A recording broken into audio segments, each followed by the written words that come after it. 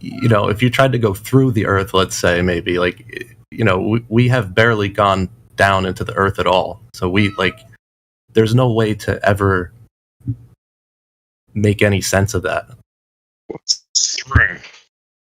Yeah.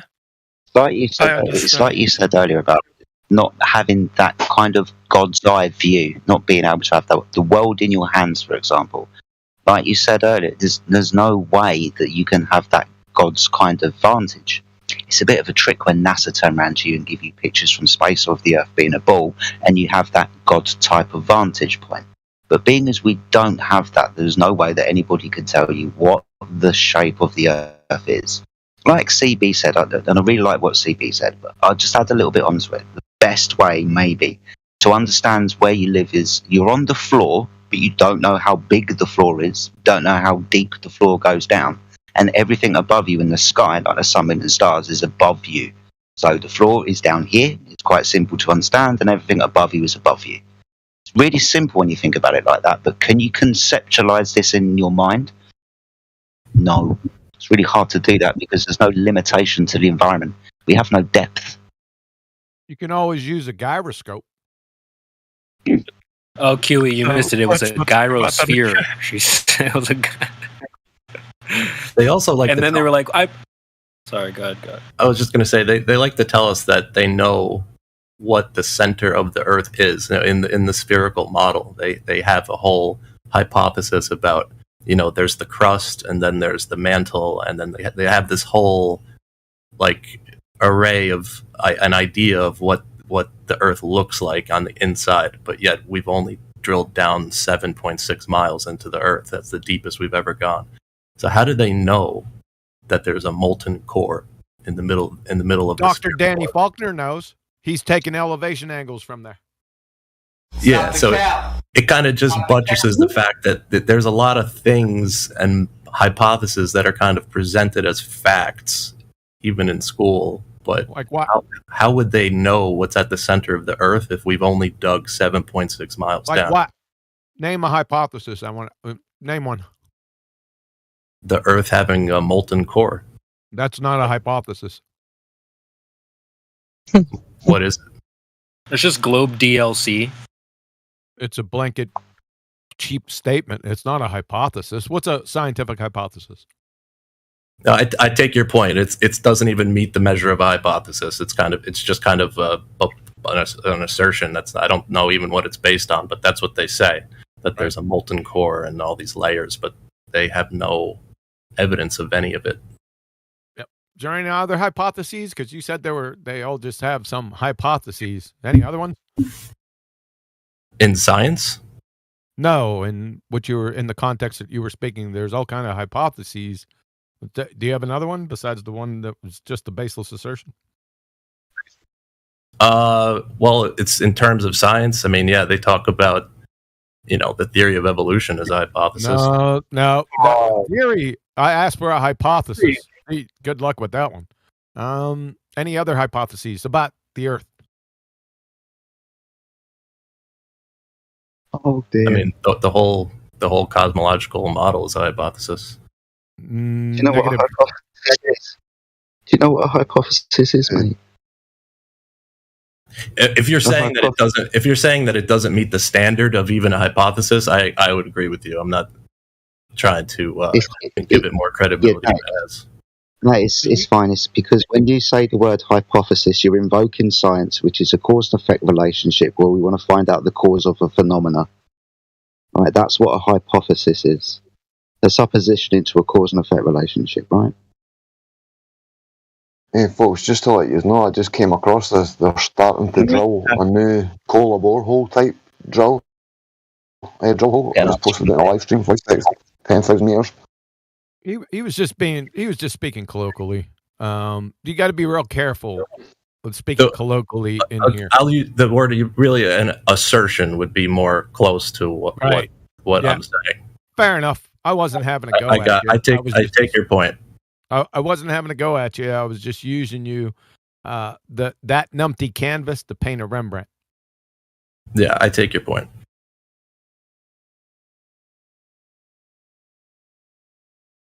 It's fun though, the things you find out when you start understanding the flat Earth, especially what science is and the definitions of words. We definitely don't want to jump up and down on people when they say words out of like hypothesis out of context. But it's important that we all understand that these words have meanings, and it's how we got tricked into this shit in the first place. Exactly. Science proves the Earth to be a ball. Well, fuck off. Science doesn't even answer that question. Blah blah blah blah blah. It can't. It doesn't have lips or vocal cords. Number one. Yep. I never even knew what the scientific method was till I came to the server. This place opened my eyes to many fucking different parts of this information. That's all But right. But Cheapy does, right, Cheapy? He had a I was also going to tell you earlier. We're like, dude, you got thrashed the other day. He's like, yeah, I got fucked up in here. Yeah, because Oh, here we go. Right, Cheapy? Quantum Eraser, yeah. You were fucking me up, huh? Well, I can't remember what was it about. There's been so many, dude. Don't take it personally. I just can't remember all of them. What No, was it I about? know. I don't take any of this personally. You were just like liberal with the mute button on me. Liberal. Well, what were you saying? Oh man, Something about the sun. something about the sun, yeah. About the sun. Pencils down, Cheapy. Pencils, brother. Pencils down. What about the sun? I don't remember that. Where it was. Here we go. I'm getting old, so That was nothing really. I think it was to do where it was. yeah, we could leave whatever it is back there. That's fine. Cool. We could start anew. We could start. I'm kind of new though. You're like that? not right now. I'm editing right now. I just wanted to hop in here to kind of just listen, not like passively.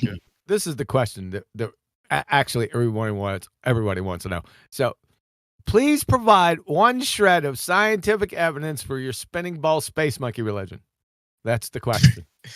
This is what you see, kids. This is what you call bait. Hold on. I got a gift for that. Yes, he does. I do got a gift for that. It's just deep in my archives. You got to be quicker than that. Maybe. Yeah, the thing scrolling through this thing is.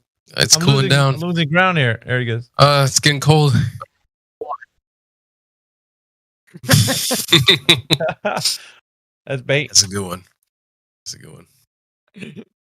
Too funny. Yeah. I'll engage another time, but right now I just want to edit. I'm just editing and listening. That's all. I can't I wait. want a time and a place. I can't wait to hear that one shred. Doesn't have to be Cheapy. It could be anybody. Any Glober. Yeah, where are the Globers in here? That's right. Yeah. Where are they? Get out. Remember what the question. Show yourselves. Remember what the question is. Scientific evidence. The Earth being shaped. Don't give it away, Jedi. The Globers are all scared of QE. There's nothing wrong with Uncle QE. No way. I've learned a lot from him. But he's gonna scare them off. By the way, how do I get the globe roll? I'll just sit there chanting and think about the heliocentric model that you don't understand, and I'll give it to you. I'll be happy to give that to you, man. Just That's not start even. putting paste on your face, and you're good. Do you really want it? Let me just ask you some questions, Cheapy. Let me just ask you some questions real quick, kind of gauge where you're at. No, you have to tell Bro, us your name. I was. You have to I just tell us your want. name. There you go. I'm not going to grill you. I'm just kind of curious if you know something. Okay. You know. Okay. You know the radius of the Earth, surely, right? The radius of the You Earth. want that globe? Yeah. You want that globe Earth roll? The radius of the Earth is what, like the alleged rate 6,000 kilometers, roughly. All right, we'll let it slide. Okay, who has the positive claim or the burden of proof? Is it flat Earth or the globe? I mean, in a vacuum, it would be the globe. All right. Is there more than one scientific method? More than one scientific method? Mhm. Not that I know of. Okay. Is there a working model or map of the globe? A map? There's I guess what you would consider a model. And there's maps, but they're projection maps. Okay. Have you heard of the Black Swan? Yeah. Is it about the horizon or something else? The actual video, like what observation is being made? The argument. Yeah, how it changes. The observation changes depending on the day. So I'll just re-ask the question: is it about the horizon or something else? The horizon. Okay. All right. Well, that's all I got. I mean, do you guys have any other questions for him? Fuck it, give them wrong. You knew that there's one scientific method, so that's good.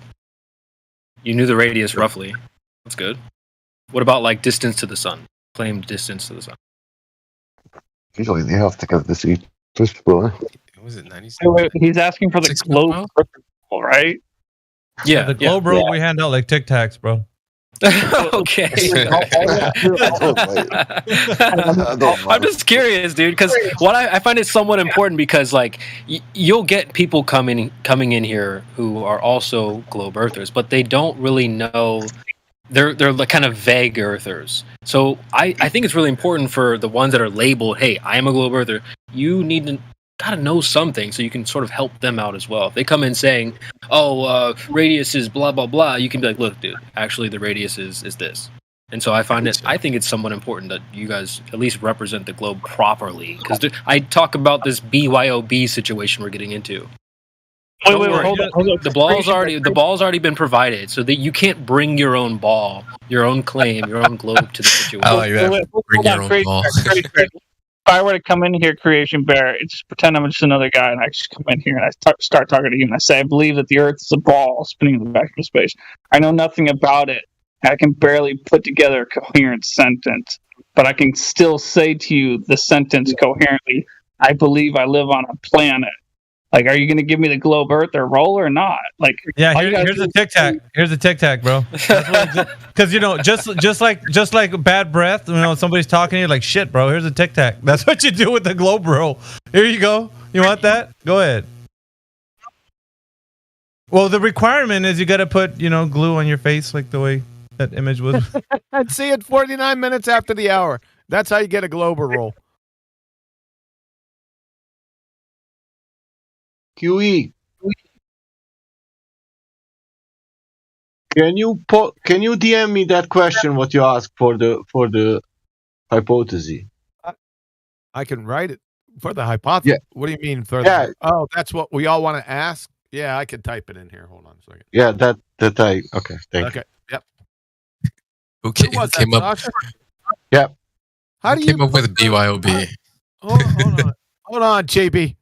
Sorry, Sasha. How do you put those two things together with the people freaking out and the Black Swan together side by side? I can only get them up and down, not side by side. What kind of magic? I don't know. I'm doing that on my phone.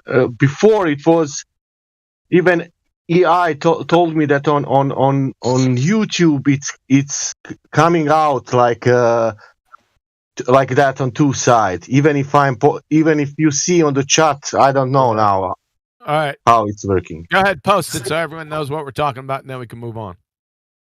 No, I want to that you post me that question that I'm typing it. I'm doing it. Okay, sorry.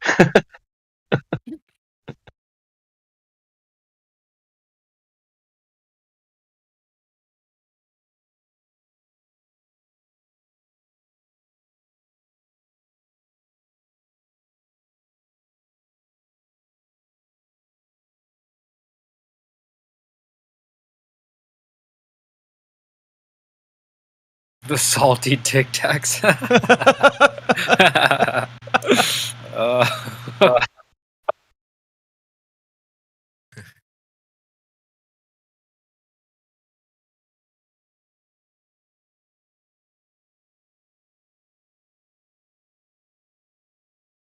Yeah, I'm saving that. Oh, we got Ricky Beckman in the house. What's up, Ricky?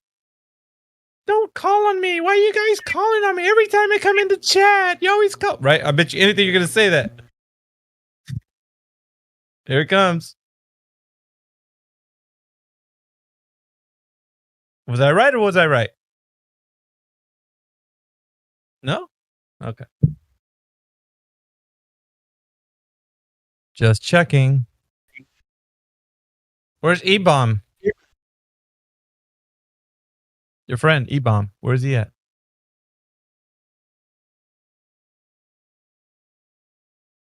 No. This thing on? QE, not that one, fuck's sake. Not that one. I fucked it No, up. I want that. What you ask people, can you provide any scientific hypothesis in the field of blah, blah, blah? Oh. That one I need. That's what you need. Yeah. Can you post a single scientific hypothesis in the Yeah, entire type history? me that. Type me Yeah, that, please. that's it. Yeah. Yeah. Okay, I got it. Wouldn't like global warming be one? No. Global warming. The hell is that? Isn't that they try to say that CO2 is causing temperatures to rise because of? I don't know. You're the one making the claim. Yeah, No, exactly. the question is, let's look at the scientific method in archaeology, biology, cosmology, astrophysics. We're gonna limit it to just 3, so I should just be careful. Okay. But biology I'm saying because I have biochemist in house. And she's saying that biology is not a science.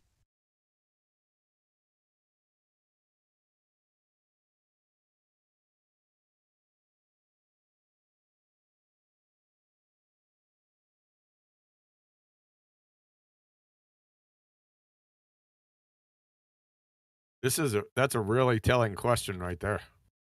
There you go.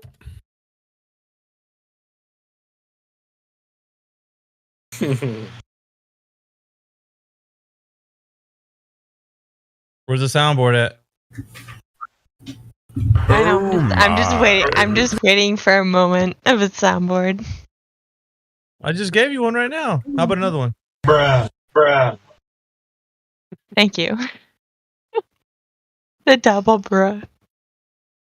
Yeah, Now, hold on. the question is, please post a single viable scientific hypothesis in the entire history of either astronomy, cosmology, or astrophysics. Yeah, Ricky. Go ahead. Motherfucker isn't talking to me. I don't know what you're trying to do. Hey. Stop the cap. Stop the cap. Oh, the language on you. Language blow your father with that mouth? Blow your father with that mouth? You blow your father with that mouth. Why did you put 2 times ass?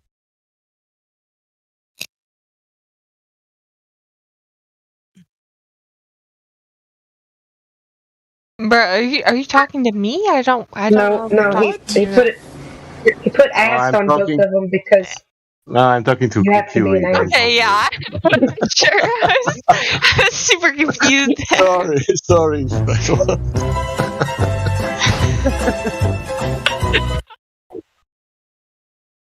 Drop over distance. Drop over distance, please.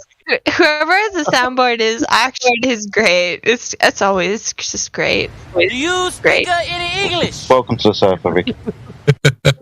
Hey, that was my cue. Yeah, I do speak English. see, Sasha, don't you have to assume that you're on a spinning ball Earth in the vacuum of let's space? speak English now. Sea level, air, plane. Assuredly. What the hell did you just say? Sea level, air, plane. Motionless. Drop over distance. Let's make English. this complete. Go ahead. Sorry. Copy. Geometry, numbers, radius, 3995.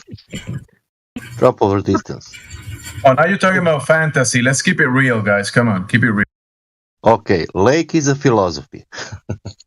What the hell did you just say?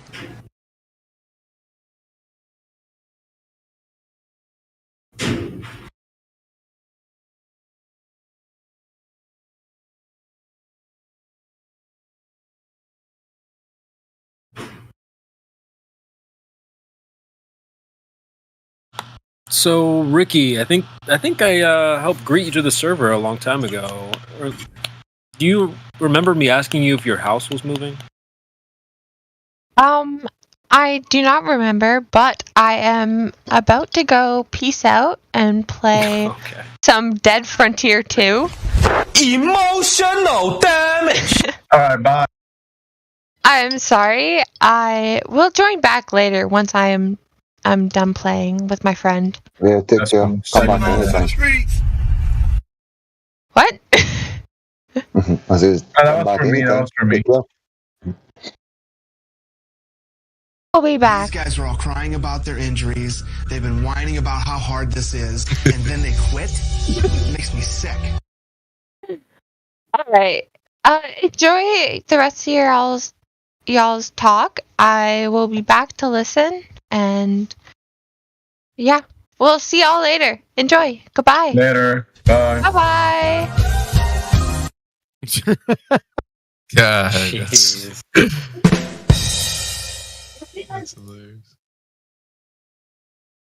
All right, there's the complete one. Sasha.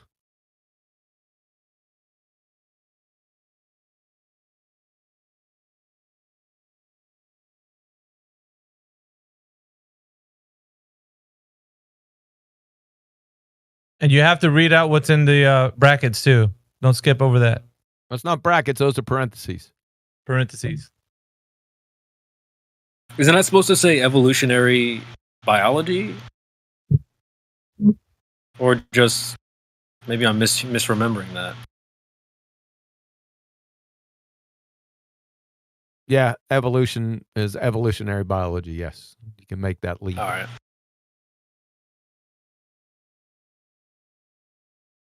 And if you can't provide a single scientific hypothesis in any of those alleged scientific disciplines, that what is it saying about those alleged scientific disciplines?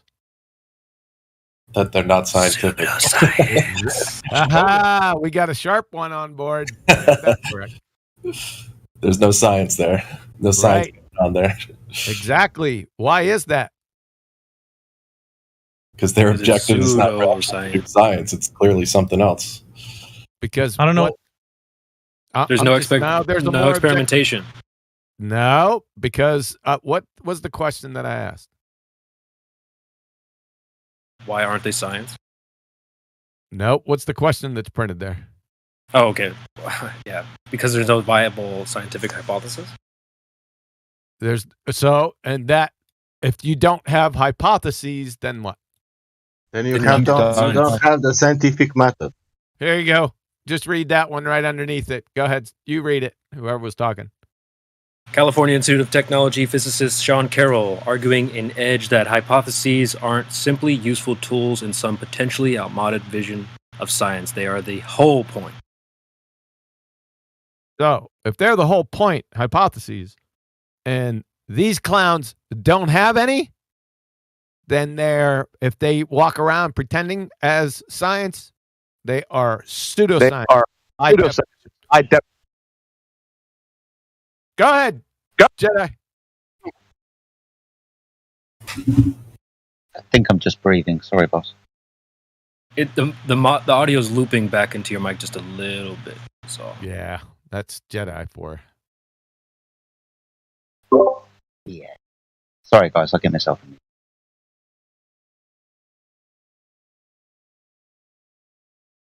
That should be an eyebrow raiser right there, folks. That isn't something you leave and go play games. Yep. Always get a little bit busy when it's time to get down to business, huh? Oh, looks like I got a call. Okay. That last one even I like better than first one. That's the complete one, but I usually just stick with the ones in our genre. but together they are good. When you ask question and then you put the citation of that guy, that's brilliant. Brilliant. That's just simple. Yeah, normally that's life. Isn't that just common sense? Yep.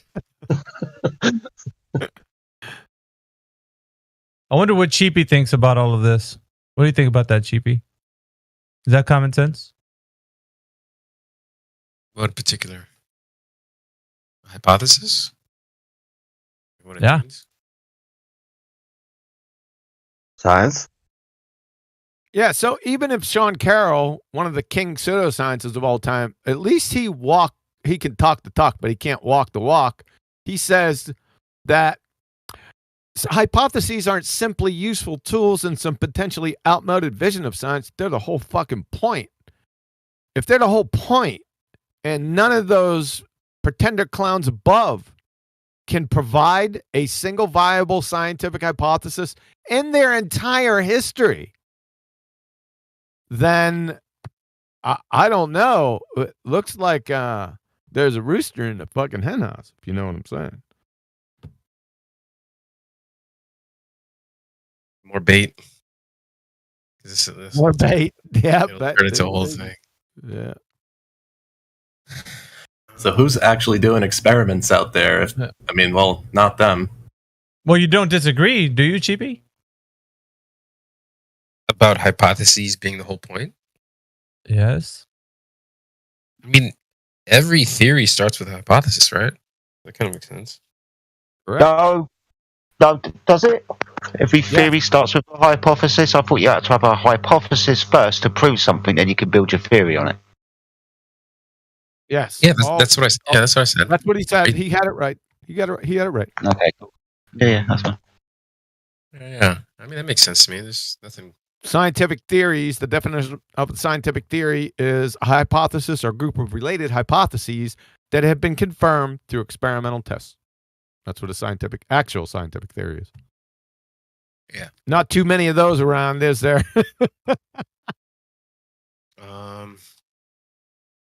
There's a lot that go by the name theory, but are actually fucking not.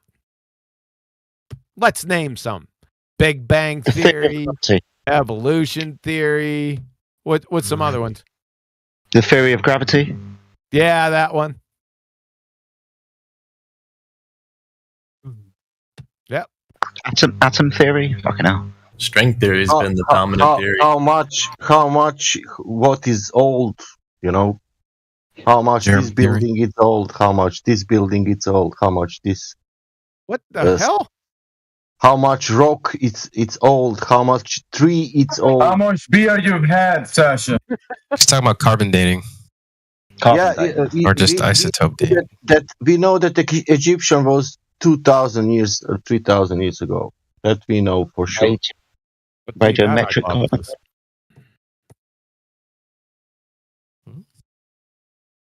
What? I said, let's see that hypothesis. And there are bones, some bones.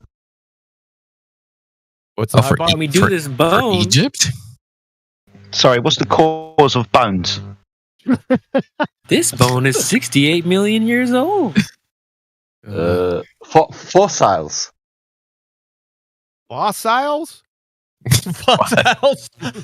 I didn't pronounce good. I don't know. It's just fossils. Missiles, I think. Fucking my language is fossil. They're fossilized. It's okay. It's funny. Just pronunciation. It's fossilized missile tissue. Yeah, that's one. Fossilized missile tissue. What the fuck? He's not joking. So yeah, I was actually talking to somebody about this the other day. It was a Glober that I had flat-pilled pretty hard, and he was bringing up those isotope dating, and I'm a bit familiar with carbon dating and how it's a bunch of bullcrap. But then he started explaining the isotope, and I was like, so what are they using this in reference to? So how are they, where's the observation of something actually giving them the reference to use to date something? That would be the first logical question. That was mine. I mean, he didn't know. He didn't explain it very well. That looks old. Oh.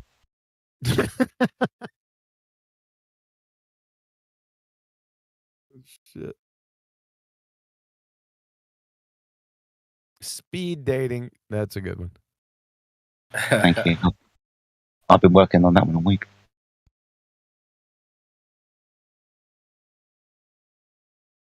Yeah, Professor Phil Bellum, he messaged me this. I'll put it on live stream voice text. Oh, I can't wait. Check this out. Earlier, when there was a young person there was actually a couple of them. But we're talking to this young person, and he got in his feelings and decided to DM me that. I think he copy and pastes all of his rants at everyone because I got the same message. Oh, did you? Yeah. And it's not the first time I've caught him out on a copy and paste message that he sent to everyone. Yeah. He's like, why are you bullying a kid? You know that geodetic surveys is how GWS-84 records the curvature of Earth. You know this, but you are dishonest in all caps. That was a disgraceful way to talk to a child. You people should be ashamed of yourself. Educate yourself and find out how a gyro compass works.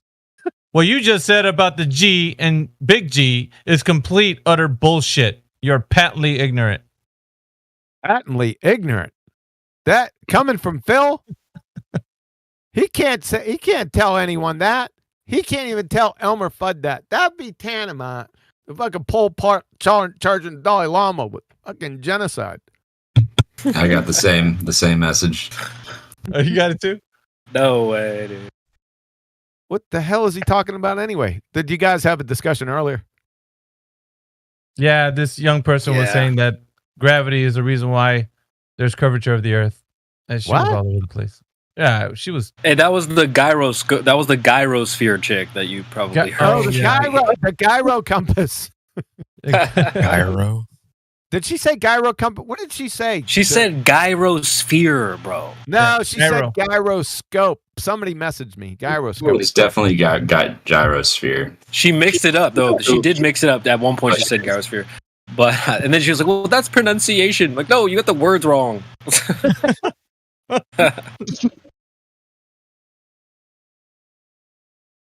Yeah, that's when Phil Bellum decided to, I guess, DM everyone. And what's even worse, they were trying to say that that's how they measure curvature. You want to play something really funny with Phil Bell? It's 36 minutes long, Meggie, but you don't have to play it that long. You just play a couple minutes, and then that should do it. Yeah, for sure. Or we could even comment on top if you want. Whatever. I mean, hold on a second. Let me snatch it. They're at the point where they have like a control panel with 5 buttons on it, and they're pushing the button for the wrong thing. Curvature, gyroscope. What? I had someone say the pendulum, the Foucault pendulum measures curvature. They're just buzzword earthers, dude. So funny. Oh. She had everybody on a burden of proof reversal fallacy though earlier. Oh, she thought she was slick. Yeah, she was slick for a little bit. There you go, I was letting it go. Oh. Cracker Jack. You could just play a few minutes of it, when you get tired of it. You might not get tired of it because it's a successive snowball dumpster fire that keeps running down a mountain. All right. Turn it up.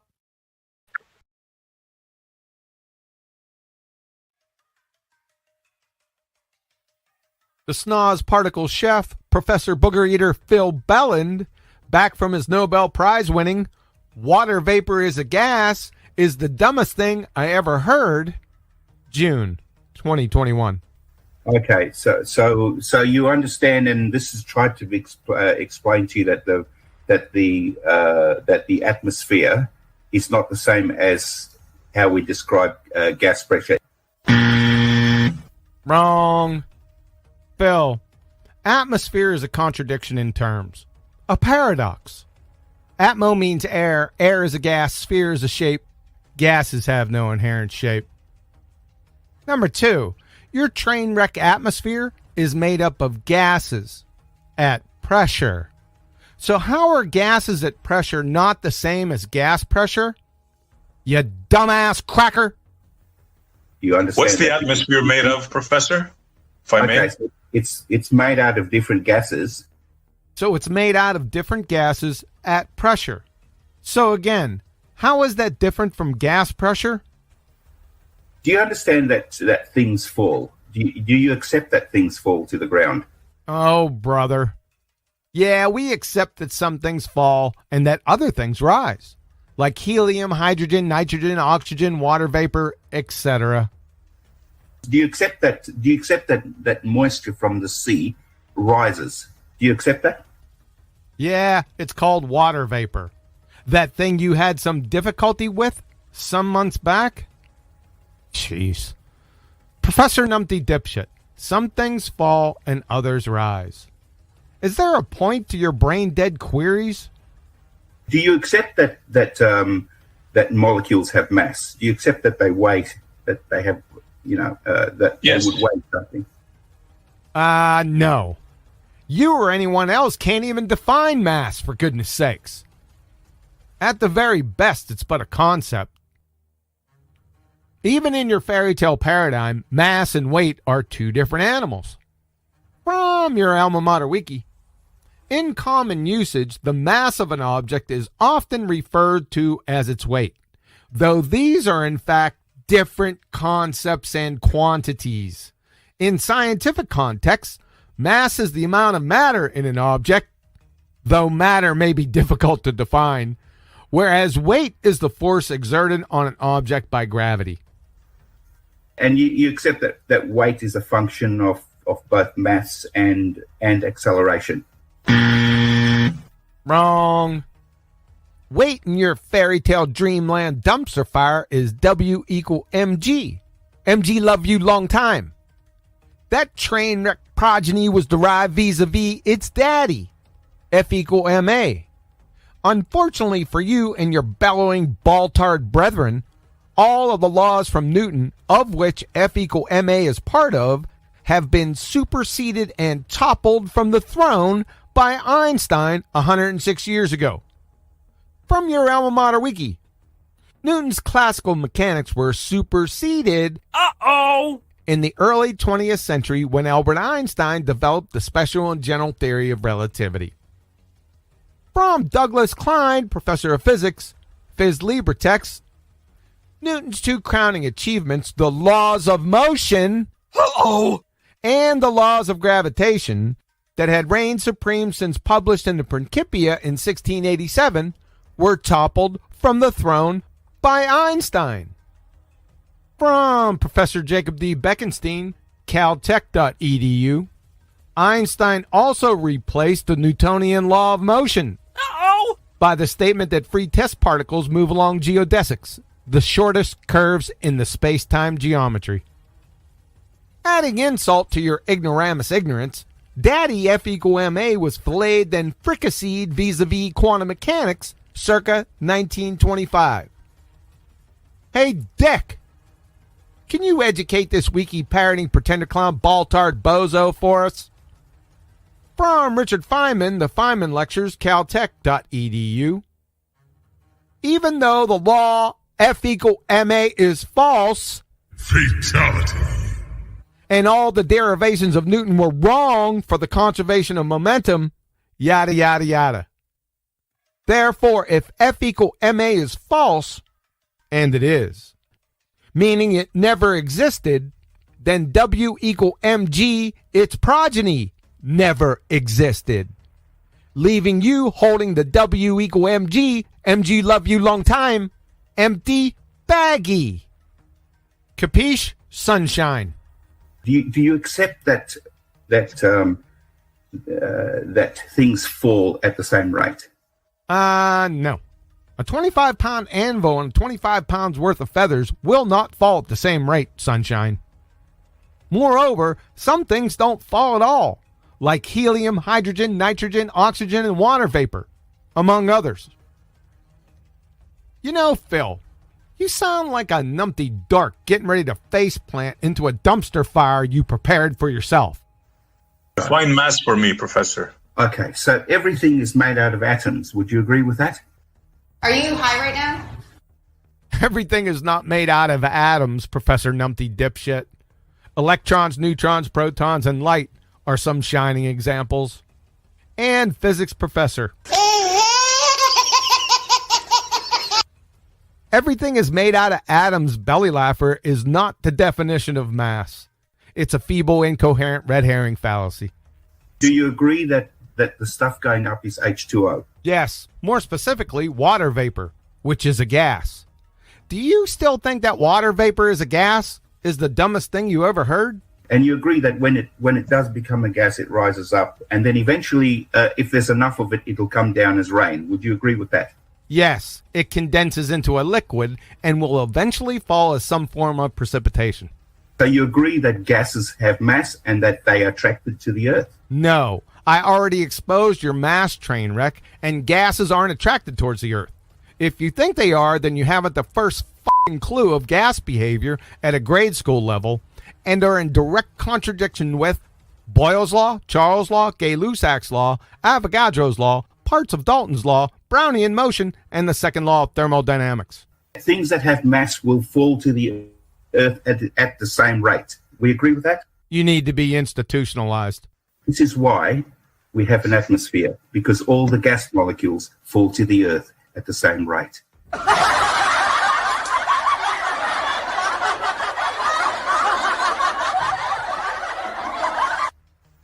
Even though that the gas law states that there needs, for it to be gas, you have to have walls for the gas to bounce off to create the pressure as stated in PSI.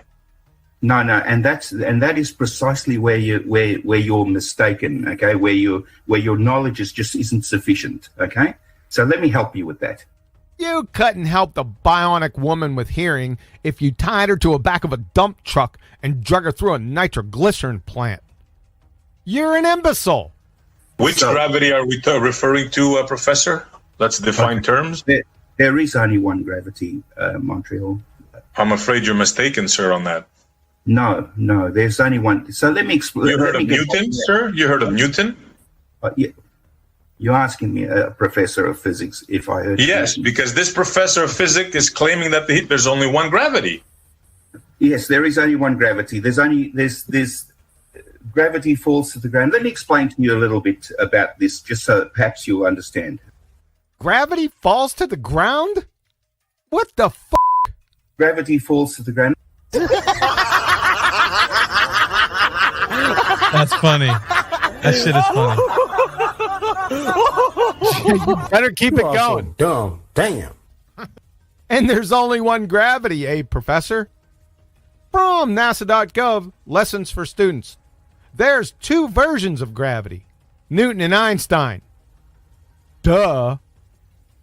What we're talking about here is observe Newton's laws, which observes how gravity works. This is how I managed to get a satellite from one orbital range to another orbital range. Yes, and Anna Nicole married for love, and Pol Pot was her florist.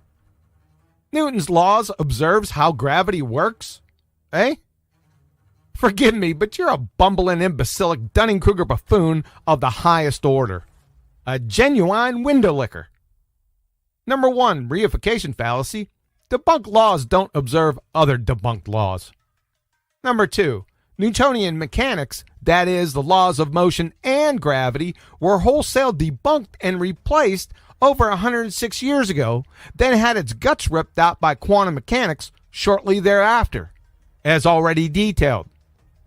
Number 3, so you use Newtonian gravity to maneuver your second law of thermodynamics violating fairy tale satellites?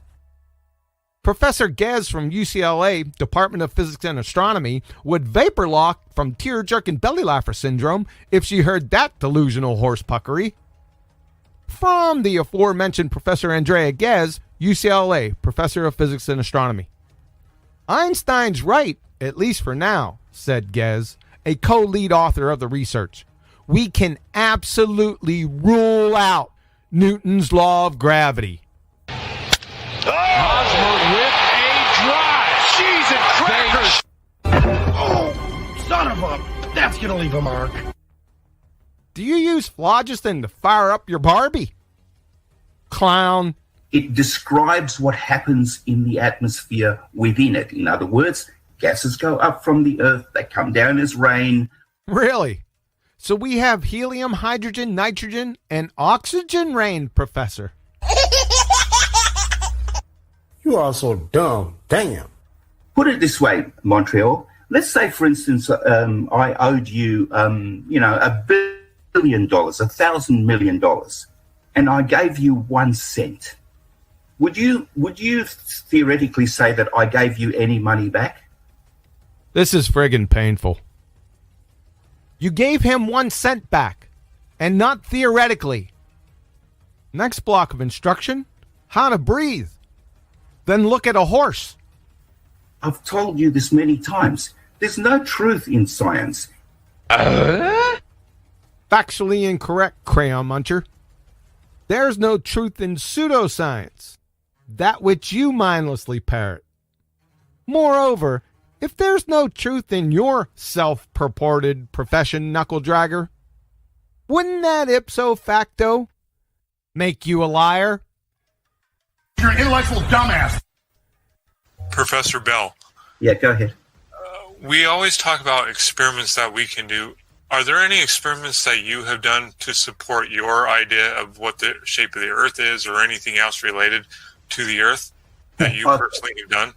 Well, look, I have to do I wouldn't even call them experiments. They have to be real life things. In other words, it's not by accident that we get a satellite to be 36,000 kilometers above the Earth. It has to be so precise because we don't want people on the ground having to readjust their satellite dishes on your house.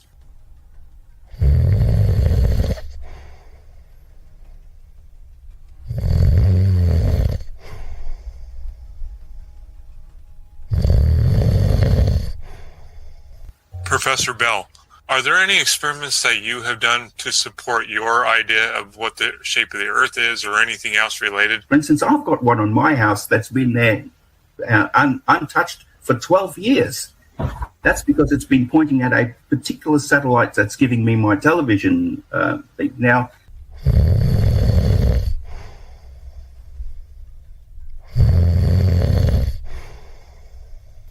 Professor Bell, are there any experiments that you have done to support your idea of what the shape of the Earth is or anything else related? Tick-borne illness in Florida. Who do control this satellite because they make sure that it stays where it's meant to stay. And why does it stay there? It stays there because it's a precise range, a precise distance from the Earth, and therefore moving at a precise speed so that it stays with the Earth as the Earth spins. This couldn't happen if the Earth wasn't a sphere. And the millions, the hundreds of millions of dollars that we have to commit.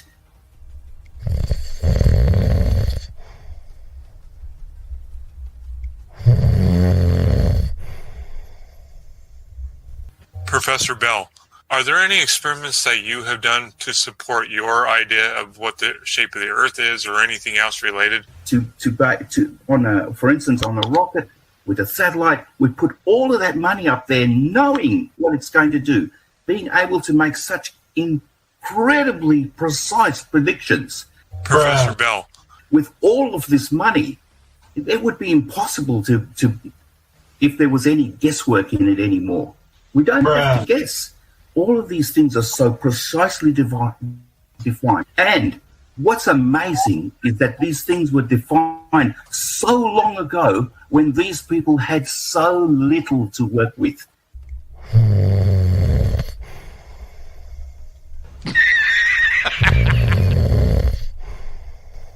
Professor Bell, are there any experiments that you have done to support your idea of what the shape of the Earth is or anything else related? I mean, gosh, imagine if they had the technology that we have now, how much further ahead we'd be.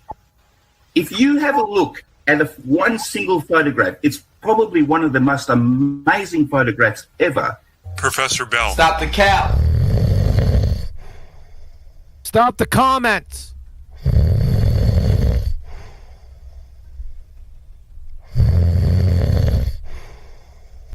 Professor Bell, are there any experiments that you have done to support your idea of what the shape of the Earth is or anything else related? And that is around about 50 people sitting on a bench at the Solway Convention. You are... Professor Bell. You are looking at the most amazing minds that have ever walked on this planet. Right there. Professor Bell. Enjoy it. Look at it. Read their history. Learn something about what they came up with.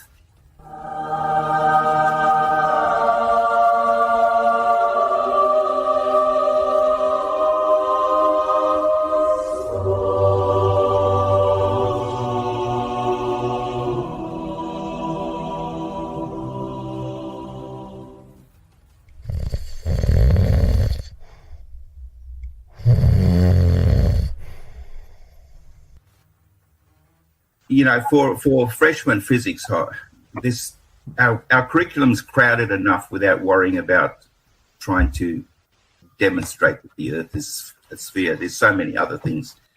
Yeah, why demonstrate anything when you just brainwash them?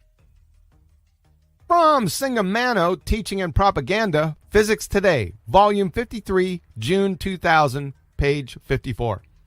Professor admits physics profs brainwash students with propaganda. And I use that trust to effectively brainwash them. We who teach introductory physics have to acknowledge that if we are honest with ourselves, that our teaching methods are primarily those of propaganda. We appeal without demonstration. Our curriculum's crowded enough without worrying about trying to demonstrate. To evidence that supports our position. We only introduce arguments or evidence that support the currently accepted theories and omit or gloss over any evidence to the contrary. We give short shrift to alternative theories, introducing them only in order to promptly demolish them, again by appealing to undemonstrated counter evidence. We drop the names of famous scientists and Nobel Prize winners to show that we are solidly on the side of the scientific establishment. All of this is designed to demonstrate the inevitability of the ideas we currently hold, so that if students reject what we say, they are declaring themselves to be unreasoning and illogical, unworthy of being considered as modern thinking people. Of course, we do all this with the best of intentions and complete sincerity. I have good reasons for employing propaganda techniques to achieve belief. Say what? So I, like all my colleagues, teach the way I do because I have little choice. But it is brainwashing nonetheless. Uh-oh! When the dust settles, what I'm asking my students to do is accept what I say because I, as an accredited representative of my discipline, profession, and academia, say it. All the reason, logic, and evidence that I use simply disguise the fact that the students are not yet in a position to sift and weigh the evidence and arrive at their own conclusions. End of citation. Newton didn't give gravity a definition. Newton simply worked out how gravity works. So Newton figured out how gravity works, as opposed to Einstein, who did what? Einstein is the one who told us how it works.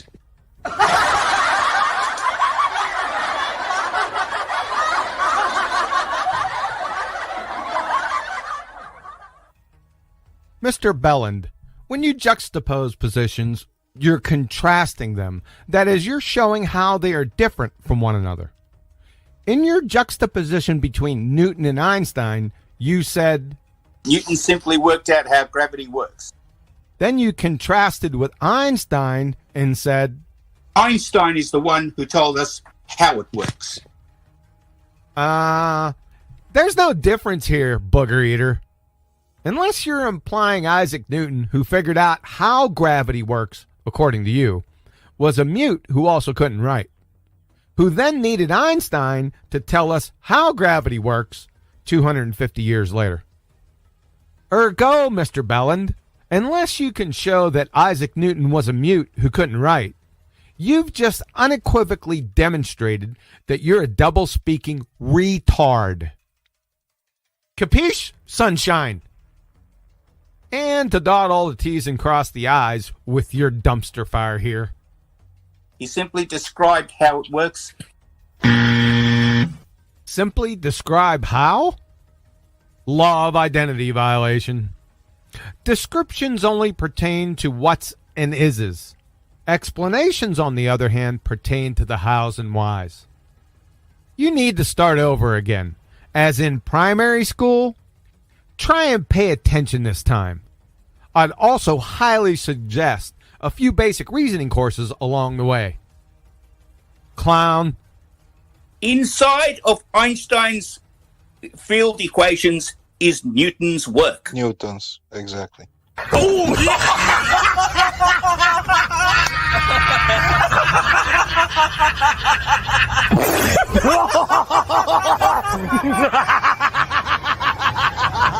Are you serious? Are you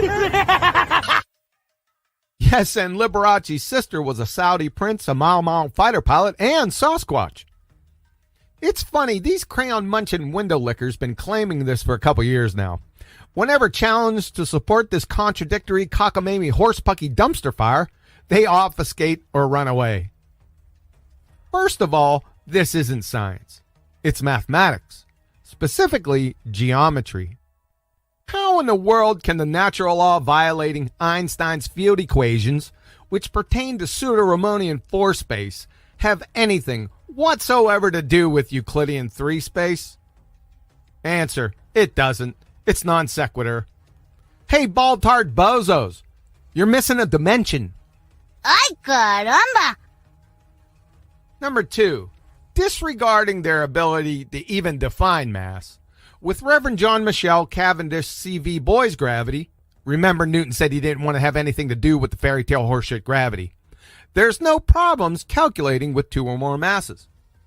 However, with Einstein's field equations, you can't calculate anything using 2 or more masses.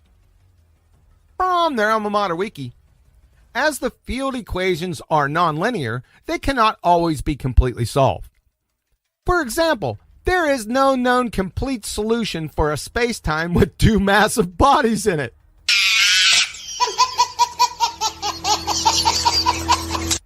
So unless you have a completely empty universe, or a universe with only 1 mass, you can't use Einstein's field equations.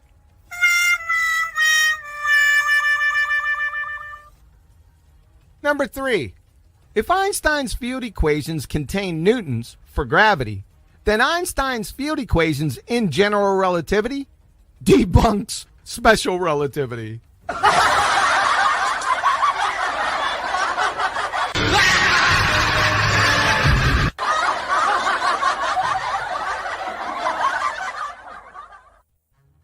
From Britannica.com, because Isaac Newton's law of gravity serves so well in explaining the behavior of the solar system, the question arises why it was necessary to develop a new theory of gravity. The answer is that Newton's theory violates special relativity, for it requires an unspecified action at a distance, through which any 2 objects, such as the sun and the earth, instantaneously pull each other, no matter how far apart.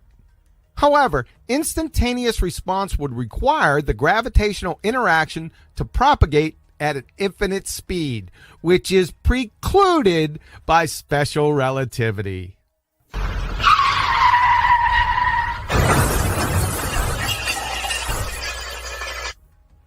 From Professor John D. Norton, Department of History and Philosophy of Science, University of Pittsburgh. Newton's celebrated theory of gravitation presumed instantaneous action at a distance.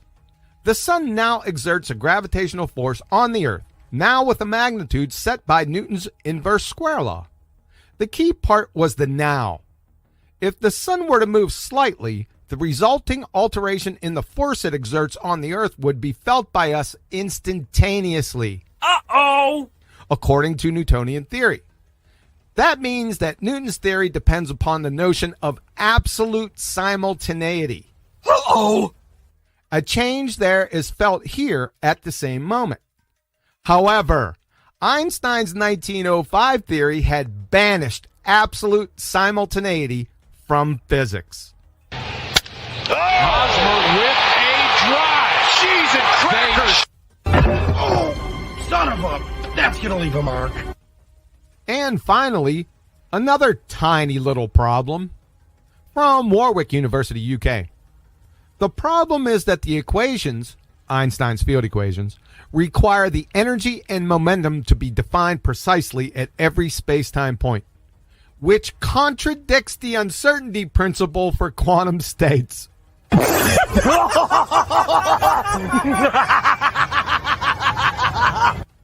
This is not just a problem at high energies or short distances. It is a conceptual incompatibility that applies in every lab. Fatality. Not only is every appeal to fairy tale gravity demonstrable pseudoscience, the incoherent Dunning-Kruger-Baltard-Booger-Eater faction's shotgun marriage between Reverend John Michel, Cavendish, C.V. Boys, and Einstein's field equations, general relativity, containing no less than 4 paradoxes, rivals only the shotgun marriage between bachelors. Particles move because they have kinetic energy. That's astonishing. What's next? Sugar sweet? And of course, just if you throw a ball in the air, will the ball not stop and come back down? Let me think. This is a tough one. So you throw a ball up. Will it come back down? Yeah? Why does the ball go up and stop? Why does the ball stop? These mind-bending queries are getting exponentially more difficult. Can I do it with milk? So why does the ball stop? It loses kinetic energy? You know why the ball stops? Because it runs out of kinetic energy. Yes! I was right! Hallelujah! Who's all that in a bag of chips now? That's right, me! This is why gas particles can't go any further.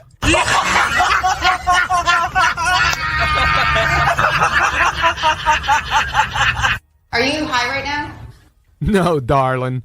This is clinical level Dunning-Kruger pretender clown ball-tart spinning space monkey numpty dipshittery from deep below the Black Lagoon.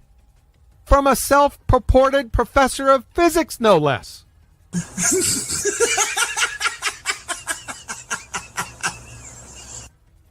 Professor Booger-Eaton Burke of megalithic proportions. Clumsily feeble false equivalence fallacy times 2. Number 1, balls are made of solids. Gases are gases. Number 2, the kinetic energy imparted to the ball is governed by you, or whoever's throwing it, as opposed to gases, where their kinetic energy is governed by the absolute temperature of the gas or gases. As long as the temperature of a gas or gases is above absolute zero, the gas will retain kinetic energy, i.e., it'll never stop. If a ball isn't picked up and thrown, there is no temperature where it will fling itself in the air. Next block of instruction, how to eat cereal out of a box. Additionally, Professor Booger Gobbler, your incoherent second grade belly laugher comparison catapults you into direct violation of Boyle's Law, Charles' Law, Gay-Lussac's Law, Avogadro's Law, and parts of Dalton's Law. And not to be ever outdone, the King Topper booger-eating bull in a china shop exhibition, leaving no dish uncracked, you've taken the second law of thermodynamics, along with Brownian motion, out back to the woodshed and bludgeoned each to a bloody lifeless pulp. Your parents must be prouder than game roosters. Prepare yourself for the call from your alma mater, Captain Kangaroo U, requesting you give the keynote address at the upcoming Who and Where the Fuck Am I convention. Topic: how to scare up a below first grade science acumen from a Cracker Jack box. What the hell did you just say? So thermodynamics, Phil.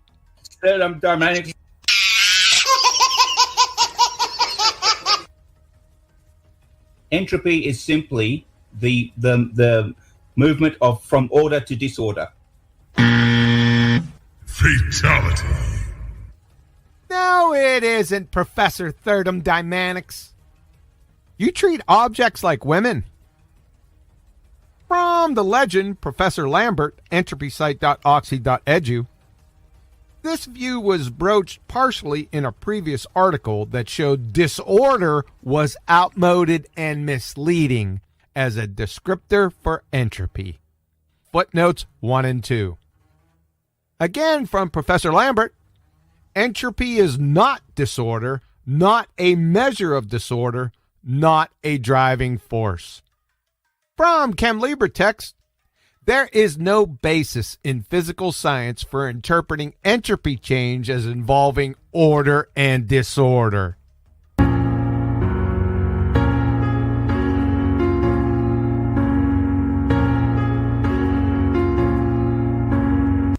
Stating entropy talks about disorder is akin to Max Planck describing the ultraviolet catastrophe as stop, drop, and roll. It's belly-laughingly juvenile proby and demonstrates beyond any doubt, ladies and gentlemen of the jury, that we have a stage 5 clinger kung fu death grip globetard wiki-parroting goober of megalithic proportions. You big dummy! Space is not a place that you can go to. Why not? Because that defies natural law. What natural law? Specifically. What natural law? The second law of thermodynamics. Tell me which part of the second law of thermodynamics does it defy? That you can have a pressurized system next to a vacuum without a container. Not the second law of that's not the second law of thermodynamics. Thermo means heat. Thermodynamics is specifically about the transfer of energy. Wrong. Can you please now drop thermodynamics? Not Find just another about the transfer of energy. Yes, it is. Oh, no, it's not, Professor Belland. You're toast. Say goodnight, pretender clown. Professor Porter, Nobel laureate. This numpty dipshit Belland says the second law is solely about the transfer of energy. What say you, my good sir? Now let us look at some examples of spontaneous changes and see how they are accounted for in terms of the second law of thermodynamics. We'll take the simplest first and look at changes where only the entropy changes. Uh-oh! Now, one, perhaps the simplest of all, of these, is the expansion of a gas into a vacuum. Oh, yeah. I have in one of these bulbs some bromine, and in the other I have a vacuum.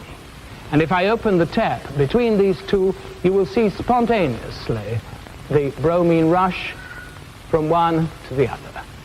Now that is the simplest change we can have, perhaps, because all that happens is a change in entropy. Uh-oh! In this case, the expansion into a vacuum, nothing else is involved. There's no energy change. There's no energy change. There's no energy change.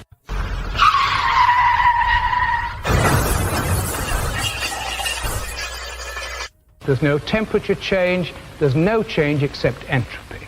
There's no change except entropy. There's no change except entropy. Hosmer with a drive. Cheese and crackers. Turn out the lights. Pretender clown face monkey. The party's over. They say that all good things must end.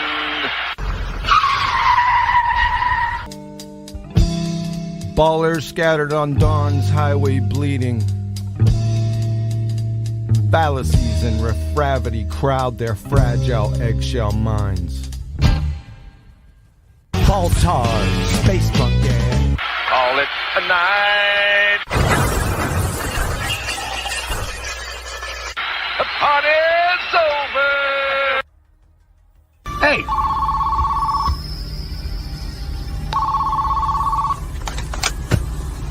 Hello. It's for you.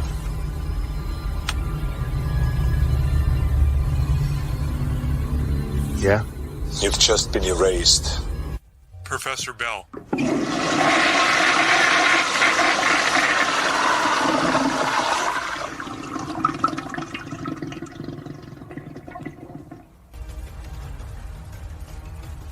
All right. So was it worth it or what? Absolutely. Wow, that was fun, man. That was fun. He said it twice. I only thought he said it one time. He actually said it twice. And you know what's weird is that in the middle of him saying it wrong the first time, he said it the right way to the guy, and then he came back again and said thirdum. Fuck, dude! Like he's out of control. If that isn't the most epic teardown, rip his friggin' guts out in front of everyone. I haven't seen it. Or heard it. That clip was just too good. Yeah. Sorry for the length, but he kept talking. The flair that you put that clip is just great. Well, thank you.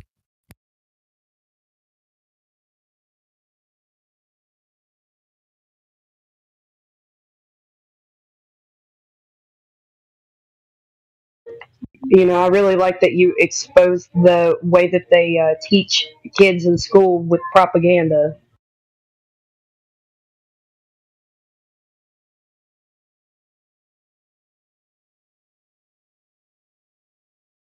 Yeah, if he comes in here, we could rename him to Professor Thirdum Philmanic.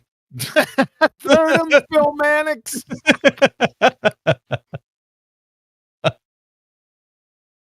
He can't live that down. I mean, it's just going to be a stain that's just going to be with him forever now. Yep. Yeah, that's Singham Mano, the one that was teaching propaganda, the one that Flatsy talked about. That's a real eye opener, isn't it? Yeah, that's for sure. Yeah, that was the meat and potatoes to me of the whole thing, and the rest was just comical. You know. He's a professor of physics.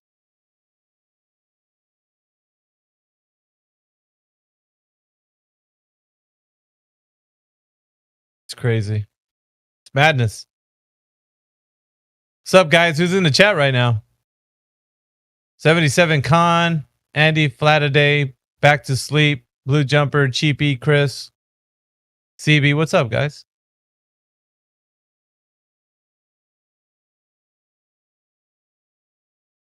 What's up? I'm chilling. Man. I got a question for Quantum. Shoot. What library do you use to get your clips, the sound bites? Friggin' Creation Bear stole some of mine. He didn't steal them. I gave it to him. But that took a lot of time finding those. Oh, because all right, let me just double check because I recently saw something on Instagram. There's a couple libraries where you can like literally just search a key term and then it'll like populate a bunch of like popular pop culture memes associated with that term. Yeah, I'll find it for you. It'll probably make your process much faster. That process is over. I stopped doing numpty clips, so get with Creation Bear. I'm sure he'll be interested. It might inspire you to make more clips. You know?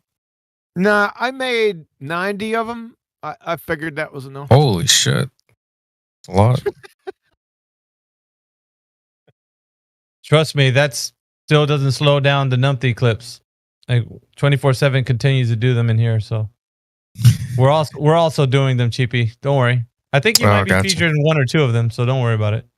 That's fine. You might be in one or two. Yeah, that's fine. That's fucked up.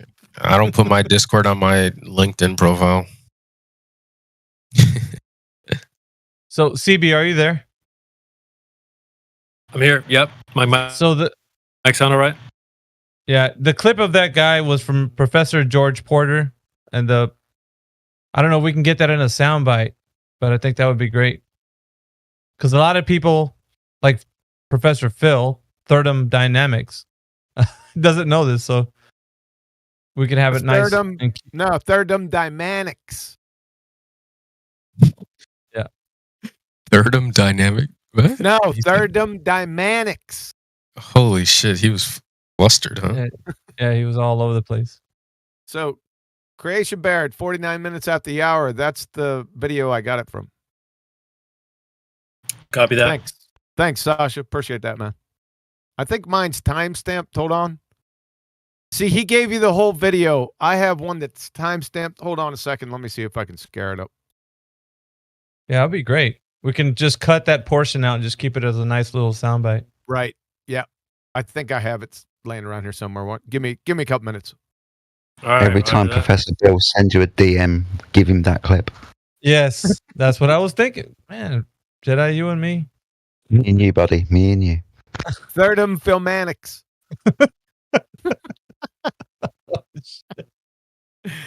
Yeah. Where the heck did I put that? Hold on. Go ahead. Continue.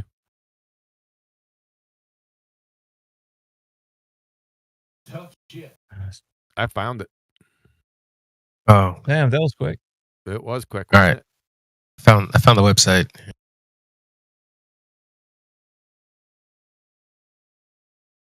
Getyarn.io.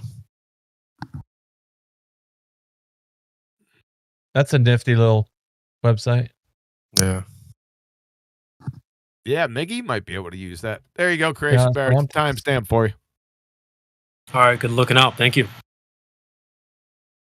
What's the length on that clip, do you think, CB? We're looking at about maybe 15 seconds, 20. Do you think that the new soundbite bot will be able to fit that? Absolutely. That other one can take up to 9 minutes. So yeah, no Oh problem. shit. Oh, we got it. It's in the bag. Yeah. I think I may have clipped it a couple seconds beforehand.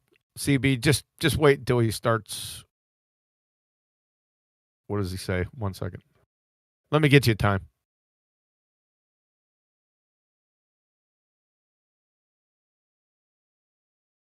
$8:01, brother. All right, cool. Got it. Yeah. Now, where to end it, I'll leave that up to you. Okay. You should No problem. send the link in chat so that other people can watch it as well.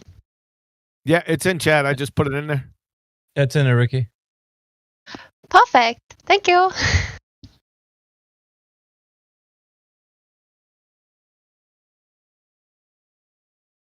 Now, in case you missed it, Ricky, well, you were listening, but that guy who was speaking, who was being exposed, these are the pseudo professors and scientists and all these academic people that come in here. This guy is regarded as one of those. So, not the guy in the Interesting. not the guy in the video. Hold on, Maggie, you got to be more specific than that. We just got done talking about this professor in here, talking about the second law of thermodynamics. What Mickey's talking about is Professor Phil Bellin, the one that just got trashed. Mm-hmm. Follow? Yes, I do. I follow.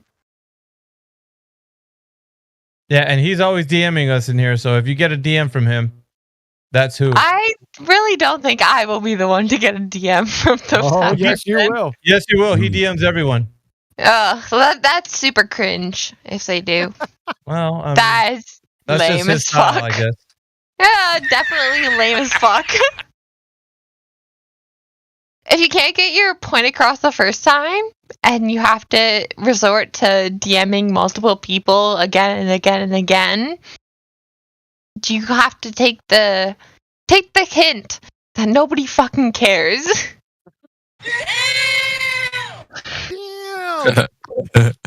Oh no. Watch, you're about to get that DM in 3. I know, I'm like waiting for it now. Yeah, I'm like just waiting for it.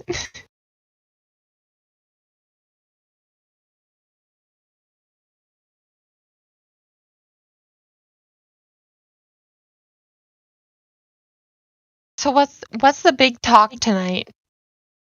Professor Phil Bellin. That video that we just watched. Or clip that we Man, just you said that so fucking fast. Professor, yes. Professor. What? Phil Bell. His name's Professor Phil Bell. I call him Professor Okay. Phil Belland. Fair enough. Yeah, the goon that's about to slide into your DMs. Oh, jeez. I'll let y'all know when he does. Not an if, a when. Because he's probably that fucking cringe that he will. It's probably already in there. You just need to check your message requests. Mm-mm. Nothing yet. So far, I'm safe.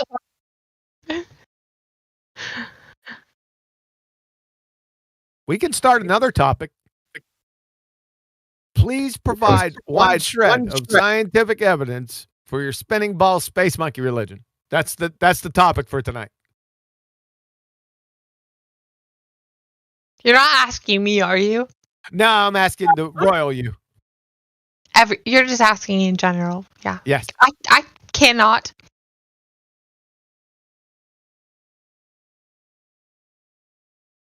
We know. Shut up. Yeah. Cheapy tried, and yeah, he cannot either.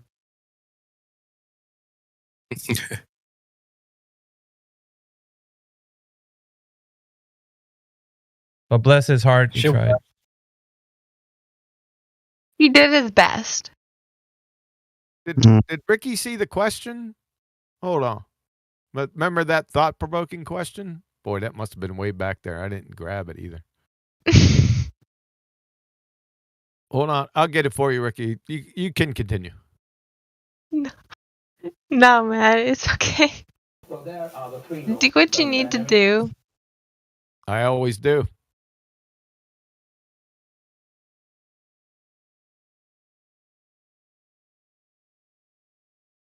Are we talking about this one? Which question? Say it. I posted on the live stream voice text. Oh, you did? Might be. Yeah, that's it. That's the one. There you go, Ricky. 2 minutes. Way to go. Which one? I got you, man. Yeah, Mickey, all right. Nice. 2 minutes after the hour.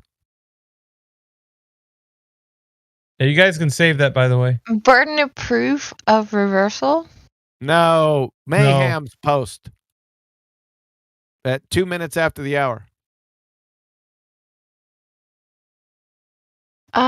If I'm looking in the live stream voice text. Yeah, I'm guiding you in there. 2 minutes after the hour. Yeah. I got it. All the way at the bottom. I was looking in a different chat. Please post a single viable scientific hypothesis in the entire history of paleontology, anthropology, archaeology, geology, evolution, whatever the fuck that is. Theoretical physics, I can't.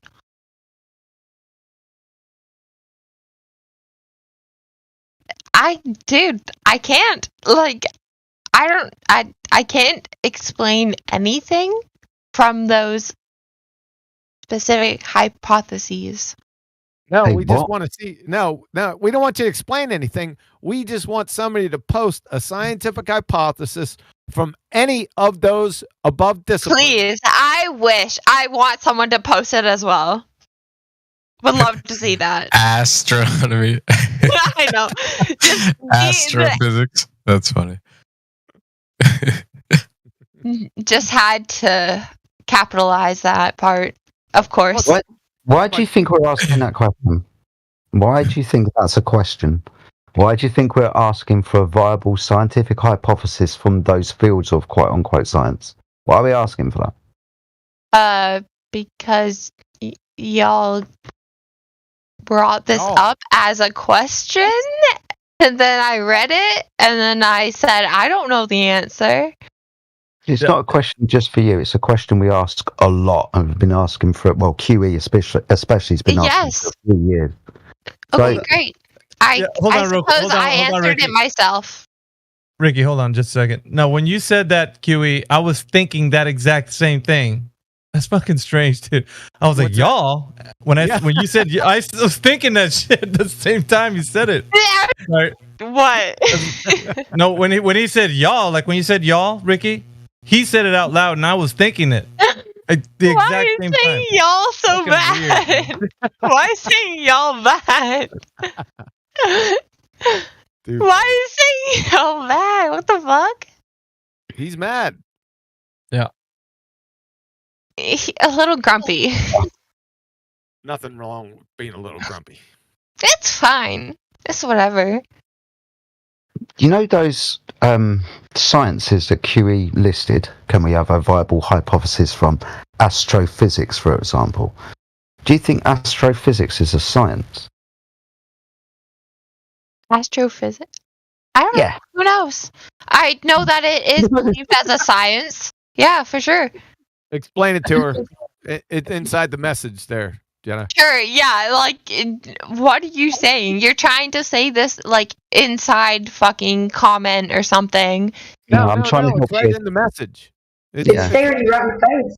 You know what? You know what the problem is? We put it in there backwards. Meggie, I'm going to do it again. I'm going to put it front ways. Give me a second.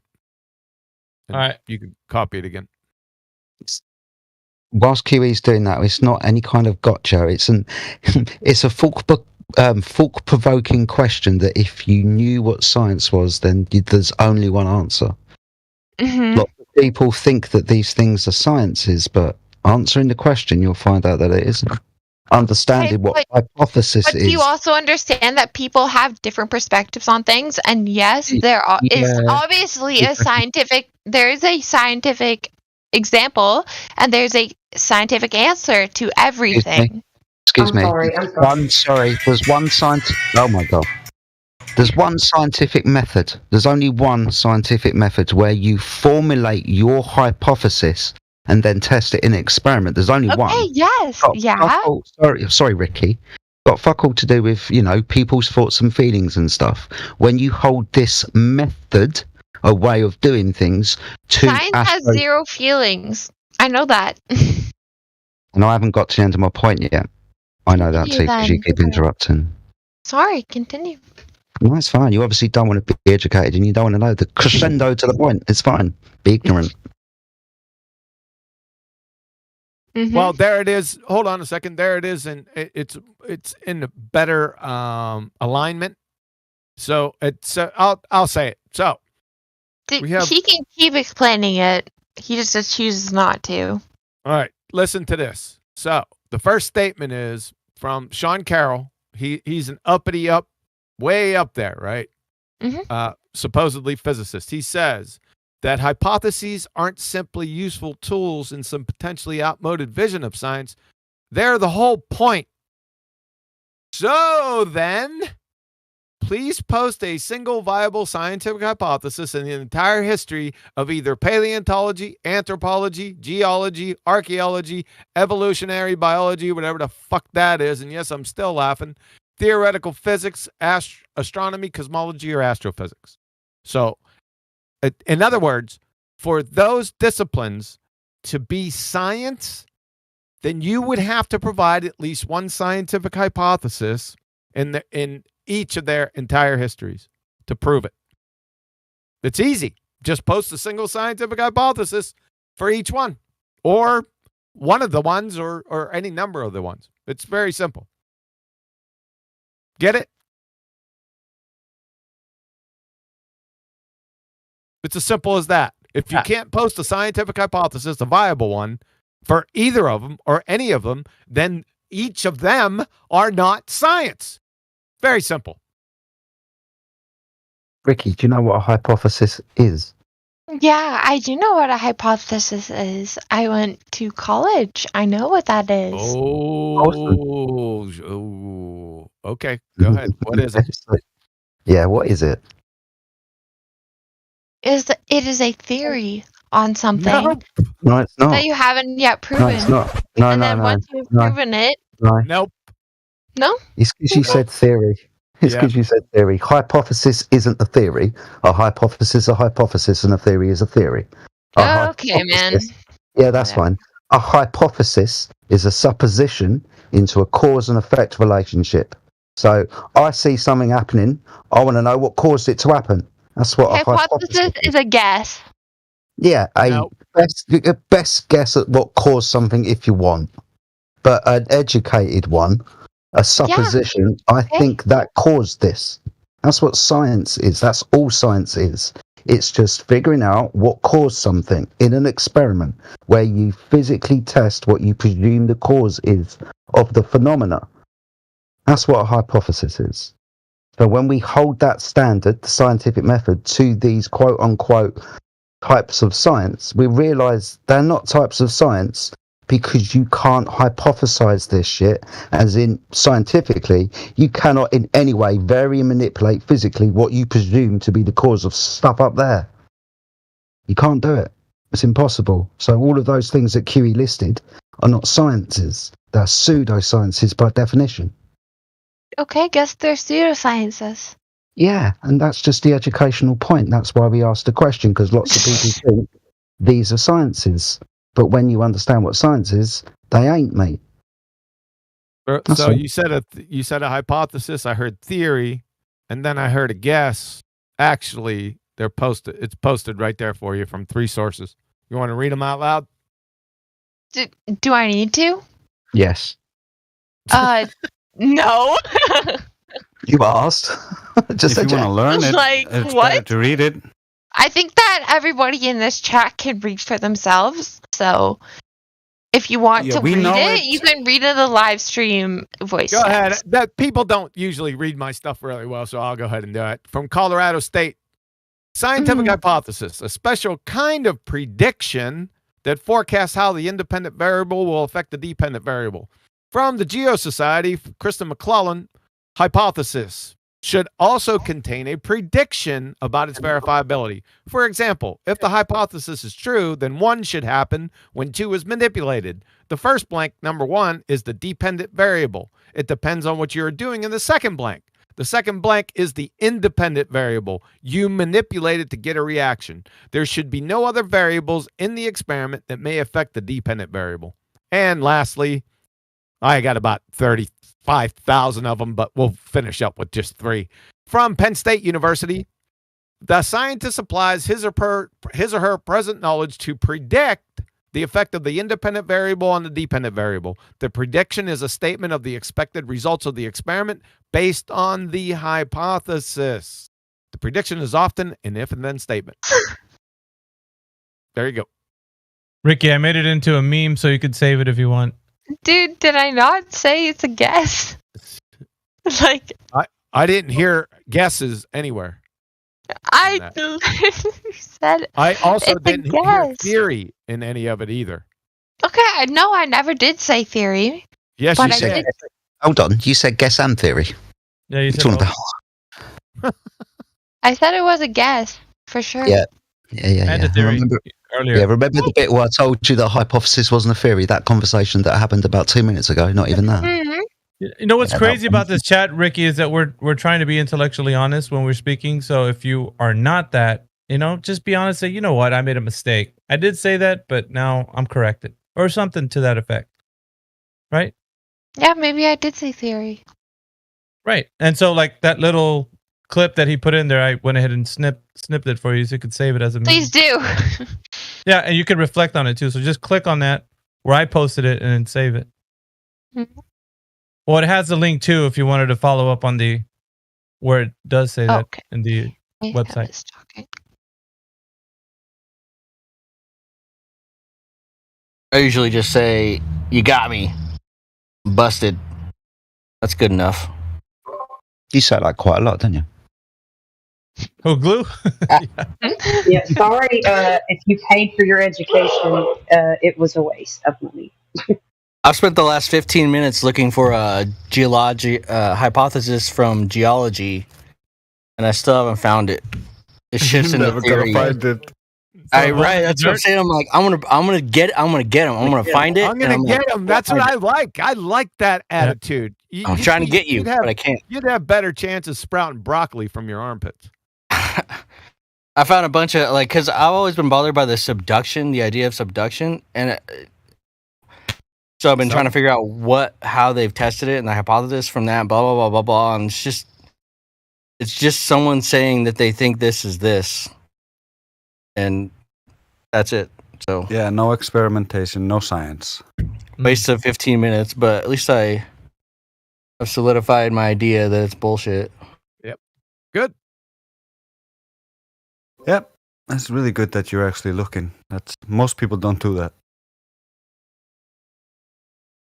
Like me, when people start talking Glow, I thought you were cheapy. Sorry, buddy. I thought you were someone else.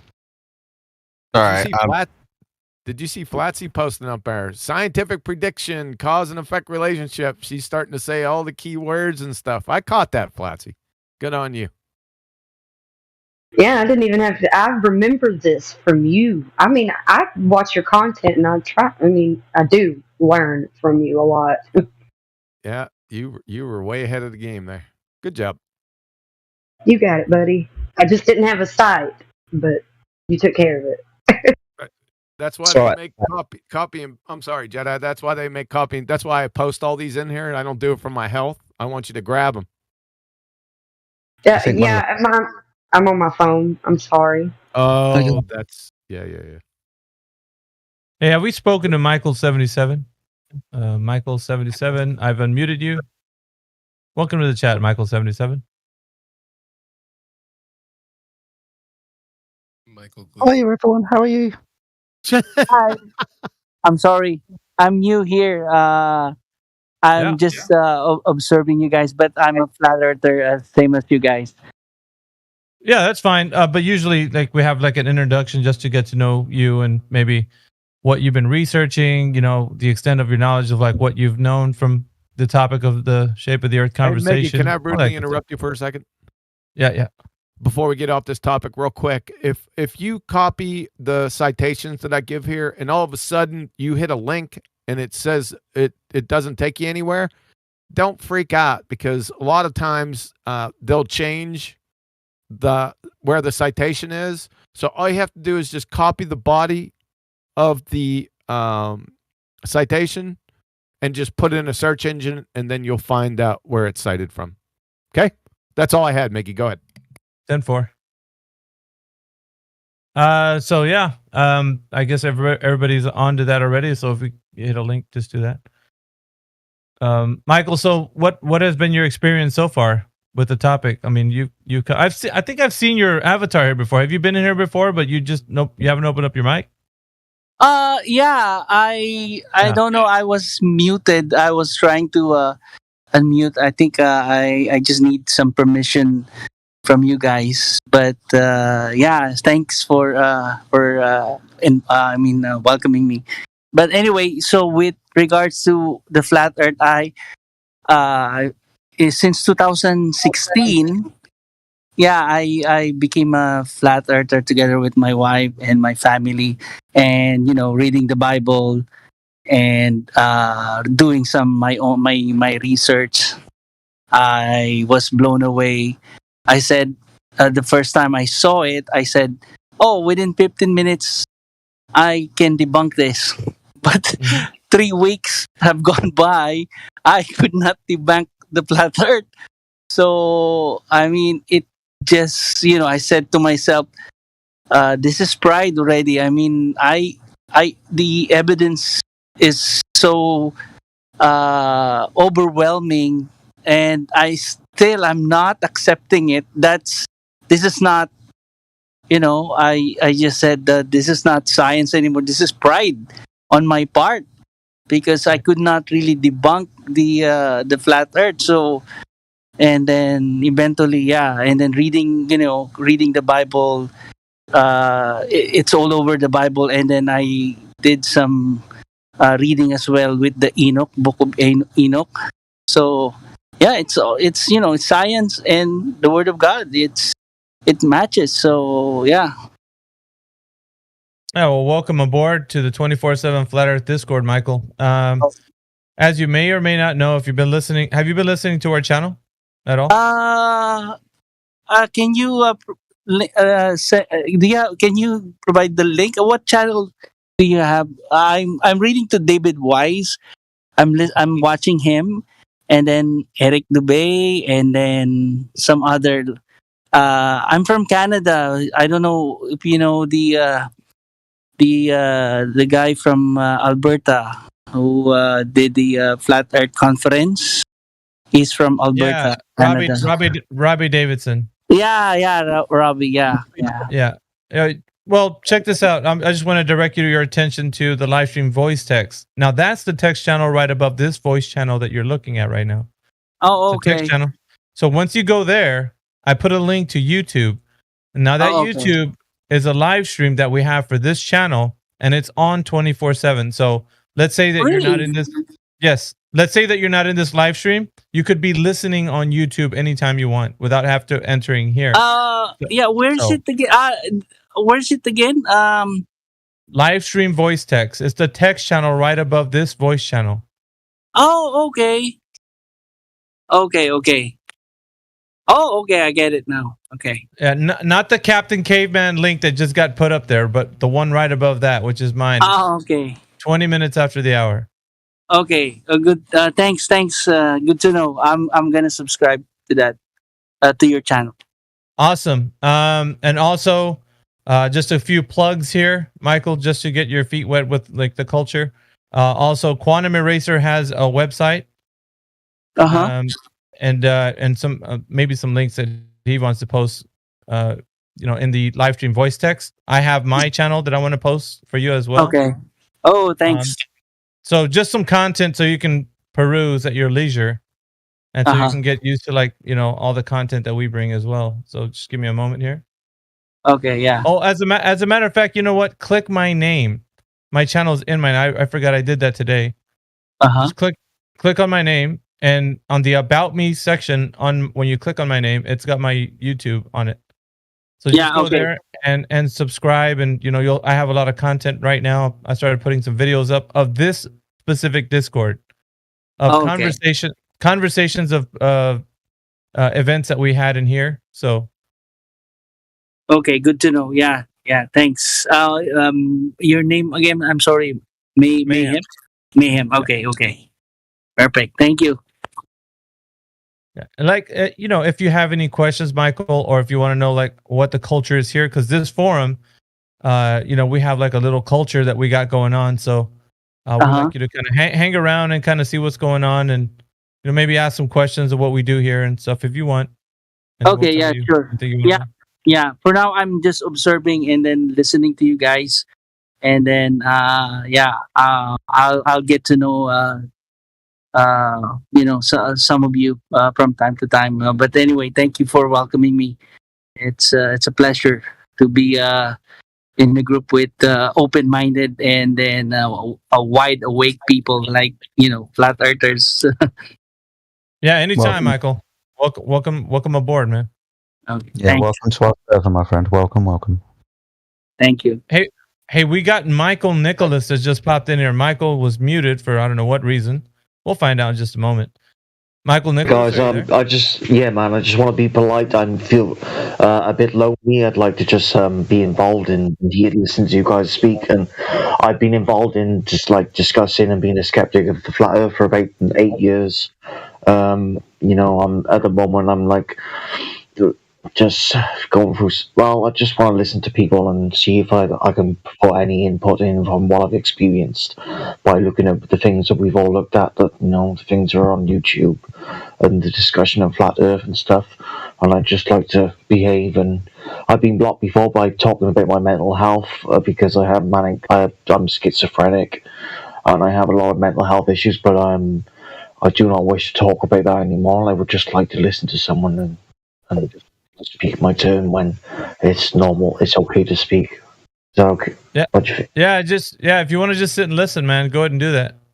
Yeah, appreciate you coming by. Welcome to the server. Welcome. Thanks, guys. I hope everyone has a nice time. I've been listening to some music. Been having a nice time. I'm drinking Bacardi and Fanta fruit twist rum and fruit. I've been playing Call of Duty Modern Warfare 2. I've recently bought the latest Xbox. I love it. It's like a black tower. It's like, yeah. Games are flat, right? Pardon? Games are flat. Just kidding. Yeah, the disc is flat. It's two-dimensional. You're smoking them tweeds and everything. Yeah, well, I'll be smoking a herb. I'll be smoking fake cigarettes. No, I'll be vaping on Alf bars. I got mad love and patience for everyone. I'd like if we could have a conversation about anything in the universe. I am on the bench of being a flat. I don't believe that we're hurtling through space. I don't believe that we can travel to the moon. I don't believe in the moon landing. I don't believe that we can leave our atmosphere. I don't believe that we're a ball that's hurtling through space.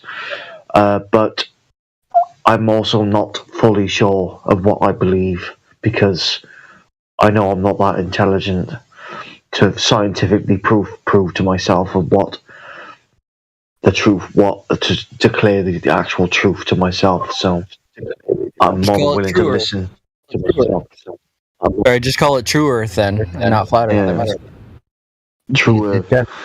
I just got to jump in. You're not going to be able to scientifically prove the shape of an object, whether the Earth is a ball, whether the Earth is flat. Science isn't the tool that you're going to be using for that.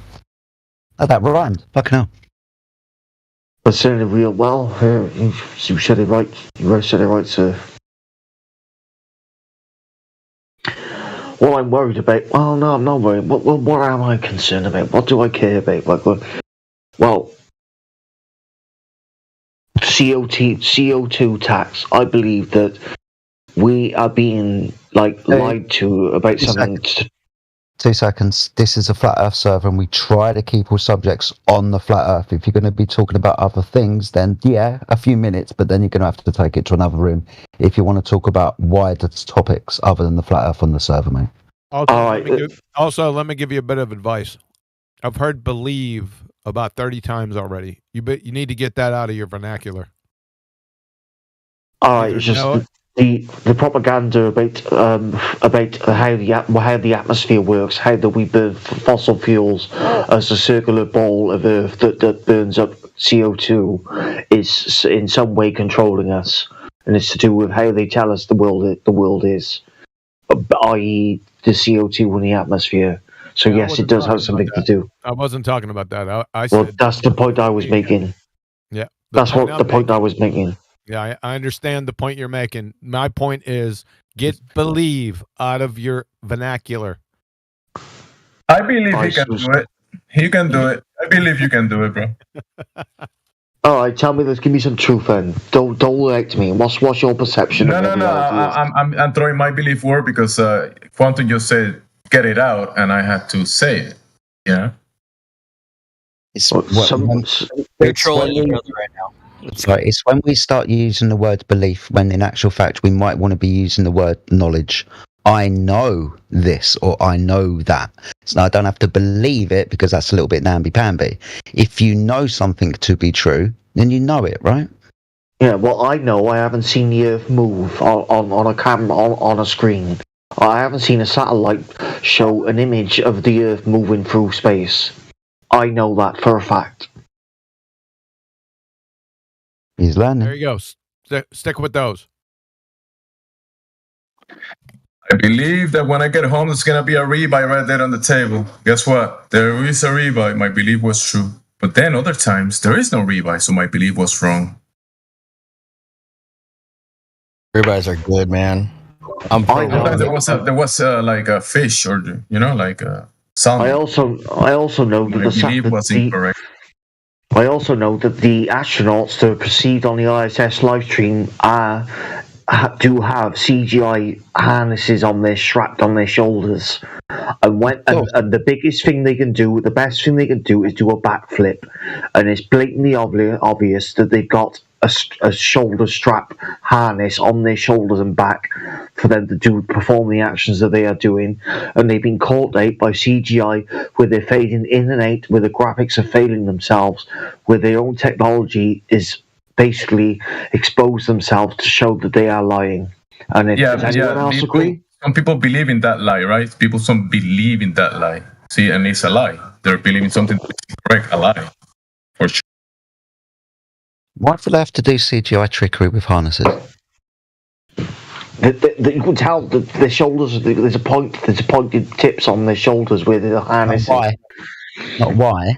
Why do they have to do the CGI and the trickery? Why are they tricking us? Why? That's a very good question. I'll tell you what. I think it's just I think place he's that got an going answer. to the vacuum of space doesn't exist.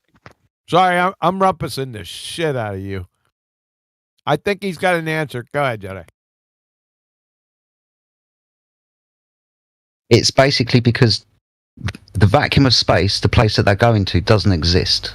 So all of this CGI trickery has to happen because the place that they're going to is akin to Narnia, as in the vacuum of space can't exist because it violates laws of nature. We're breathing gas pressure in an open system, so we shouldn't have pressure, and the gas that we breathe in should fill the vacuum of space. So this is how we remove every single story about the vacuum of space, because the vacuum of space violates the second law of thermodynamics. It can't be real. Have you come across that point yet? Yes, I've looked at it for years. I looked at it and looked at what people said about it. Basically, for atmosphere to contain in a ball around the Earth, for an atmosphere to contain the vacuum of space, is an oxymoron. It is impossible. And you must be more intelligent than me because I've let go of it and tried to release. It damaged me. It damaged my relationships with people in my real life. It caused me problems, so I left it alone. But I always come back to it because it's important to me. Because when I feel like that things that happen in life that make you contemplate what is going on and what's important to you, that you want to know what the truth is. Then I didn't know that this Englishman is actually a flat earther. He is saying the truth that you cannot contain atmosphere like that and travel upwards into it, outwards from it, and have things changed and say that that's the way the things happen when it's just shown to be not possible.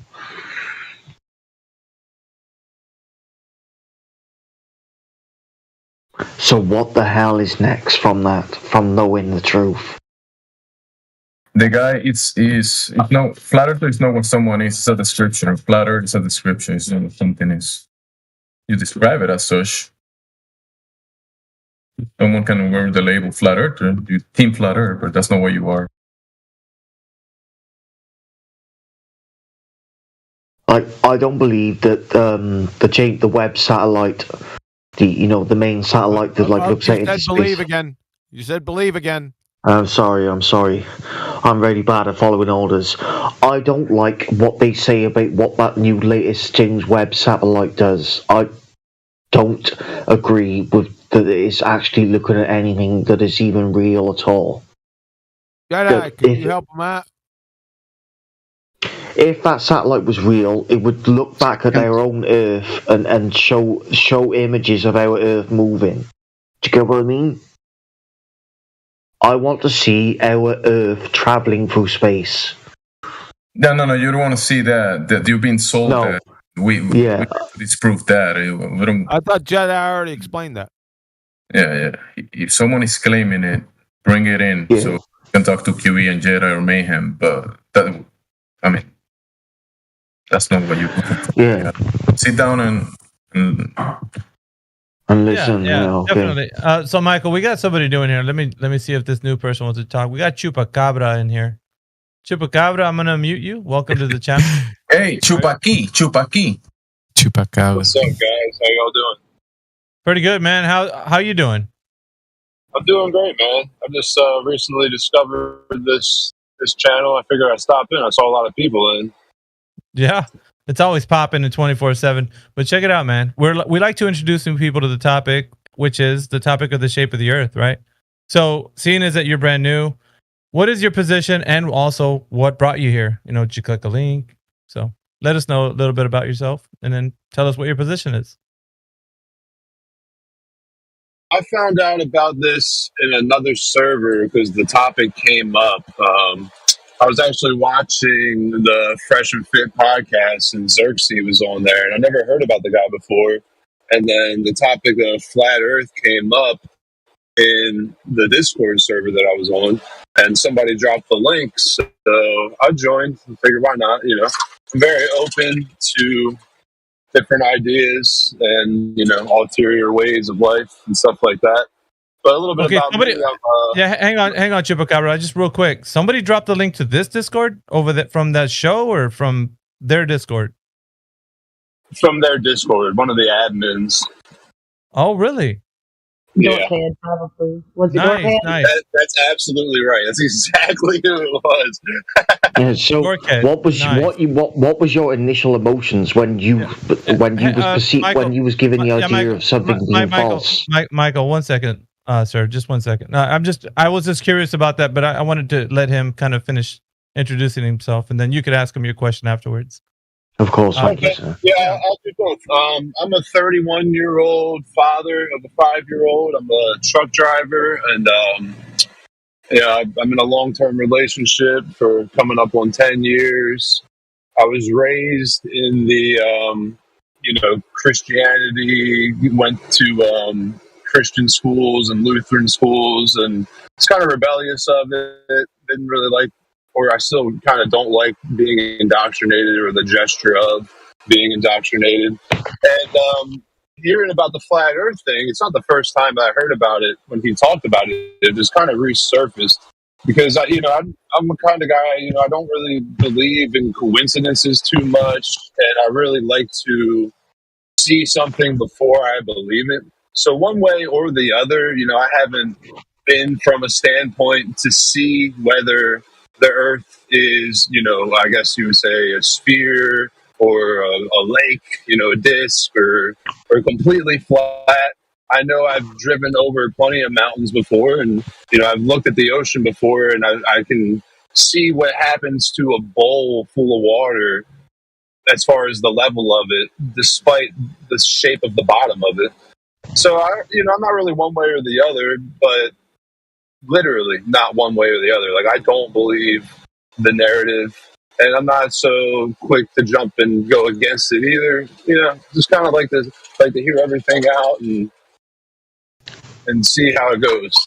But yeah.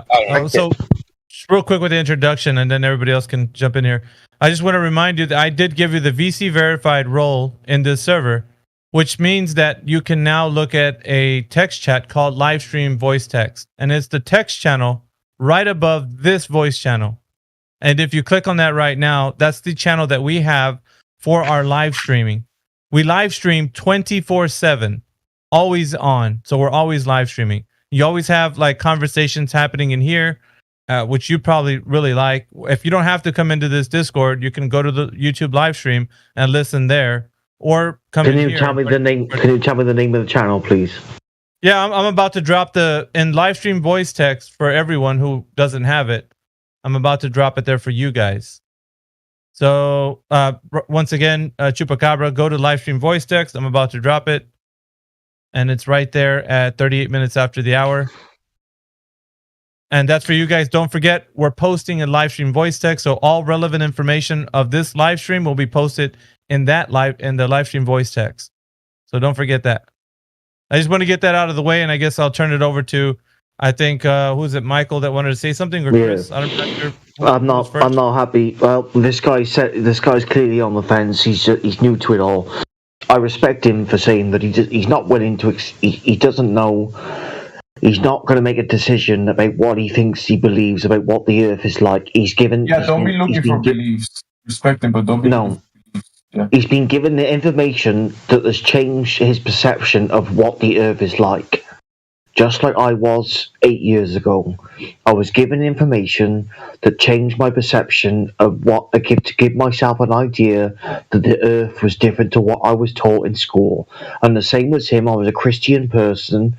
I was brought up a Christian, but I was brought up. I had top grades in physics and chemistry, but somehow I come across Mark Sargent's 200 and Eric Dubay's 200 proofs of the Earth is flat. So that made myself consider that what I'd been taught was false. So I went to search for something to prove my point or disprove my point. The man who runs the show, I don't know what he believes. Not never mind believe. I don't know what he knows or what he thinks he knows or what his understanding of what the Earth is really like. deep in my heart, in my truest reality, I haven't seen the Earth move or spin. Your truest reality. Yeah, my truest reality is I've not seen anything spinning or moving. Yeah. Basically, what the NASA satellite pictures say has nothing that includes something moving or spinning. Yeah, thanks for that, Michael. Jedi, did you have anything you wanted to add? No, it was just to our friend earlier. He said, he's not convinced either way if the Earth is a ball or if it is flat. My question to you, sir, would be: if a surface isn't curved, what is it? Bumpy. It's level. It just means it levels out. I think, was that to Chupacabra X, Chris? Yes, it was. Okay, yes. that was to Chupacabra. Well, I mean, curved or flat seems to be one extreme to go to or another, considering there are definitely mountain ranges and definitely deserts. So you can kind of say that, a hill is kind of curved and the desert could somewhat be flat. Okay. But the question was, if a surface isn't curved, and we're going to be talking about, say, the surface of water, so forget about valleys and hills and stuff. If a surface isn't curved, what is it? I see the logic with this. I see how you quickly go to saying it's flat. I'm just trying to find the word to encompass, what the landscape seems to be, whether it's, you're in a desert or an ice sheet. He's right. Yeah. He's right. No, let me listen. He's right. Because the land... One sec. Dude, 1 sec. Just 1 sec. Thank you, Tempo. Yeah. Did you want to finish with the water, Jedi? Because he's going back to land. I want you to go, Timbo, please. Yeah, you just got to think. Don't worry about the land, because we need to think about the properties of water. Because apparently, I hate saying this, but 70% of the globe is water. Now, water lays flat and level. Now, where's the curve? That's what we're talking about. We're talking about water being level. Flat and level. Don't worry about the land. That goes up and down. We know that. That's topography. But think about what the water does, and I think that's all you really need to think about. 78% water. What does it do on top of the land? The land is up and down, valleys, creeks, chasms, all sorts of different stuff. But what does the water do on top of the land? So I guess what? Yes, Chupacabra, was that your name? Am I saying that right? Yes. Yeah, awesome stuff. So we're just trying to explain to you that within the heliocentric model, the surface of the Earth is primarily water. So when we observe... Yeah, exactly. So when we observe these waters, they look like a level mirrored surface. When you go to a swimming pool or bath, it's reflecting the light from above like a perfectly mirrored surface. This is exactly the same phenomena you observe when you look at lakes, seas, and oceans, especially when you fly above them in an aeroplane. They're reflecting the light from above like a perfectly flat, mirrored surface. Do you agree to that? Yes. Yeah. So we don't... I mean, you as well. I mean, this is probably one of the reasons why you're on the fence, right? You don't see that curvature anywhere, do you? No, you only see... Yeah. So it's only provided to you, isn't it? No, that's correct. Yeah. So with your own eyes and your own senses, the same as everyone's, it's not a trick question or gotcha statement. It's we observe the Earth to be level and we do not detect any motion. All right? Yeah, I can see that logic. Cool. And there's two ways that I could see, I guess varying logics coming out of that. And I guess I take the contrary, or seems to be contrary logic in that. First, let's just say you have a bowl, and the bottom of it let's just say it has a set of steps, a miniature set of steps in the bottom, right? The water is always going to be flat on top of that, no matter what shape the bottom of the water is. Water always seeks true level. That's kind of why we use water in levels. as far as landscaping and stuff like that. But then on the other side of it, when you think about a spinning object or a rotating mass, like let's say the wheel of a car, there's things that we put on them called weights to do what? To balance the wheel. So if the wheel's imbalanced, it shakes abruptly and gets kind of, I guess, wonky is the word to say.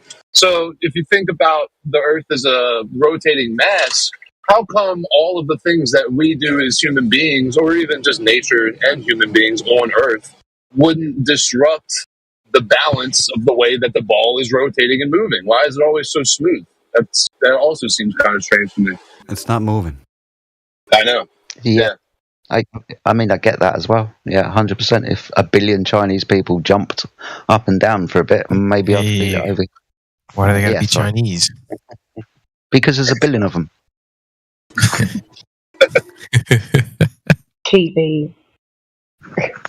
There's a billion Christians. That's very true. We could have said Muslims. That's fine. But I guess if we observe the Earth to be level and stationary, it would be incumbent upon those who say the Earth is a spinning ball to provide the evidence for it, right? Right. Where's that then? No, I couldn't point it out to you, especially not right now. Yeah, exactly. So it's really hard to find the evidence for a ball that spins in a second law of thermodynamics violation, known as the vacuum of space, right? Yeah, Get right. off the fence. Sorry. I mean, I see the points there, and I also find it really strange that before, I guess you could just say Christopher Columbus, they actually believed that there was an edge of the planet that you could fall off of, and then all of a sudden, now it's round. It's just kind of odd. It's all very odd.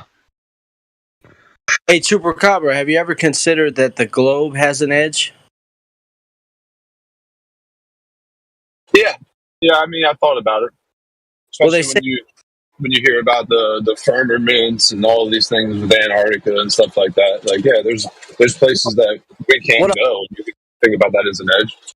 What I mean is they say boats fall over the edge, and that's why you can't see them. They say that? Yeah, boats go over the curve of the Earth. Oh, come on. But wouldn't the water also go over the edge of the Earth? Listen to what he's saying. It's not being serious. Mixed up. It is really genius, because you have to understand the story is ancient Greeks can't see the bottom of that boat because the curve of the Earth is in the way. So that boat has gone over a hill of water. It's gone over an edge, so you can't see it anymore. You understand what he's saying? Oh, okay, I see what that means. But water always finds levels. Like you could have. Let's just take the Atlantic Ocean, for example, from, America all the way over to the east. It doesn't matter what the shape of the bottom is. Water will find level. It will be flat across. It's just the way water works. Yeah, so real quick, I'm just going to jump in as quick as possible. I just want to get everybody new. Prissy Cow has just entered our chat. I'm going to unmute Prissy Cow. Prissy Cow, are you there? Yes. Welcome to 24/7 Flat Earth Discord. I just want you to, if you're real quick, if you could just give a small introduction of who you are and what your position is on the topic, if you don't mind. I don't know. I watch a lot of videos about Flat Earth and a lot of pseudoscientific stuff, and I wanted to know what the position of people who are actually like flat earthers. Like, I don't want to hear it from someone who's like, oh, these people believe this. I want to hear it like from the source. I'm kind of on the fence. Okay. Like, I more mean like conspiracy theories, like aliens or young Earth creationism, or like stuff that that mainstream science would say is bullshit. You can just make it simple. Yeah, like the gayer adverts, the gayer adverts where everything's about aliens. Shoot, truth. Yeah, like, so, I just wanted earlier, mate.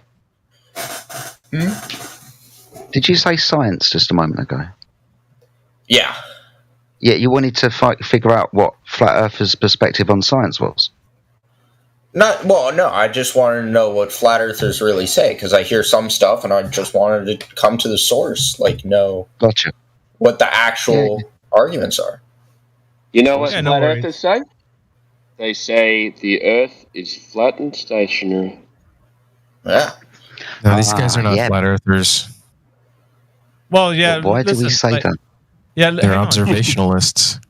Yeah, hang on, guys. Let's just wait a while and have a conversation with Prissy Cow, and then we'll find out later, what the intent is for the person. So let's not cast too much hard judgment on the initial meeting. Let's have a few, layers of discourse, and then we can go from there. So right now, Prissy Cow has some questions. He wants to know what flat earthers think, and I would say, Prissy Cow, if you want to formulate some questions and then ask the panel specifically questions that you want to ask, so that you can get down to anything that you were probably wanting to know, let's say, specifically. Don't just, not like vague terms, get down to specific ones that you were probably wanting to know, and then ask us and we'll tell you.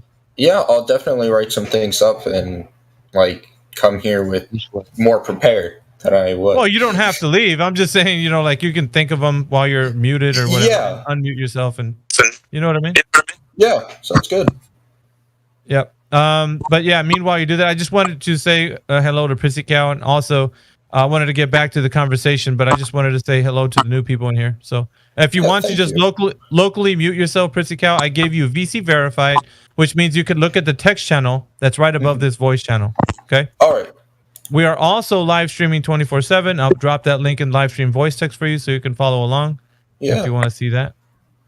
All right, thank you. Good to be able to talk. All right. Yeah, welcome. I'll kick it back to Jedi. All right.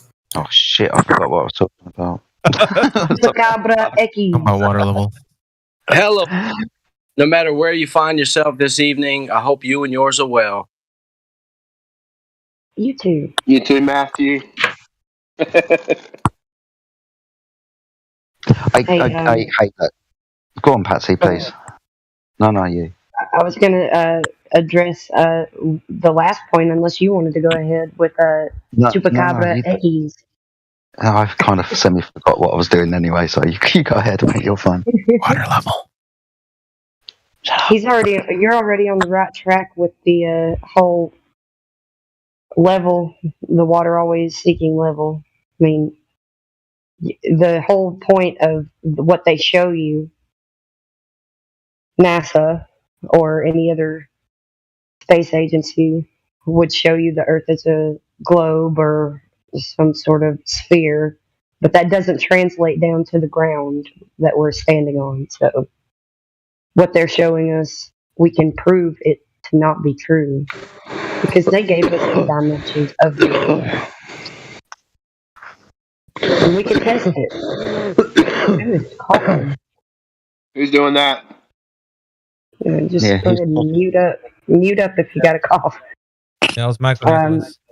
The problem with what NASA and SpaceX and all the other space agencies, what they show you like they're giving you a God's eye view of the Earth from outer space, which would mean that Earth is an open system next to the vacuum of space, which is a law of nature violation, the second law of thermodynamics in particular. So we can judge by natural laws and how things should translate down to the Earth to prove to ourselves whether or not what they're showing us is the truth. And that's all. Right. Somebody else can do it. Yeah, just real quick. Also, we got somebody returning back from a long stint. We got Estrella that's at the bottom of our chat. Estrella, welcome back from I haven't seen you in a bit, but welcome back. Thanks. And no worries. So did you want to say hello, or maybe coming back from a long? Maybe, yeah. Hey. Okay. You still have on the fence. I don't know. Are you still on the fence, or have you done some research on your time off? Or I haven't even given her the thought. Like, literally been so busy, like, these past few months. Like, I just haven't even thought about it. I just. Good for you, Estrella. Welcome. Glad to hear you. Good for you. You've been busy and you didn't have to think about it much. Welcome back. Mm-hmm. Yeah, if you have any questions, feel free to ask anything that maybe you've come across from the time that you were away, and just ask us. And okay. I've got a question for Chupacabra. Hola, Chupacabra. Hey, Hola. So if you know that water does this, the properties of water, at rest, are flat and stationary, why are you still on the fence? Having Tim. I don't know. I mean, that's a fair question. That is a very fair question. Okay, so you know that water does this, yeah? So, sorry, go ahead. I don't know the exact math off the top of my head, but the curvature over the span of distance that you're supposed to be able to see. You know what I'm talking 8 about? inches per mile squared. Right. So, I mean, oceans and large bodies of water aside, there are places on the ground where you can see from point A to point B that break that law. Yeah. What do you mean break that law? Like they say, oh, you're supposed to be able to see this far before the curvature of the Earth makes the horizon disappear. But if you stand, yeah. But there's places on the ground where you can see from one point to the other that are far greater than that distance that they say it's supposed to disappear in. All you gotta do is go to the seashore, any seashore, and you'll debunk the globe right there with your own eyes. It's pretty simple, guys. It's not that complicated. Yeah, that's why I was wondering why you were still kind of on the fence, because you've got to tell yourself, Jake, your instincts tell you that it's flat. Yeah, like you're even agreeing to the water part of it. So, like you seem to be fighting against it. Telling yourself that maybe what I know about water is not true, or something like that. Well, both ways. It's not that I'm fighting against. I'm not fighting against saying, "Hey, the Earth isn't flat," and I'm not fighting against it saying that the Earth isn't round. I don't like feeling like I've been indoctrinated, and there's an obvious perpetrator of the indoctrination, and it's not that the Earth's flat; it's that the Earth is a sphere. So I don't want to believe that, and everything in me, even away from instincts and what I seem to have noticed in my actual real life experience, like I want there to be more. I want there to be, like, let's say the firmament. Like, that's something I can get to. Like, I can't walk or drive or fly to Mars, in quotations, but if there's a place where we're not allowed to go, or that it's harder to get to because of the way everything's set up right now, then that gives me, I guess, a sense of hope that maybe there is more out there that we could access. Like, I want to believe that for sure. I'm just, I don't know. It's a strange thing in my head. Hey, cool, man. We'll just keep on researching and do some stuff for yourself, and you can only prove it to yourself. No one else can prove it to you. Well done, anyway, man.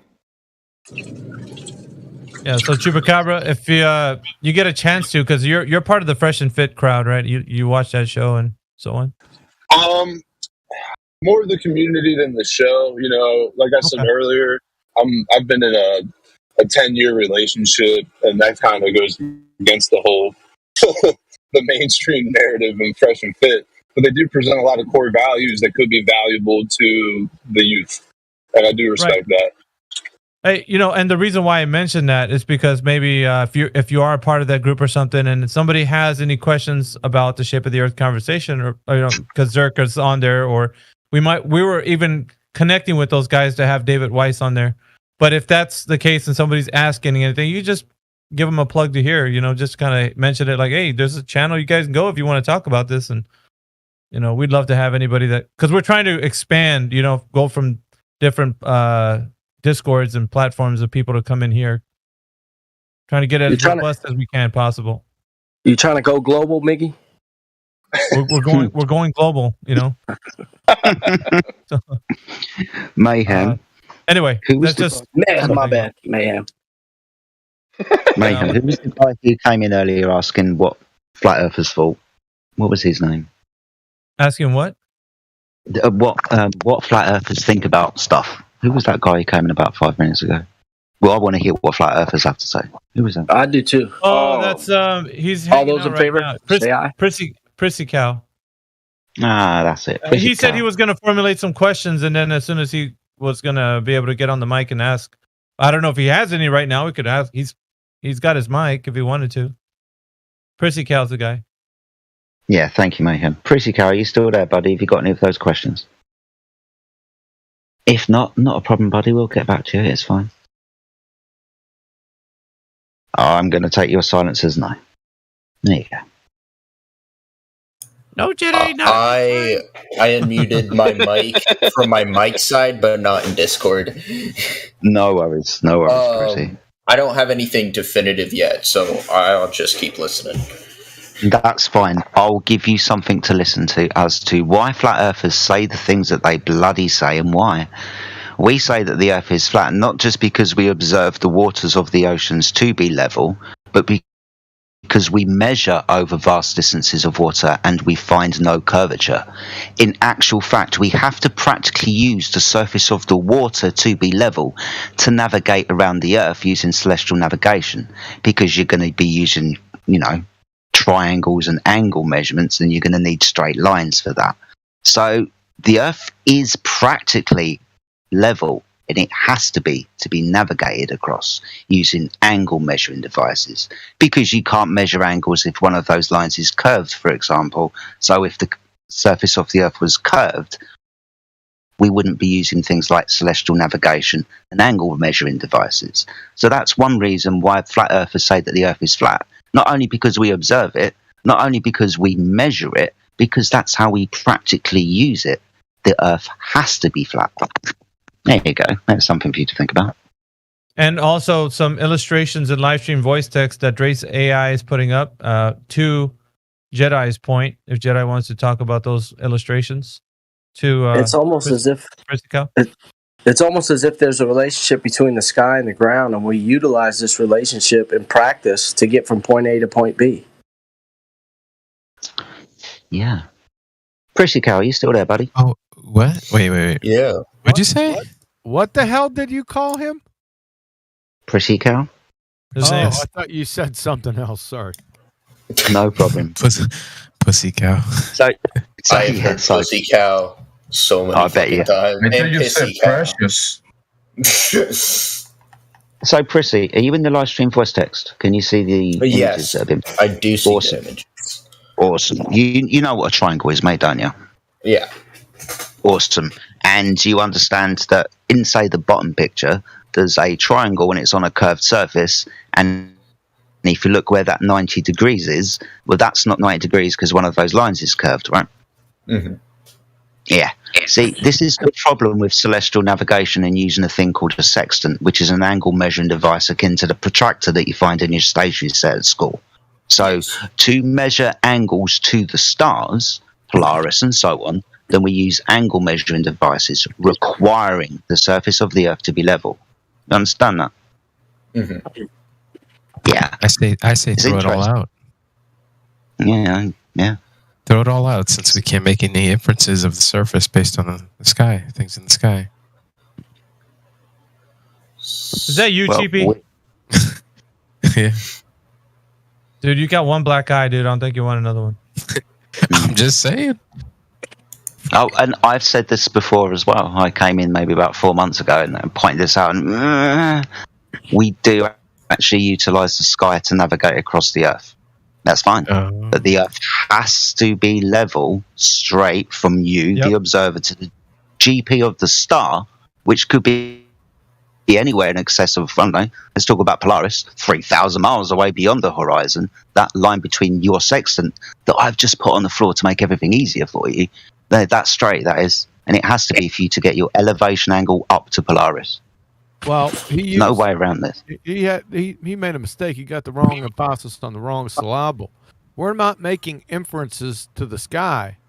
We're using the ground. Wait. Did I mess up the syllable? Which Yeah, this you got the wrong Inferences? I didn't say on the inferences. wrong syllable. You said inferences to the sky. We're not making inferences to the sky. We're making a requisite condition of a right triangle on the ground. Well, either way, you're basing it off of an observation you make of something in the sky. So Yeah, but they're not independent of each other. That's essentially irrelevant to our point, though. That's fine. We can use the top of a mountain if you fucking want. No, you can't. Elevate.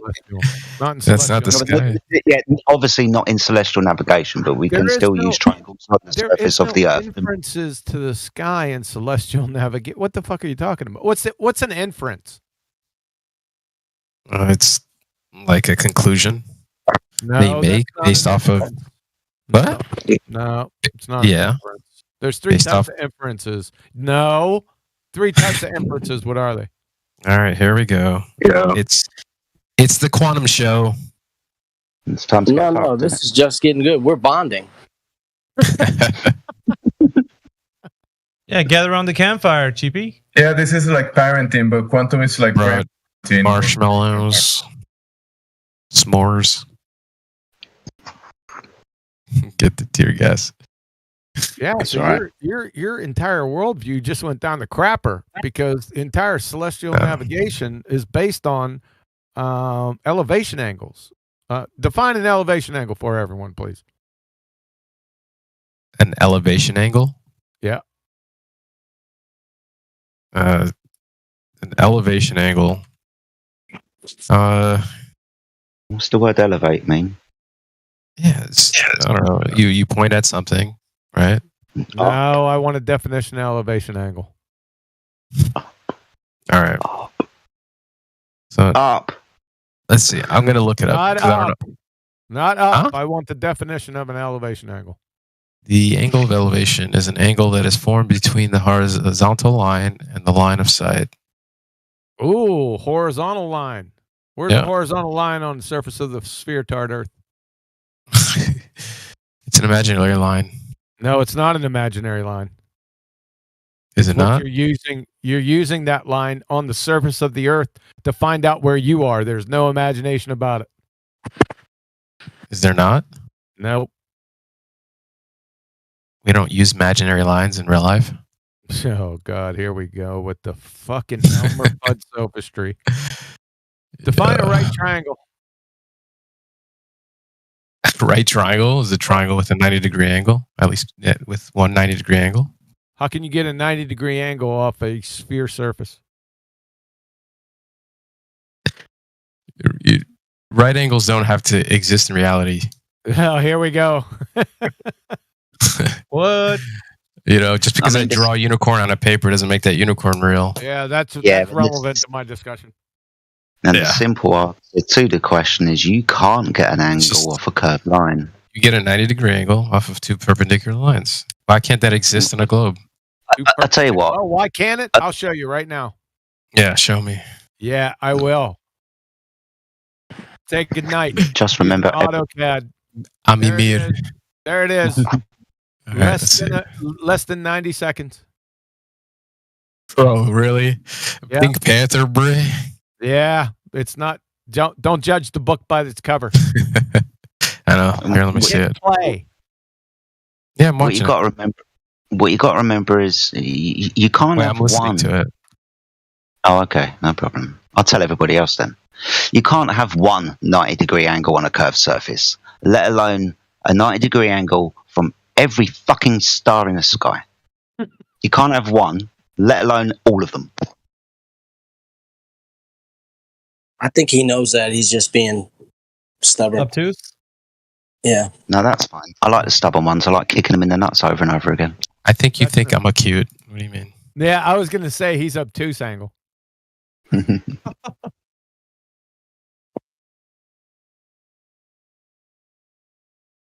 But what do I know? I can't divine motive. So using AutoCAD on the video he's watching. Yeah. Yeah, you try to get the angle between the hypotenuse and the adjacent. It tells you to get fucked. I mean, it does. Computer says no. No.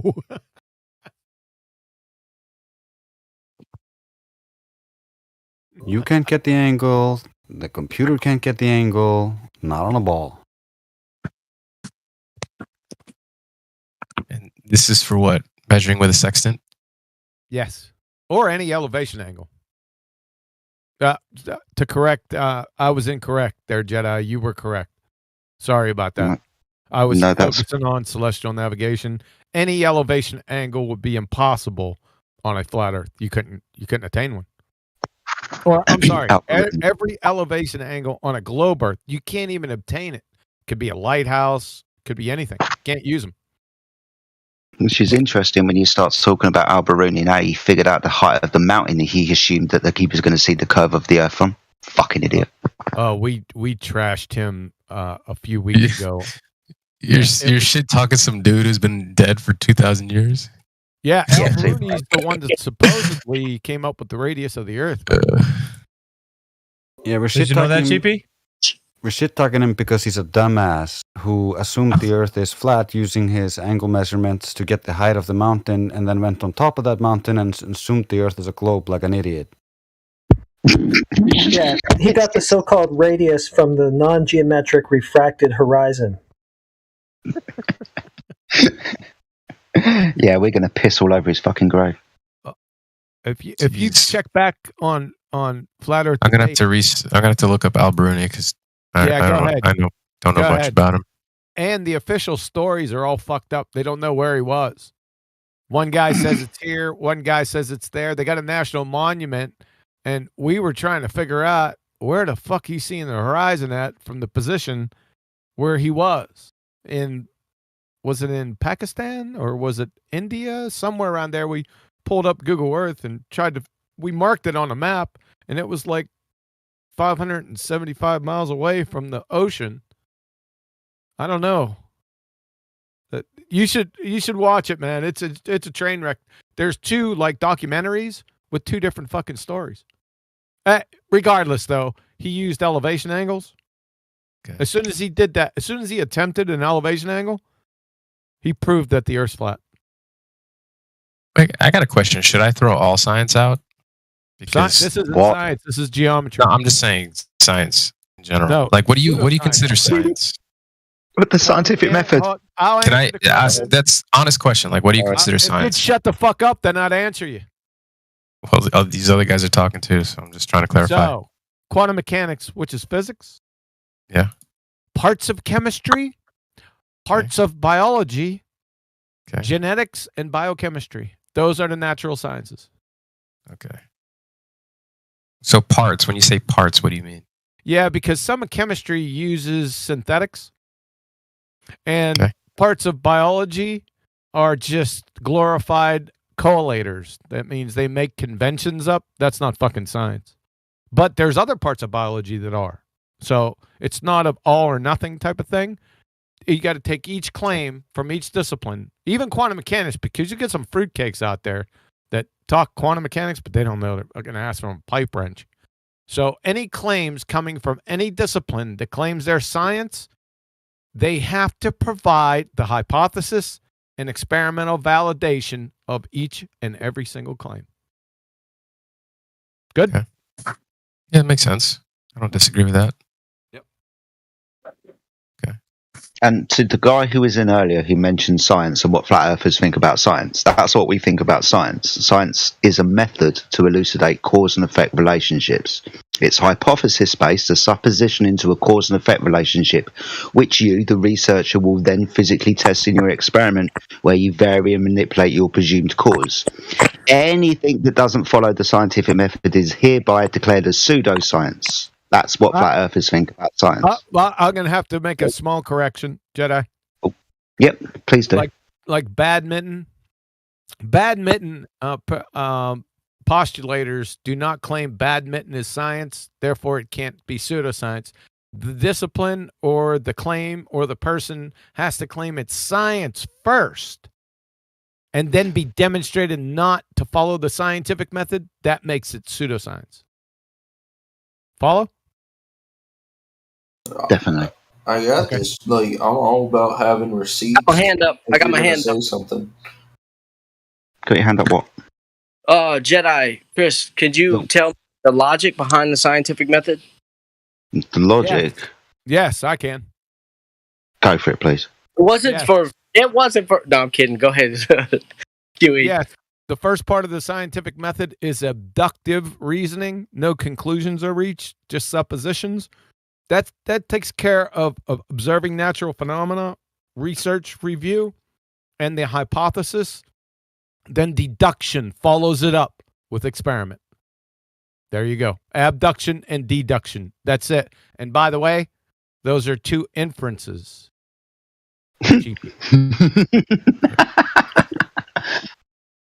I love the way you segued into kick him in the nuts again. Well done. There you go. There's inferences. There's three types of inferences: deduction, induction, and abduction. Induction is never used in the scientific method. See Karl Popper. You know what his where he exposed induction, his shining poster child proof of why induction isn't used in science. Guess what it was? What's up? Black Swan. Really? Oh, wow. Yeah. Yep. That's interesting. All swans are white. That's it. The use of induction. That's was. Oh, so that's where the term originated from? Yes. Well, all swans are white was his example in why induction is a fucking belly laugher. Yeah.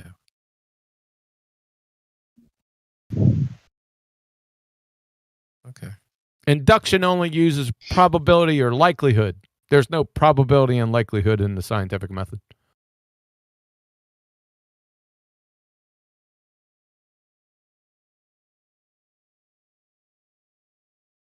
Always gonna, whilst Prissy Cow is in here, if you've got any questions or anything, my friend, do you want to unmute yourself? That's Hey, fine. Blue, hold on a second. Blue Jumper, your abduction example is false.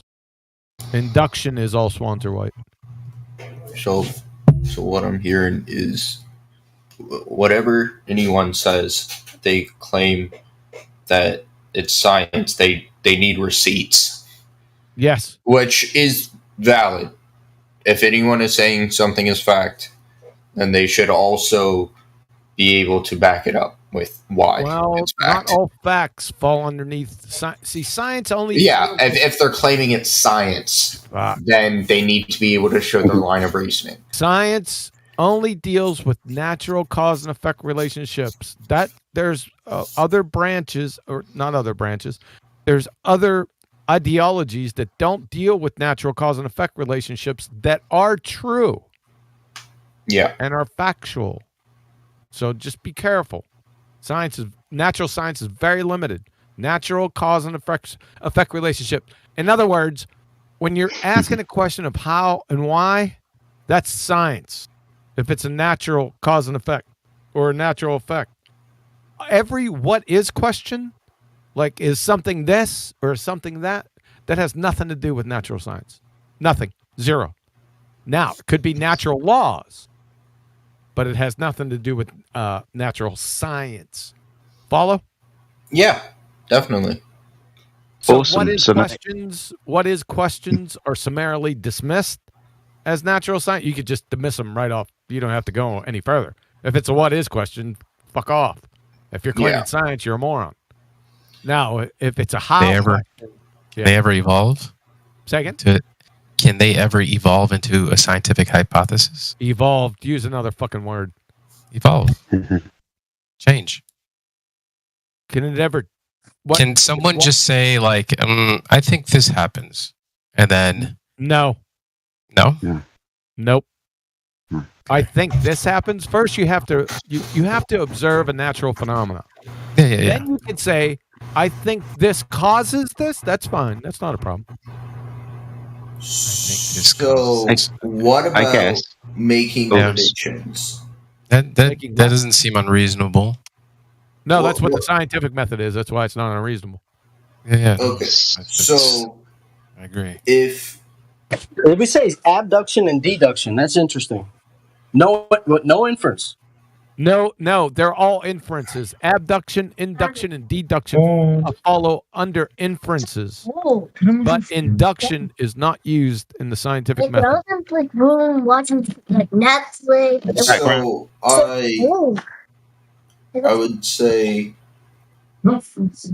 Gemsy, you're hot micing.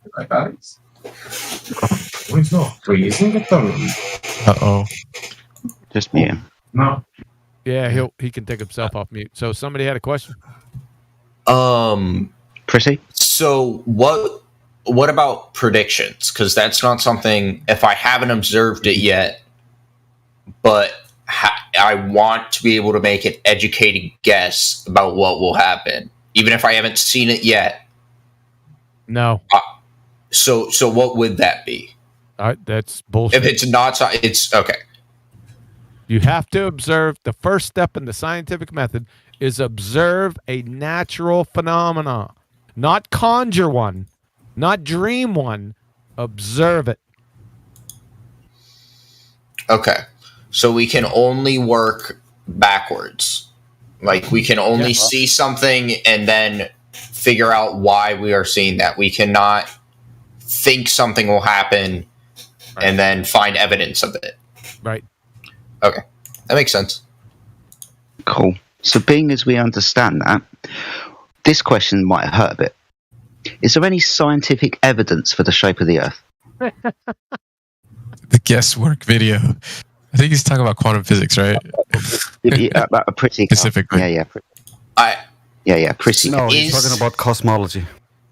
Is there any scientific evidence for the shape of going off of what you said? If we can only work backwards, we can only see. We cannot see short. Okay. We cannot see easily whether it is round. Like I can't see that. Yeah, but it was a closed-ended question, wasn't it? It's a yes or no. Yeah. So no, what do you think about it? So is it a yes or no to the question? If we are assuming that your definition is correct, then it's okay. But what? Okay. Yeah. So no. If we're going off of what you said, then you'd be right, and there is no, at least that I can think of, because I want to have a back door. You haven't been listening. It's a category error.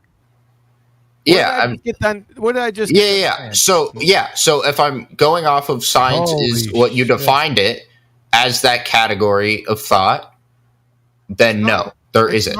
Yeah, there you go. It's not a category of thought. It's either a what is question or a natural cause and effect question. Is the shape of the Earth is the Earth a sphere? Is that a what is question or a natural cause and effect how why question? It's neither. Yeah, it's a what is question. Is the Earth the sphere? So what is questions? They can't be completely. No. I'm saying like if they're not science, what are they? What is questions? Yeah, they're what is questions.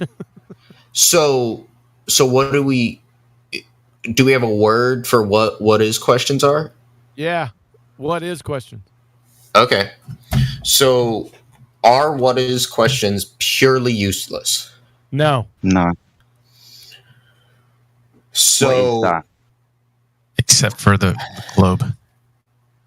So, what is questions aren't purely useless. Like, nope. What is the reason why we get cancer? What? Yeah. What is the size of your foot? What is the shape of a basketball? Is a basketball is a sphere? What is the size of your foot? Determine that. Yeah. Okay. Now. What is how do I determine that? Because I can measure it. Oh, right. Blimey. Ding ding ding. Did you use any science to do that? Yeah. Oh God, no! Come on! Come on! No. Come on! Come on! No, okay. Okay. Not if I'm going off of your definition of science. Then no. It's not my our definition. It's not our definition. Where are we getting this? Because I'm following. Here we go. The definition. Percy I just Kyle, want to make sure some advice. Oh, These guys are clearly well versed in rhetoric, and you're not going to get through to them with rhetoric. Through to them. No, I just want the system. Okay. Quantum erasers. The systematic study of structure and behavior of physical and natural world through observation. Okay, so that is what you said. Yeah, experimentation, comma, and testing of theories against the evidence obtained. You don't test. You're way ahead of the game. Let's find out what hypotheses are first. There you go. Well, let me want to make sure I have the dictionary definition. I just posted them. All right. Live stream voice text one. Quantum erasers. Just post it all for you. Starting point. Okay. So contain. Yeah. So it's a prediction that you are seeking to verify.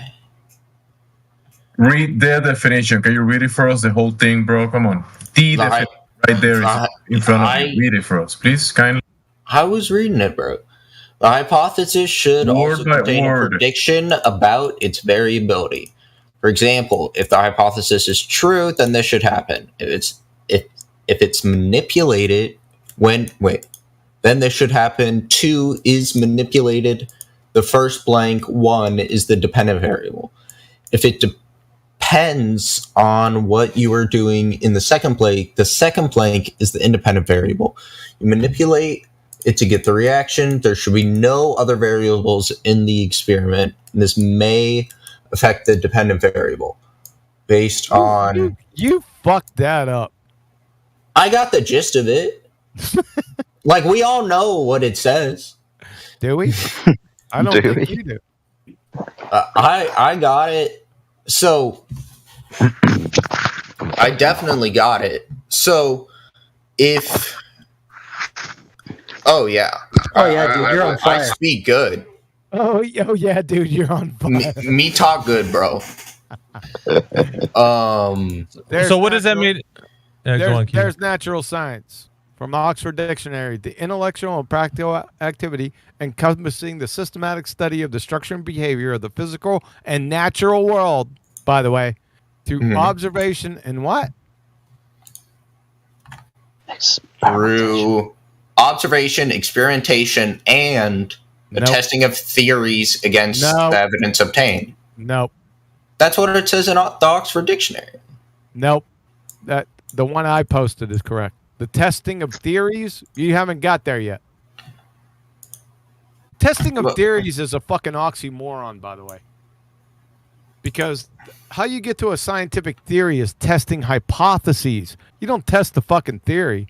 The theory is the conclusion of validated, confirmed hypotheses. So you have the wrong emphasis on the wrong syllable. So, okay. Yeah. So, He's right. Yeah, but so you do an experiment, you have an hypothesis, you do the experiment, and that comes out with a theory. Yes. At the end of hypothesis or yes, related. At the end of the scientific method, the product is the theory. In the middle of my statement, interrupt the beginning of yours. I'm just making sure. I just want yes or no. Is that right? I didn't hear you. You were interrupting me. Say it again. The product of the scientific method, what you get at the end, is a theory. Correct. Scientific theory. Correct. Yeah. How do I know that you did it right? By evaluating the experimental design. By evaluating whether I followed the scientific method or not. So what do I do to check that? You do it again. I do it again. Yep. So I take your theory. No, you take my. You take my. Shut the fuck up. You take my observed natural phenomena. Then you formulate the hypothesis, and then you test it the way I did. So you. Step 4, falsification. Okay. So me doing your experiment again and going through. Doesn't have to be you. Okay. Someone doing the experiment again to see if it is correct, to see if they get the same result. Correct. He's catching on. Them testing the experiment, not testing the theory. What? Because you said you don't test theories. No, you don't test theories. You test the experiment. They test the experiment. Now you got me fucking. This is so what I said. This is like Elmer fed fuckwittery. So what? You repeat the experiment. Holy fucking shit, dude. Yeah, but I would say. You would. And I think Oxford Dictionary is saying is when they say testing of theories, that is shorthand. No, that's fuck. For doublespeak. No, okay. It's shorthand testing for of theories means testing hypothesis. Testing a hypothesis and doing the experiment again. I'm gonna have to fucking shut you up. Testing the hypothesis that led to the theory in the first place. Simple. Yeah, so that's what they mean by testing theories. That's fucking bullshit. No, is that what they mean? No, like I'm trying to. Fucking, how many times I gotta fucking tell you? Okay, no. You said I'm trying to figure out like. No, you're not. Go figure it out on your own fucking time. Listen, dude, fucking listen. You got 2 ears. I'm not listening to that shit anymore. Fuck that. I'd rather clean the bathroom. When a pseudoscientist says they're testing a theory, that means they're trying to confirm their bias and just not using science. The thing is, guys, that a lot of the people that have been joining from the other server, they have all the hormones going. They're not reading much. They're just trying to, get the girls, and then they come to the adults room, and they're like, science. Well, it's just strange that he's trying to restructure what's being said to him every single time. Like, yeah, I could get it if he's trying to get it at least once, but he was doing it all the time, trying to restructure the thing that's being said to him. You guys deal with this a lot? People that just don't know what science is? Every day, dude. Every day. Like, did you not go to fucking school, man? Jesus Christ. We operate on the real East level. That's the thing. Well, I couldn't even get back to the question and ask him if, you can actually perform a scientific experiment on the shape of the Earth conversation, because he was already off into the weeds here trying to restructure what was being said to him. What's being said by Oxford dictionaries? Oh boy. Yeah. So it's pretty easy. It's not that complicated. Man makes things complicated. This is pretty straightforward.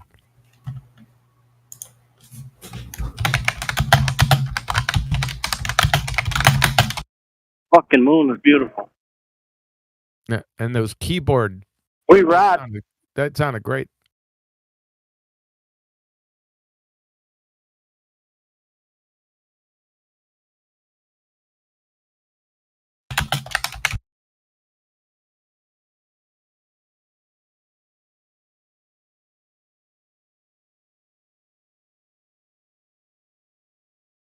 Miggy, this is Thursday. You've been here all of a whole bunch of fucking hours. What's up? You off today? Yeah, I've been off for a while. He's been here all week. I've been here all week. I've been with him. It's just me and Gemsy. I don't know. There hasn't been anybody else. With him? Like biblical with him? No, in the room. The royal with Discord. The royal one. In the Discord. QE, could you clarify something for me about induction? Sure. And to preface this, I'm not a smart person when it comes to science, so. Well, that's the Forrest Gump fallacy. I'll ask the question. Is that the Forrest Gump? Not a smart man. No, go on. What was Bertrand Russell talking about when he commented on induction as it applied to science? Like, why did that come up? How does I that? don't know. What did not Bertrand Russell? It was Karl Popper. Well, I was going to ask how it relates to Popper, but are you familiar with Bertrand Russell's comments about induction? I know Bertrand Russell, but I'm not familiar with the specific comment you're talking about. Well, okay. The statement in syllogistic form, or the claim, the statement is, all scientific experiments commit the fallacy of asserting the consequence. In syllogistic form, this is expressed as, if P, then Q. Q, therefore P. Yeah. Then Bertrand Russell has a quote that elaborates on it. Yeah, it doesn't elaborate on it. Bertrand Russell's a fucking moron. Show us a scientific. I'll give you scientific hypotheses, or viable ones, and you show me where the affirming the consequent is. Okay, I'll give you 4 of them. Take your pick. Okay, 1 second. Copy and paste. There's 4. Take your pick and show me where the affirming the consequent. I mean, I want the P and the Q and therefore P in the entire statement.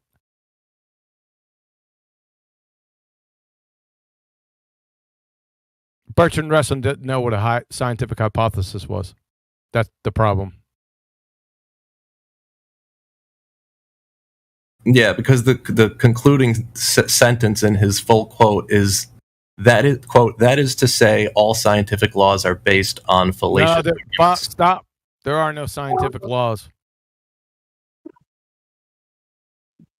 There's only scientific theories and natural laws, not scientific laws. That's a misnomer. Okay. So the second law, look, for example, the second law of thermodynamics is an actual natural law. It doesn't go through the scientific method. You'll never find the cause of entropy, ever. It's a category error. Mm-hmm. Because what you're looking for is the cause of entropy. That's like looking for the cause of why the arms come out of the torso and not my earlobes.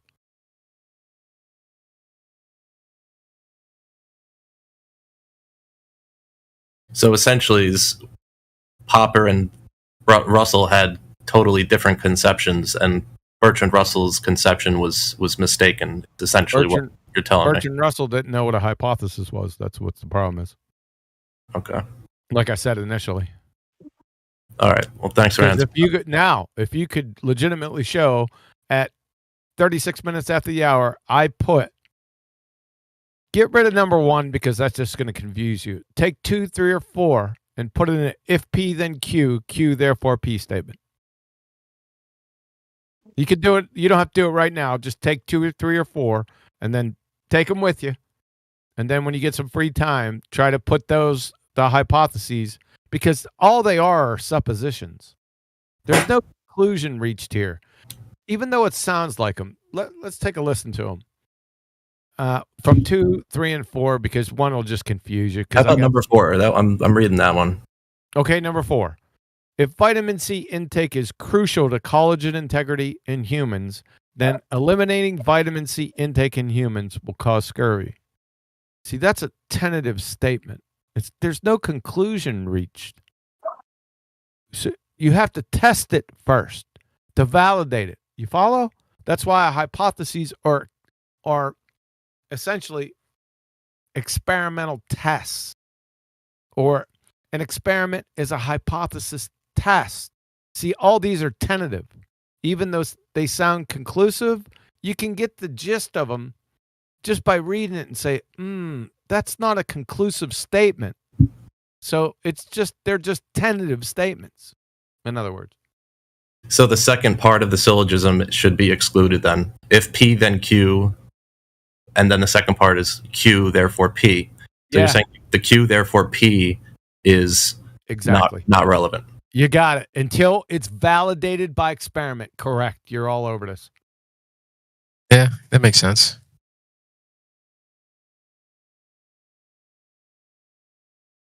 Did everyone get that? It's very important what he just said. Can we double back? Let's say it again.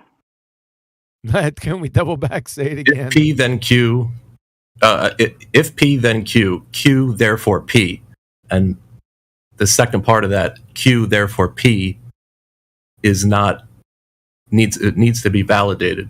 Yes, you got it right. Because if P then Q, the affirmative consequent is a hard, rigid statement with the conclusion already there. See, there are no conclusion in hypotheses because they're predictional suppositions. Does everyone follow that? It's tentative. It's getting ready to be tested. Follow? Yeet. It's getting ready to be tested by experiment. The experiment is a hypothesis test. So see how it dovetails? So Bertrand Russell is a fucking moron. But would you or would Popper then be saying that experimentation yields a deductive conclusion? That the experimentation itself is a deductive process? I don't want to put words in his mouth. All he did say was that induction is a fucking fairy tale. It's never used in science. That's what he said. Okay, interesting. Yeah, because there is no probability here. And moreover, you'll never see a mathematical hypothesis. Never. If you ever see one, then you already know it's not a hypothesis because hypotheses are purely qualitative, never quantitative. Never. Cause and effect relationships are either a yes or a no, black or white, 1 or 0. It either causes it or it doesn't. Now, you could go further. Specifically, you can go further after hypothesis and experiment. One that jumps out at me are thresholds. Like, does vitamin B12 deficiency lead to this? Or better stated, vitamin B12 deficiency leads to Dunkel-Slocum-Gertz. Right? Mm-hmm. You can answer that hypothesis via experiment. It either does or it doesn't.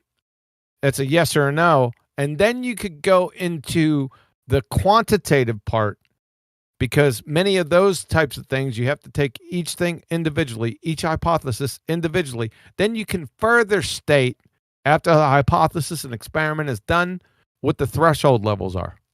If you're following my train of thought here. Yeah, that's a can of worms. Yeah, I know what you're saying. Like once you go in the other direction. Yes, but that quantitative part is not part of science or natural science. Not at all. 0.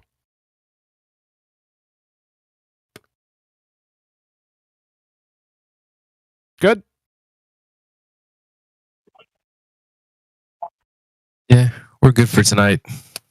No, that's good. It's what it says to me is that there is a lot of confusion about what science is, and it's certainly not on the part of myself too. I mean, actually, there's some people that are confused, but it's not us. Ding ding ding ding ding ding. I mean, I did not study science very much in my life, and probably more so in the last maybe year. But I'm trying to understand it better. But yeah, back to sleep. I've said this before. It's probably new to you, but like that's the issue when people come into this server. They think that we're just a bunch of knuckle dragging basement dweller, Cheeto fingers, whatever fingers.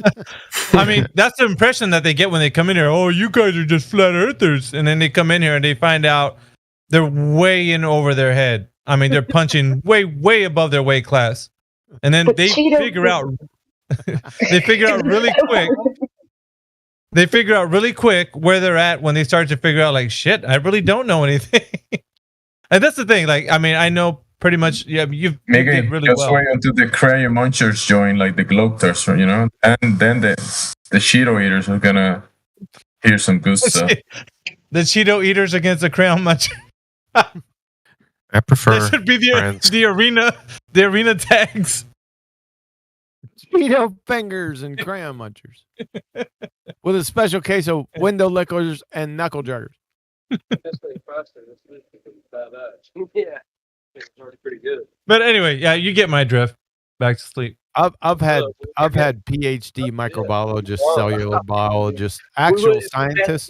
Who the fuck is talking, man? Shut the fuck up. I've had actual PhD microbiologists, cellular biologists, and finally, after all the rigmarole went by the wayside, I figured, holy shit, these people don't even know what science is. I said, do you know what a scientific hypothesis is, sir? You know how many times I asked that fucking question in the past 15 years? Guess how many answered it correctly? A couple. A big old goose egg. Nope. One. Oh, one. Dang. Just one. What? That's good, I guess. That's better than the goose egg.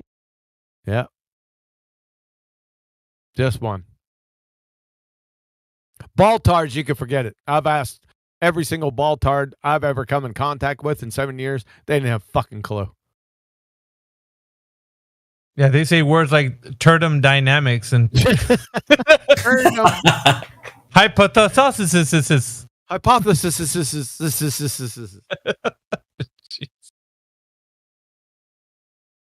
That's documented, by the way.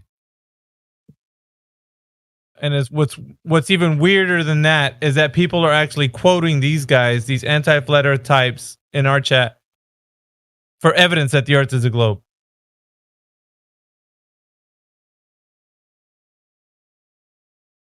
That's what, because I heard that you were all knuckle dragging Cheeto eaters, but I didn't. But Cheeto fingers, not Cheeto eaters, Cheeto fingers. Oh yeah, I heard that and I couldn't believe it. I was like, "There's no way that people are just dumb. Like, there's no way." So I came here, and I'm glad that I'm wrong. Oh yes, You guys aren't just all idiots. You have a line of reasoning. Hey, or like you have, yeah, you have all the reasoning. You have receipts, which I am glad to see. Truth is on our side, my friend. That's all there is to it. This is not a debate. It's a slaughter. It is true that there are a lot of globe people out there that I've seen, particularly someone like Professor Dave, who would have it that nobody, if he had his way, he would have nobody ever come into the server the way Prissy Cow did. He would just tell them, those guys are a bunch of idiots, don't waste your time, don't even go over there. I feel like that's like the attitude they have. Dave is one of the dumbest motherfuckers I've ever run into. He's just very disingenuous and full of fallacious argumentation. Here. It's just astonishing. Yep. I will submit that is part of the reason why I am here. I had seen his videos, and I thought, okay, like I felt kind of on the fence. Prissy Cow. Like, who's this Dave guy? Oh, he makes videos. You're just gonna need to watch him. Yeah. The antithesis of this call. Yeah. Well said. And I see some of his debates with flat Earth representatives, and they seemed either incompetent or not ill prepared for Not like ill prepared or ill prepared. like he was like I felt like one of the people he debated against was probably not the best representative of your community. And the inherent bias of the channel and of the whole situation, really, of society, to already predispose. Like, most people already agree the answer Holy is globe. shit! Get to your point. I felt it was unfair to flat earthers, so I thought I should come here and find what you guys are really about without In other going words, through Dave's. Professor Dave is so over the lens. top with his bias that it tipped you off that there was something wrong. Yeah. Like, I'm like, there's no way that they're, like, they can't just be wrong for no reason. Like, or not wrong for no reason. They can't think they're right for no reason. And this can go for the side from the globe earthers and the flat earthers. Like, you both need reasons, and I wanted to know your reasons because I wasn't hearing any of your reasons. Well, like, there you go. There's Professor Dave right there. Take a listen to that one when you get some time. Like, who would take the position of being ridiculed and called idiots? Is that what you're? Because that's what I was thinking. I was like, who would take this position out of nowhere of like complete and total ridicule unless they had some good reason? That's sort of what I was thinking. Like, no one would ever do that unless they had a good reason. I hope they have a good reason, and that's another reason why I came in here and started listening, and paying more attention and like trying to discard all the bullshit I had not really learned but been shoved into my head since I was little. Mm-hmm. And so I wanted to get both sides of... Oh, sorry.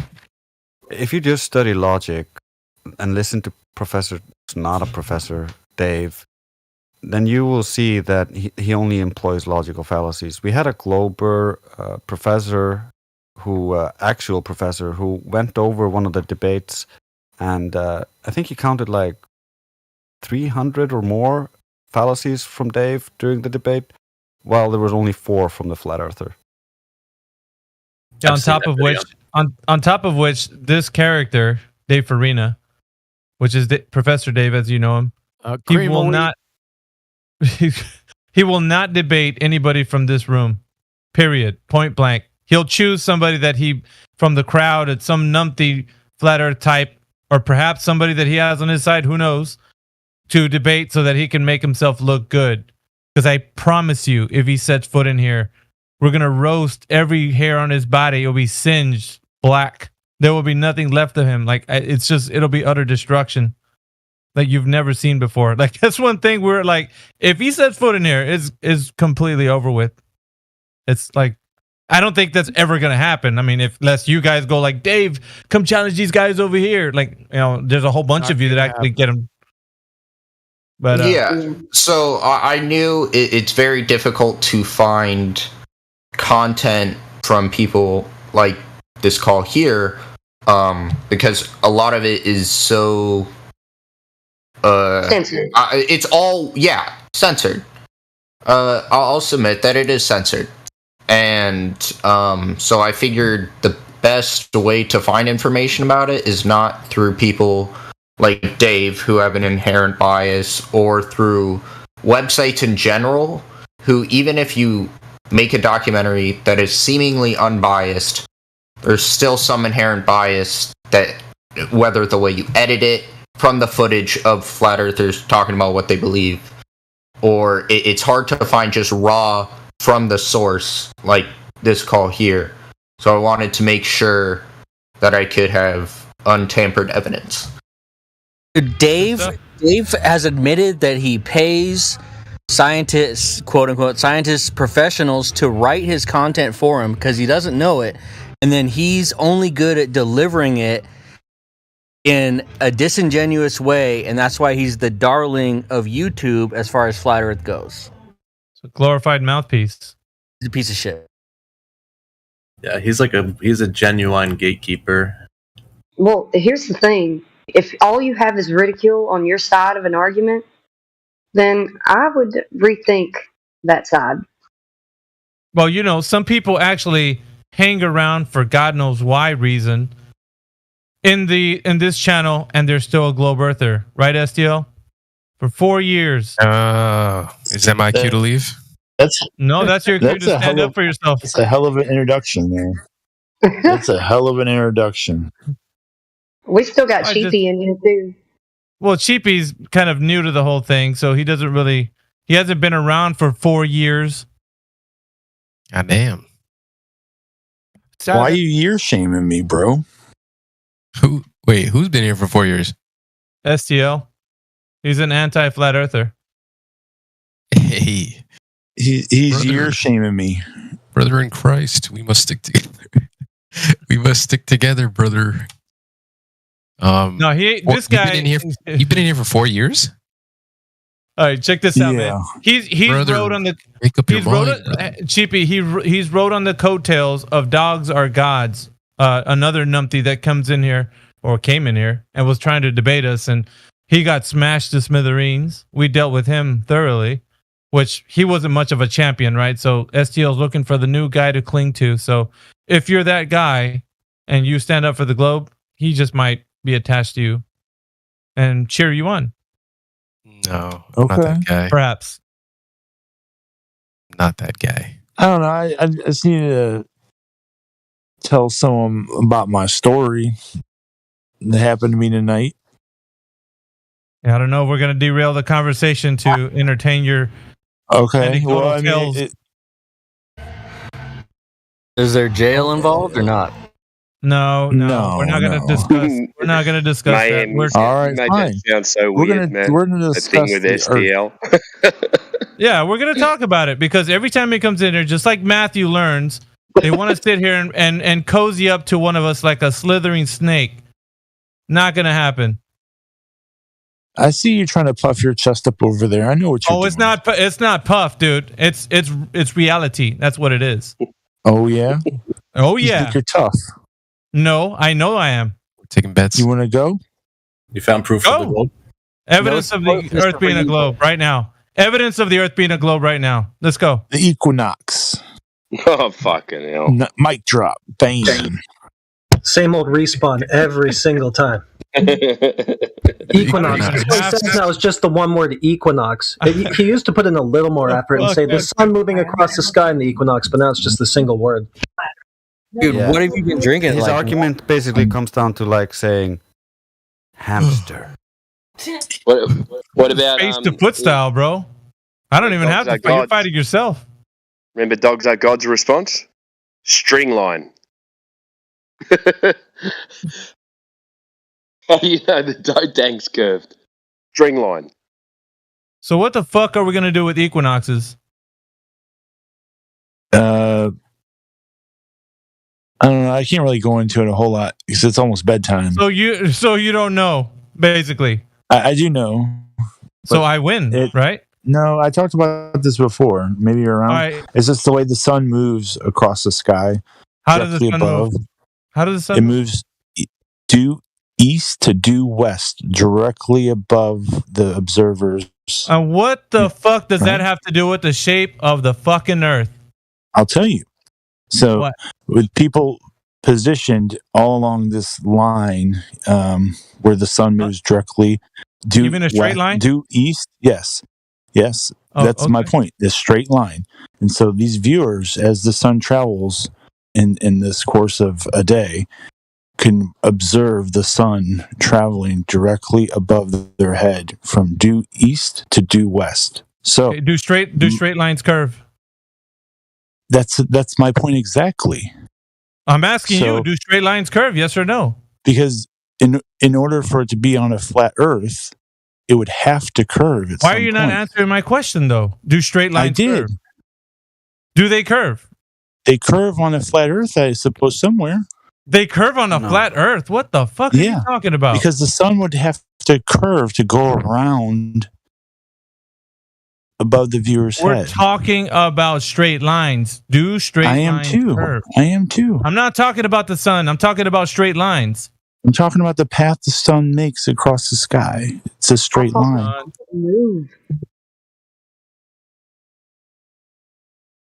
Hey, I put a video in there from Anthony Bear about the path and the straight line that you claim. It should arc. The sun should arc, whether the sun is at a equidistance. Correct. It should The sun- arc. It does. It does 300 and 64 days of the year. It does. But on It this does a straight day, line, and then it goes a straight line Yeah. down. And Hey, that's look at live stream. Look at live stream voice text. It explains it's a- everything, man. it's a- It's like this guy's Look at live stream voice. no. Look at live stream voice. No, nothing. Look at live stream voice text. This guy does experiments. He actually tests it, like not just talks about it. Do you see that image I just put in there? Do you see Hold that straight on. line?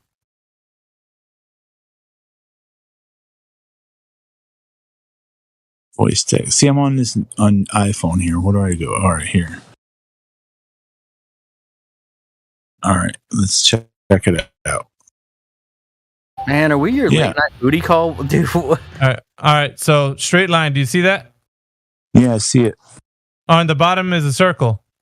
Right. How the fuck do you get a straight line in that circle?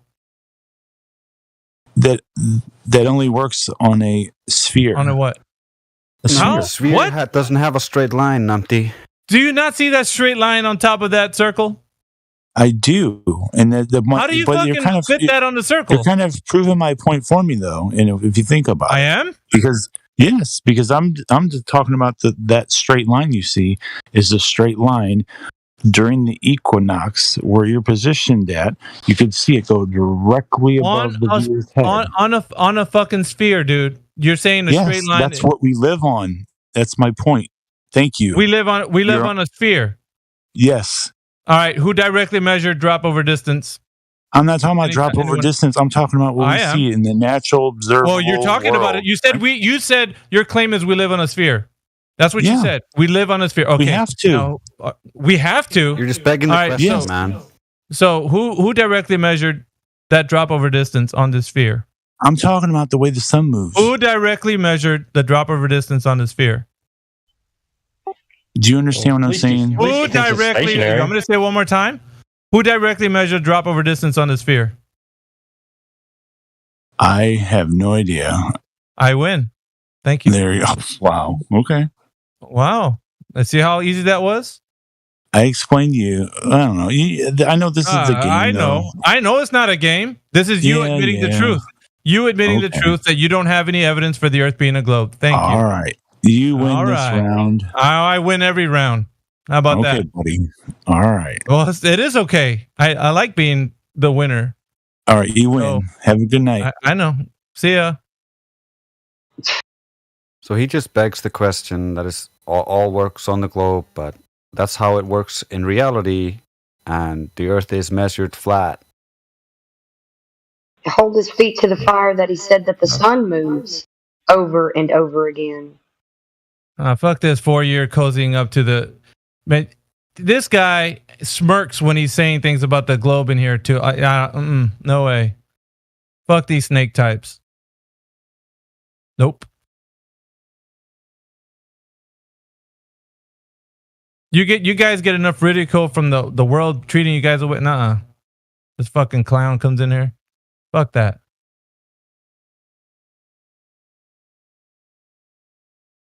Anyways, where were we? Oh yeah. Hey, Just Bill, you got muted because you had some background noise. I'm gonna mute you.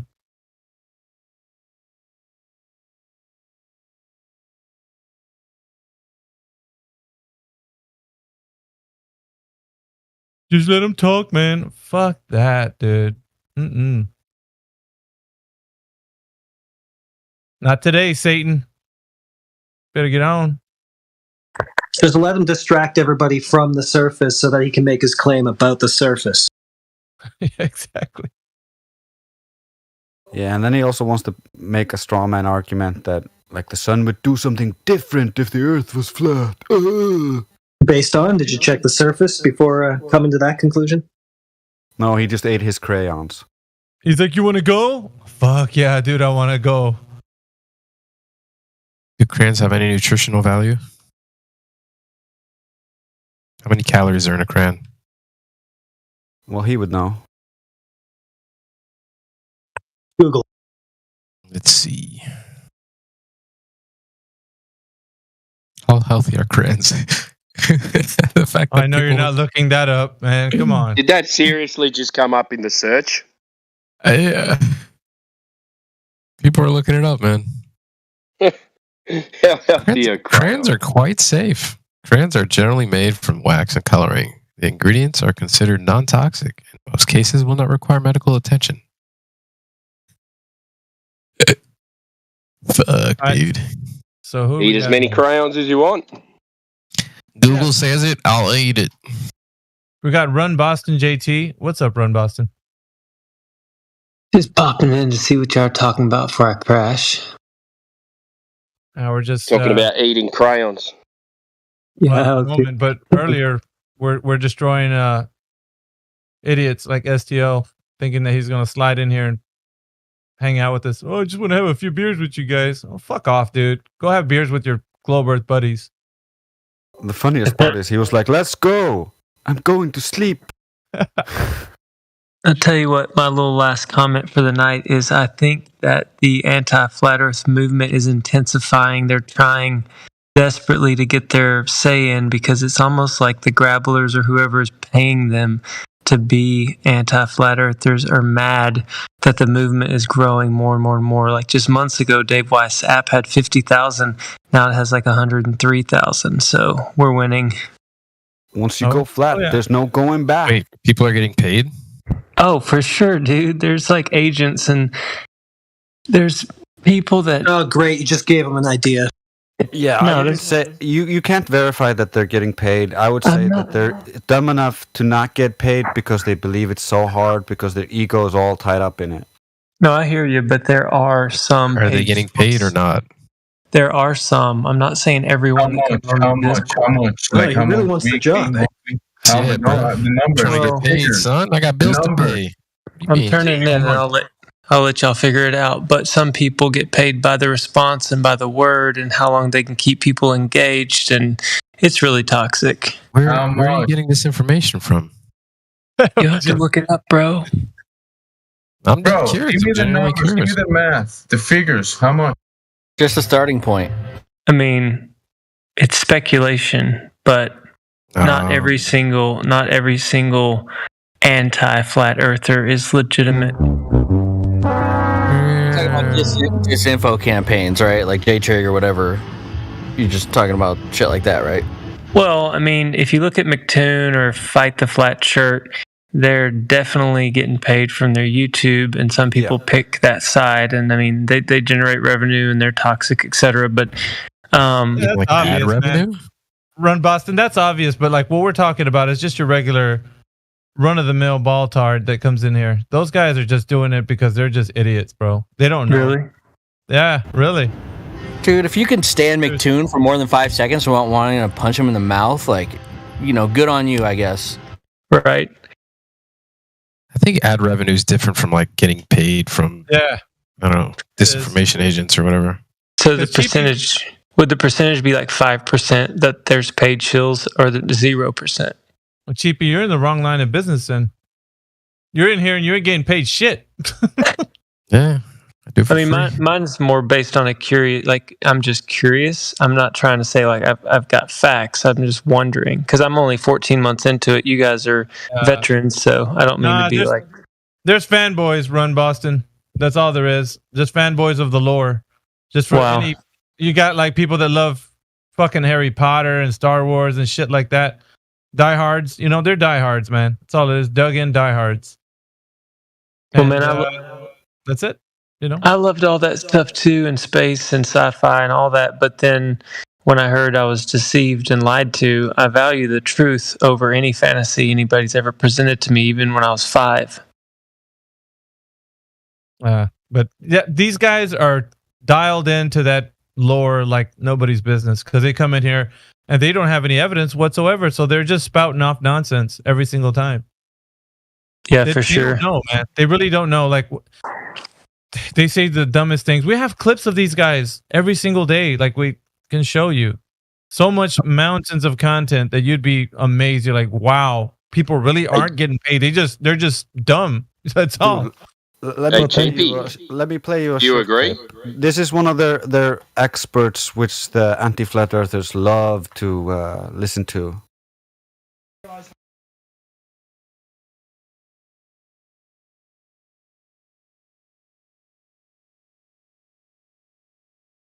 Are you playing it? Huh? Oh, it's not working. Yeah. Hey, Cheapy, do you agree that globe earthers say dumb shit? I think everyone says dumb shit sometimes. Yeah, what I said a second ago may have been dumb, thinking they were paid, but I'm just curious, trying to figure out what the truth is in all this stuff. Hey, Okay, let me try again here. You know the hole in a donut? That's space-time. You're a moron. No, that's true. You're a The moron. hole Shut up. in a donut Shut up. Don't is say anything space-time. else. Don't make me hole rude. in a Shut up. donut isn't a thing. Hole in the donut, I couldn't Brenda. care less. Wow. It's an absence of a thing, further. The hole in a donut. Shut The up. hole I in don't want to Swiss have to cheese. eject you. Space If time. you want to continue spouting shite about holes in donuts, I'm going to kick you out. Last chance, shut up. If you don't realise how retarded you seem, carry on giving us your hypothesis for shoe, you absolute bonehead. Yeah, the hypothesis for the shoe is that this is a shoe. It's not a hypothesis. Yeah, it is. Brenda, this is why we love when you come back. Brenda, how do you? Bro, what the fuck is going on? That's What is the the arguments cause the of Globers shoe? make. They're retarded. I am so lost. Observe Who- phenomenon shoe. Who was Drace or Drake or however you say your name? Who were you talking to? I'm playing a recording. Oh, of, I was so Brenda, confused. I didn't realize it was recording. Yeah, I'm playing it through my soundboard. It's Oh, okay. Brenda, one of the globe experts of the anti-flat earthers, who believes dog bones are clocks, donut holes are space-time, and some other crazy shit. We have like thousands of recordings of them spouting the most insane stuff you could imagine. Okay, Yeah, I was so confused. I didn't realize it was a soundboard. Cheapy, this is another sound clip. I'm already announcing it, so don't be confused when I play it, okay? This is another sound clip. Just pay attention. It's only, I think, 59 seconds. Here, check this out. This is Fight the Flat Earth. Horizon that we're saying is not physical. It's No, refractive. nothing. You hold your hand out in front of you. Is that your physical hand you're seeing? Correct. No, it's not.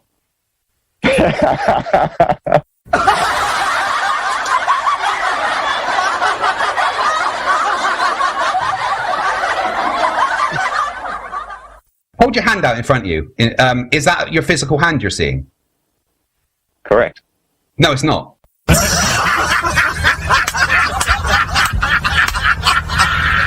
Hold your hand out in front of you.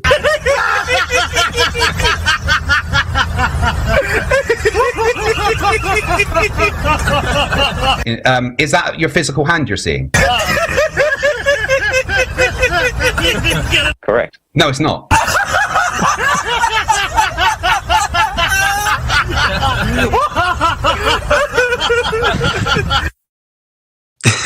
That was great. What the fuck? Yeah, you want more? We got shitloads. But wait! That was like more! 80% laugh track, bruh. One more.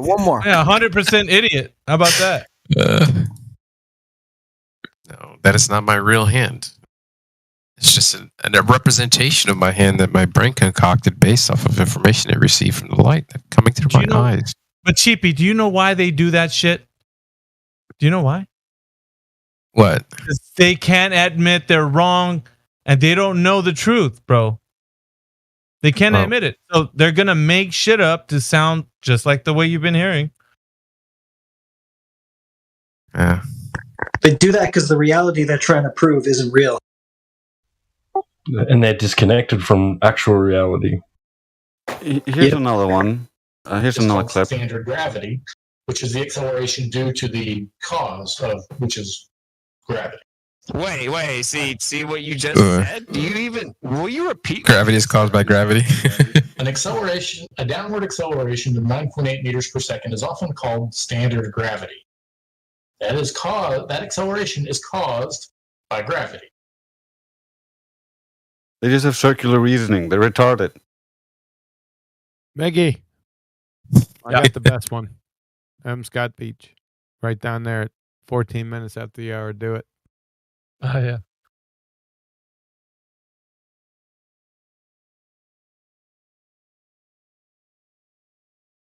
Let me load it up.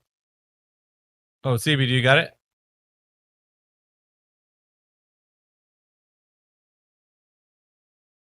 No, I was going to send a message to Drace. Sorry.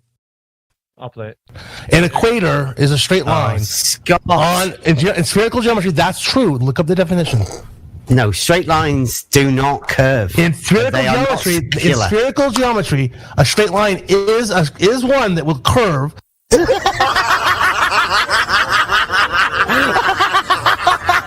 As long as it curves in a straight way.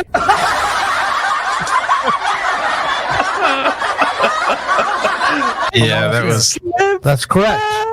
That was kind of stupid. So curved line is one that's not straight. So as long as it's not straight in a straight way. No, it's got a curve in a straight way, Heretic. Yeah. So it's got to be not straight in a straight way. Oh man. I think he's trying to say that it needs to curve in a gay way. Hey, I'm going to turn in, but who all is going to Flattoberfest in October? Is that in Vegas? Yeah, it's going to be my first in appearance sort of, it's going to be my first one. I'm stoked. It's like an hour 15 flight for me. I might do it just for I mean, what else am I doing? What do I got to do? What am I doing? Yeah, I think tickets were $155 right now through Karen B. It's discounted. I know that's kind of pricey, but a lot of legends are going to be showing up. I'm hearing there's not like an actual list, but she says it's going to be a really great turnout. Dude, I've lost $300 on the way to the bathroom in Vegas. Oh, yeah, just hang tight real quick, man. The fucking legends are right here. Yeah, for sure. Yeah, for sure. But I mean, it'd be good to see Karen and Whitsitt and Weiss, and then I don't know if Caleb's going to make it or not. But some of these people, you guys are legends, and I listen as much as I can. But to hear or to meet and shake the hands of the people that helped me wake up, it's kind of important to me. Let's go have beers. Yeah, it'd be good. Heretic. Oh yeah, let me get Heretic. Let me get your clip out. You'll like this one, guys. Trust me. Let me fish for it.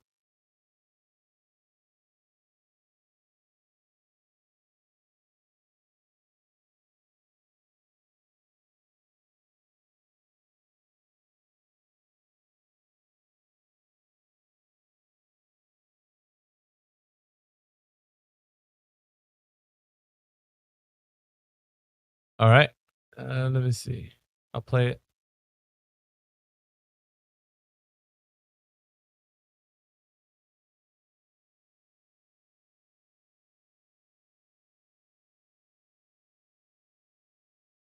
Not playing.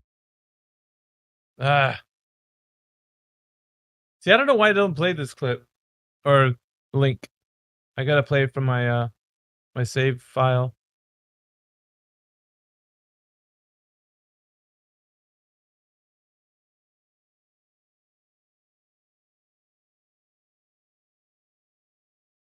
We get people in here regularly who try to defend the globe, but also think they might be a brain in a jar. Oh, the the mind virus. Yeah. Here, I got the clip loaded now. I'll try again. This should play it.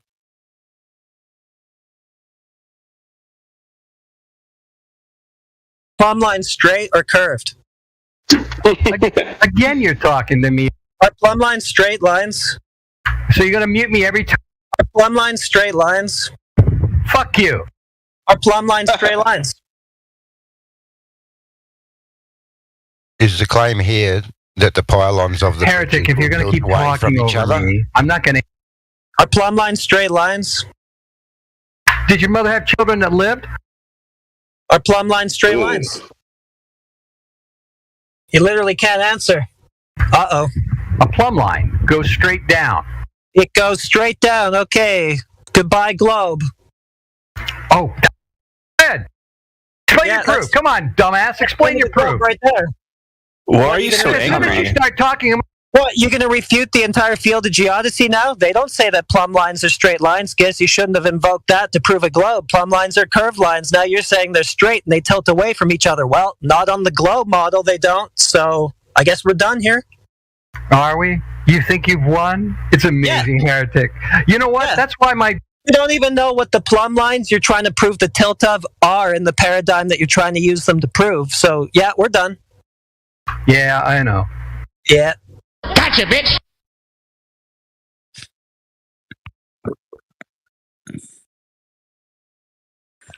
You know what's funny about that last clip? I just was visualizing.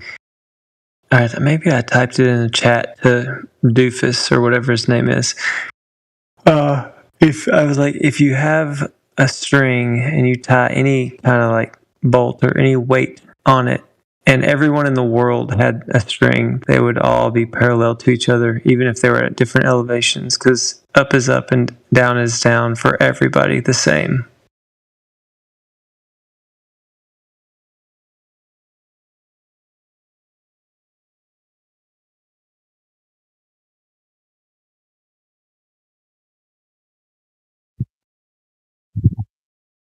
We also hear this argument 1,000 times, even though this is my AI speaking. If you climb the tree, you see further. Seeing further is seeing around the globe. Therefore, the Earth is proven to be a globe by climbing a tree.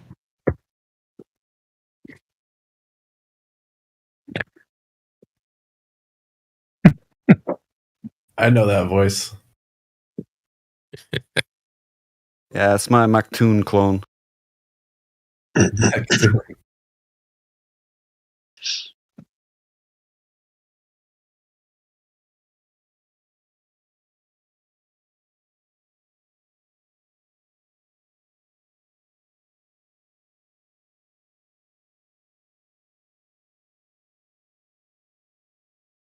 If you want to, just click on my name and go to my YouTube channel. I have all the videos that I was playing on the bot and more. Trust me.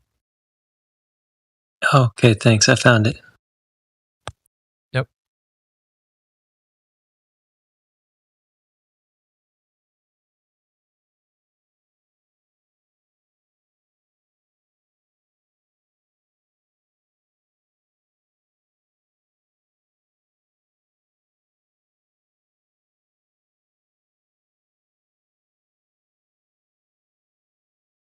I do have a question about the flat Earth model. What's on the bottom? Ask your question. Well, the flat Earth. The flat Earth. I have a question about the flat Earth. What's on the bottom? We don't make that claim. Well, no. I'm not saying anyone's making any claims. No, you're asking a question about something we have no comments on. We don't make a replacement we don't make a replacement cosmology for the one we have falsified. Okay. So I haven't found any answers to what's on the bottom because we don't know those answers yet. Yeah, it's just like asking. So no one's taking a stance. So Prissy, it's just like somebody asking, "What is the sun?" or "What is the moon?" It's kind of like me asking you in the globe conceptions, what is outside the universe that it's expanding into? Okay. Or shit, just ask them what are the planets, because even asking them those questions, it's going to be a story on everything, everything. Or how do you draw blood from a stone? Because that's what evolution is, right? Well, just how do you do that? What? Yeah, Prissy, can you see the implications here from trying to tell somebody about these things? Yeah. So what do you think?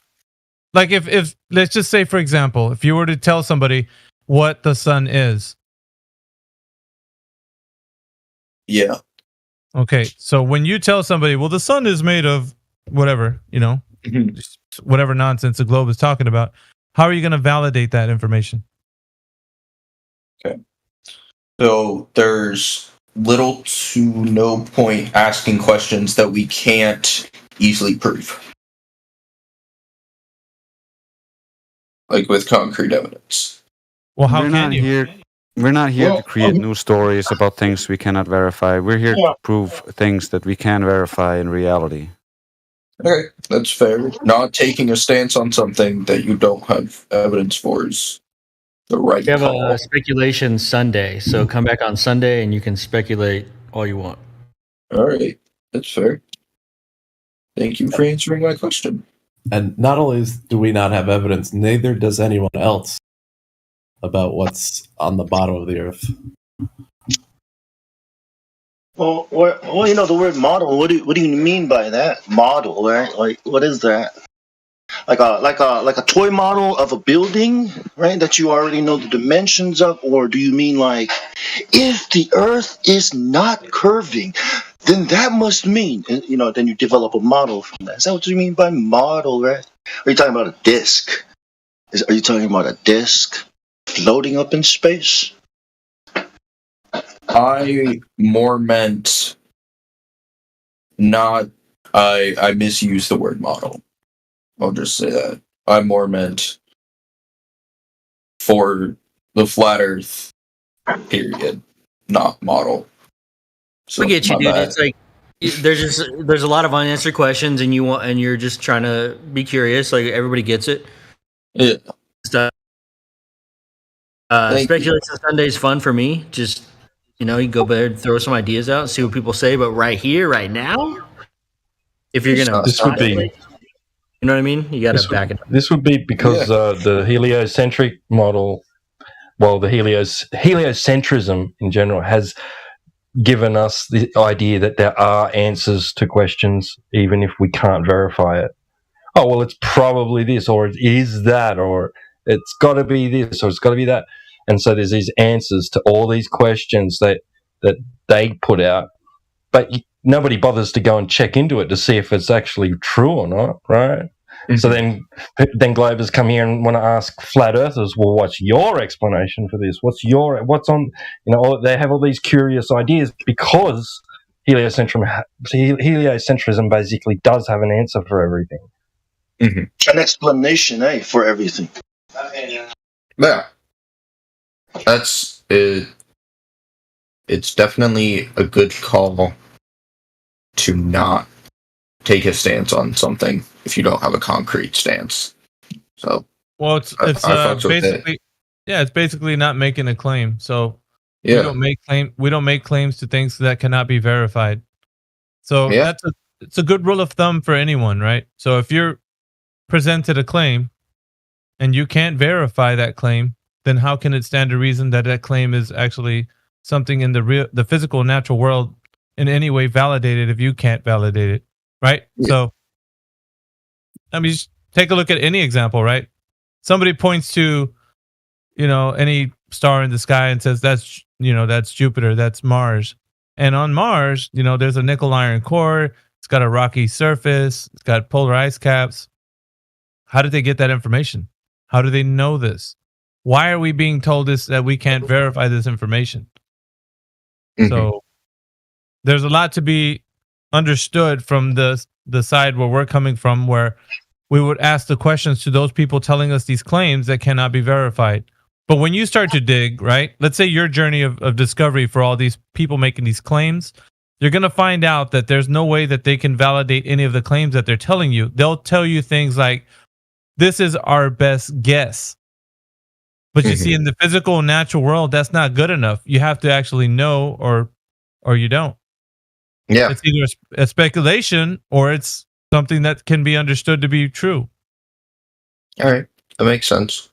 Yeah, I talked to a graduate of a Ivy League school who graduated in physics back in January, and he told me bluntly that I don't know is not a response from physicists and from scientists. You can't say I don't know.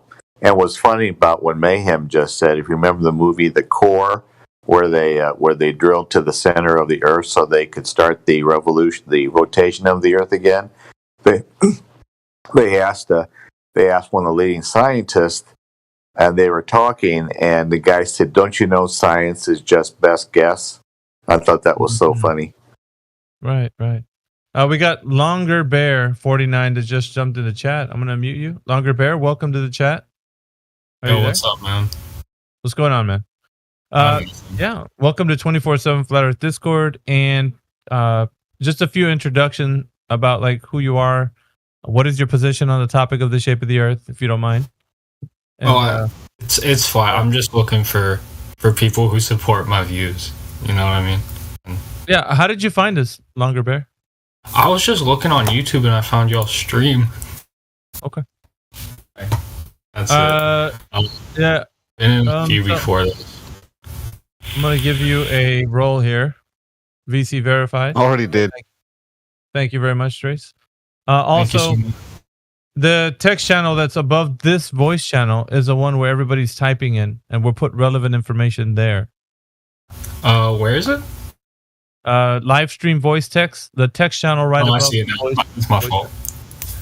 All right. So I'm also going to provide you with the live stream. We live stream 24/7, and that's also going to be in the live stream voice text. That's right there. Cool. You probably already know because you came from there, but Yeah. I might as well. Just... I had it open on my YouTube.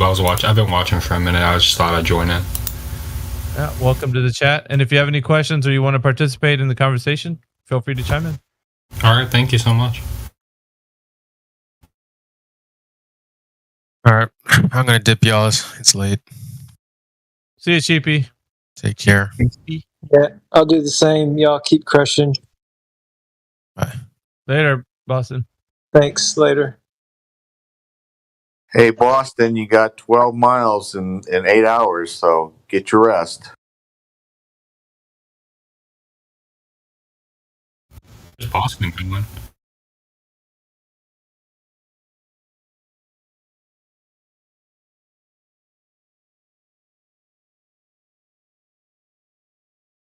If you guys don't know yet, Boston has run 11 Boston marathons in the last 11 years. 26.2 miles for 11 years straight.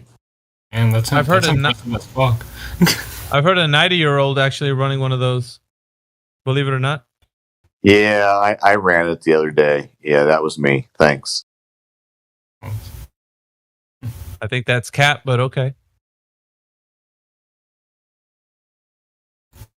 I believe him. He's not capping. Stop the cap. Yeah, I was telling people today on Telegram what a great idea I thought was last night when you Mayhem started talking about doing debates again on here. I told some people over on Telegram it was a great idea that I thought that you were going to open up the conversation again with Globers and 1-on-1 or 2-on-2 debates. What did they say? Oh, I didn't get a response. It was just, okay. I just put it. It was in. I'm on Austin's Witsick, membership over there. He's got like 702 people. So I just put a little post saying how great it was that you mentioned that. I put your name. I named you and said it was great that you guys decided to maybe do this again. I thought that was great. Yeah, they can get a hold of me whenever they want to come into the server. Then if they want, they could schedule something with me, and then I'll talk to the team about it. See if we can scare up a match for the weekend, or whenever. I guess whenever it's convenient for everyone. It's just a nice change of pace. Sometimes we get. I haven't been in Discord all that long, but sometimes you get stuck in doing the same thing over and over and over again. It's nice to have a change of pace.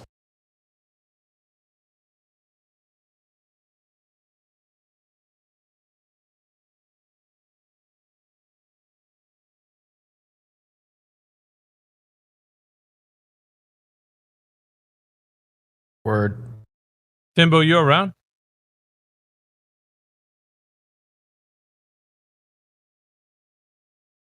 Man, always. You must be working, huh? Yeah. Fucking Friday, mate. Getting shit done. About to leave, huh? Yeah, maybe another hour. It's almost beer 30, huh, for you? Almost, man. That'll be cracking open before I finish. Oh, shit. All right. Yeah. No, it's been good to have you and particularly Jamesy on there all the time this week. It's been funny. Yeah. If anything goes wrong, just blame it on him. Don't tell He's him. been sarcastic as fuck, but it's been funny. Yeah, they yeah.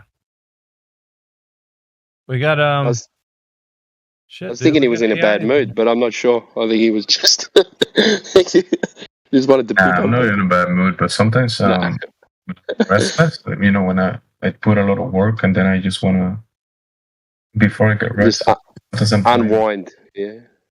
Yeah, but it's all good. Yeah. No, it's been funny, mate. It's been really funny. Yeah, you've been pretty funny. It's good. You get these random weeks when people are around for a whole week, and then you don't see them for another couple of weeks, and then Yeah, when you got the week off, Miggy. When Bongso joins, yeah, I got some time off. It gets funny. Oh, when Bong Tao was talking to that guy yesterday, I had to just mute and laugh. He's going on about, I don't know what he was going on about, actually. Yeah. Bongso will be like Jin, that he will tire the Globers. He will make them quit. They'll just tire, and that's it. They'll have to go. Dude, I fucking had a gift for Bong, man. It's been a while since he's actually been on here, but I told him this gift represents you, like when you're in here and you're talking. You'll see when I show the gift. Where's this? Are you gonna put it in now? Yeah, here it is. That guy, he's like, he throws the desk and it's all disorganized, but when it lands, it looks all freaking organized. So like, it's like when Bong starts talking, you're like, I don't know what is he talking about? Then all of a sudden everything comes together and it makes a lot of sense. And you're like, whoa, how the fuck did he do that shit? So it's like that desk right there. And then he laughs about it because he laughs about it too. He's always like at the end. Fucking when you don't know how to be concise, it comes out like that. A motherfucker's like water, bro. I'll be back in about an hour. All right, man. Later, bro. Later, brother. Be like water, my friends. It's been good talking, but it's getting late. I got shit to do tomorrow. So come back now, you hear? Yeah, I definitely will. I'll be sure to check in a couple times a week. All right, see you, Frisco. Yeah, see you. Have a great night. Good night, man.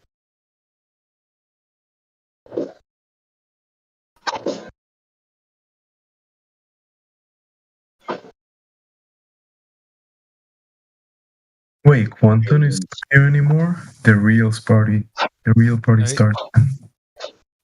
Just you sly dog, dude. Yeah, but it can't be loud, so you guys are just lucky. I have to mute. Well, depends, man. If somebody comes in here and takes you off, you're probably gonna walk to a different room. I'll go outside or to the roof. Go to the roof and talk some sense into someone if I have to. All right, we need somebody that's nonsensical to come into the chat right now. And not only that, but to tell Jemsy he's nonsensical. Anybody out there with the Anybody with kind of idea? With the belief that my senses are lying to me? Oh God. You have that belief, come talk to me. Well, wasn't it? There, go ahead, Bob. No, I was going to start on another topic. Go ahead. Yep. No, I was just going to say that wasn't that the whole mentality of those guys 2 years ago? 3? They were always that was always being brought up that you can't trust your senses. You guys remember that? Like they were always talking about it. It was like the theme. Well, you can't trust your senses anyways. It was like we'd always get to a point in the conversation where that was the thing that we'd always have to deal with. That. Yeah. Don't hear it as much. That was the dumbest. Because not trusting your senses is literally being dumb. If you think about it, dumb. Like, it's what dumb means, lack of sense. Like, how do you study, observe, and, measure anything? If that's how you think? Like, what the hell? It's an old type of philosophy people love to jump on. There was like this big Greek philosopher that said, how can you know anything's real if you can't trust your senses? They love to latch on to that type of shit. Well, it's a good thing we trust our senses, right? Well, it seems. Yeah, I don't see how you can't. But I mean, it's longer bear. Is that your name? Longer bear. Yeah. Don't you think it's pretty pervasive in academia? This sort of mentality. It is. Like, you have to trust your senses. It's all you can rely on. Like, if you can't observe something, how can you show that it's true? So, from the perspective of the Earth being a globe and the cosmology and all of these things, do you think that those guys would have to say that in order to kind of make the idea of the Earth being a globe like something in your mind that you could perceive, in order for it to be something conceivable? Like, you can't otherwise, right?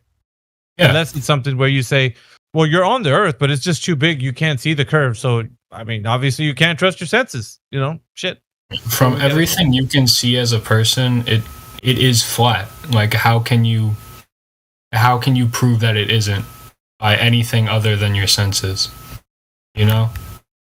Like, I'm a room right now. There's no curve. The floor's flat. Nothing's rolling. Why if I put a ball on the floor, why would it not roll if the Earth's fucking round?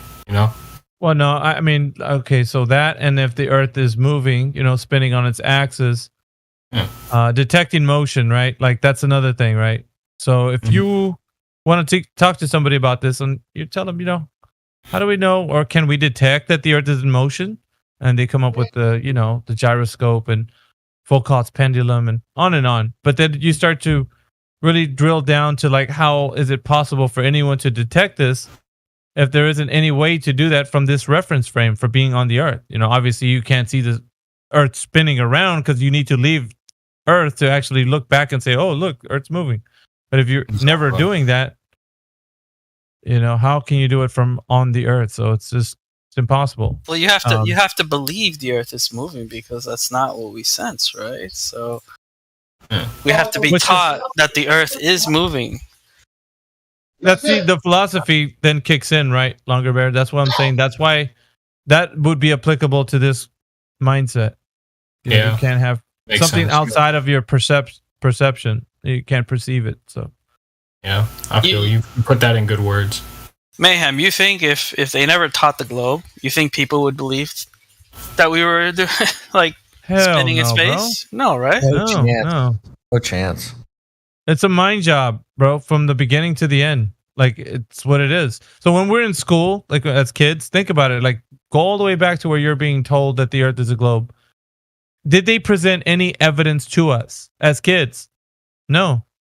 They just said that's how it is. Yeah, that's how it is, right? And you would, let's say if you were curious, they would just point to pictures and these other illustrations that just like the solar system, and we made little science models where you had the planets and that rotating around the sun.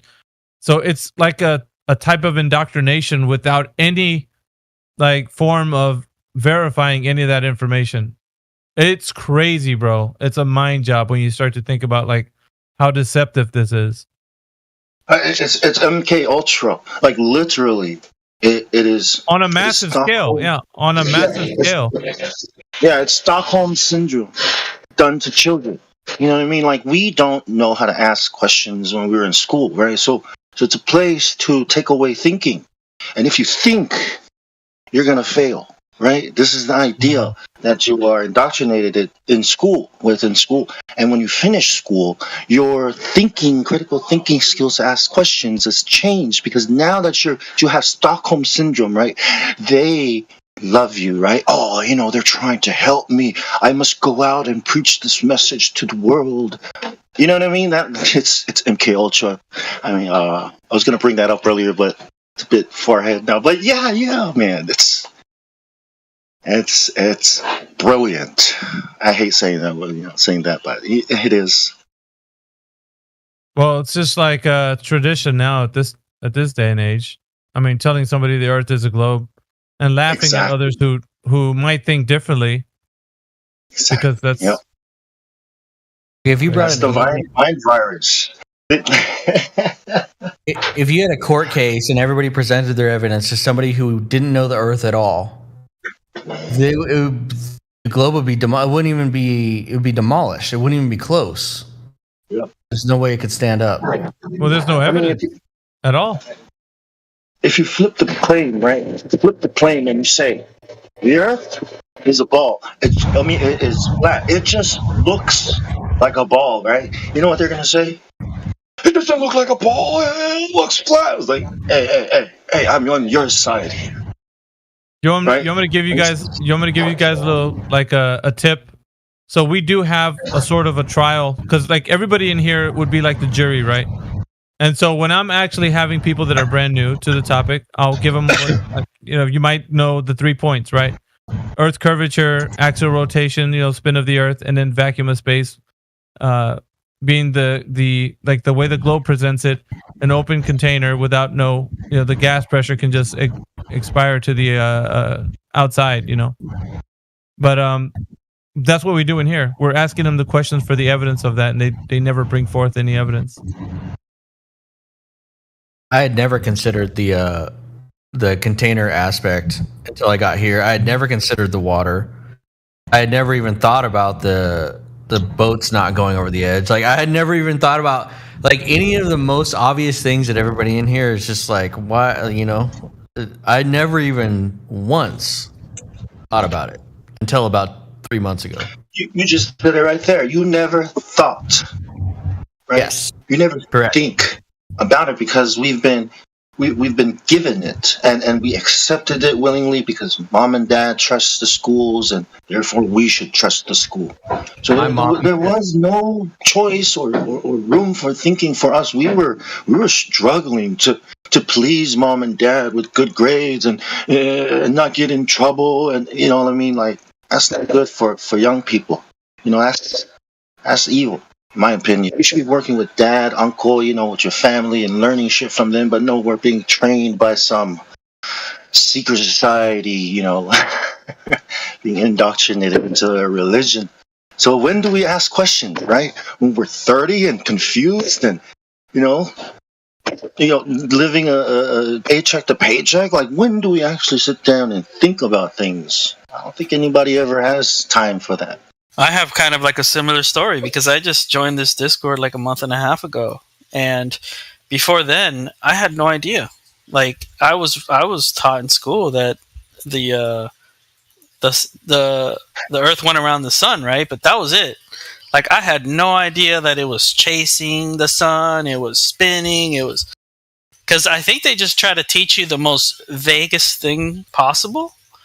So that you don't ask too many questions, so it doesn't look too crazy, Yeah, but you know what you do go into depth with? Gravity, and who understands that crap, anyways, right?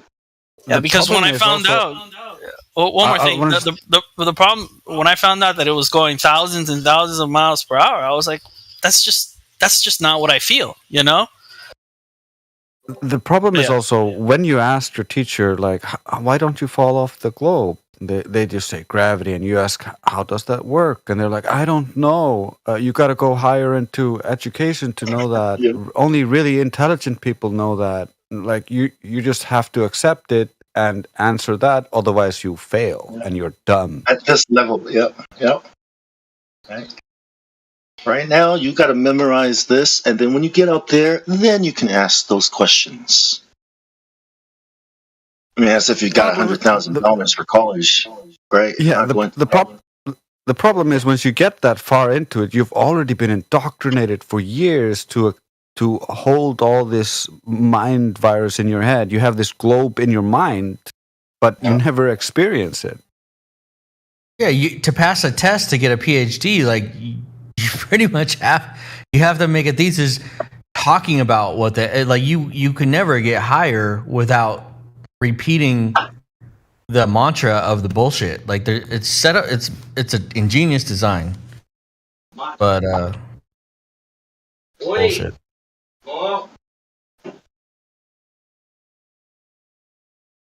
I don't think it's something man alone is capable of. He probably needs help from higher intelligent, more intelligent entities than he. You know what I mean? Aliens are a cover story for the real story. Like, if aliens are a cover story, then what's the real story? Eh? If the globe is the cover story, then what's the real? If evolution, right, is the cover story, then what's the real story? Eh? Creation. What was a cool thing about Flat Earth for me was like it eliminated like half of my conspiracy investigations. It was like, oh, yeah, goodbye. Like those are all gone, and now like some of them are mutually exclusive, didn't matter, and then some are like, whoa, some things make way more sense now. But like half of my other like alien, all this other shit, like gone, closed. So. Yep. It exposes all the lies. Like, you know, once you see it. Yeah. I think some people panic though and kind of like take 10 steps back. Yeah, I got the clip out. It's only 1 minute and 10 seconds. And this is talking about gas pressure and entropy by Professor George Porter, which was probably a clip that we played earlier, but I want to play it. It's only 1 minute and 10 seconds.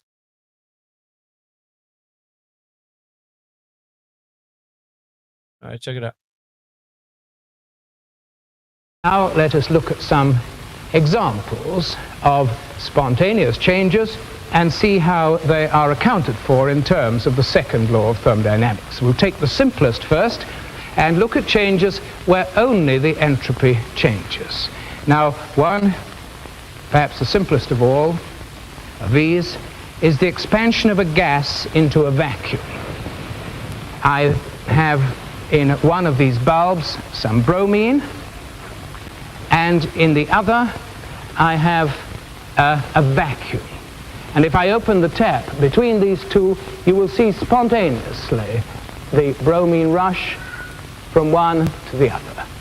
Now that is the simplest change we can have, perhaps, because all that happens is a change in entropy.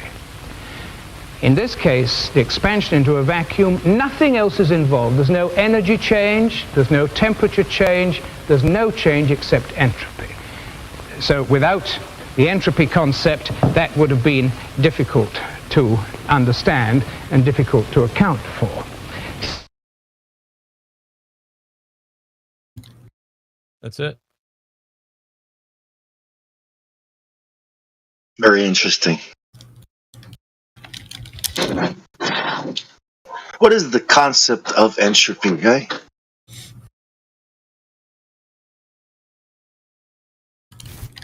Might not be right, but I believe it's the law that things keep moving if they're not acted upon. Yeah, you guys might want to save that clip too. So I put coffee. No, that would be Newton's first law. It's the entropy is the second law of thermodynamics. Yeah, entropy, according to the Boltzmann equation, entropy is a measure of the number of microstates available to a system.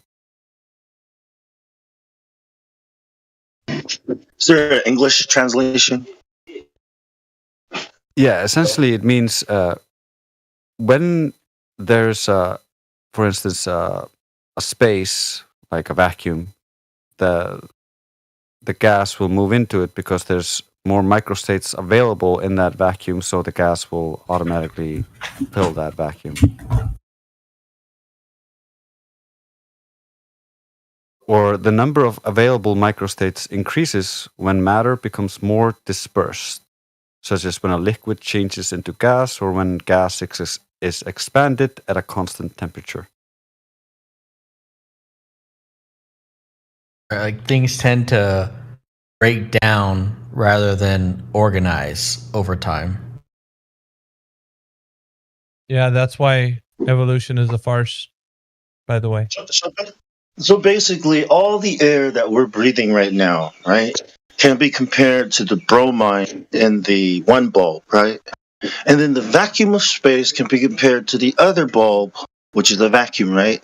And if there was not something between those two, right, all the air on Earth would go out into the other bulb, right? Is that the point?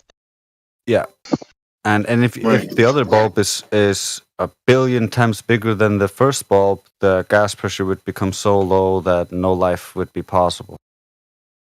Yeah, I think the whole thing is nature, or whatever you want to call it. Creation wants to seek its own equilibrium, hot to cold, pressure to non-pressure, and so if you open it up, it all finds its equilibrium, and we're told that our atmosphere, our Earth is by the Globers, that it's an open system. So if you go up, up, up, up, up, up, up, up, you will eventually make it to the 10⁻17 torr of outer space.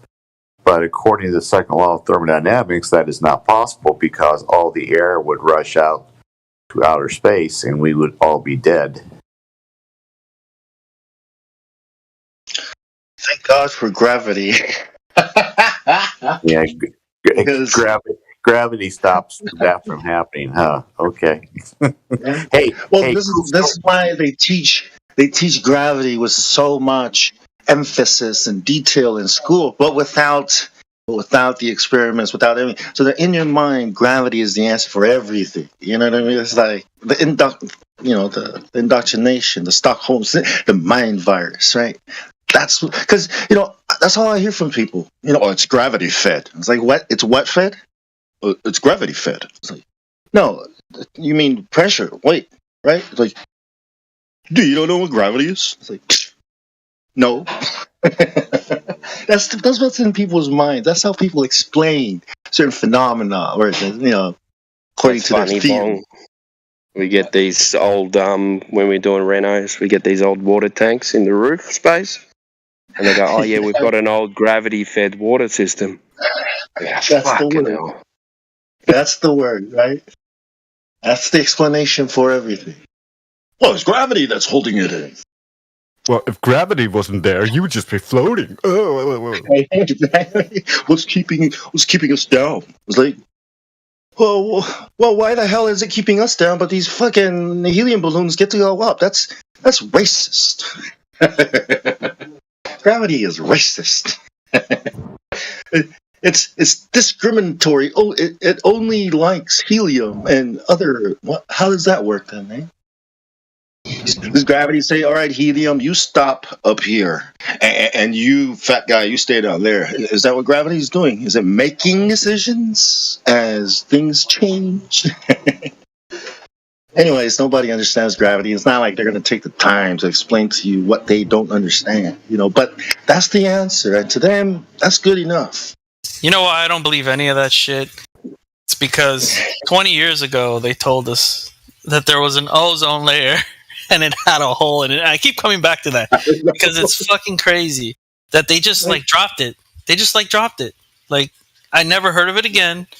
It was mainstream, right? Every scientist was talking about it, right? The ozone layer. Oh my God, there's a hole in the ozone layer. No, they were telling people They were telling people that if you use certain deodorants, you're destroying the ozone layer. The sprays. It was the sprays, But the ozone layer of your skin. Your skin. Yeah, the ozone layer of your skin. Which is ozone, what is it, 3? O3. O3. So, your body processes certain stuff. So I guess those sprays definitely breaking something in reality. Not the ozone layer in the imaginary land. The ozone layer of defensive areas in your system. Those chemicals definitely are breaking something inside of you. Damaging, most likely. They were saying Antarctica, and then it was moving into Australia I feel like that was the 90s, maybe? What was it?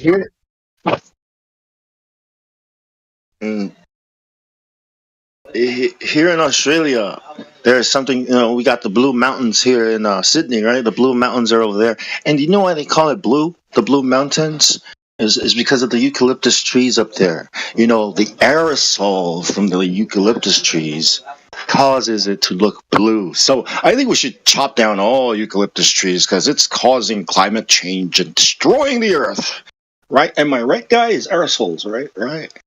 They're invasive. Yeah, they were telling us in Australia that if you used aerosol cans, you were causing more holes in the ozone layers, but it was cooling things down. Sorry, it was heating things up. You're an Yeah, it was heating eco-terrorist. things. Yeah, but they were giving you good advice. Like you should stop spraying aluminium into your skin anyway. So they were kind of good from that perspective. Well, then how are deodorant companies supposed to make money? Right? Like, what are they to do with all their products that cause global warming? Quotation marks.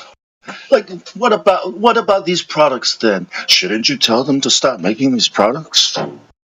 They just put a little label on it now that just says it's eco-friendly. That's it. They charge double as much. Go green. Made from trees. Extortion racket. They get certified by eco-friendly. They get an eco-friendly tick.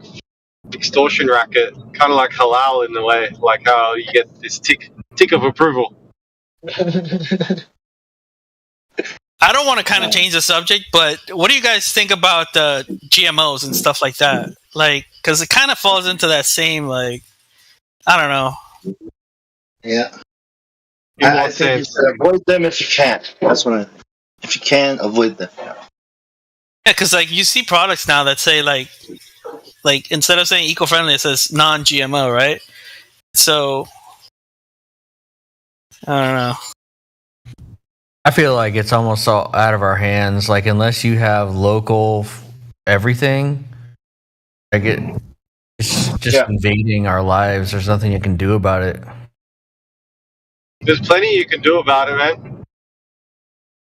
You can grow your own food. You can filter your water. You can do all sorts of things. There's heaps that you can do. Right. I mean, I didn't mean to put despair on it. What I meant was like outside of like local, like being local and like having eyes on what you're eating and what you're getting, it's gonna be rough. Like, and it's gonna take a concerted effort and intention to avoid it, I guess is more accurate. Yeah. I mean, if you're not willing to take that step, then yeah, you got nothing better. You can't do anything about it. You got to accept it, or pay more for something that's less compromised. But yeah. In my head, it's more just like they kind of just, like how I was saying, they just put eco-friendly on the deodorant to make you pay more for it. Like there isn't a GMO. It's just they're putting it on there so we have to pay more for something that has nothing different about the apple sitting right next to the other apple. Yeah, marketing, exactly. That's what I think too. I would put that on my products too. Am I lying to the customers? Yeah, and what are you gonna do about it? That's just me though. If I was, there isn't a thing called a GMO in either one of them. So why does it fucking matter if you put non-GMO on it? Because there isn't anything in it to begin with. Exactly. It reminds me of when it was clicking over from 1999 to 2000. My mother bought for Christmas. She got a foot spa that has no clock on it or anything, and on the box it said it was Y2K tested. So yeah, there was definitely no Y2K gonna crop into her feet via the spa. So she was quite fortunate that way. It's all marketing, fear campaign.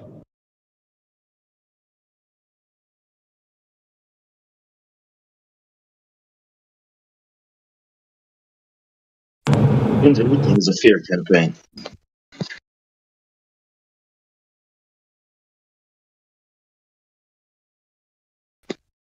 But has it been AI tested? Just look at what they do whenever, like, I live in Florida, right? And so every year we'll have not every year, but like every few years we'll have like a hurricane scare, and people will go out and buy water like crazy, buy paper, toilet paper, water, And like these companies make a lot of money off of that. I know it's kind of a conspiracy theory, but I think they're all in on it.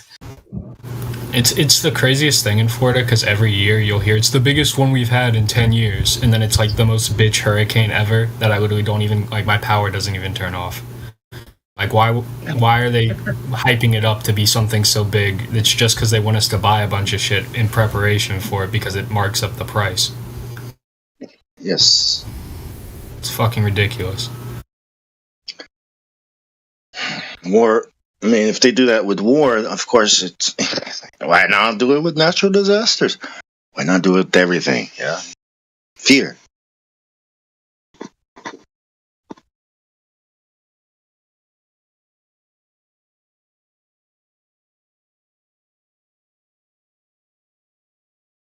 Fear of the unknown. You know what I mean? Like, if a person was to accept that the Earth is not a ball, a lot of things become unknown, and I think that fear keeps people from, you know what I mean, leaving that model behind, because then they're going to know nothing, and I think that's what people are afraid of.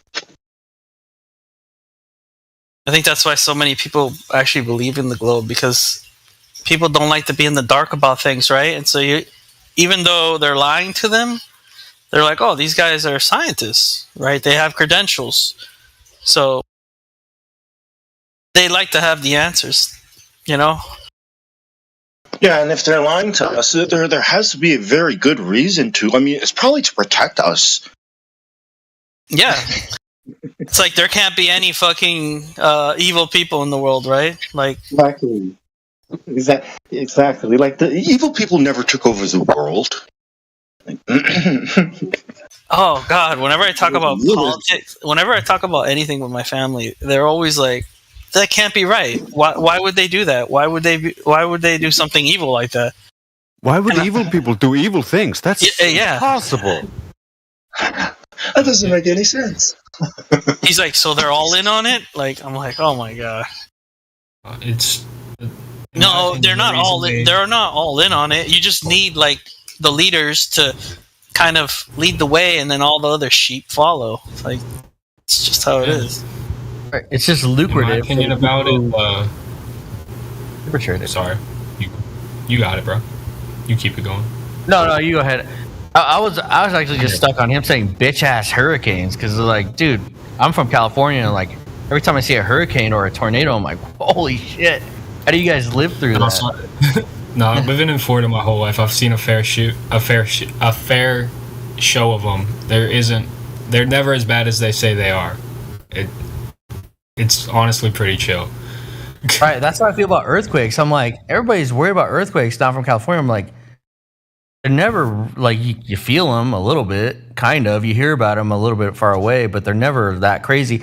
But you just see the video of the craziest parts, and then that. Yeah, projects the myth or whatever. Yeah. I live in Iceland.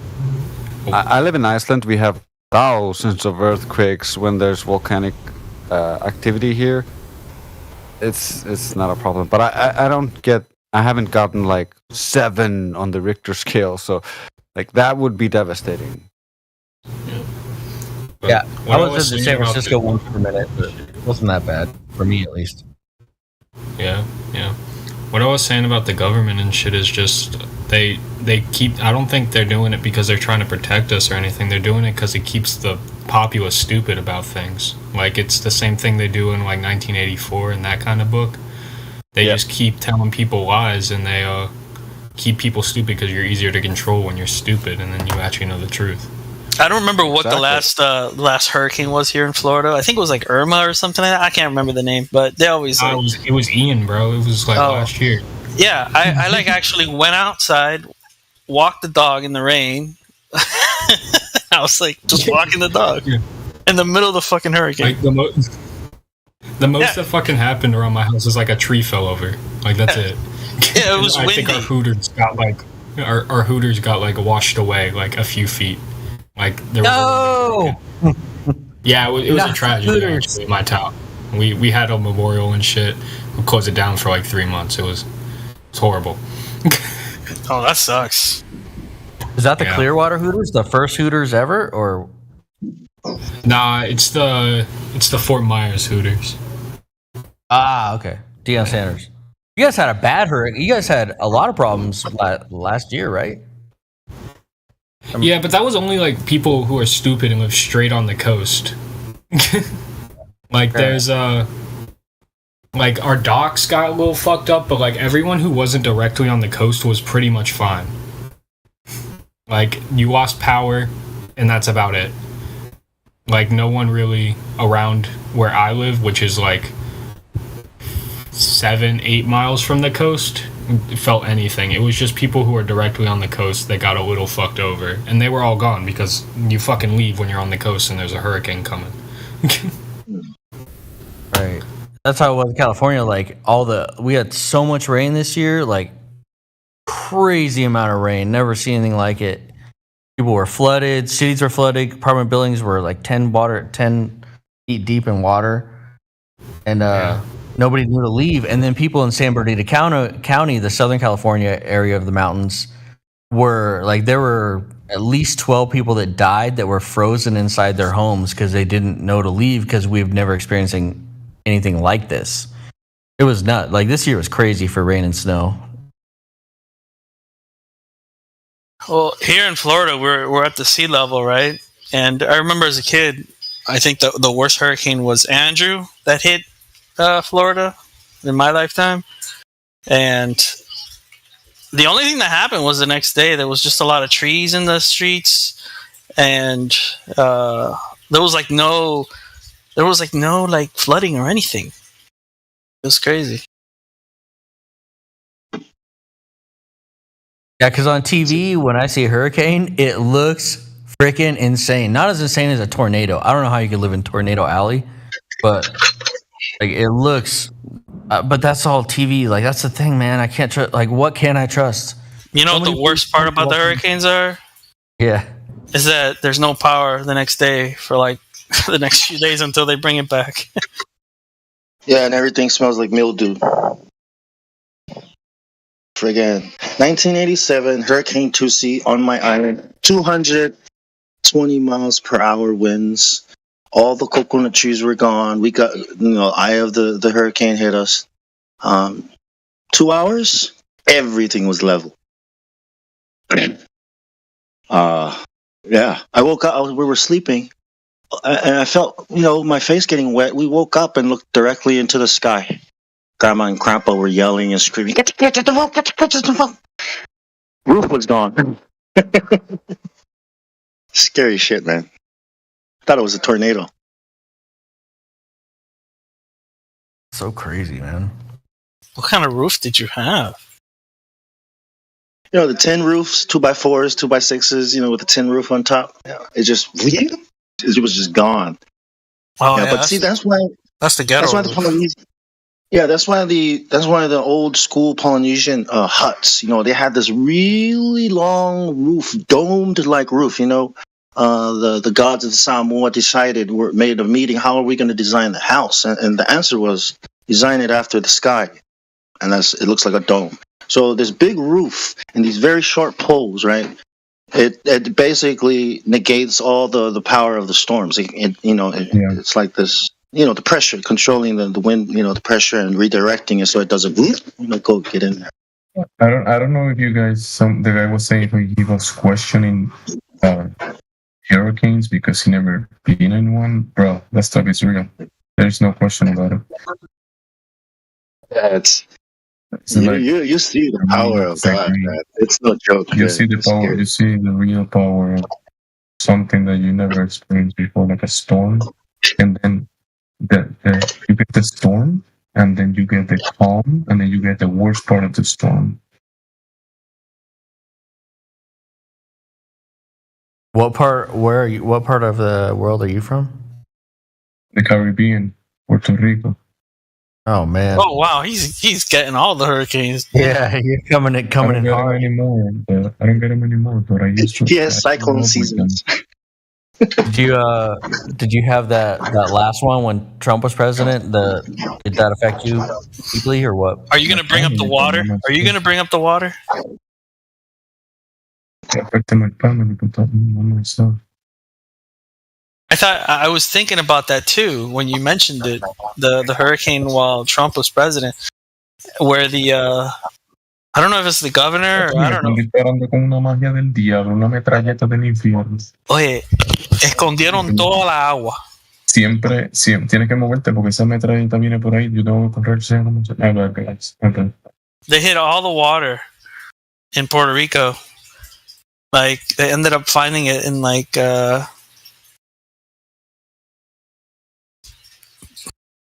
in warehouses and stuff full of water, and people are like begging for water in the streets. Paper towels, and then they're like, "Oh, we'll rebuild your power infrastructure." They did that just to blame Trump. That's all they did it.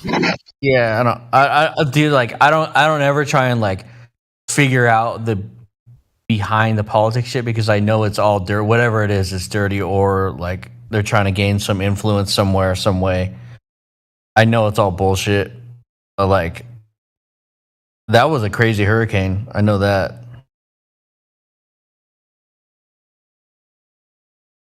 Yeah, for some reason though, where I live in Miami. For some reason, the hurricanes, they never directly hit it. It's kind of like it's always like just scratches the area. I don't know. Maybe I'm just lucky.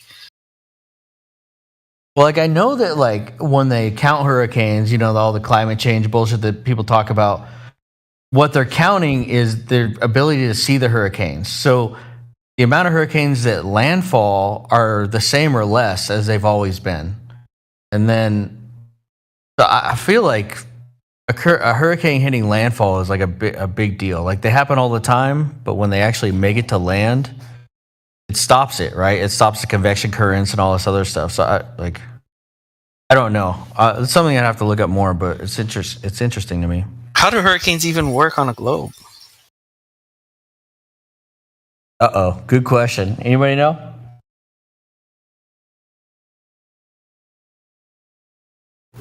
This isn't on topic, but I think I'm gonna go to sleep now. I'm tired as fuck.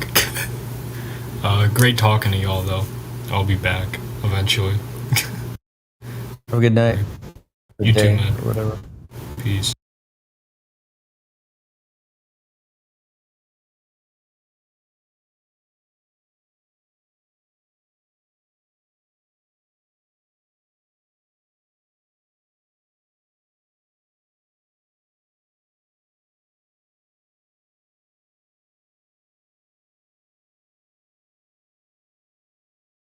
Yeah, the wind just travels whatever direction it wants. I mean, there's no real. Well, high pressure to low pressure systems, right? I mean, you got the. I don't really want to explain how hurricanes work. No. It's that's what we've been talking about. You know, it's the law of thermodynamics, entropy, all these things working together. You know? Entropy. Yeah, but we're in a we're supposedly in a heliocentric system, right? And so the Earth is spinning, but hurricanes obviously disprove that, debunk that, right? Yeah, it doesn't even matter. You got high pressure mixes with low pressure, and it creates a wind. That's all it is. Yeah. And then it kind of stacks up, and then it forms a hurricane. Yeah. You know? Hot air wants to go out, cold air comes down, hot air up, cold air, an eye forms, right? And you're in your sailboat like, oh shit, go that way, go around. You spin that way, and you spin that way. Hard starboard, go. Oh, fuck. I didn't see that. Yeah, trimarans. You can outrun hurricanes. Trimarans. 3 holes.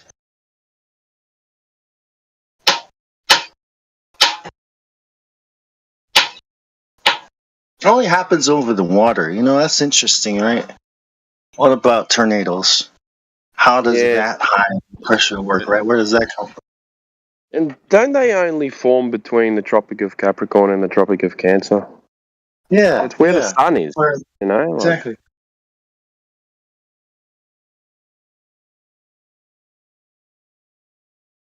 Yeah, we have in America we have Hurricane Alley, and it'll pick up a Tornado Mack Alley. tornado here. Tornado. They'll pick up a Mack truck and just fling it. And not only that, like even in Arizona where they have this thing called haboobs, which is basically like a sandstorm in the Southwest, they can pick up a Mack truck and a trailer and fling it across. And that's just this wind that goes on in the Southwest. It's not even in the Tornado Alley. We haven't had it for a while. We used to get dust storms when we'd have pretty dry kind of consecutive years. We'd get this big wind whip up from the north during the summer, pick up all this dust, just put it all over the city. Hasn't happened for a while though. It's been pretty nice and wet.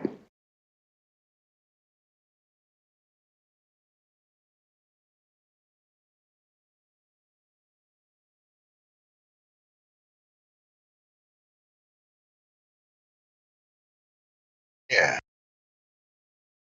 How does Coriolis work there, eh? I guess it's negligible, right? Check out this Foucault's pendulum. Well, how does an apparent deflection make things spin around? It's fucking stupid.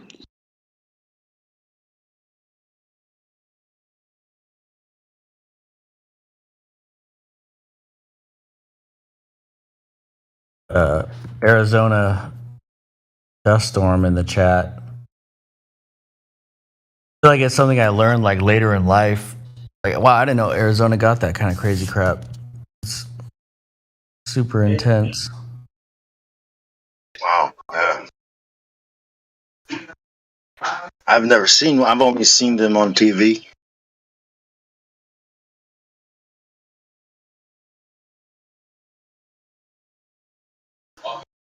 How long you been in Sydney, Bob? 2005. Okay, and you haven't had one there yet? Nah, not yet. I don't know. In Western Sydney, nah. Nah, you wouldn't get them there. Because the wind, yeah. No, because we're southeast, on the south coast. Just directly above us is all that desert. So, because you're on the east, above you, the wind doesn't come from. It comes from the mountains. Yeah, it comes from Great Dividing Range. So you wouldn't get all those dust storms. Exactly. Yeah, it's blocking everything. Yeah.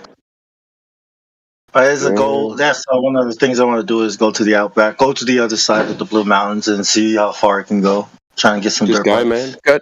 Go to Broken Hill, man. I want to go to the Blue Mountains first. You know, that's one of the. I'm gonna go spend some time. Blue up Mountains there, are beautiful. photos. Oh yeah. Yeah.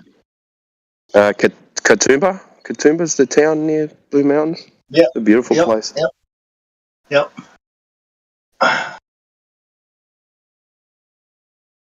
Yeah. You know, yeah, Australia's the shit, man. I love Australia. Sorry, America. Yeah. I got What? You're crazy. Everything in Australia wants to kill you. No, that's bullshit, man. Oh, at least not everybody in Australia wants to kill you. Everyone in America wants to. Bong, you've never been to the Blue Mountains? You've never been to the Blue Mountains, Bong? I've only been to the bottom, looking up.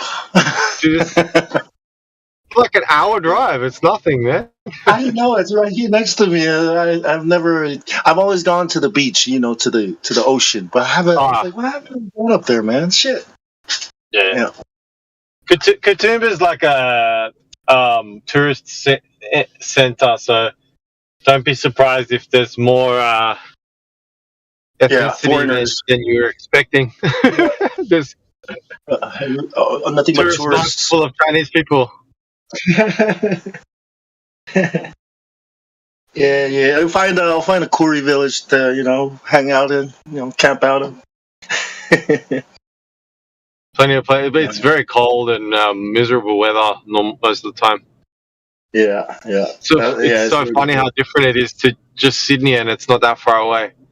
Exactly. It's called the Four Seasons, right? Well, that's you guys.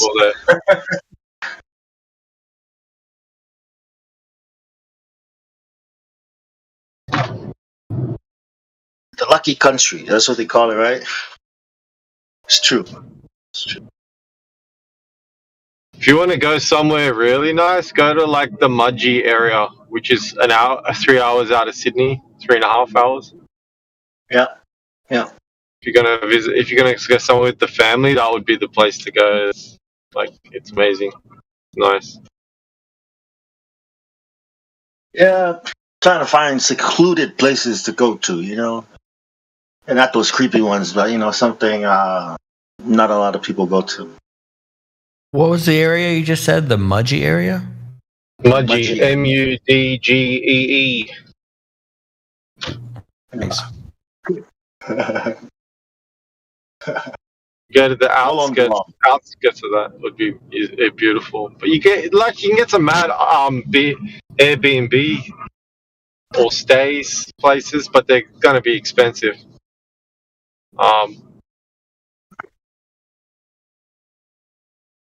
I'll probably take a camper or something. I don't do Airbnbs. Yeah. If you've got a camper, there's like, I can't remember the website for it now, but there's people who basically hire out their land, and sometimes they even have some facilities there, so they might even have like a drop toilet or something. Yeah, or I think it's called campsites.com or something like that. High camp. Yeah, that's it. High camp is one of the big ones. Yeah, that's the way to go, man. Yeah. Yes. Do you like Australia? Hey, Bong, do you like the desert? Oh yes, that's where I'm planning to head into. Inland. Yeah, head over to in New South Wales. There's a place called Lake Mungo National Park. Mungo, Mungo, Lake Mungo National Park is beautiful, man. There's all there's an old homestead there, and then there's all these big white sand dunes, and there's like they do Aboriginal tours as well. And it's off the beaten track, so there's not that many people there. No one knows about it. Yeah, I think I've been there. Yeah, I think I've already been there. I went to take some photos. Yeah. A long time ago, though. Long time ago. I'll check it out. Yeah, big sand dunes. Yeah, I might have missed those. Yeah, but inland's good, man. I love the outback. Yeah, man. Grew up watching Steve Irwin, Crocodile Dundee, They're losers, man. It's all about Russell Point. All Aussie adventures, time to hit the road. Yeah, we went camping with. We went to a camp, Kooris, where the Kooris were doing a camp. It was a father-son thing, and we did it like with the Koori tradition, Kooris, with the teepees and the wow. It was awesome. Eucalyptus trees, like observing the way they initiate the boys, and they gotta go out, right, and stay overnight in some place by themselves. All that. Yeah, we simulated the whole thing. It was perfectly safe, but I was worried about snakes. Like. Well, they're hibernating at the moment, so if you just don't overturn any rock, or anything, you should be sweet, man. Saw a brown snake the other day. Yeah. Baby. And moving sticks. Baby one. Gotta be careful. You're breaking up a bit. I think you're Babies breaking are up. worse. Yeah, I hear breaking They can't up control the venom. Everything is venomous over there. Even the lizards, even the monitor lizards have poison in their fucking mouth. Yeah, that's why I like it. Yeah. Sorry. Simbo, you're breaking up a bit, bro. Why do you think that is in Australia? Is it because of the the climate, like the the harsh climate. That I mean, I don't know. I've never been to Australia, so I think it's by design. It was specifically designed for specific life because there's a line that somewhere in around Indonesia, there's a line there where the species don't cross over. You know what I mean? It's weird, eh? So when you think about it, okay, evolution is obviously bullshit, right? It has to be by design. I mean, how else? You know what I mean? Why are there kangaroos here but not kangaroos there? Camels are here because people brought camels here. Dude, why are your spiders so big? The huntsman spider and the Oh, there's huge, yeah. How do you not lose your mind when you see one of those? I can't keep my kid from like losing his shit when he sees like a daddy long legs around here. He saw one of those. Like, do they splatter when you kill them, or do you just not kill them? I don't kill huntsman spiders, no, or daddy long legs. I'll move them, you move them out, but I don't kill the huntsman because they kill other spiders. Like the redback, the tail, the white tail spider. Those are the ones that kill you. So do they just creep along your walls? Like, are you cool with that? They're everywhere. Spiders are everywhere.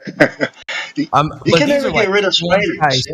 These are like hand-sized spiders, right? Like, no, yeah, no, they're like a little smaller than your hand, but yeah, it's pretty much scary looking. I freaked out, the first time I see them, but when I learned about them, I was like, oh, it's cool, it's friendly. As long as they don't jump at you, right? Like if they jump at you. I don't think they. Nah. If you leave it alone, they'll leave you alone. Just move it outside.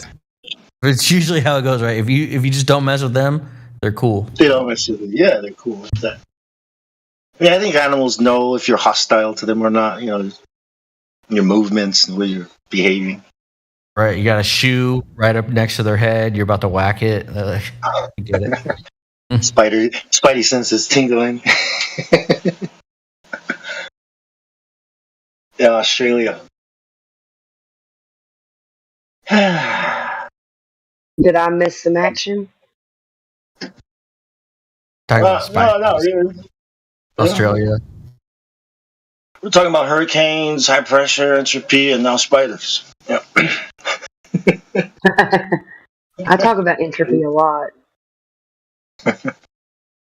Seems like that is the main leveler. The one thing I can always bring up and debunk anything that has to do with the globe. There's one thing that stomps me about evolution. Go ahead, shoot. So there's like these islands, right? And in one island, there's a group of turtles, right, that have adapted to the island, and then you have another island, almost same type of turtles that have adapted differently to that island. Listen to the word you're using. You're using the word adapted. Well, right? Because they're different. They're the same type of turtle, but they just have different like. But we adapt too to our own climate. No. But they're physically different. Yeah, but they're not physically different. They're still the same type of being. Like one has developed a longer face, while the other one has a shorter face. Yeah, they like to use adaptation as proof for evolution, which it isn't. Just like when a blind person can hear better than your average person with sight, it's the same thing. You're going to develop different things about you to adapt to your environment. Yeah, but you don't physically change. Yes, you would physically change if you were in a sunnier climate. If you were closer to the equator, you would end up being tan all the time. I can hear the turtles talking right now. You know what they're asking each other? They're like, why are these humans shorter on this continent, but they're tall and black on that continent? And why are these humans white? They must have evolved differently depending, right? That's what the turtles are talking about right now. Like, well, why are we different looking? Yeah, they tried to do this with the finches too, with how their beaks develop in different climates. Or different environments. I'm sorry, but it's not any different. They don't change into a whole other species. You see what I'm saying? This has never been observed and will never be observed. They'll stay the same species. So the only way you would say evolution would exist is if it would the creature would have to completely change its species. Is that what you're saying? Absolutely, yes. That is the claim, right? Oh well, yeah. There could be like different. There can't be like different levels to it. Like it can't just be like. Well, it can go from a rock, right? It can be a rock one day, and then the next day it's a cell, right? That's evolution. Like you grow an extra thumb because like maybe whatever, right? Like I don't know. What do you mean, maybe whatever? What do you mean that's being shown? Have you seen the feet? Have you seen the feet on some of these people that live in like the jungle? Like, They look like my grandfather's feet. Exactly. I was like, Grandpa, you should be living in South America. Why are your feet like that? I hate shoes. They don't. Even if they are not barefooted, the way that they have to use their feet in that type of terrain is different than the way you and I walk around on this concrete. Grandpa, let's move to the city. Me, Grandpa, you, son, you listen to me.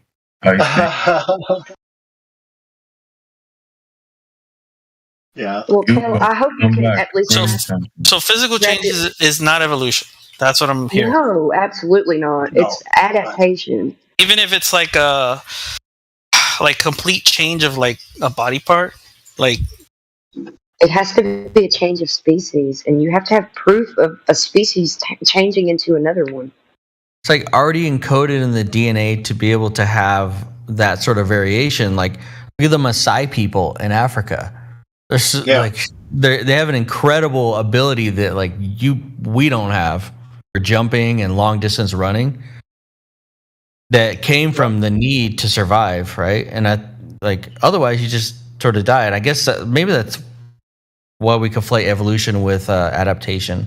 Yeah. For example, right? That's my point. I was a big like dinosaur person, right?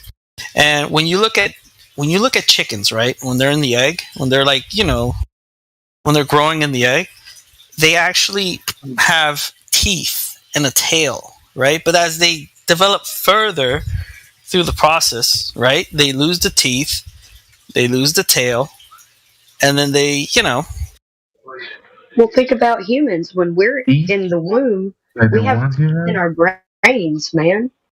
Like the way that we develop these kinds of things throughout the womb is crazy. Yeah, we can suck coming out of the womb. Our only muscles that work are our sucking muscles. No. Humans are developing into humans, right? Because there's this idea chickens are developing into. Go ahead. I'm sorry. Chickens don't really lose the tail; they still have the tail. Well, I mean, like an actual tail, not like they don't have a tail. They have just feathers coming out of their butts. Yeah, kind of. Sure. I'm talking about like an actual tail, like a lizard tail, something like that. The code is in the it's in the sperm and the egg. When they come together, they form something, and that has to multiply, right? And as it multiplies, to form the form of the thing that the code in it, right, is saying, all right, this is this kind of animal, so we're not going to need this, we're not going to need that. You know what I mean? That's what I'm logically, trying to.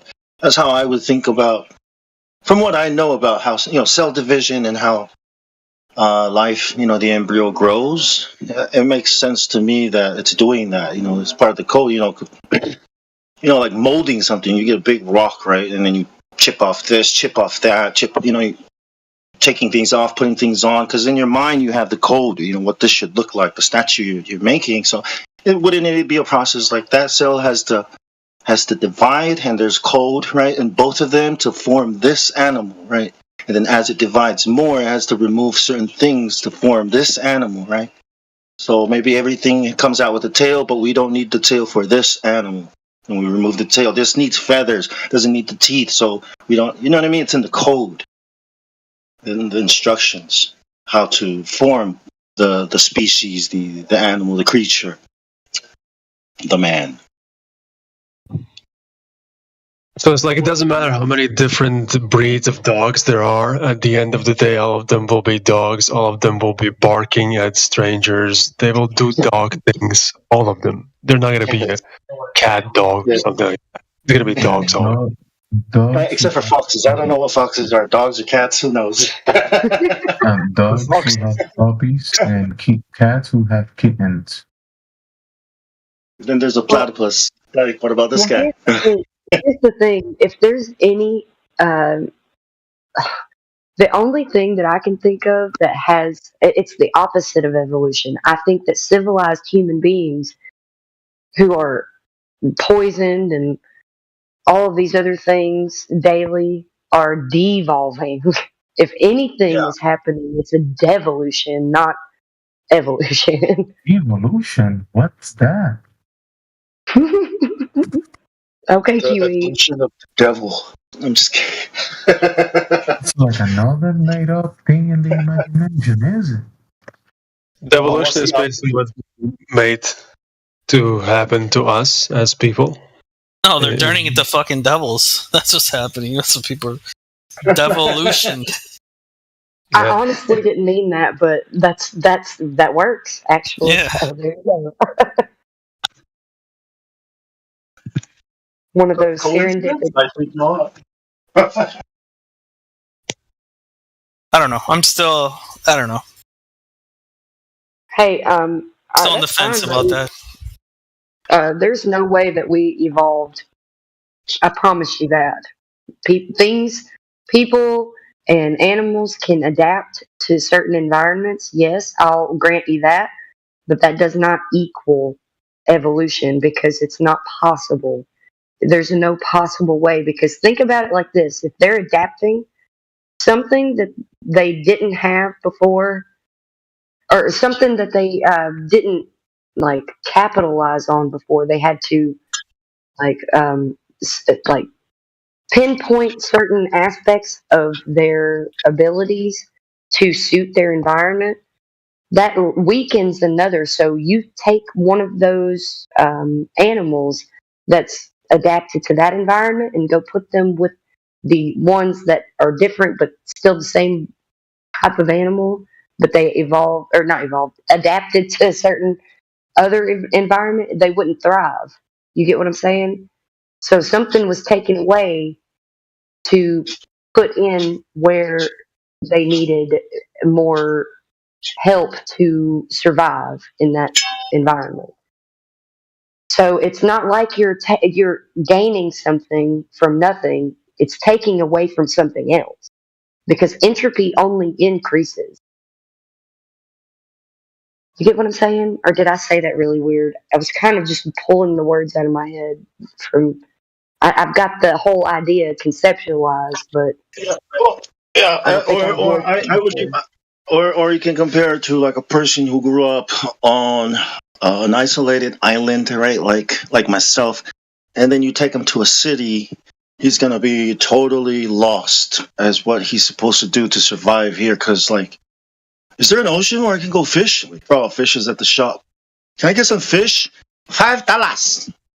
What's that? He doesn't. He doesn't know. He has to adapt, right? And then maybe if the circumstances allow, he'll probably thrive. If he's but you take a person from the city and put him in the jungle, he'll probably die. Yeah, exactly. The first few days.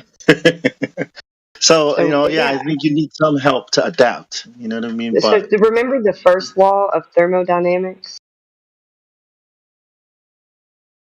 Energy, matter cannot be created or destroyed. Yeah, exactly. So adapting just means that they're not using a certain thing. Like when you're working out, if you don't use a certain muscle while you're working out, it's not going to be building like your other muscles that you're using to work out. So whatever made that animal adapt to that environment Is because they gave up another ability that they had to to survive in this environment. Right. well, yeah, but but some energy other into ability something they would already be had. Yeah. yeah, they already Yeah. have it. But Yeah. you know, one thing is Yeah. capitalized on, where the other things are neglected. Yeah, the environment develops certain abilities and skills to survive, right? And then you might neglect certain others. Like in the city, I don't fish a lot because the ocean, the boat, it's all the way over there. So I don't, that has been, certain things, certain people, and then when you go to a place where you need that skill, then you start doing that more, and you start neglecting those other skills. I mean, adapting, right? You know what I mean? Like, a fisherman. Yeah, there's all different examples. You put a fisherman on a farm. He stops being a fisherman. He has to adapt to farm life, and now he's a farmer. Yeah, but he's not gonna. He's not gonna like physically change. Like his body is not gonna change. But you think about a guy that uses his arm every day and doesn't use the other arm. He's going to have one arm bigger than the other. Yeah, but his son is not going to be born with a big arm. Exactly. You know what I mean? Popeye. Because me eats me spinach. Yeah, but I mean, if he works out both arms, then both his arms are going to be big. Yeah. So it's I'm agreeing with you, though. Yeah. I mean, I know I've dealt with arm wrestlers before. Their arms are very weird. Thing is, you're never going to be able to breed into a new species because if you get one mutation, there's not going to be the same one at the same time. So you're not going to have two of them breeding each other because they can't breed backwards, right? Like a dog can't breed a cat ever. But you can take a tiger and a lion from two sides of the world and they can breed even though they never lived in the same location. Yeah, but they can't produce a fertile offspring, though. Yeah, but and they can't survive. And they can't Are you survive. talking about ligers? Are you talking about ligers? Yeah, they wouldn't be able to survive in any environment without man, though. It's not, it can't hunt. I mean, that dog don't hunt, right? Is that they can still make something, right? As opposed to a dog and a cat can't make anything. So there's no chance to ever procreate. Yeah. Or a mule, donkeys and mules. Yeah. Yeah, again, infertile. Yeah. So it can't continue to have a mutation, Yep. End of the line. Yeah. Go back. Yeah, the law of entropy, the first law of thermodynamics, all of these things are laws of nature. Just, become privy to laws of nature and it'll make more sense to you.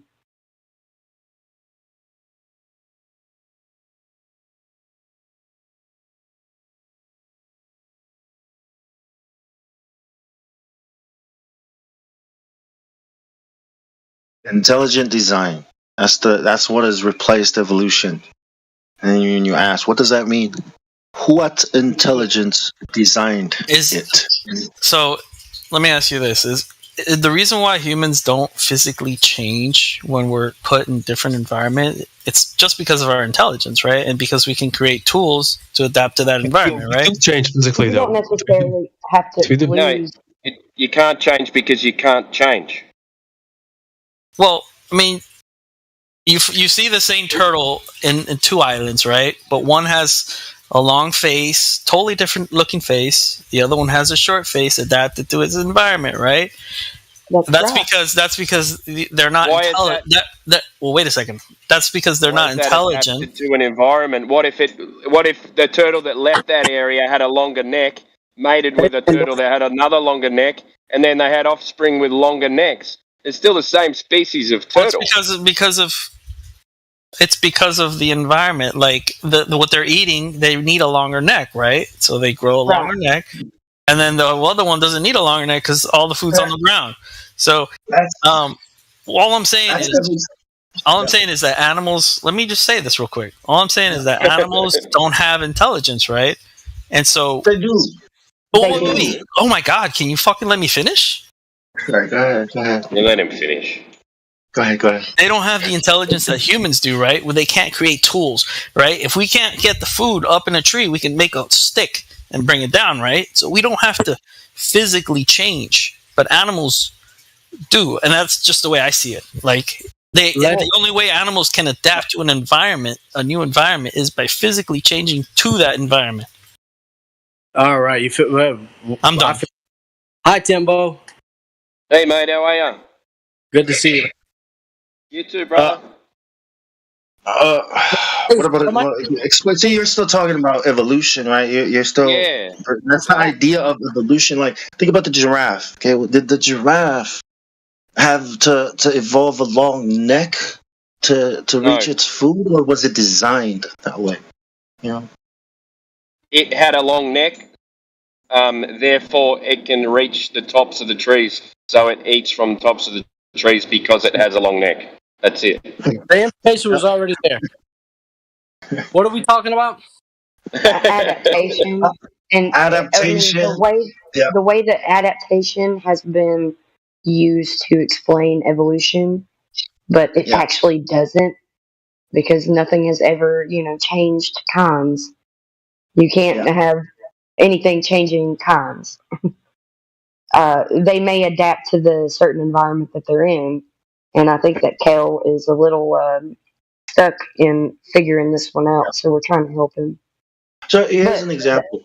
Here in Australia, okay, we got this bird called the myna bird. Okay, the myna bird. Now, the myna bird was brought here. Okay, it's an invasive species of bird. But you know what this bird has done? It has adapted and has thrived. And in the process of thriving and adapting, it has killed off a lot of the other native species that belong here. Right.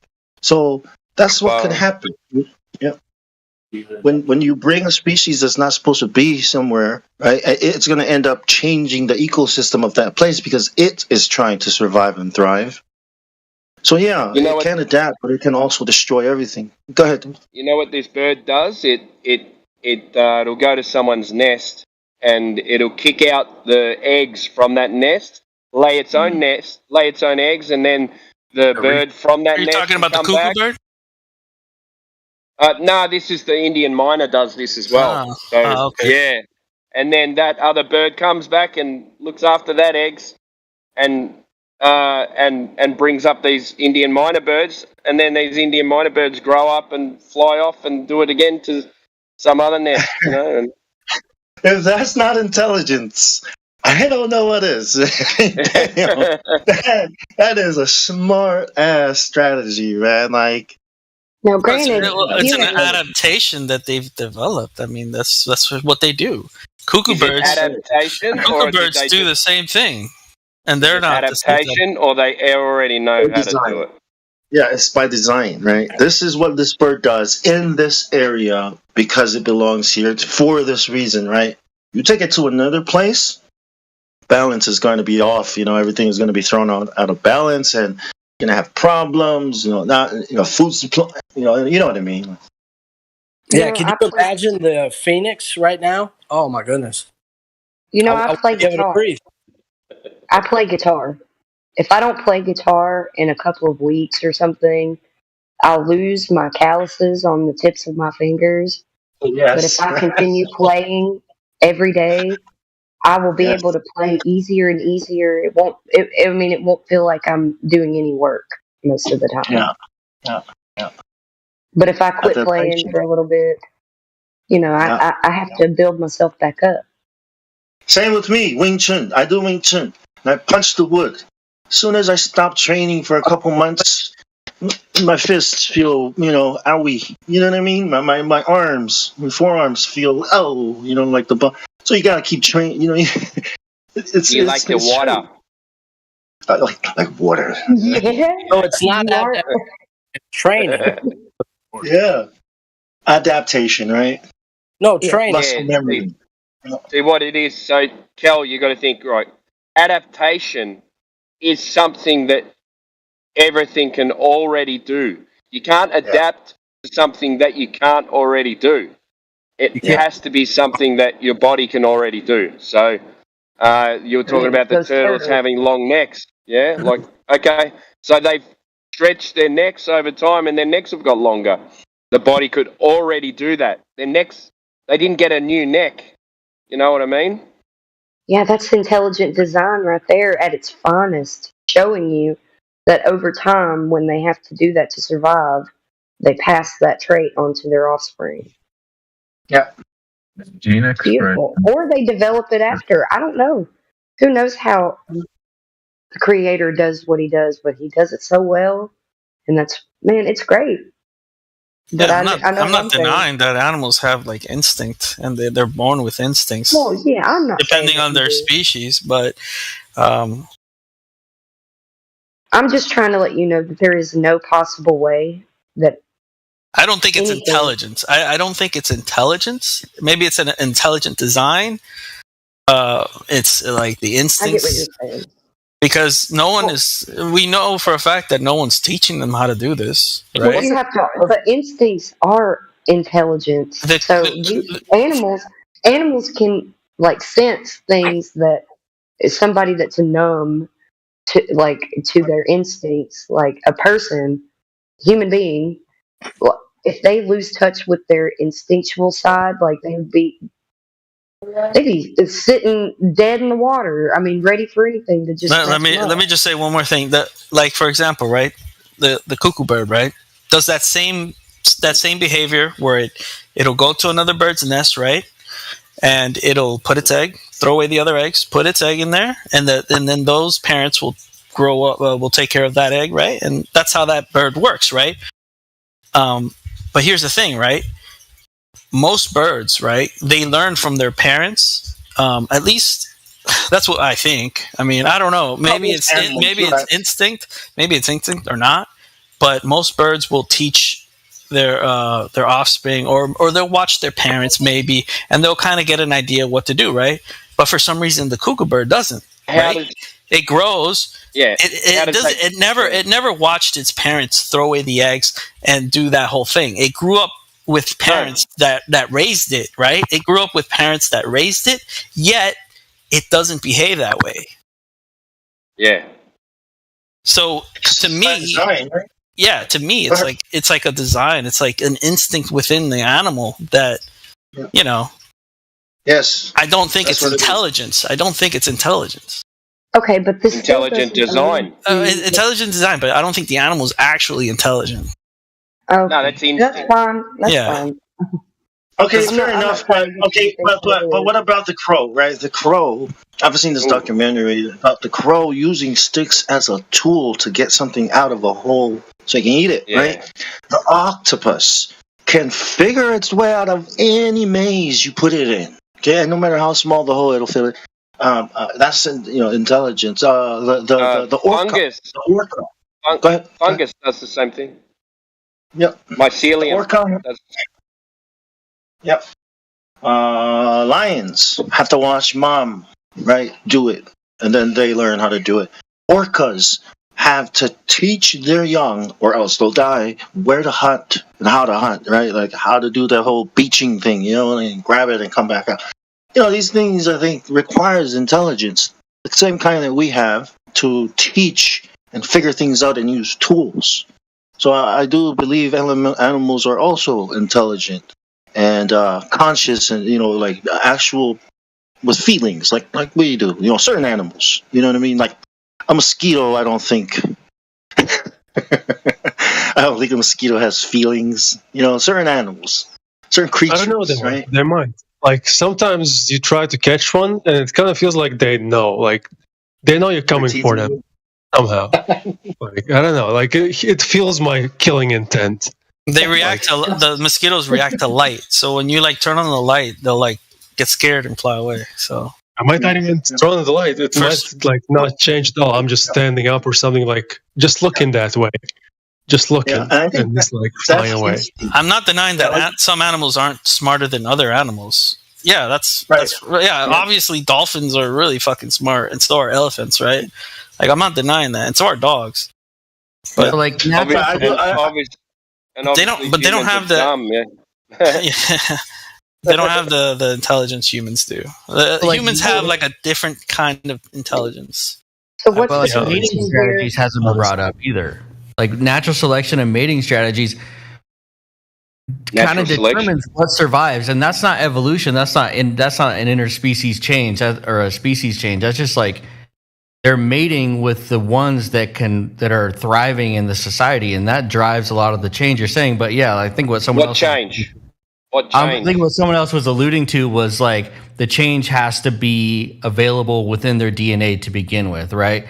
But I'm saying like natural selection is not evolution, but it can change things drastically, like a giraffe. Like the longer necks could get the higher trees in the desert, you know, and they could mate and make longer necks. You know, that can happen over time. I don't think that's out of the question. Yeah, well, maybe longer neck giraffes are attracted to longer neck giraffes, and they have longer neck babies. And they thrive better. They thrive better with trees. Big neck energy. So you're saying that if you were to put a giraffe in the plains, right, with no trees, eventually their necks would reduce back down to normal? No, definitely not. You know, little people, two midgets, little people can mate and have a normal size person. Yeah. So if I was an animal, I'd be like, evolution. Look, two species of people. You know what I mean? They bred a giant. I'm 5 foot. I'm 5 foot tall. I'm 5 foot tall, and I'm itty bitty. Okay, like people look at me and they're like, "What? What are you? Are you a midget or not a midget? You don't seem like a midget, but you are very short."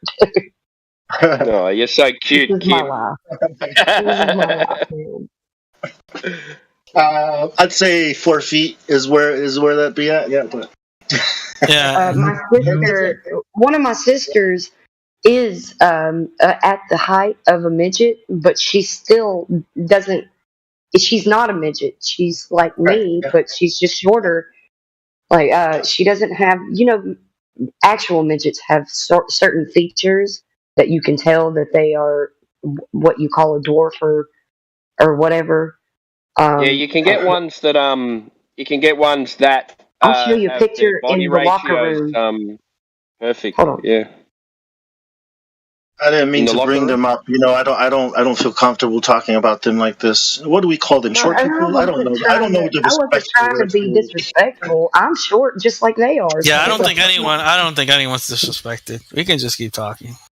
Yeah. My sister is at the legal height. She's 4'9", but she's skinny. She's fit. She's beautiful. She's got long hair, blonde. Well, she dyes it blonde. Where, locker room? She's got muscles. Let me go. The characteristics of short limbs. Like she doesn't have that, so I don't think she's midget or little person. Hey guys, you don't believe her? Have her send you a picture so you can believe her. What's her benchmark? Now make something verifiable. Yeah. We're just basing this on belief. Demonstrable and repeatable. Well, I think a giraffe might die if you put it, on the plains with no trees to eat off of. It might be. She's in the locker room. She's 4'9", and that's what she looks like. She's in the locker room. It's not a midget. That bird looks huge. What's the locker room? Yeah. It looks huge next to her because she's 4'9". I don't think you can get into the locker room, mate. Oh. What? It must suck being 4'9", going to Disney World. I'll send a direct message to you, Kel, if you promise to delete it. No, it wasn't Kel. Who was asking? I was asking what the locker room is. That's all I want to know. Oh, that's G-Lou. The room that is locked. Yeah, that's right. Look at the size of that parrot. Yeah, you guys got a back alley? You guys have a back alley? Yeah, we've got heaps of them. Many. We have many. Not one. We have many. It's normal. What? I've been thinking, so are animals really dumber than us if there are 0 globe earther animals.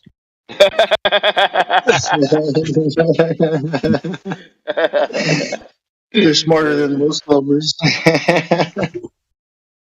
Well, you got me there, man. Okay, Kel, I sent you a direct message. You don't have to necessarily delete it, but it'd be weird if you did. Oh, what the hell? What message is this? It's my sister. You trying to hook me up? Jesus. No, she's got her man that just built her a $500,000 house. She ain't looking. Oh, that's good. Oh, yeah, she's pretty. I guess she doesn't talk to any of us anymore. I guess she's just high and Why? mighty Because you're a now, flat but she's earther short. or what? You sure she's Oh, okay? I haven't talked to her in a while. Because you're a flat earther or? No, I haven't even been able to tell her that I'm a flat earther. I haven't talked to her in forever. Oh, okay. Well, I mean, I've had a text here and there, just like making sure she's all right, and she was You guys, gushing over her $500,000 house she just got. do you guys live in the same town? No, she lives like 2 hours away from me, and my other sister also lives in the same area, and she doesn't talk to her either. But my other That's sister bad. knows that I'm a flat earther, and Go and say hello.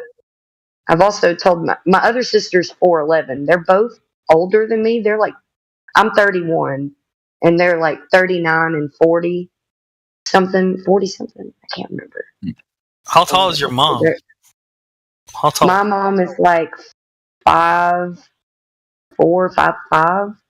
And your dad? I don't know. My dad died before I knew him, but my Sorry to sisters hear that. have different dads. So my dad is like I don't know. My mom doesn't know which dad is which for all of the other siblings, but we know for sure who's my dad. Oh, wow. Yeah, Are you all in the same state? Or? Sounds like something I would hear on Fresh and Fit. Yeah. Jesus. Yeah, we're all in the same state. You're in We're- Alabama. Yeah, all in Alabama. Nice. Never been there. They I live got closer one to of those Florence. going on in my own life.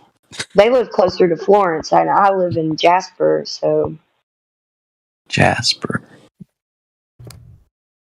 Who's that? Who's that Georgia? talking? I don't recognize that voice. no, Jasper, Alabama. Sir Edward. Oh, hey man, how are you? I just been lurking on y'all for quite a while I was doing some work around the house and shit.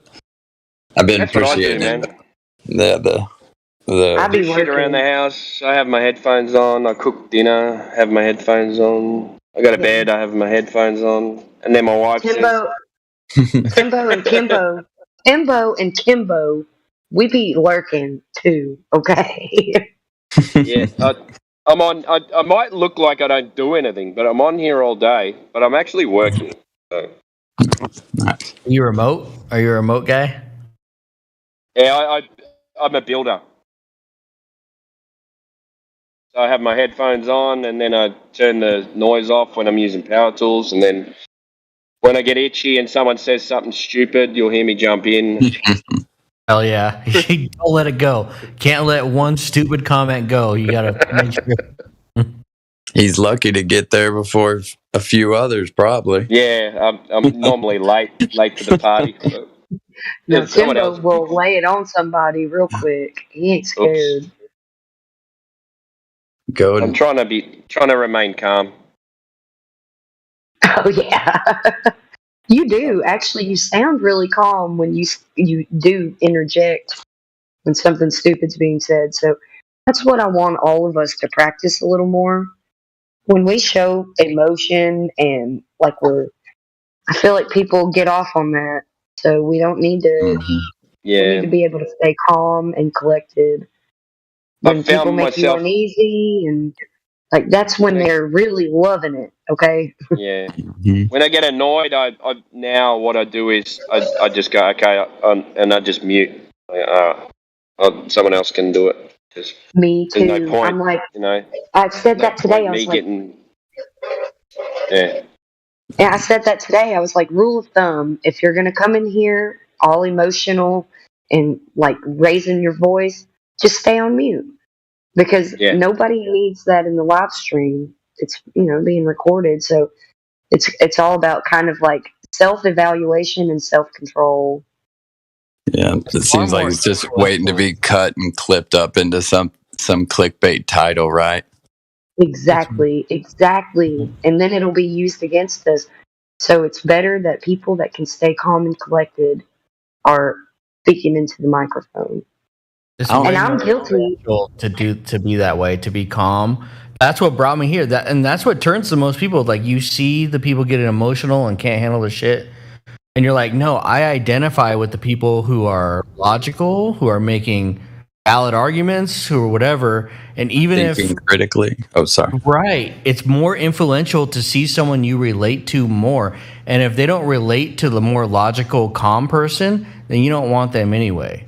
So it was pretty simple for me. And honestly, like, Witsit was the guy who I watched, and I was like, wow, he's really like presenting a good argument, Well, hey, G-Lou, I would think no one can be perfect, and everybody slips up. But for the most part, I think we got a lot of great folks on here that may slip up here and there, but if we can always work on being better, then that's the way to go. No, most people on here are like, honestly, like, not by far the flat side are calmer. They have better arguments. They understand what they're talking about better, and then the other side doesn't. And for sure, this server, from what I can tell, I haven't been here very long, but like, it's obvious to me. Like, there's some infighting a little bit. I could see it. There's a little bit of that. There's little scuffles. But whatever. Yeah, people get frustrated with each other. It depends which flat earther it is. Right. There's a little bit of that, and that's fine. Like, you need that, right? Everybody's keeping each other honest. So I appreciate that. But at the end of the day, it's still very logical and influential arguments. It's like I can feel their frustration, but it's like I don't know.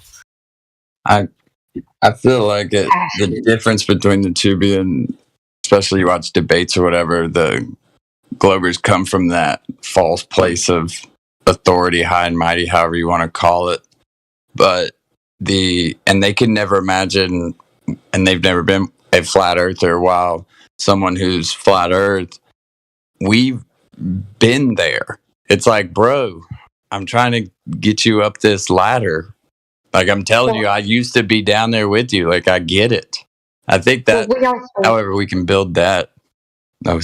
Yeah. No, you're fine. I'm sorry. I was going to just say, like, we also have passion. This is something that we are passionate about.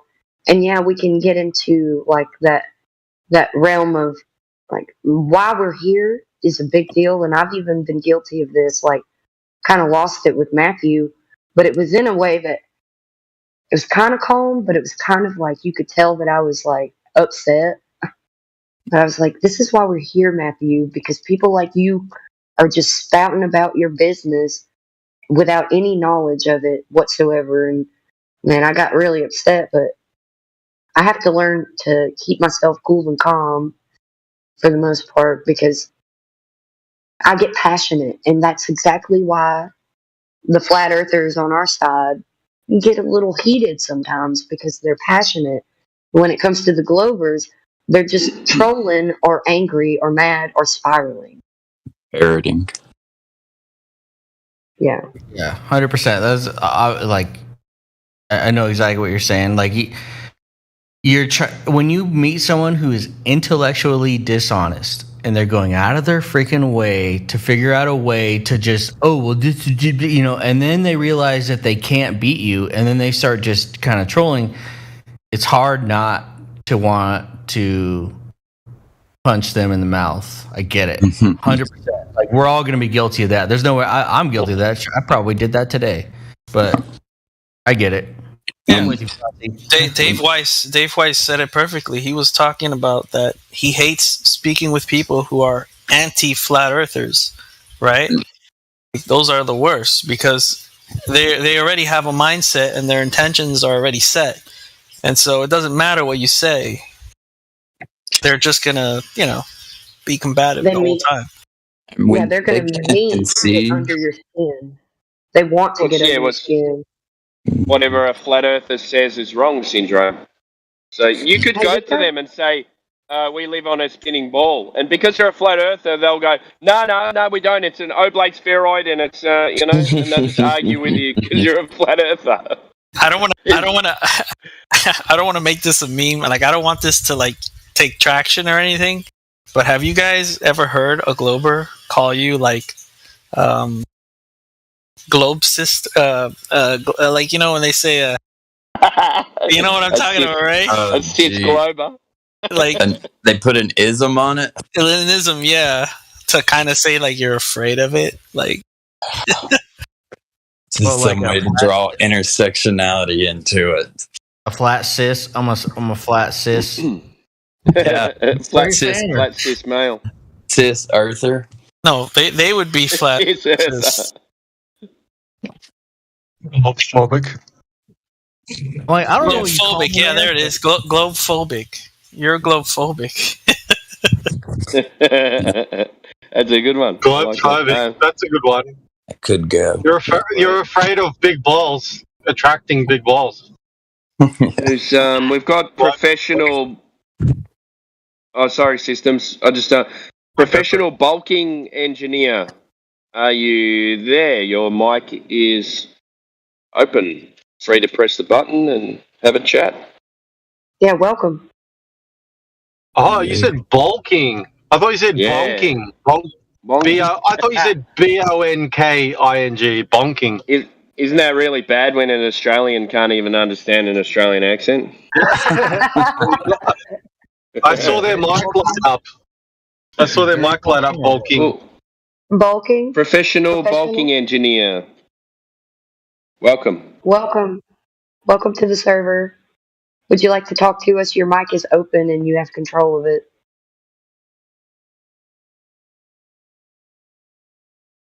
Maybe he's bulking up. He's too busy. Oh, there we go. Oh, all right, there we go. Sorry, Windows was having like a driver error, wasn't letting me talk. Welcome, brother. What's up, buddy? So I'm a little new to this whole flat earthing thing, and I just heard you guys talking about globe turds and like how you want to punch them in the face because they've already made up their mind. Here's the thing, though. All right, here's the thing. I want you to red pill me on, okay? All right. As a Christian, okay, I'm a Christian. A little background. I know some Christians believe in a flat Earth because of stuff in Genesis and all of that. What do you guys think about that? Like from the point of view of a Christian. The scripture perspective is written down by generations. So what is being passed down on the pages and people have the scripture has been filtered through the history. Those probably can be verified, right? Things that happen in many places of the world. Anyways, scriptures definitely have a lot of information that we can relate to. So, about the flat Earth, it's not gonna tell you. It says like it's a seal, right? Mm-hmm. Like a seal, but it's not gonna give you like the whole construct of it because that would be God's view.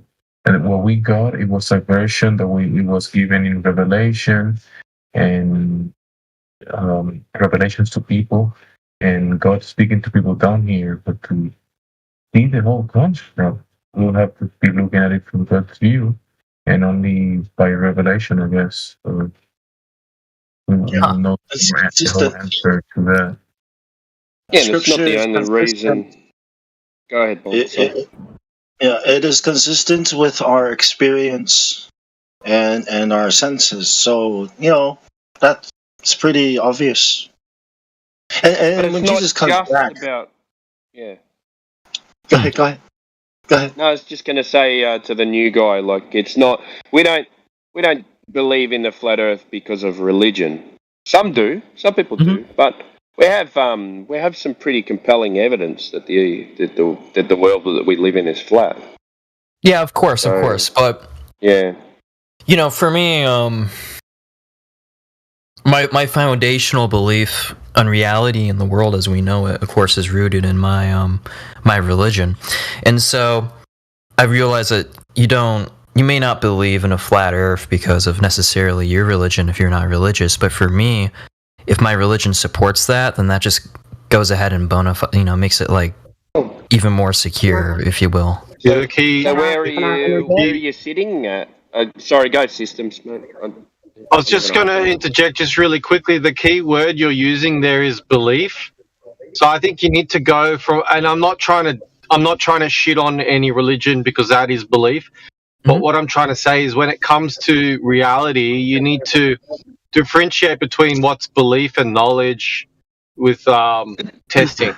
So if we can get it to a point where you're questioning your belief system in regards to whether or not the Earth it curves or not, that's the key question. I think that you can get answered here. Yeah, when it comes to the word belief in the Bible, anyways, it's mistranslated. It's not a strong enough word to give what was originally written credence. Because you don't have to just believe. You can know. Yeah, we're using it in the context. Right, exactly. So when we go out and we test the claims of the globe, the one thing that we are coming up short with is evidence of curvature anywhere. So what they show us on TV screens and phone screens, it doesn't translate down to reality. Like there are laws of nature, and those are ordered, just like the Creator made them. So there is no defying the laws of nature. And they claim to have a God's eye view of the earth, and it doesn't pan out when you translate it down to reality because water doesn't curve. You can't find this curvature anywhere on the earth at any elevation. Oh yeah, I so this completely is a agree. problem. Yeah, One of the things that I hate the most about these like globetards, right, is they're so evil. Like it's insanely evil what they're trying to do and what they're trying to push. Most of them don't know. Yeah, I think it's more ignorance than anything else as well. And then they fight. Like the average person, they could feign ignorance. I agree with you, but these very powerful people who are pushing this theory, they're just evil. Evil because, people. I believe it's some type of hope when people are believing in a lie and they're acting mentally, having a mindset based on that lie and what is being told to them, verification, and then even a mindset of that lie, and that's why their belief is wrong. Well, when we were little, everything that we do is not valuable, valid, right? Because we operate in reality 90% of the time, right? Then we believe in some lies, and they think that's reality, but it's not. We just gotta point that out.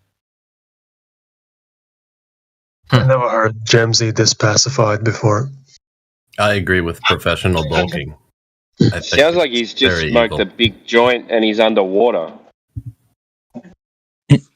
There's people but I'm trying to just keep it quiet. That's it. There's ignorance. Only joking, man.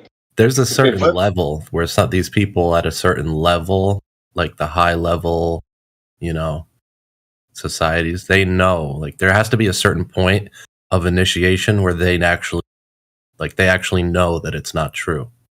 Yeah, exactly. Like there's a reason they're pushing it. So where do you stand? Where do you stand on the shape of the Earth? Like, what do you think? Do you live on a ball? Do you live on a flat plane? Where are you at? Well, it's clearly some kind of flat plane. That's where I'm at. Okay, so you don't live on a ball. Yeah, of course. That's absurd. Yeah. Okay. This idea of believing, like when you were little, and mom and dad told you not to touch the fire, right? If you have to believe them, right? Because they're probably telling you that for good reason, right? Now you don't know why, right? But one day you decide to touch the fire, and bam, you get burnt. Now you know why you shouldn't touch the fire, but does that mean you shouldn't believe mom and dad? Or does that mean, right? So believing somebody, I think, has to do with teaching, like they're trying to teach you something so that you don't have to go through that, process and learn it on your own. But if we don't know and we just believe, right? I mean, that's different, because I think God doesn't want us to know certain things. You know what I mean? Like, he doesn't want us to have the ability to manipulate nature and manipulate other people through certain knowledge that's acquired through certain experimentation. They call it science. I call it magic. I completely agree with you. Yeah. Yeah. There So is what we know, there is antecedents to everything, and there's also limitation of what we can know. So we know that the antecedent to gas pressure is a container, right? But there's also antecedents to that container, like let's say the creator, the designer, the great architect. The antecedent to that we cannot verify, but there is an antecedent still. Doesn't mean that I need to know it, how it actually happened, how it actually works, but there is an antecedent to the container, and that's belief. Because you don't know exactly. You do know the container because we can demonstrate we need the container for the gas pressure. We know the container is there. We know it. But then you believe in the antecedent to that container. Yeah. Because you have limitations on how that works. You don't know how that works, but there is an antecedent to what you know. The informer of the information. The designer of the design, the creator of the creation. How that works exactly, we don't know. Yeah, I think knowledge is dangerous and is a weapon, versus love. You know what I mean? I think what we should be knowing and learning probably has to do more with love, right? And the Creator doesn't want us to know all these other things that can, cause more evil. You know what I mean? Love and intention. Our intentions matter, because you can portray love. You can put out all of these things that you don't really feel. You can portray those things and not really feel that way. So I do believe that the intention matters. But the thing is, it going beyond the word belief has its limitations, because it's utilized in a sense that you're going to do something, or let's say, I'm going to meet a business partner, and I believe that that business partner is going to be there when I make it there. And then I can confirm my belief true, because when I make it there, he's there waiting for me, or we meet at the same time, right? So I use the belief on that instance. I don't need to use the belief beyond that. On that instance. And people are grabbing that word belief and extending it. Say, I believe the earth is a spinning globe going through darkness space, and I believe everything that comes with that, all the baggage, all the package. And those beliefs are flawed, because that's not it. Are wrong, not flawed, wrong. Something flawed can be real. You can have a faulty, flawed vehicle or machine that is not working correctly, but it's still real. I was just struggling to hear you a little bit towards the end there, Gemsy. I said that you can still have something that is flawed in reality, like a faulty machine, like a faulty vehicle, like a faulty, something that has a flaw, but still the lie is not the lie, love lie, and we know how the universe works, and they know this spinning globe that is a lie that some people believe. Yeah. But I think it has. I think it has more to do with how people communicate. Because animals, they don't communicate the way we communicate. We use words to communicate. We use words to feed our children. So all you can do is believe a word, right? And go verify it. Well, you don't need a word to believe, right? You believe that the light switch is going to turn on because it's been turned on already every night. Right. I agree with that one. But when it comes to us communicating with each other, because that's what it is. What we're talking about is like, I have a religion. That was the first thing, and I believe, right. So that it's because of the words. That's different from believing that the sky is blue because you can see it.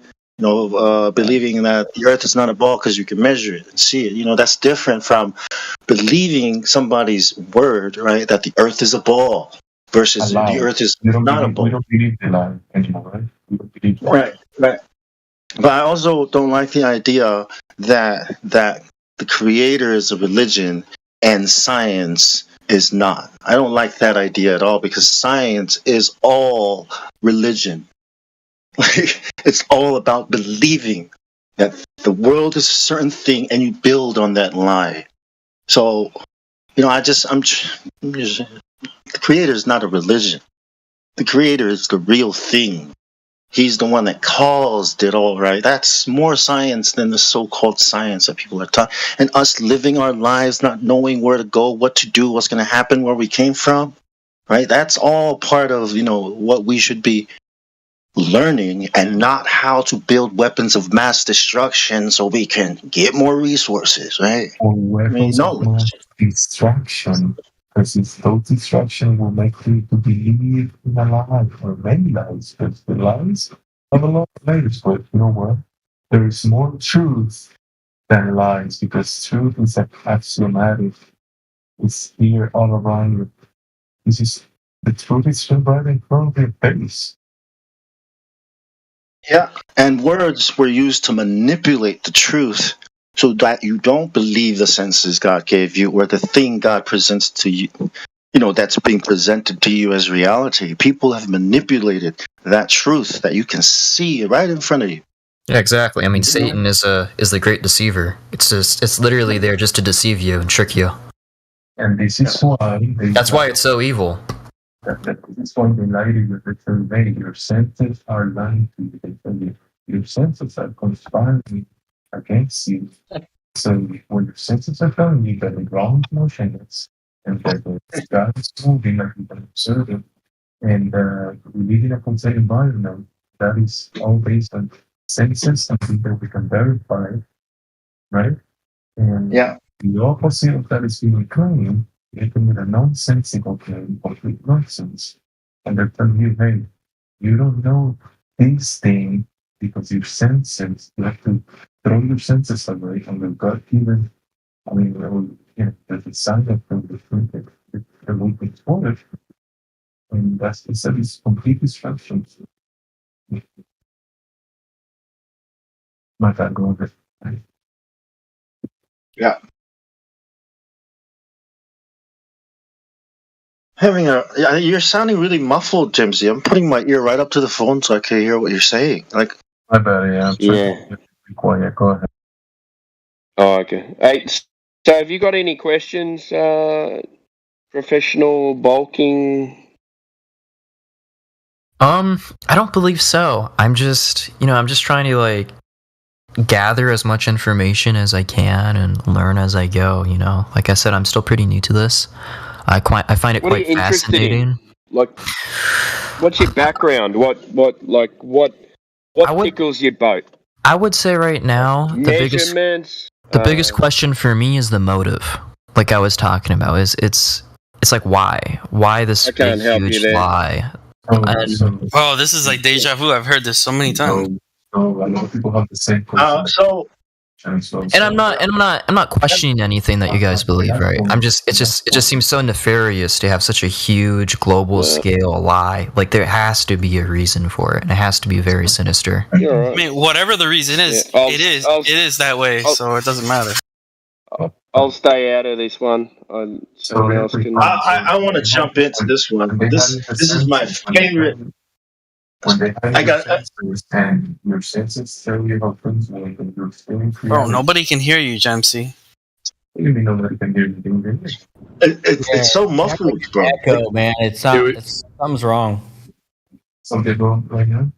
Yeah, you're like what? It sounds like you're maybe 10 feet away from the mic. Sounds like you have the pillow up against your face, and then you're trying to talk. Yeah, that's what it sounds like. Yeah, I want to hear what you're saying, man. But why would they lie? Is a very interesting question because the answer is in the Bible. I know, right? I know. Hold on, check it out. Check it out. When aliens communicate a message, right? They always say things like, Jesus is one of us. Jesus is nothing special. But you know what? They don't ever say that about any other religion, right? So why is the earth a ball? Well, these things that are communicating to people, knowledge to people, right? What are we going to call them? Demons? No. That's too obvious. Let's call it something else, right? What else are we going to call them? How about aliens that come from a different place, the heavens? Because that's what they call space, right? The heavens. That's why they want to go to space, right? To be like God or the gods that reside in the heavens, right? Yeah, I agree with you completely. I mean, aliens are just fallen angels, or another name you could call them demons. Yeah. But man, the process, the way this thing developed. They're actually saying, hey, we are really high up there. And they're claiming they are the most fun. Think about it. They're above you, above your heads. Cannot hear you, Jimsy. Same thing. Something's I got to turn him up. Turn up. I'm gonna turn him up. Turn up for what?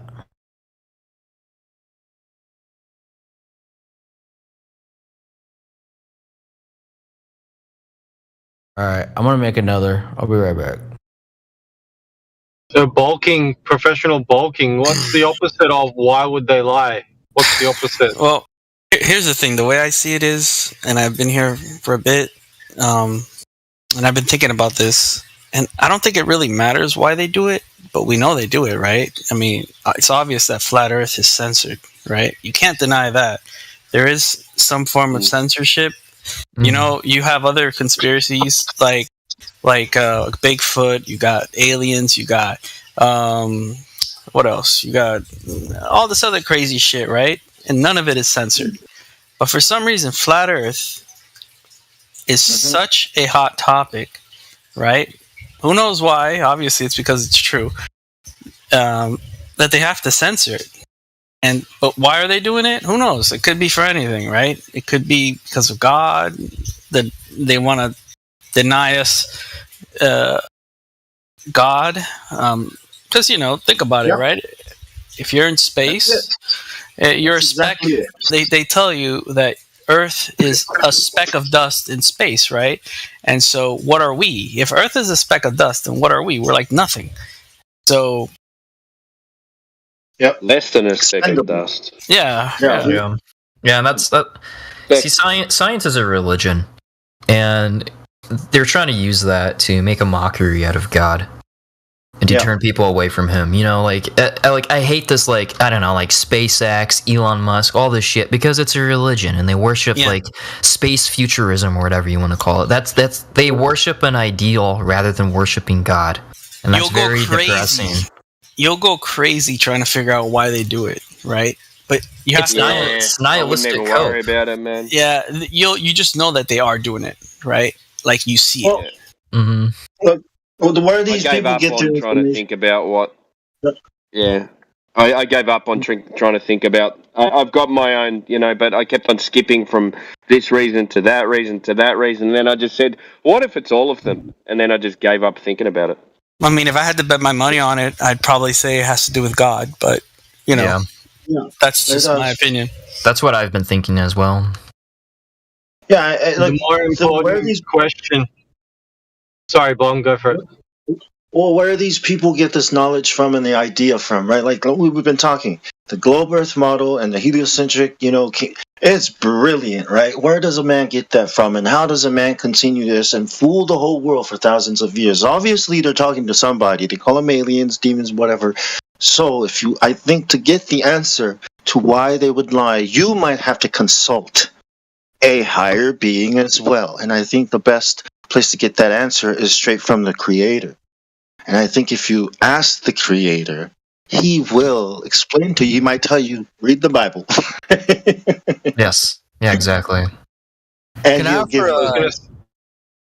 I was just going to say, the more important question is why. What does it mean to you to know the truth? So an analogy might be is why do they put poisons in food? The better alternative, the analogy is why do they put poisons in food? What does it mean to you to eat food that doesn't have it? Like, so why would they lie? What's the opposite to that? Is like, what does it mean to you to know the truth? That's the more important question. So what have you changed in your life, bulking, since discovering the truth? What have you changed, and what does it mean to you in particular to know the truth instead of know the lie? Well, I think the primary thing, and this is going to sound like a kind of a weird thing to say, is who I hang around. We're weird thing. We're on a flat Earth server, mate. But primarily though, yeah, it's like who I hang around. Nothing's You know, weird, like man. I can't relate to people who, believe this crap. Number one, because they're evil. And I realize that sounds like Can a I stop you stretch. to say really quickly? I would only call them evil if they're perpetuating the lie. Like if you don't know that it's a lie and you're perpetuating it, that's different. I don't think that's Okay. evil in my opinion. I will say this: if I'm a little extreme, I apologize. I'm kind of. No, know, that's cool. you're being cool, man. Yeah. But I'm just that's the trying to main say thing, that though. It's just because you're perpetuating a lie, if you're unaware of it, does that make you evil? Like, I guess not, but like I'm new to this, so I have a lot of pent up anger. all right, man. You've been pretty cool, man. What is it? What does it mean to you to know the truth? Besides, like, I mean, you were mentioning that you're trying to figure out who you should hang out with and you shouldn't, and who you should be around and shouldn't. Yeah. What else is there? I got some advice on that too, just before you go anyway, just a little bit. Don't push things in people's faces. If you got friends that aren't receptive to it, talk about other things with them, like that not everyone is receptive to it, and it's not worth losing relationships over. Hold on, though. That's Sometimes true. it is. Sometimes Yeah, it could that's be, what I- though. that's what I was- Sometimes that's what I was it gonna is. say. But If you have friends that only want to go out and party and dress provocative, this is me being a girl. Sorry, so I'm having to give you my perspective. So I had a lot of friends who their lifestyle did not. I mean, I already didn't line up with that lifestyle before. I wasn't necessarily a provocative dresser. I didn't wear a lot of makeup.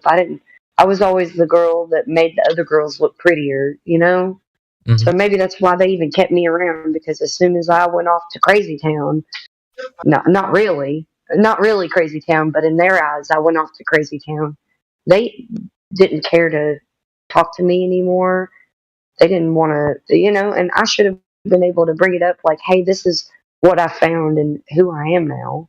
But no, that made them push me away. So sometimes it's kind of a blessing to get rid of the stuff in your life that's yeah, not but necessarily if you good love for you, those, but if you love Right, those no. people, then you don't need to. But some people will fall away anyway.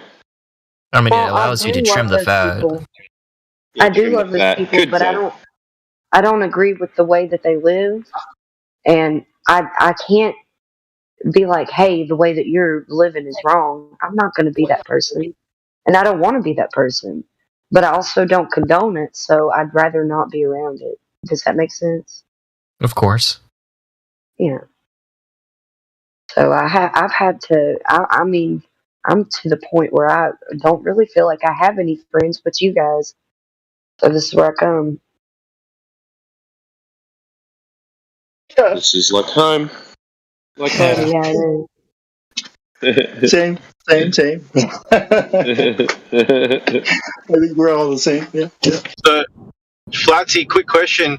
If you're not talking to them anyway and you do love them, why not just hardcore red pill them. If you lose them anyway, you've already lost them. So like, what's the difference?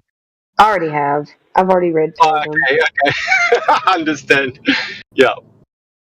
Okay. I was hoping that they would, hear what I was saying and see what I was seeing and maybe get better, but it didn't work out the way that I hoped. And not only did it cause me to kind of like step back, but they pushed me away at the same time. It wasn't like they've been reaching out to me like, "Are you okay? I miss you," or anything like that. I haven't heard. It's crickets, And these are people that I thought were my friends for years. That I've been with them through thick and thin when they were going ham, just breaking down in their front yard, screaming and crying. Like, been there. Like, drove my car in the middle of the night. Ran to their birth, like, while I was pregnant, and tripped on my way because I was running and I was super pregnant myself, but like I had to get there. Like, this is my best friend. Like, no, nothing. Like crickets. It's really sobering. Or because of other? Yeah, because of flat Earth. Okay. And not even just flat Earth, but this is the one thing it seems like people are less receptive to. Because I can sit here and I can talk about all the other things that are going on in the world that are messed up, and I won't go into detail. But if you are here with me, knowing that flat Earth is a thing, the extent of the evil going on behind the scenes that's even peeking itself out in the public now. Yeah, I mean, there was like just so desensitized that they brush it off like it doesn't matter. And I'm just screaming, like, "Hey, are you guys not paying attention?" But anyways, that's just, I can bring that kind of stuff up, and they're like, "Yeah, I know it's messed up. Yeah, I know it's messed up." And then I'm like, "Flat Earth," and they're like, "I'm not gonna talk to you."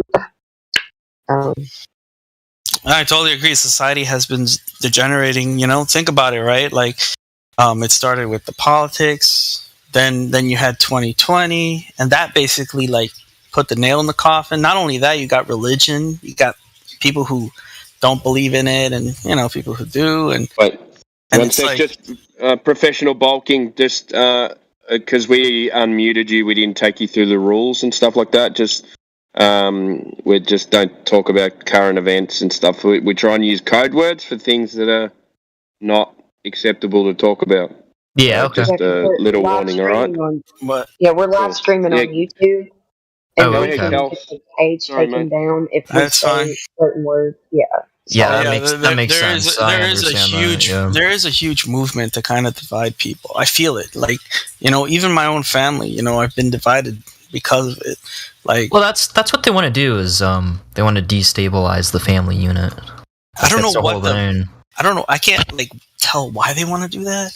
But whoever's like, I don't know. It's just evil. It's evil thoughts. It's evil actions. People with money, being able to It's a classic divide and conquer. It's fully divide and conquer. It's like if you're looking at each other, if we're arguing about racism or whatever, all the same bullshit.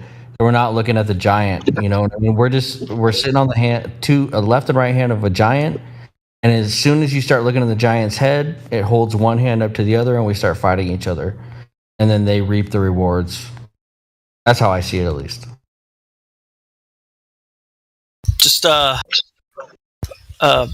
hate to bring this up, but just look what happened to Jamie Foxx just recently. I don't know if you guys looked that up, but I'm not going to say anymore. I'm not going to say anything else about it because it has to do with 2020. Oh. Let's just say he something happened. He did something, and now he got a blood clot in his brain, and he's like paralyzed, and he went like semi-blind. It's fucking crazy. Wow, I wonder what could have happened to him. Yeah. Hey, Justin Bieber too. Yeah, Justin Bieber too. He went like all crazy. His face. My little paralyzed. My little brother. That guy's a tranny, isn't he? Who? Hold on. Beaver? What was that? Beaver? No, he's just very feminine. I think. I don't know. He's weird. They're called estrogen blockers. Estrogen blockers, yeah. So these people, yeah, I'm serious. They've got people that look after them, right? You can call them health professionals, but these people are psychologists, and they look after these people's mental health / mouth. Like what you say. Like manipulating their behavior. You know what I mean? So it's like, yeah.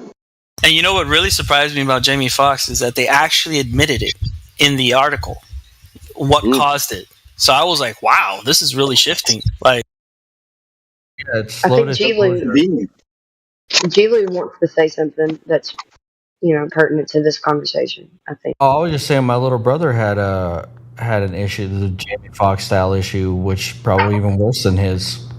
Probably even worse. And it was close, man. It was real close. Close as it gets.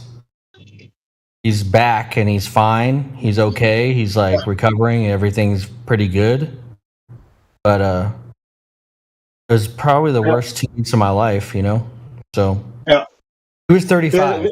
He's 35, and that doesn't happen to 35-year-olds who are pretty healthy. You know what I mean? So everything is like that. 9/11 happened, right? You say anything against America, it's a trigger word. People are gonna turn on you. A couple years later, people find out, oh, maybe it could be America. The next thing happens. It's like they set it up so that certain words will trigger people to turn against you. Because how can you say that? You know what I mean? So it's brainwashing. It's MK Ultra, and it's done through the TV. It's done through the TV. We're all suffering from Stockholm syndrome, especially if you're a glober. You're still holding on to things you think you know, right? Like we're still trying to verify what we think we know. So people feel so powerless. So even if they do question 9/11 and they realize what the truth about it, like what they don't feel like there's anything that they can do, but like there's a bunch of us that know the truth. Like I don't know, I haven't looked at the statistics. If Indio was in here, he would be all over this. I guarantee it. But I'm sure that most people in America know about 9/11. Like at least kind of know somewhat that it wasn't what they said it was. And that would be enough to and 100% demand the rest of the world. Yeah, that would be enough to demand some sort of something. Like Americans what's were the going last on? ones to figure it out. Reformation, like something has to happen, but nobody's doing that because That's the who big knows? one. When you bring up 9/11 to anybody, oof. That's the one Well, that the people are point is- really going. Well, the point I was I'll just say this: words are definitely spells. Okay, I know it Yeah. sounds crazy, but words are spells. There are words I that agree. have so much power in them that they can make somebody just, their emotions move. So it's like it's fucking crazy when you start reading about like wizardry and stuff like that. Yeah. And You know what's yeah, it's funny? cool. The reason why I began my journey to this like all of it was reading the book Behold a Pale Horse by William Cooper. I read that book and it opened my eyes. It opened my eyes, and then I started like branching out into parts like of the internet that's more obscure because I couldn't find anything mainstream wise. Like I couldn't just Google something and find the answers. I had to go deep and then find links to documents, and like, I had to really try hard to research and came across Flat Earth. And I was pretty lucky to come across it the way that I did because it wasn't the disc in space type thing, So I didn't have that kind of mind virus that everybody has when they come across Flat Earth. They get presented with a disc in space. So they come in here and they straw man us from what's on the mainstream about us. Bill Cooper's like the OG from way back talking about this stuff. Like, Yeah, him, he Jordan predicted Maxwell. 9/11. He predicted 9/11 on his radio show, and he predicted that it would be blamed on Osama bin Laden. Yeah, this is like And then he mid was 90s. killed. He said this, and he's been talking about this since like I think even late 80s about everything. And then like he's got all these like like I know Well, exactly. The reason why he even came out and said anything is because one of the the alien spaceship crashes was actually a documented event that they already had planned. So it wasn't even organic. It was something that was planned by the government, and he exposed it. Yep. Use test dummies. Tell people that it's alien bodies, right? But it's just test dummies. Yeah, it's all been planned. Yeah, Jordan Maxwell, I wouldn't listen to him. He's propagating the globe. Yeah. Yeah, no, Jordan Maxwell, like he was definitely more of like he's like I was abducted by aliens, but I'm saying like there's a pathway of like getting into the conspiracy that's like very clear. It's like Bill Cooper's the OG, Jordan Maxwell, there, Michael Tessera. There's a lot of Atlanta shit, like MK Ultra. You need to see. There's like a starter pack, and you really have to discern what's reality and what's not. And like after 9/11, that's when I started. I would say like 2003, a couple years after, I was like, this isn't fucking right, man. Then you get an Anunnaki and lizard people and David Icke, like, and then you start end up but then you get into like flat Earth, like, okay, wipe all those out. Like all these things are bullshit, and that's where I'm at now. Well, I want to say this: Bill Cooper definitely like let people know that there was documented in the like naval database, like that isn't just privy to the public's knowledge of an alien. He was a real guy. I'm not saying he was. He had a treaty that he exposed. That was, I mean, I think that if he would have lived a little longer and wasn't killed, he would have discovered flat Earth, and maybe he even did before he died. But who's to say? But I'm just saying, like, he started questioning everything about aliens, and he was like, maybe it's just all fabricated, and it's just a hoax from the government to control you into unifying. Because he said that. I remember him saying that, like, not verbatim, but like I'm paraphrasing.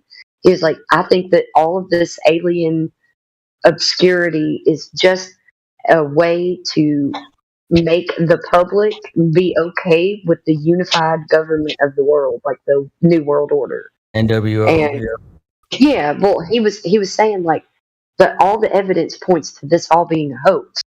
So it's like, hey, there's a treaty over here that they have with aliens that's documented, but also it may just all be a hoax, and I don't even know if it is real.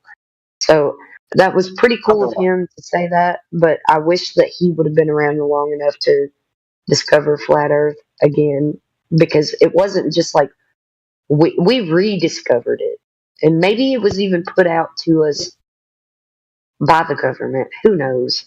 I don't know. These days, I don't even know what's a psyop and what isn't, but I know for a fact that the Earth is not a globe. Yeah, and I think what happens is like maybe they started this bullshit lie not knowing the technology that would come out and be so readily easily able to expose it. Maybe, but don't ever underestimate your enemy. They're like, okay, we can get away with it. They don't care. They can just make up whatever they want. Yeah, at this point, they could put anything in front of you and tell you it's like I get that.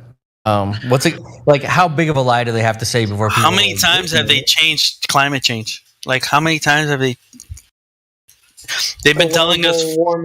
They've been telling us for like 30 years. Since I was a kid, they were telling us that we were gonna die. Like, I did a book report on global warming when I was in first grade. I did a newspaper article on global warming. In first grade, I would have been 6, which would have meant 1985. So that's how long back it goes for me. I never did a paper in first grade. What what school did you go to that you would do a paper in first grade?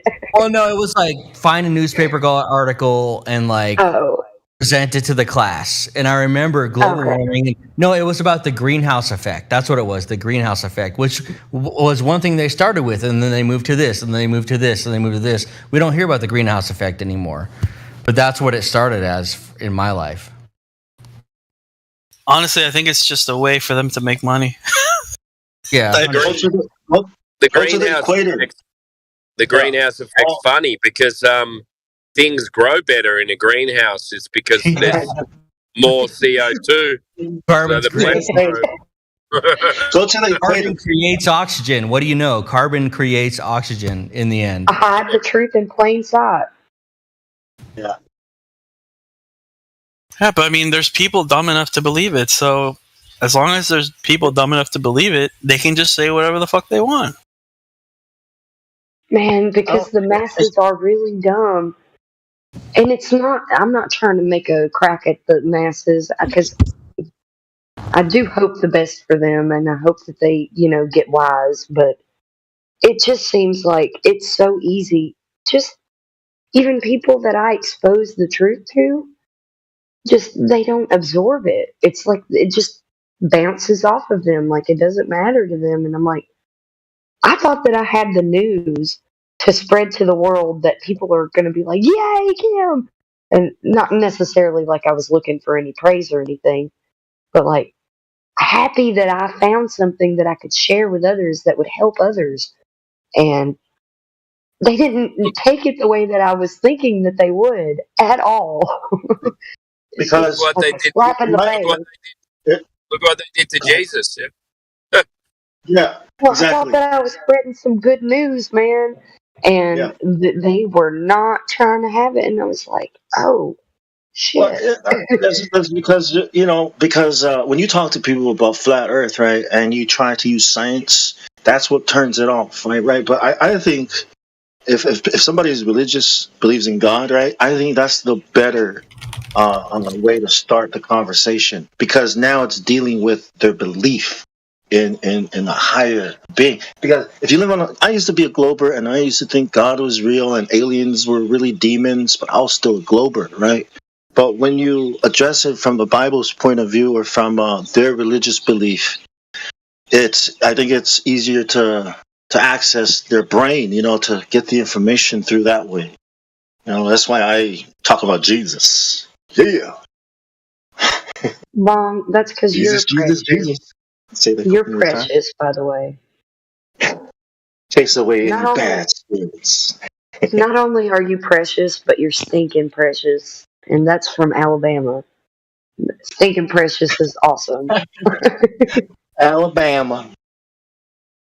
Yeah, and to God, every person is precious. Yes, died for them, I think going that route versus trying to science it, I think science is why people turn off, because they'd rather listen to the scientists. But when it comes to the creator God, it becomes a little bit more their responsibility. You know what I mean? Like, if I'm being lied to about, I better go check what I believe in again. Like, what did the Bible say about this? It's, becomes now too real. Research. Yeah, it makes it real. It becomes too real to them because what it means, the implications of flat Earth is that, that you're going to have to be accountable for all the shit that you've done in your life to a higher being. Satan is real. Yeah. The creator is real. So the adversary, the creator, these are all real. And that you have to really try to be a good person. Not just try, but it needs to be something that you would love to do for your creator because you found out. All glory to the Most High. I'm so glad that I found that the creator actually exists, and here I want to please him.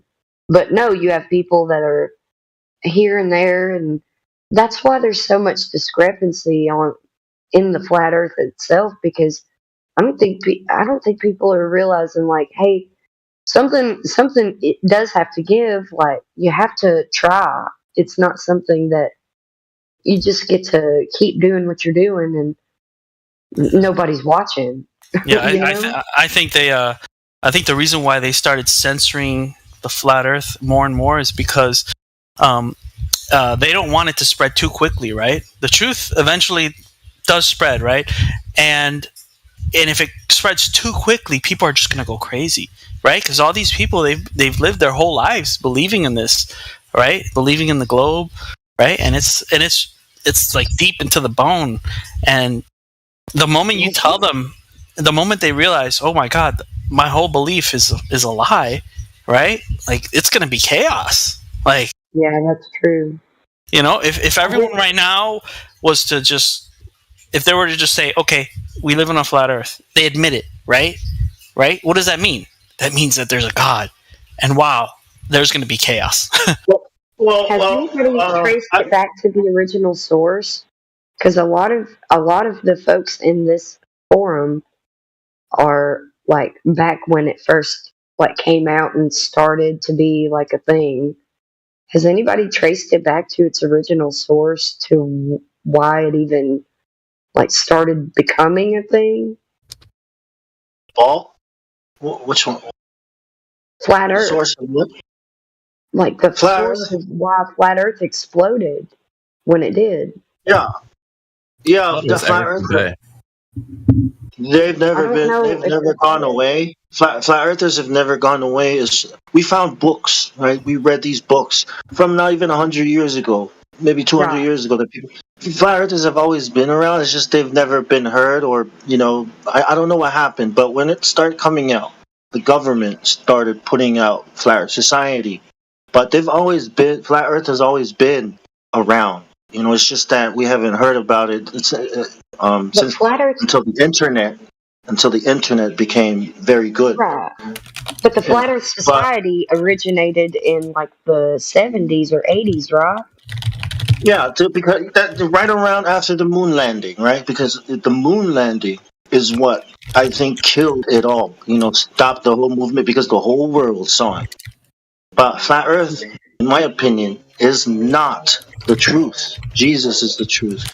The Earth used to be flat, and people used to believe all kinds of shit just like they do today. Secret societies existed, and they sacrificed children, all kinds of sick, bad things just like they do today.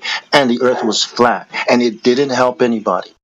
That's why I say, if you come at it from a scientific point of view, they're going to look down at you and think you're stupid because education, because the Catholic Church, because why would they lie? It's all these other reasons that they're going to bring up. But if you approach it from the Bible's point of view, there's nothing they can say against it, because you either got to read the Bible and disprove it, right? Or, these are for the believer, the religious people. But it also exposes the Catholic Church. It exposes them as anti-Messiah,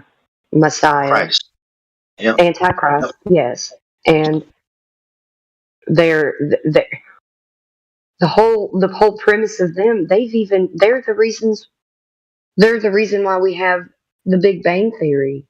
I mean, you have to realize that there are wolves in sheep's clothing outside of Flat Earth. So Flat Earth isn't the end all be all, but I guarantee you it's your skeleton key to the truth now and forever. Big Bang Theory kind of seems like something a drunk dude would come up with. It's like, It actually was a Jesuit priest, Georges Lemaitre. He was he knew Einstein. I think he mentored Einstein, or they were colleagues at least. It drives me insane that people still today consider Einstein to be a great mind or a genius. He was not any of those things. Compared to He was Tesla, not. he was a baby. Exactly. Tesla actually had inventions that backed up his claims, and Einstein had math. Tesla invented stuff. Reconcile. Open inventing stuff. Like Yeah, but Einstein he had math to reconcile what was lacking in Newtonian gravity, and also would explain away the ether. That's what Einstein was there for, was to get rid of free energy.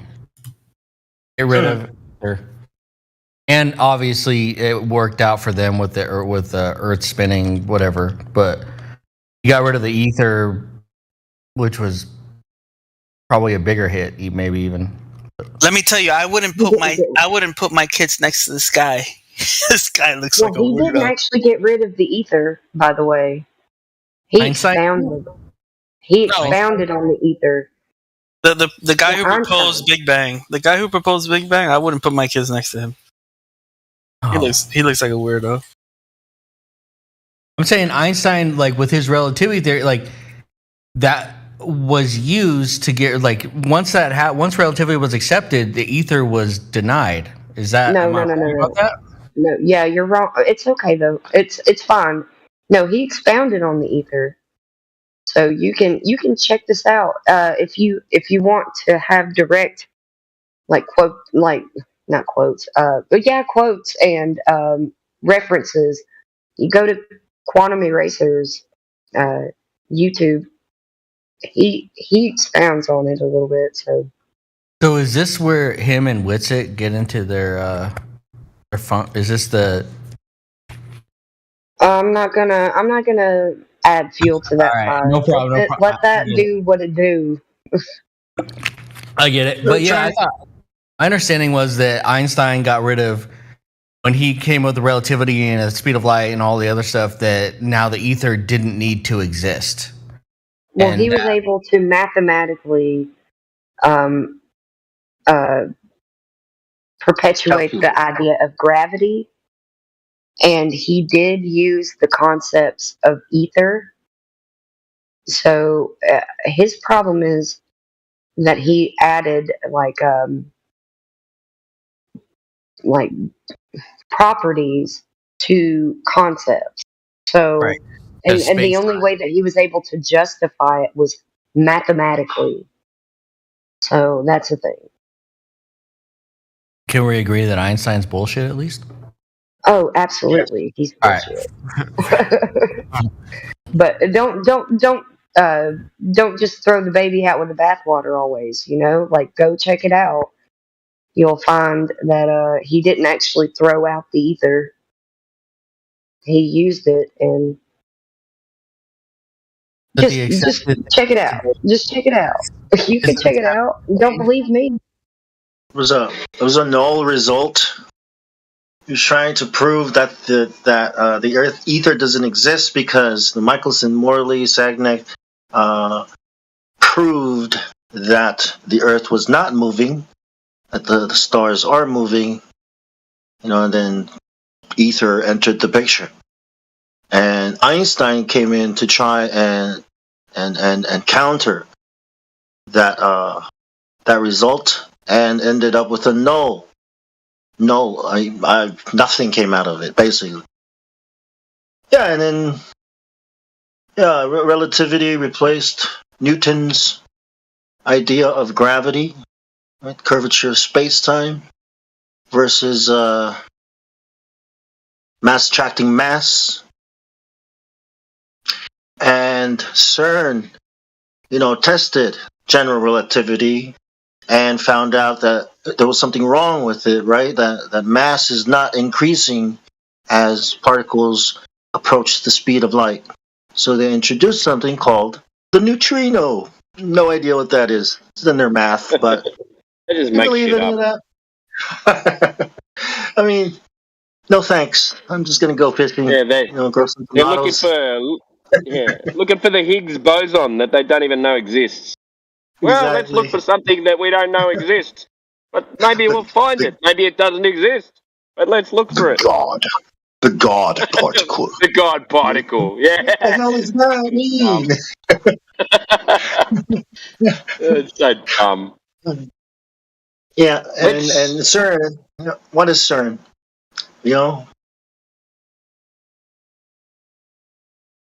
Do they do I at reckon it's CERN?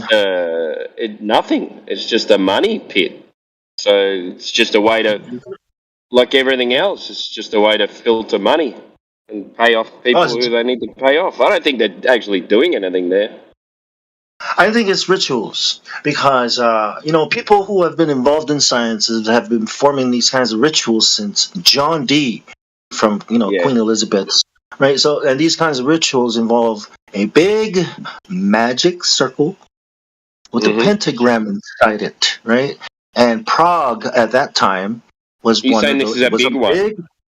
Yeah, the city of Prague, because John Dee and Edward Kelly, they were trying to find a big enough magic circle, right, to perform this ritual to talk to the angels. Okay, so somebody suggested, look, go to Prague. Prague, the city, is one giant magic circle. Have you ever looked at Washington D.C. lately? Yeah. Well, Canberra. Yeah. They all look like some kind of pentagram. Yeah. They all look like some kind of pentagram on a giant magic circle. An owl. Their temple. The Capitol and the Washington Monument. They're like pagan. They're pagan. They're the Iris or what's the? I'm sorry. What is the Easter? Ishtar. Ishtar. Yeah, it's all about the dismembered Isis. Osiris. Osiris. That's it. Osiris. Okay. Yeah. So the whole guy that got his penis cut off. Yeah. Yes, and then she had sex with his penis. Yeah, the monument represents the member. Yeah. So You the don't know about monument this, Mel. represents the member No. of the sexual organ. I love how you guys are so graphic. So that giant Washington Monument. Yeah. The Washington Monument represents his penis. That is all a ritual when they do the whole inauguration of the president. It's always right there. It's a ritual. Yep. It's a gross. Yep. So this is why people are like, politics is not blah blah blah, or politics is actually good. Blah blah. I'm like, you are giving them this ritual and like providing some sort of worship to the ritual by engaging. So you get what I'm saying? Like, Does anyone here know this story, or do we need to explain the story? Was it flaccid? I don't want to really expound on it too much. You can take what we're saying and go check it out for yourself. But this is why people that advocate for me to be active in politics, I understand what they're saying on a local level, but I don't want to add to any kind of ritual. I'd much... I don't know. Is it bad that I'd say I'd rather just pray? I'd rather just pray. Stay out of politics. I don't want to cast a vote. I'd rather pray. Hey, let me ask: Is that some Lorena Bobbitt shit? No, it's about the gods. So ISIS and Osiris, and then Osiris was killed by Set. Is that correct? Yeah. And then Isis cut off Osiris's penis, had sex with the penis so she could have Horus. No. She didn't cut it off. No, it was Set that dismembered him. Chopped him up. Yeah, chopped his whole body up into 13 pieces, but his member got eaten. So there was only 12. So there was a obelisk made in the place of his member, and she had sexual penetration, coitus with his dead body, and was impregnated somehow, which doesn't even make sense. It's like against the laws of nature, so it's clearly not true. It's just too hot. All those obelisks are a representation of Osiris's Some dumb penis. shit. Some dumb shit that's not reality. Well, this is ancient Egyptian shit. What are you guys? Do you guys have any YouTube channels that you watch for stuff like this? Because I usually go to Sarion for something like this, or I read a lot of this stuff. So some of there's some videos, I'm sure. It's the Egyptian mythology. It's their pantheon and all their stories. But Egypt is where most of this magic and science has come from. Babylon. Yeah. Babylon for it though, right? You need a like Gerald Matt. There's a lot of people used to in ancient Italy. Gerald Matt. There's a lot of people who used to talk about it, and nobody ever goes before Akhenaten, which is like the 18th dynasty. I think it's hard to find stuff before that. And this, for whatever reason, there's like these cults, which I think is what everybody's alluding to. There's these cults that happen that do these rituals, like they did at the 9/11 site with their weird little eye. I don't know if you guys have ever seen that. Well, the eye is the eye of Horus that was poked out. George Bush and the axe. You guys have seen that? Holding the axe and giving a speech? That's a ritual. George Bush doesn't know how to talk. Like when George Bush says, "Does an angel not ride in a whirlwind to direct this storm?" I was like, where does this dumbass get these words from? Like, what the hell? You're a cowboy. Fool me once, shame on me. Fool me twice. You know how it goes. I was like, really, bro? What a fucking moron. Give me the shoe. Brenda, give me the shoe. This is what Skull and Bones throw it at this guy. They're just making you follow the motions, and they're just stupid and ignorant. So this is what I visualize, like George Bush. Yeah, he wanted the power. He wanted the, this is all superficial. He may not even know the depth of what he's doing, but he's doing it anyways because he looks cool in front of his sorority buddies from Skull and Bones. It's like frat boy. Presidents are like frat boys, man. They don't care that they are actually doing a ritual, an ancient ritual that's evil, but they're doing it because they look cool. But they're still doing it. This is a problem. The thing I don't understand, right? Okay, I'm guessing these people know. Maybe they don't know. Maybe they do know that God exists. I don't know what they believe in. I'm guessing they do, right? You'd think so. Who knows? I mean, I'm just saying. Ignorant. I just think that they're ignorant and they just follow the motions. It's not like you have to be a super evil person. You just have to have enough dirt on you to be like, all right, I'm going to do it, and I'm going to look cool in front of my frat boys. Because if you worship the devil, America is. If you worship the devil, right, or Satan, they do, but they don't do it. Well, you would have to think that. Oh, maybe they think it's God. Is that what you're telling me? No. Yes. I'm saying these are frat boys. Our presidents in the United States are frat boys. Yeah, I'm not. I don't care about that. I was asking something else. Well, the people that run the country aren't the president, and they aren't elected officials. They're the lobbyists. They're the corporations that Flatsy, I'm not talking about that. Okay, I was just saying, like, these people that worship like Satan and all this shit. Do they believe? Do they believe that they're worshiping Satan, or do they believe they're worshiping God? Because if they believe they're worshiping Satan, then they must know that God exists. No, they believe that Satan is the good guy and Jesus is the bad guy. They believe that. That's Gnosticism. That's Freemasonry. That's the mystery religions. Can I expand on that a little bit? You know what I want to. Rosicrucians, exactly. So what's their book? Give you. I'm gonna tell you. They're gonna go by the same book, but the serpent in the garden that told Eve that her eyes would be opened and she would be like God, he was actually the good guy, and the creator was actually just trying to enslave Adam and Eve, and he wanted them to be slaves, and that the serpent set them free so that they could be us like we are now. Yeah, that's the story for them. That's their story, exactly. Yeah. When they abuse children, doing the ritual abuse, their children, whatever children, I've heard that they would also present themselves as Jesus, so that the children believe that God hates them, and then they will present Lucifer as the good guy.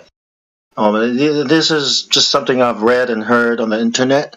But Yeah, me too. I don't doubt it because it sounds like something that they would do if something I would do if I was brainwashed like that and But evil. but doesn't that make you feel bad for them? Because here's what I've heard, and this is bad. So I'm gonna have to really try not to be too gruesome.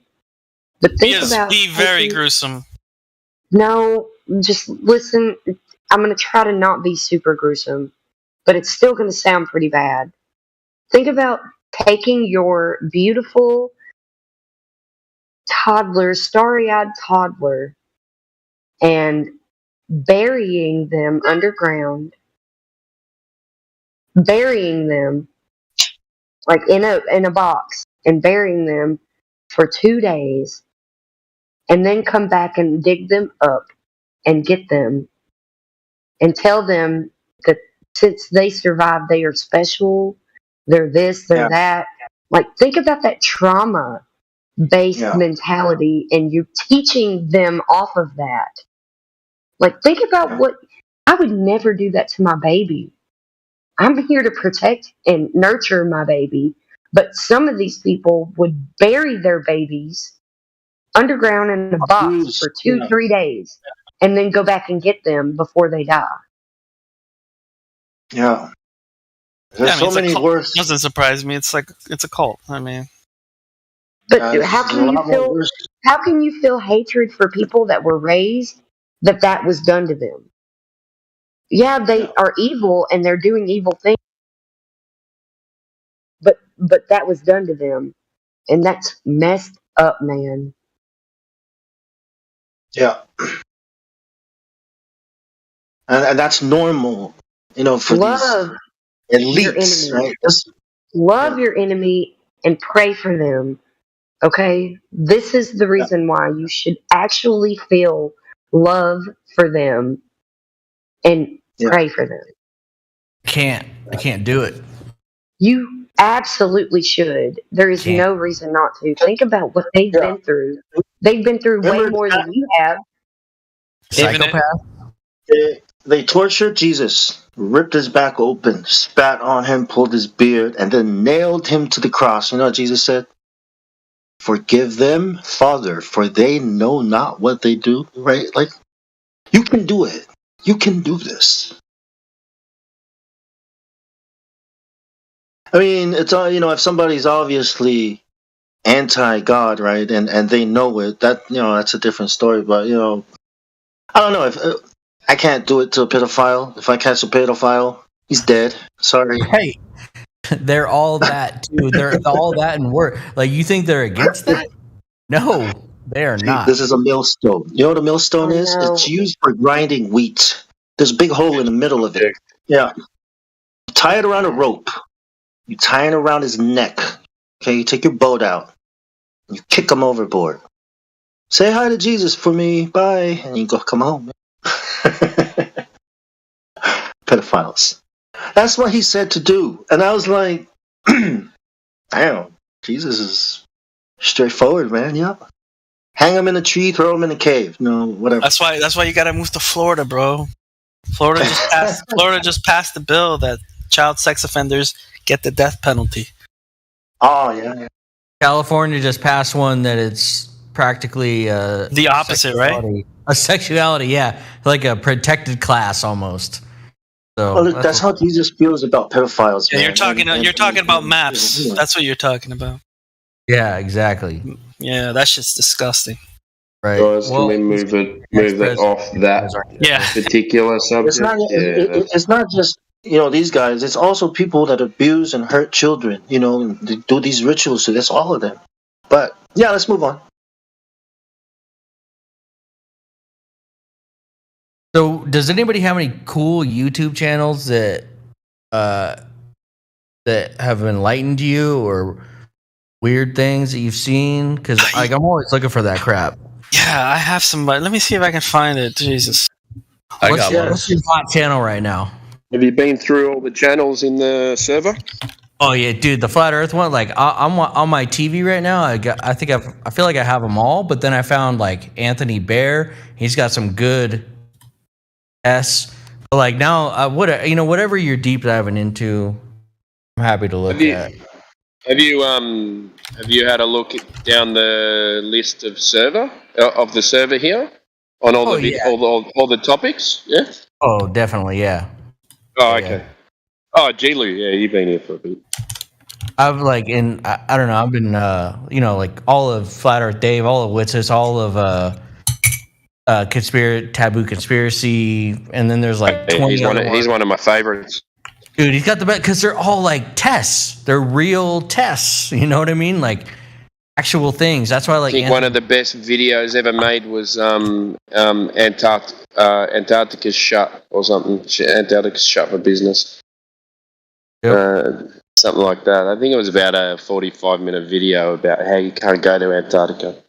He tried, put in permits and everything, because I did exactly the same thing.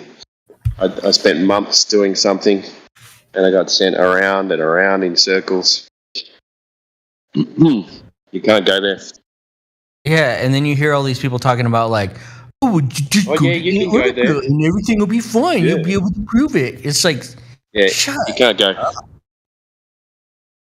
Good luck, and there's a good reason. I get there is an actual functional reason. Like, yes, you should have to you should have to prove that you aren't gonna die out there. Like, I actually buy the real reason that they're saying you should have to apply, but that's also used in a way to deny people who do have that. Like, if Elon Musk decided he wanted to go and just do whatever he wanted, he wouldn't be allowed to do it, unless he was part of their team, and that's pretty obvious.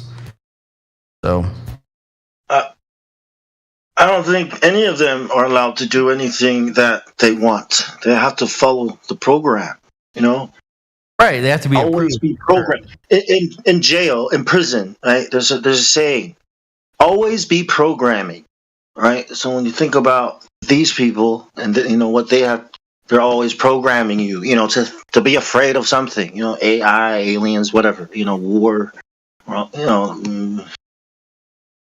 yeah, it's always programming. He doesn't do things on his own, especially at the level he's at.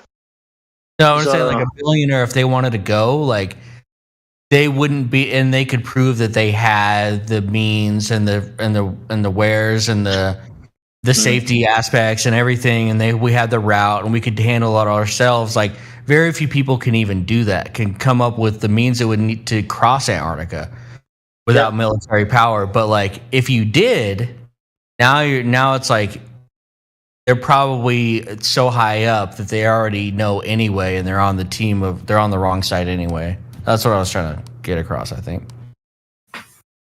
Yeah. Like how many billionaires are under control right now? I feel like every billionaire that has a black Amex card is pretty much told what they're allowed to buy and what they're not, and what they're allowed to say. Yes. Or else you will get canceled. Yeah, they'll find a reason. It's not that hard to find a reason. They probably already have one. Yeah. Some people are worth dead more than alive, so there's also that. As far as propaganda. Yeah. Yeah, but even God wasn't a pacifist. I mean, there are parts in the Bible where he kills people, right? I think that people need to research scripture more, because everybody goes by the King James Version these days. And if you research it more, it's not what is like being pushed by the Catholic Church. So people need to research it a little bit more. And scripture always interprets itself. So when you read a verse that says something is an allegory, you can read a little bit further, a couple more verses or a few more verses, and it goes in depth of what it meant when it said allegory. So the whole thing is an allegory, just what it said then, and it explains it. So you just have to research it better. There's a lot of misinformation about, and you would think like, hey, yeah, the Bible just has to be discarded. It's not true, blah, blah, blah. Or you could go in and research it yourself and find the truth and decide for yourself. So I'm not trying to say, hey, believe what I'm saying. Go find out for yourself. I just think that a lot of people on the Bible side is there. A lot of them are pacifists. You know, they're anti-violence. Like, and I don't think that's the right way to do it. I think when you see evil, I think you should destroy it. Well, you should call it out. You should expose it. Yep. It's easy to expose it. It's not hard. That's why we're here. We're exposing it. It's easy to do. Yeah, exposing it does nothing in this world. Not when evil is in control. It does do something. How do you think that the flat earthers are growing in number? They're being exposed. It's easy to expose them. That's all. Yeah, exposing it. Because earlier somebody said, "Well, what can we do?" Right? This is exactly what you can do. What you should do. Not to believe them.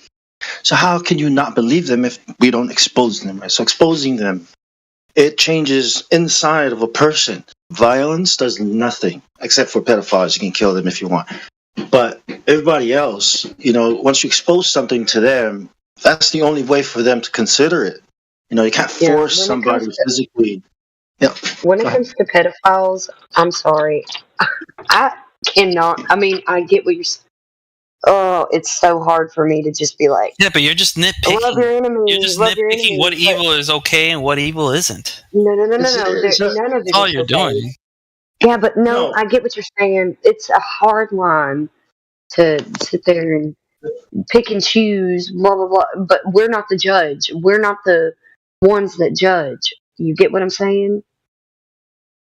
I know. Well, I think on Earth, pedophiles, if I saw somebody, I would kill him. I would kill him. I would probably kill him. I'd go to jail. I would be in prison. Like, this is something that I have a baby. So you're talking about pedophilia. That's a whole different subject. But then again, the people that are evil are probably doing this, but they were raised to do this. And I try to keep that train of thought when it comes to these people in power and how they're raised. And I'm human though. So when it comes to that, I get you. I'm not even against you. If you see it and you can squash it, do it. I would. I'm human. Yeah, but we're the ones that live on Earth, right? Yep. We're the ones that make the rules. Yeah, but we're not building our kingdom. We're not building our mansion here. We're building our mansion in you know what I'm saying? Like, this isn't the life that we're just concrete set on. This is a life that we have to endure. But we also have to live it and enjoy it. So there's that too. So you have a lot of nuance. Do you guys listen to this guy that is called? His name's Andrew. He debates. I think he's Catholic. I'm not entirely sure, but he talks about like laws and morals and all this stuff. And he says that, and I agree with him. He says that none of it. It's all a social construct, right? Everything is a social construct. Okay. And the only thing that matters is how you enforce it, right? The physical enforcement of it. And so nothing matters until you can enforce it physically. Can you throw a link to like one of his videos? Oh, sure. Well, I'm not going to watch it right now, but like, whatever. Check it out. But there are certain things you can't enforce physically until we agree to it. So we have to do it to ourselves a little bit. No, that's not true. But it is like we didn't just put stuff on our faces for the last years just because somebody like forced us physically. We were brainwashed to do it. I mean, I didn't do it, but all these people did. Coercion, yeah, for sure. I don't disagree with that. Nobody held them down and told them to do it. They just did it because they just did it all the time, every day. Put them on. That's just brainwashing. That's just brainwashing. So you don't have to do it physically at all. Grandparents. That's what it came. We thought we were protecting our grandparents. Like that was like the only people I knew that did it were like, I gotta go see my grandma. my kid gets exchanged between me and my wife, like, and I'm in California, like, we were heavily into this shit. It was deeply ingrained. It was sad to see. It was just like, I have to go in the store. I just have to put it on. People were like that. Like, they just... I got shit to do. Basically, that's what it was like for us. It was like, fuck, are these motherfuckers going to ask me to do it? All right, whatever. I don't want to hear it. That's pretty much what it was for my that's how they get it. Get you to do it. It's like, there's just social shame and all this shit. They have to enforce it physically. I mean, if they just tell you, hey, you have to do this, you don't have to do it. But then if they tell you, hey, if you don't do this, this is going to happen, right? You're going to go to jail, whatever.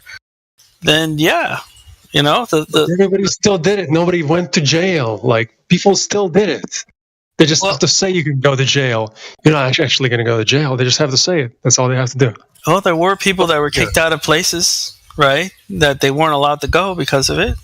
That did happen. That wasn't physical, really. They just told you to leave, and you left. And what happens if you don't leave when they tell you to leave? They weren't really kicked out. They're going to call the cops.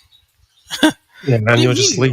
What do you mean? If a store tells you got to leave, you have to leave. Do you though? Like, have you thought to stay? How long will that go? Will they actually throw you out physically? Well, if you're doing something that they don't want you to do, right? That the majority of places in the world right now are, pushing, then yeah, they could call the cops and force you to leave. Yeah, they can force you to leave. Will that be like the government doing it or the people doing it to themselves? Like, doesn't matter. Listen, dude, I actually talked like, dude, can you hear me? Like during that fiasco, like they actually literally called the police, the non-emergency, just to see, what they would do if I tried to do that grocery shopping bullshit without the Nazis, get in their way. And they said, yeah, unfortunately, I would have to arrest you. Yeah. Well, yeah, they would arrest you for like not just following the orders. For not strapping one of those things in your face. Yeah, they can arrest you for entering a premises. Yeah, but they wouldn't be able to actually like lawfully do anything. Like if you actually went down the chain, right? Of being I'm like, just saying, dude, you can't like. I'm just saying, like I already tested that little nonsense thing. Just saying, like it's illegal. It wouldn't hold any water, so. Like, they wouldn't actually be able to do anything, like, for real. Well, trespasses, like, you didn't leave, they would get, like, you'd be removed.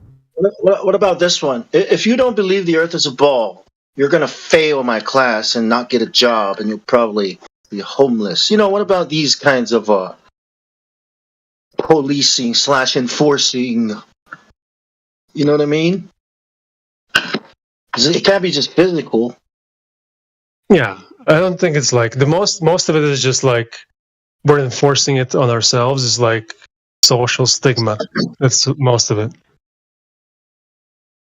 Yeah, but not killing. Thou shalt not kill or murder, right? That's not a social construct. We all understand that because we are alive, right? We all understand that it's not good to kill, right? To murder, right? Murder. But at the same time, hundreds of thousands of people go and kill people in other countries with a weapon that they picked up. Reasons, just because somebody told them to do it. Like, yeah. What are we talking about? What are you guys yakking on about? I mean, we're talking about war, right? War goes on everywhere, so people going there just because they're told to go there, right? So that's part of it. Yeah.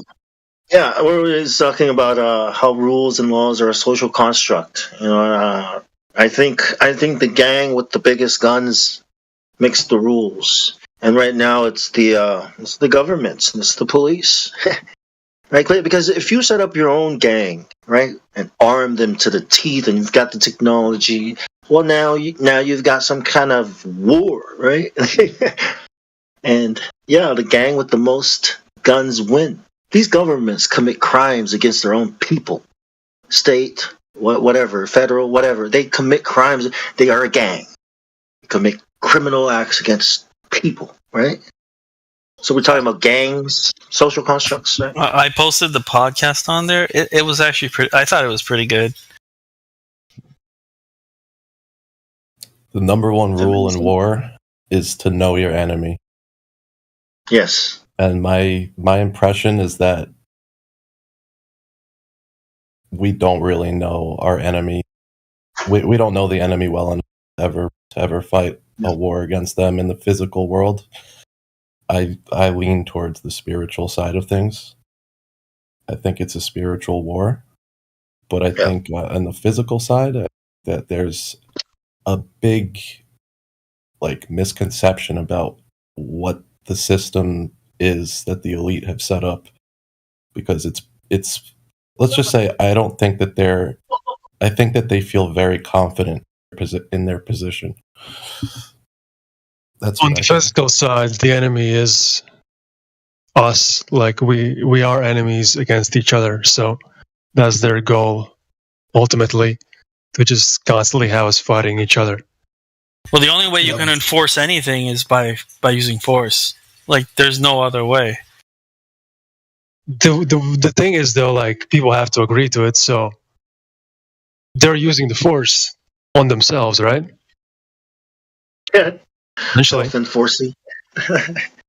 The government is picking up the how many people depend on the government to live day to day. Yeah. They have an army of mind-controlled slaves at their disposal. An actual armies of mind-controlled slaves at their disposal.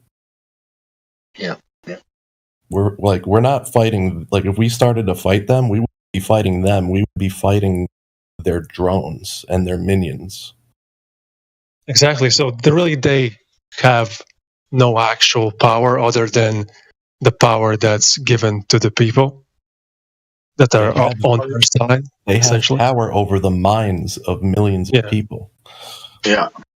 And that's the most powerful. That's real power versus force. An army with weapons.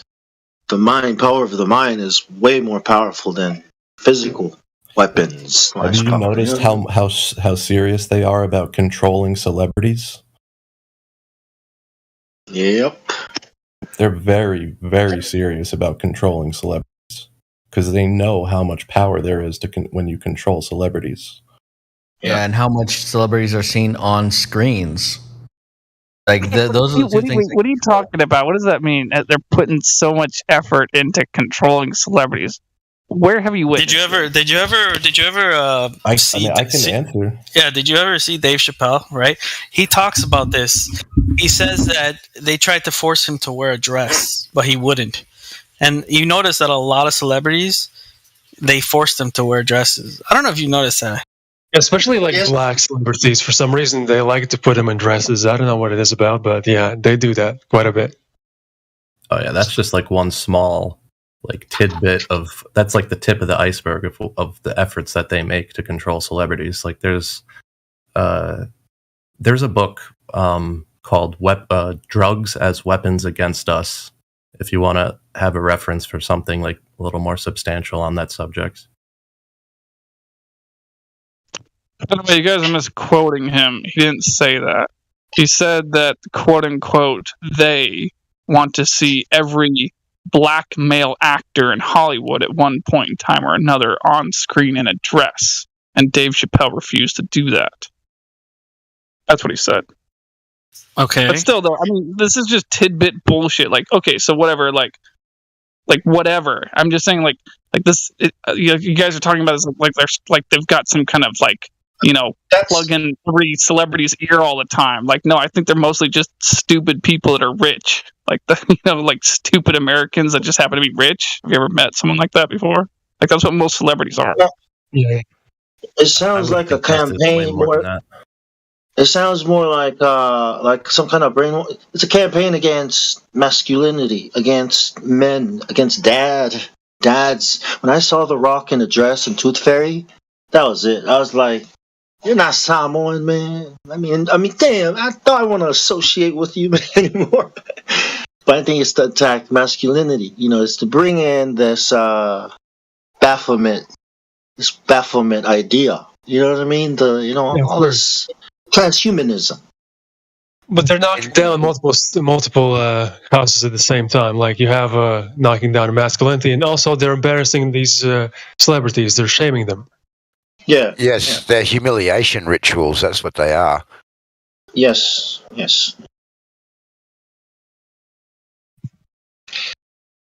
Man, if you become a celebrity, I mean, there he is. Where's he been all day? You better stay with God or get the hell out of there. Hollywood, wherever entertainment industry is. Because if they get a hold of you, who can help you?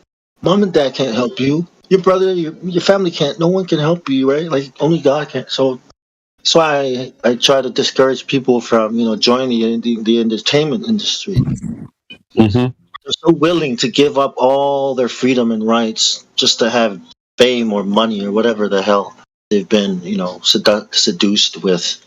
Yeah, selling your soul. How are you, Timbo? Good, mate. Where you been all day? Oh, at work. It's just been hectic as. Getting ready for the snow season, mate. Yeah, I've had my headphones on, just listening when I can. But it's been crazy actually. There's been a lot of new people in today. It's been good. Yeah, I didn't get much chance to listen today. Yesterday I listened a bit more. I was stuck up at Threadbow all day fixing a frame, so had my headphones in.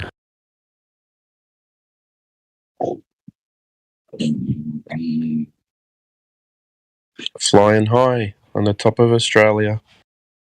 That's the highest point, yeah? Yeah, it is actually. Pretty flat. You can't see because there's a mountain range.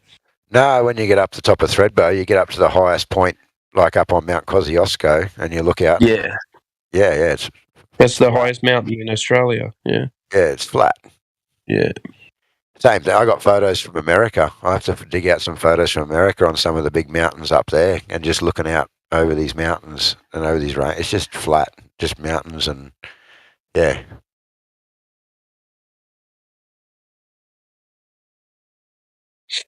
I feel a happiness. I feel a happiness to hear so many Australians accents in this. You know why you do those?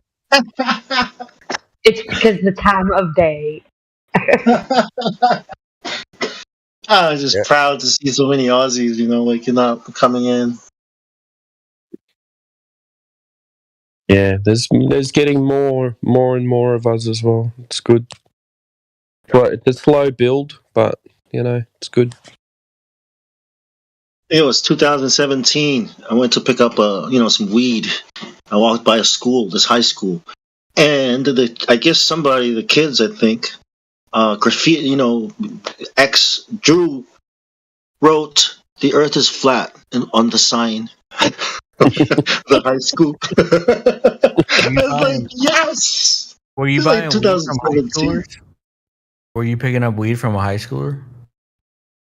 Nah, it's building down the street. Yeah. I wasn't knocking it. I was just. You probably have the best shit. Yeah, I know, right? You can buy it from anywhere here, apart from. Yeah, when my son was in high school, I used to ask him, "Hey, anybody in school that sells weed?" Oh, Hey, motherfucker, make yourself useful. I get mine from the chemist now here in Australia, so I'm good. I just put my script in, roll up, and pick it up from the chemist. What state? Where are you in? He's in New South Wales too, man. Yeah, Australia now it's legal for medicinal reasons, so you've got to get a script from a doctor, and then you just put your script in at the normal pharmacy. And I'm suffering from so much trauma from the military, and when I was little, oh man, hard to. Bong's in Sydney, flying high. He's up in Sydney. Bong's in Sydney. Yeah, I'm in Sydney. Yeah, I live in Sydney, mate. Yeah. How's it going? Right, good. yeah. Oh, well, I'm in Jindy. Oh yeah, Jindy. Where's that? Jindabyne. Jindabyne. You know how you always wanted to go inland, Bong? Is the inland at in the I might come see near you. Mount Kosciuszko National Park. Yeah. Oh yes, I might come see you then one of these days. Yeah, come up for a snowboard. Yeah. Yeah. Samoan snowboarding. What? Yeah, we've got him on there.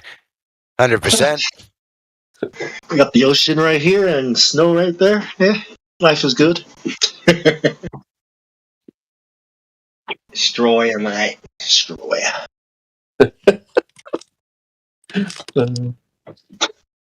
Did you? Where have you been, Bong? Did you have another kid or something? Did you? Yeah, I had to pick one up. Yeah. Some dramas in the family, and we didn't want them in the system, so we just turned one yesterday. Yeah. To move house and everything, so it was a hectic you've been busy, yeah. Yeah, busy. Contractors and all that stuff, ripping up the house, and gotta go poop outside and shower outside. Got a tarp on the roof. Put my dishes in the laundry room. Yeah. Hey, I've had to do the business outside and bury it. I live in Alabama, though. So if you haven't done that and you live in Alabama, we got portable. We got the portable ones. Yeah. Well, I don't need that. I can just do that in nature and bury it. Done it. Been there, done it. I know how to start a fire. I know. I am a down home girl. Don't forget that. In the old days, when you go camping. You'd love my fire starting skills, Flatsy. I can't be bothered cutting up firewood and kindling, so I just drop the logs in and cover them in diesel, and boom, there you go. No kindling needed. I'm so good at finding firewood and kindling. Come on now, you got to be able to do it. I do fires at home every night, just because it's cold here. So yeah, when you get home from work, if you're out of kindling and that, the last thing you feel like doing is getting the axe out and splitting wood. So I just throw the logs in, put some diesel on, and choo, done. Yeah, my husband's the same way. He'll just add some gasoline to the fire to get it going for a bonfire. But that's the same way that he thinks. But I'm more particular because, I mean, I'm not saying that he didn't, because I'm sure he could. He was trained in the Army, so I'm sure he could do it too. But I know how to go and find firewood that's dry. I know how to stack it into a teepee. I know how to find the kindling with the brush and like to make it, rub it together and make it wiry, and I got this. You do the teepee. I put two logs next to each other and just put the sticks on it, and then I make a teepee because it's more efficient. Because once you start adding to the teepee, you don't have to necessarily keep it a teepee, but the foundation of it. I think it is more efficient. Yeah, I'm gonna do teepee. I'm gonna try teepee from now. It's actually more efficient. There's a certain way to stack. You have to look it up. If you stack it and you burn it from the top down, so you light the top and it burns down. Yeah, you're right. Yeah. Have you seen like a brick stack? Yeah. Oh yeah. Yeah. So your wood lasts longer. Yeah. Yeah, lasts for days, but they've all got to be they're the same size and stuff. It's yeah, it's on there's a YouTube channel, Survival Guy or something like that. He does one. Yeah, I've done it once and it burnt for ages, but yeah, I can't be bothered. I just pile. Yeah, but it doesn't really give off much heat though, I've found. No, it doesn't. No. Like if you're just sitting around going camping, drinking piss around the fire, like it's, you want it just roaring, like heat. Just in your face. I suppose if you're in... I was going to say, I don't know how they're going to open the snow season here, because it's actually not that cold. I just put a photo up. I was working up at Thredbo the other day. That's the main run in, one of the main runs in Thredbo at the main lift. Have a look at the ground. Where is it wet? Oh no, just mud. Damn, it's all slushy. Yeah, there is no snow at Thredbo at all. They're supposed to open in a week. I don't think there's any. You guys are 50. There's none in Victoria either at the moment. So That's crazy, guys. Are you sure it's gonna snow? It feels like it's gotten a little warmer. I mean, the cold is not as cold anymore. I know it's cold It's down so here. warm here. It's really cold down here. It's We had snow super a few warm weeks here, ago. by the way. But today Oh, was yeah. 10 degrees. It was So there's no Nana, way. Nana, boo boo, sticky head and doo doo. You get your Also, card. I plugged my song, one of my songs, in the live stream voice text for the newcomers. If you guys wanted to hear some Red Pill music and also get to know your Flatsy Klein over here a little bit more, I'll be and watching it that's tonight. like Back to Sleep and Hell and shoot, I guess Gilu is Gilu, also you Gilu and Naffy. You guys can check out my song that I wrote right there that I plugged Where'd you put it? in live stream. Do you get the truck back flying high? Yeah, finally got it back. I'm going to sell my Ram on Monday. Oh yeah, good. Sell the Ram and keep that, mate. Yeah, I got to get the man. I got so much hail damage on the roof. I got caught in a big hailstorm, and I've been trying In to the get Ram? out. No, in this cruiser, the bonnet and the roof. Lucky you can't see the roof; it's too high. But I got to drop it at Canberra for a couple of days, and I just can't get there to do it. It's so fucking painful to get to Canberra. I've been looking for one. It's I think I'm going to get one or the 70 or the 76. Not the Ute, the wagon. I'm not sure at the moment, but I need a V8. So Just get one with the extension done. yeah, So that's got a 300 chassis extension. Normally those back wheels are right up tucked under the back door. And then the whole tray then overhangs past your axle, and it ends up you can't carry the weight.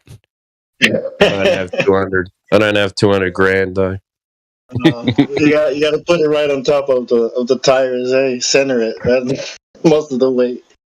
If you want to break it. Yeah, no, there's a few selling for.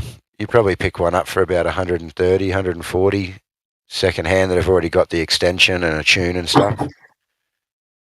Maybe 150. I appreciate Australians having trucks like Americans because I hear a lot of shit talking from the people that I work with in Europe making fun of us for having trucks. We got plenty of trucks here, man. I got a Ram as well. This cruise is half the size of a Ram in the photo, and I've got a Ram as well. But when they do the conversions here with the Ram and they put the Australian parts into them, they are just so unreliable. I've had nothing but problems with it. It's had like 7 wiring looms, 6 power steering hoses, 3 new steering boxes. It's only 3 years old. So oh my God, it's just run out of warranty. So I've bought this thing, and I'm going to sell the Ram.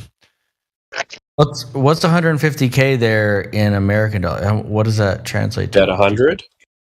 Wow. Yeah, about 100. Yeah. So I paid 175 for this one. Damn. And I paid with the accessories. I paid 200,000 for my Ram. That's Australian dollars. Yeah, 200,000 Australian. So probably about 150,000 American.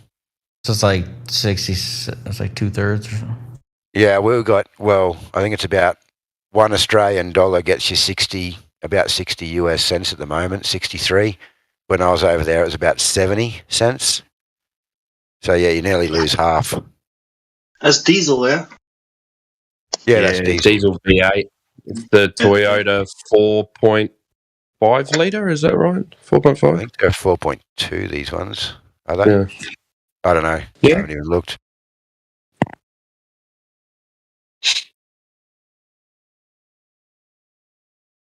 Well, I appreciate it. I'm tired of hearing. I went to in the Netherlands and they were like making fun of us for having trucks. I was like, yeah, but we've got the room for the trucks over here as well, so there's like plenty of room. It's like, I'm sorry you guys have a bunch of water and like you like no street room and everybody riding a bike, but like It's not the way it is where I'm from. Yeah. Everyone drives. Pretty much everyone owns a 4-wheel drive here. The Ram Yeah, gets you a bit hard in the city, like in Melbourne or in Sydney. The Ram's a bit painful. Sydney especially, man. There's some skinny one-way streets there. I've wiped out a few bus mirrors in Melbourne, or my wife has. Collected a few bus mirrors with my Ram mirrors. Yeah. But out in the So country. don't buy a Ram. Yeah. Well, there's Yeah, my Ram too big there. for Australia. Yeah, too big. Was it Glue that was talking before? 25. That's my Ram there. I just dropped it in the main chat. Nice. Nice. They look nice, man. It's too much headache, eh? Yeah, man, it's just so unreliable. It's not the American parts, it's the Australian parts. They send them over with no wiring loom, no hoses, and then they change the steering box across. You got to change you got to change the DPF filters as well, yeah. Yeah, they change a bit of stuff, and it's all the all the Australian bits.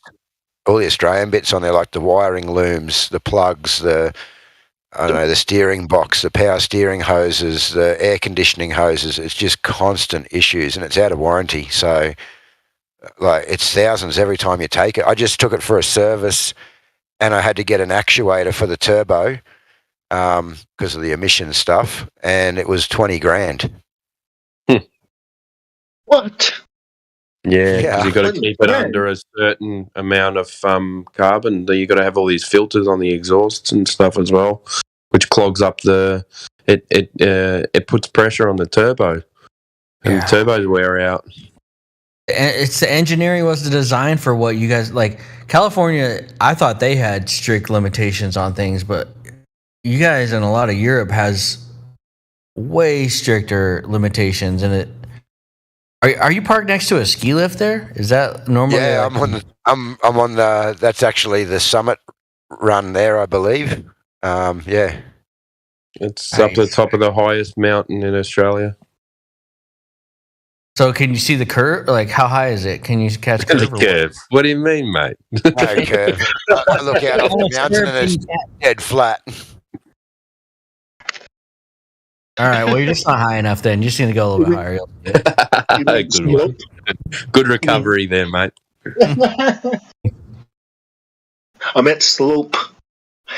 Curve of the mountain. Like slide. Yeah, drop over distance from the mountain down to the level ground. Yeah, that's a slope. That's You are not 8 allowed inches to per say mile, not 80.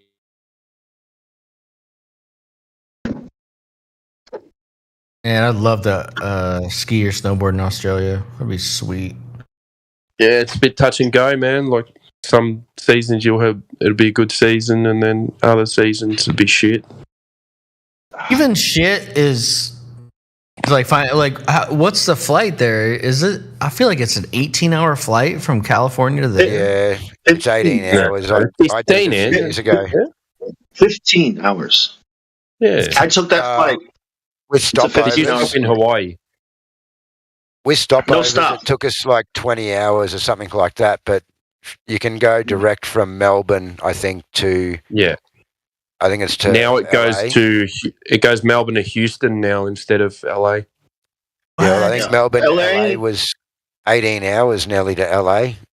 Yeah, now it's Sydney, LA, Melbourne to Houston. Yeah. I took the flight from LA to Sydney. That's 15 hours straight, no stop, non-stop. Oh my God. Longest. I must have slept for a whole day. I sat next to a waitress in business class. She ate all my food. A waitress. I mean, she's a flight attendant, but she's, on a business trip. Yeah, that's what made it pleasant. Well, we went to Hawaii first. We went Australia to Hawaii. And all I wanted was a cigarette and a joint. It was insane. And then I get to Hawaii and it's all illegal. And I'm like, oh my God. But yeah, it was all good. What do you mean it's illegal? Even to Hawaii's smoke? still illegal. And I was freaking out because you walk down the main beach in Waikiki Beach and there's like a cop car parked on every single corner. They got sirens on. There's police walking. There's like street performers. There's people everywhere. They have terrible drug problems there. Yeah, and then I just walk along the street, and some dude just walks up with a backpack on the front with a weed hat on, and he says, "Oh, you want some?" He says, "Oh, you want some weed or coke?" And I'm like, "Oh yeah, I'll take some weed." You know, and he's got. I had $25 or something in my pocket, so I pulled out the $25, gave it to him. He just opened his backpack, pulled out a handful of weed in front of the cops, in front of everyone, and just handed it to me. Yeah. I was freaking out, thinking, "Fuck, I'm going to jail in Hawaii." And then he goes, "Don't worry about them, man. They let us sell weed and coke." He goes, "They know it's a tourist place. As long as you say no and we leave you alone, they won't do anything. They're just here to make sure we don't hassle you. If it's anything more than weed and coke, they'll do something about it. But they know you're all here to party, so you're right." Yeah.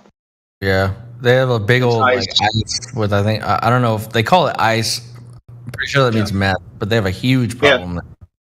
Yeah. Yeah, it's a I was- problem all over the 1995. world, man. 1995, I went to high school in Hawaii. That's when it started. My cousins were selling it too. Nobody knew what this thing was going to do. When I left Hawaii, I went to LA in like 2000. It was a pandemic there in LA. I was like, what the fuck? And now here in Australia, oh my God, it's so bad. So many people Doesn't seem to be much of an issue again down here. It all seems to have been cleared up. It's small regional towns. The smaller regional towns, because they can make it easy and get it cheap. Yeah. It's the drug problem in Melbourne seems to have disappeared. Oh, I don't know. I know a few people down there and young guys, and man, they're like fucked up. Yeah. They're OD and they're fucked up. Because you don't see them around on the streets and stuff, you know. Like No, my son's 19 though, and his cousins are all down there, and they're all into it. Yeah. Oh, okay. I think they're Maybe getting into it's because I'm the old. and the Xannies as well. They're going pretty hard on the Xannies, yeah. Really bad. And the Nangs. Maybe I've just become ignorant then, yeah. Oh, if you just live in your life and you're in the suburbs and you're in a fairly not decent sort of place, you probably don't see it as much. That's probably why I don't see it. We're in a nice place, that's why. Yeah. But I'm sure if you went into the city at fucking midnight and went for a lap, you'd... No, mate. 11 o'clock, we're out of the city, mate. We know what it turns into after that. Yeah. That's when I love it. I go walking and checking out all the action. Oh, Melbourne's open all weekend, mate. So Okay, Australians. Thanks for all of you. I'm just kidding. Thanks. Actually, it was really funny because when we went to America, people fly down from Sydney to come and go to all the nightclubs here because they're open all weekend. Like, Yeah, I don't want to. I don't want a nightclub. But I'm just kidding. I'm just being a shithead. Are you feeling I'm just being a left out of the shithead. conversation? I'm going to the pub shortly for dinner. In about 15 minutes, I'm going to go down to the pub. Yeah, I'm waiting for the missus to get home. I'm having a couple of beers, and then we're going to decide what we're going to do. That's what I'm I've had a couple of beers. So when It's only quarter past 6. Yeah. When we were in America, we were in Colorado, and we decided to drive to LA. So we stopped through Vegas for a few weeks, and then we went on to LA. And when we left Vegas, my wife was saying, "Oh, we've got to book some accommodation." And I'm used to Australia, where you can just go to a beach and get a hotel, and so we go down to. We decided we were going to Venice Beach, and we get down to Venice Beach. Man, there was no accommodation there. We just arrived. We're walking around, looking everywhere on Venice for this. Like, can we get a hotel? They Should were just like, be able to walk in, yeah. Just mate, get they're not something. hotels. They're worse than the backpackers accommodation in Australia. The only hotel we could get was this one called the Cadillac Hotel. sounds. The first room we went into, we couldn't even walk in the door. It just smelt like piss. So then we ended up having to get 2 rooms separate for the kids and us at the end of this hallway each. We walked in our room, and there was like shiny, glittery jizz stains on absolutely everything: the couches, the carpet, the floor, the curtains, the couches. It was, and my kids are going, "Oh, what's that?" And I'm going, "Don't touch it," you know. Glitter. Poisonous glitter. There was nowhere else to get a hotel down there, so we stayed in this place overnight, and then like all the alleys and like during the day they have all these homeless people set up in tents that sell stuff, and they have eskies with drinks, but then that just turns into this massive crackhead central at night. And we went for a walk at about 1 a.m, me and my wife down the beach. It was freaky. And then my kids are ringing me. Experience. You got the true SoCal experience. Yeah. And then my kids are ringing me from the my kids are ringing me from the hotel room saying, "Dad, you got to come back. There's a big crackhead fight outside our window. We don't know what to do." I said, just shut the window. But the problem was the windows didn't shut. This place, the windows didn't shut. The fire escapes are on the outside. They were actually like completely rusted off. Like, I don't even know how you'd get out in a fire. It was the like weirdest situation I'd ever been in, man. It was crazy. But then we got an Airbnb in Hollywood that next day, and we were cool. But even one day we were down in Venice Beach, and I lost my kids, and I lost my wife, sorry. So I said to my son, he was about 16, I said, "Just sit on this seat here. There's no one around. I'll run down, find Mum and the girls, and I'll come back." And I come back, and he's standing over in the corner, and there's these other 2 dudes on the seat. And I said, "What happened? I told you to wait there." And he goes, "No, that guy came and sat down next to me and started asking if I'd like to wear this shirt that he's wearing, and that he was raped in this shirt, and that someone had done something, shoved barbed wire in him or something. Well, he was wearing this shirt." And then this other guy came and sat on the other side, and he started arguing with him, accusing him of being the one that raped him. And my son's in the middle getting offered the rape shirt, and he's like, "Fuck, I'm out of here." So it was weird, man. Very weird. How much time did you said you spent 2 weeks in Colorado or 2 weeks? No, I did 6 months in Colorado. And in that time I did 2 weeks in Vegas, 3 weeks in total in Vegas. 2 weeks in Vegas. How do you do 2 weeks in Vegas without losing your mind? Oh man, I just walked. We don't get this stuff in Australia, man. Like the street performers in the main street. You know, we went to different casinos every night. Like none of this stuff. Dude, you were done after a week. After a week, you had to have been over it. You had to have been over it. I'll be back. Man, I was loving it. Wow. I didn't even gamble. You see some shows? Yeah, we went and seen some shows. We just it was great, man. Walked around, walked all night, walked to all the different casinos. We don't get casinos like that here, man. We don't have any of that stuff here. It's how about an hour flight from Vegas? So it's like, I guess I'm just kind of over it. I don't know. I'm been in Nevada so many times and I've seen it. Maybe that's why. Jumped off the stratosphere. All the hits. Yeah, just did all the things, and then then we went through to Venice and had that experience at Venice, and then we ended up in Hollywood in an Airbnb. So we did about a month in Hollywood and went to all the attractions and drove around. Spent a bit more time at Venice Beach because my son likes skating, so he'd go and skate down there, and then from there we went to Canada. Got out of America and went to Canada for another 3 months. Where in Colorado were you for 6 months? Frisco, up in the mountains. My son and my daughter snowboard, so we were there for the competition. So my daughter, like Vail or Breckenridge or area or something, or so Frisco's sort of in the middle up there. And if you go one way out, you can get to Copper Mountain, and then Copper Mountain you follow out to Vail, and then on the other side you got Keystone, Breckenridge, Beaver Creek's around there as well. Keystone, but they're all sort of, Vail's probably the furthest, but you know, Breckenridge, Keystone, Copper, all those are all within sort of 10 minutes drive from Frisco. Awesome. And then where in Canada did you go? West? No, I spent most of the time in Toronto.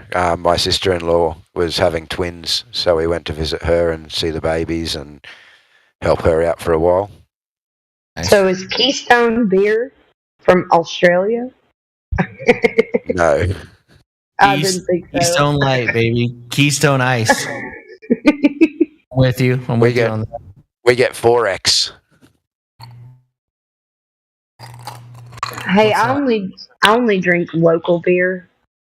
So if I'm gonna drink beer, it's gonna be hopefully by trusted hands. Like I worked at a brewery for a while, and What's your local beer? Twisted Barley and Tallulah. Wait, Kahlua is made in Alabama? Tallulah. Oh, okay. Tall, or is it Tall? Tallulah. Like Kahlua? That doesn't sound like. No, like T. I'm saying it with a T. Tallulah. All right. Okay, sorry. Those are our local breweries here, and they make beer and wine.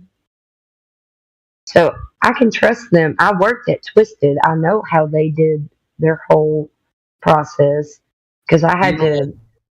Well, I was one of those bartenders that I have to know all the processes of how the beer came to be about so that I could explain them very well to the Do you want to customers. drink a Corona or anything, or a but? I feel like you might. I don't want to drink those beers. No. Well, nobody wants to drink it, but like. That's not my go-to. That's for sure. Yeah, I don't think Bud Light's anybody's go-to. Hopefully. Well, I'd rather not drink than drink that. If that makes sense. I went to a few bars I'm good to do without. I went to a few bars in Denver, and the amount of craft beers they'd have pages and pages of craft beers. It was crazy. I'd never seen anything like it. Yeah, Denver's like a hub for that. Denver and like San Diego are like the two hubs that I know of for craft beer. Working at a local brewery, you can like, especially a small town one like I worked at, you know everything that they do in the process of making every beer. So I knew all of the things that they used in the beer. I knew the process. I knew the outcome. I knew how much it needed to ferment. I knew those kind of, like, how much ABV, like the alcohol by volume. So I was a good bartender. Just saying. I believe you. I believe it. If you go look up Twisted Barley in Jasper, Alabama, you can go through the pictures and you'll find pictures of me. I'm the girl with the long ass hair. There's plenty of pictures. I mean, you do have to kind of look through. We all know what you look like, Flatsy. Yeah, that's true. The picture of me in my profile picture is me. But like, you can confirm that through the video I just sent of me singing, and you can confirm it by going to look at the brewery I used to work at and seeing all the pictures of me there. Yeah, you can see a bunch of pictures of me in the. Where do you find the pictures in there? I don't get it. Just go to Google. Yeah, that profile picture of me is actually me as well. Yeah, okay. So you can go to Google and you can search Twisted Barley Brewing Company. Yeah. And it'll give you the option to look at the images. If you scroll through the images, it may be a little far down because a lot of the images are, the scenery, because that was what we were really famous for, was the layout of the place and the doors, the chicken coop that we used, the barn wood that we used. You can look through them and you're going to recognize who the tiny 5 foot tall person is trying to pour from the top taps, looking like I had to stand on my tiptoes to do so. I'm looking, but I can't. Hold on, I'll help you. It's fine. Don't worry. I like internet sleuthing. It's fine. feel like I've heard of Jasper. Did you guys have like a cop scandal there like 10 years ago or something? It sounds so familiar, Jasper. Maybe not. We've had a sheriff scandal recently, within the past couple of months, and yeah, there's a lot of missing folks that come up around here. Maybe not here in Jasper, but like Empire, just surrounding little towns. It's still here in Walker County, so I'm in Walker County. Yeah, there's a lot of scandals.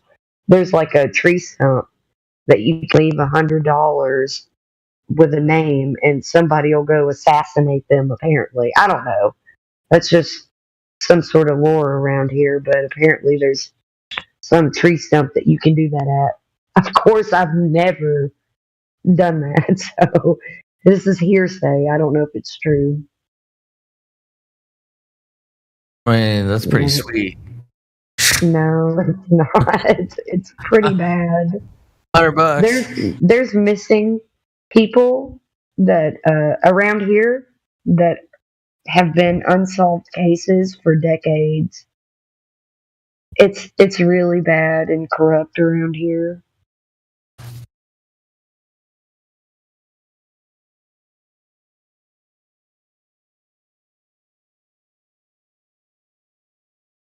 What time is it for y'all? It's like 1:25 for me. You guys must be 6:30 p.m., mate. Oh man, It's prime time for you. 3:25. It's 3:25 in the morning for me.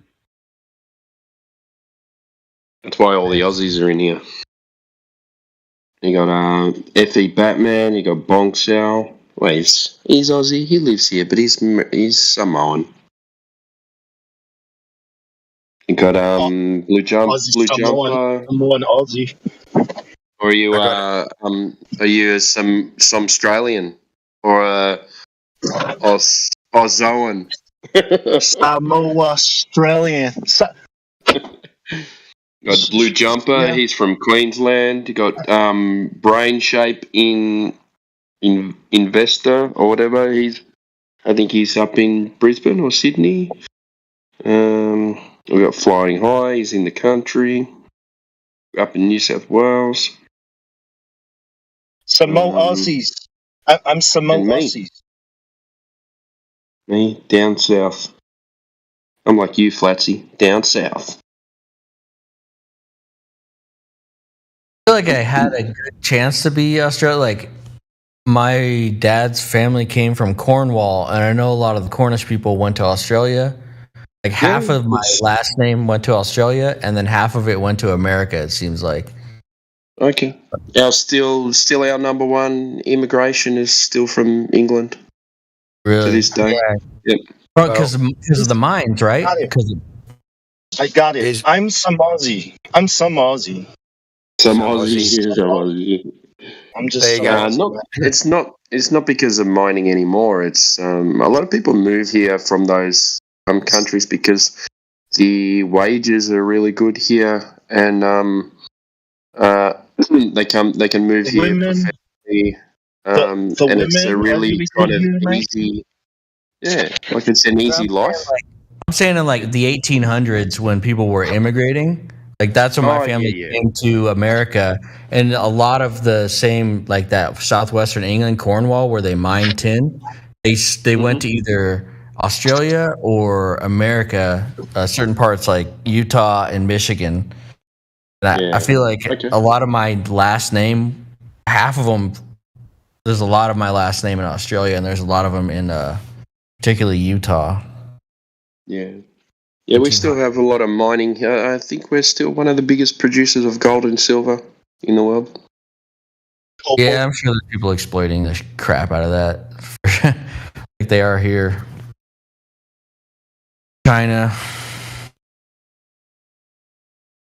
There you go for the other Aussies in here, and probably Flatsy, you might like it. I just put a photo of me eating dinner with a baby alpaca. Is he at the table? Yeah.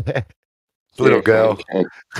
Well, I just put a picture of me tuning my guitar behind the bar because I was working behind the bar. That was a picture that another customer took of me tuning my guitar, by the way. I didn't take that. Like, that's That sounds like a song. That sounds like a song, Behind the Bar. Tuning my guitar behind the bar. Yeah. You can see, if you pay attention, if you zoom in, the person in charge is Kim, and that's my name. Kim is my name. And I decorated that, by the way. So that's my decoration of my own person in charge sign. All right, I'm out, guys. I got to go to the pub. Catch you later. Thanks for the chat. Peace Hey, out. good one, Mike. Yeah. Be safe. Yeah, you too. See ya. Drink well. Yeah. I'm at home, so I'm safe. See, the pubs here in Australia are like family places. So That's nice. you can go to the pub. You can take the kids there, have a meal. Everyone just sits around, has a beer. They meet other kids. Everyone plays around, and it's not like a place where just adults go. You know what I mean? Some of them have playgrounds and places like that. Little playrooms where they can go and play video games, and I'm not sure that's a good thing, really, is it? Poke machines for adults who want to play video games. All the good ones, all the good pubs here don't have them. Hey, we got a new So we're person going- in here. Who? Billy Parham the third. Where? At What's up, the Billy? top. Hey, welcome, Billy. Oh, hello. How you doing, buddy? Good. Yourself? I'm well. Yeah. So, what do you think about the Earth that we live on? Do you think it's a globe? I don't know, man. The same people who say it's a globe have lied to you about a bunch of other things. I don't really know for sure, but you know what I'm saying. I just like talking to people with different astute. viewpoints. That's astute of you to come to that conclusion. So I can't criticize. Would love to give you some information if you wanted it. It's up to you. You must have an opinion, though. Yeah, that's true. If My you have some opinion- questions, My opinion is, you know what I'm saying. I don't know. People talk about the firmament. Some people, I don't know, man. Yeah, NASA just lays you, a pretty man. compelling case. I won't lie. We're just pictures and all that. asking you, though. So you All tell right. us about yourself. Yeah. I don't Not know. under investigation. massive bullshit. Clearly, everything that they give you is CGI.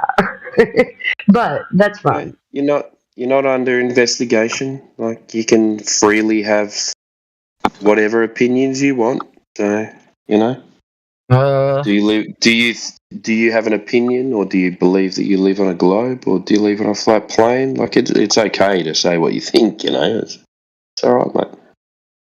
I honestly, it isn't very high on my list of things. I haven't looked into it much myself. You know what I'm saying?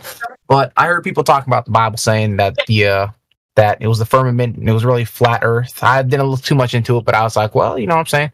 If the book says it, it's got to be true. But that's about as far as I've looked into it. I don't really know. I'm saying I'm withholding my own opinion until you know what I'm saying. Okay, yeah, but aside from the firmament, so like kind of think more in nuanced terms, like today's terms. So don't think firmament exactly, unless you want to. That's fine too. I mean, I look around and everything's flat, but you know what I'm Yeah, saying? that's It's an ant on a basketball type thing. Right, okay, but here we go. Here we go. Look, here's your opinion. Okay, what's your opinion about water? Right? Is water flat and level at the surface? Well, yeah. Answer's yes. Yeah. Yes, that's your opinion. I mean, when you use your logic, right? You're not going to think that water.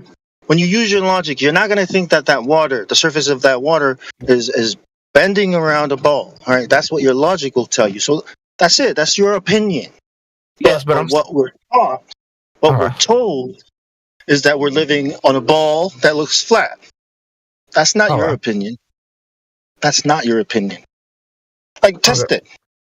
Test it and see it, right? Unfortunately, I don't have the funds to jet out into space. Well, that's not how you test it. That's not how you test it. Like going out to the water. Going out to the water. Right? And then you think about how big this ball should be. It's got a radius. And then you look. Yeah, go ahead. You've got VC verified, so just keep an eye on the voice text. I'll start posting things in there. All right. Thanks, Bong. Go ahead, man. In live stream voice or in the actual live streams chat? Live stream voice text. So, gotcha. Yeah. And can you take over for like 5 minutes, Timbo? I just gotta. Yeah, man. Never mind. Actually, you can do it. I'm just posting I'm just going to post a video. Okay. Yeah, water. Water. Here you go. Here's a video with lasers. Oh, no, I missed. I typed it in wrong. Yeah, laser short. So here's a video of if you like water, water's flat. There's a video with laser test, looking at how does this test work? Okay, so they have a laser that they set up at a certain height above sea level or over lakes. I think this one's done over lakes actually, and then some of it's partly frozen as well. So they level the laser. And they use a collimator as well to keep the laser precise and thin. And they shoot at a certain distance, and they detect if there's any curvature when they pick up the laser on the other side. Now, how do the curvature of the light, or like they shoot? So there's supposed to be curvature of the Earth. So if there's curvature of the Earth, it's going to be shown over water at a consistent rate, yeah? Yeah. So what they do is they shoot these lasers over water, and then if there is a drop over distance, so if you've got 10 miles, then you should have a drop of 66 feet. So if you shoot this laser and it's level over 10 miles, it should be 66 feet in the air. Just over 10 miles. So they shot one, I think the farthest, or the furthest they got, was about 40 miles. Mm-hmm. And it was still perfectly level? No drop-off? Perfectly level, yeah. No drop-off. Is this no, you can add in, things like error. Still didn't account for what it should be. You have 40 miles, I think. 40 miles should be... I can't even work it out, but... I'm sure if I look, I can work it out, but... So if I'm on the West Coast, so if I shot my laser out and then perfectly line it up with some dude in Japan or something, you're telling me there wouldn't... No. Hold on, you're on the West Coast, right? So you're on the West Coast, right? Yeah. Yeah? Yes, so you should be... Okay, so you are somewhere where you can see those islands out... past the bay, or not past the bay, the shoreline, right? Little rocks, tiny islands. No, the islands out there. The what are those islands called? Lighthouses, buildings. Which part of the West Coast are you on? Yeah, what part of the West Coast? The northern part. Probably be more. Washington. Type shit, yeah. Okay. Yeah, the idea is that according to the size of the globe, right? There's curve, right? So you're looking for that curvature on the water, right? And according to the size of the globe, it's absolutely way too small to say that the Earth is so big that it looks flat. It's way too small because you're seeing all these things that you shouldn't be seeing if the globe really was this big. This small or whatever. Could it just be they have the size of the Earth wrong? Yeah, but Well, then then the whole I think- cosmology's out of place. So Yeah, distances, because sizes of yeah, planets, everything. So yeah, the whole cosmic like measurement ladder has to be the dimensions of the set Earth. Okay, if the Earth is a globe, then it has to be at a certain dimension, and I hope that you know the dimensions before you come into a flat Earth server, because we know. I don't know that I haven't been in here in a very long time, so I'm sorry. I have a Yeah, question. but we know all of the globe claims. hang We on, have Snuffleupagus, falsified just them. wait a bit, mate. So, wait. What do you mean the dimensions have to be like what they are, or else the heliocentric They're model the doesn't work? they're the Okay, first rung think about of this. the cosmic measurement ladder. Mm-hmm. They're the first rung. Okay, so if the Earth is this set dimensions, Mm-hmm. then Venus is the same or approximately the same size as the Earth, Mm-hmm. and then you get the distance of the sun, and then everything else will just be calculated. This is all just calculations. This isn't actual measurement Guesswork. of anything. Yeah, and guesswork. If guesswork factors into it, couldn't guesswork explain like where the numbers are a little bit off, or Aren't you hang on. a little bit worried that it's all guesswork and nothing is verified? I mean, if it was all guesswork, I'm assuming someone smart enough would figure it out at some point. You'd assume How? that, though, wouldn't you? You'd assume that, How? but it hasn't That's what I'm happened. assuming. Yeah. Yeah. Aren't you just So a let's- human let's being, look and at it, so man. aren't all we? We're all human beings. Yeah. Nobody look at is it, man. just. Yeah, exactly. What would you say to So everyone's the first wrong. rung? Everyone got the What would- dimensions wrong. Is that what you're saying, buddy? Yeah, but what would you You go say ahead, to man. the first rung of the whole cosmic ladder needs to be verified, right? So Yeah. if the first rung is the curvature of the Earth, who measured that? Doesn't matter who, but who did it? I think it was like some Greek guy a very long time ago figured it out by like looking at Isn't shadows or that a something, little right? bit? He Isn't that a little bit alarming?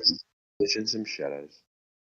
Yeah, but isn't that a little bit alarming that somebody from that long ago did it when we have the instruments to do it now and it's not any different?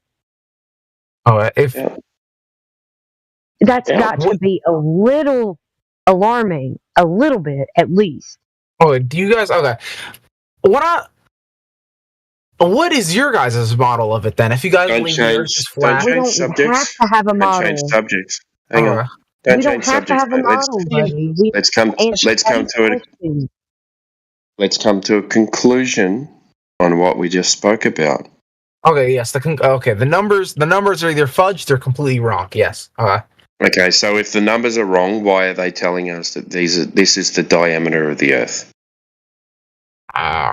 Maybe the plane industry, the commercial plane industry, has something to do with this. I really don't know. No. Come on, man.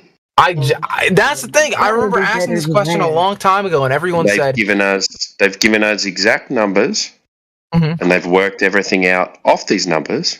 Mhm. So, if it was wrong, then why wouldn't the numbers change? they're too deep in the lie. It doesn't matter about So- the lie. It matters about the evidence, man. Well, what do you mean? You don't have to distinguish like who is lying. You need to find the evidence of where all of this originated. So if the Earth is a globe, who went and directly measured curvature of such globe? Observed it. Probably the Catholic Church at You some don't point. I don't have know. to. You don't have to just Yeah, you're right, man. observe it. You have to verify it. You don't just observe anything without verifying it first. How do you think we should verify it then? Can I ask one question? Measure it, buddy. Look, you just have to measure. Use the space station to measure it, or No, you need the measurement before that. You need the measurement before that. Sorry, Kim. I just posted a video in the live stream for you. Maybe you should go and watch that and then come back. The greatest laser one, or the one with the Japanese dude? No, the greatest laser one. Just go and watch that and then come back and go, oh, they didn't measure any curvature. Hey, so Billy?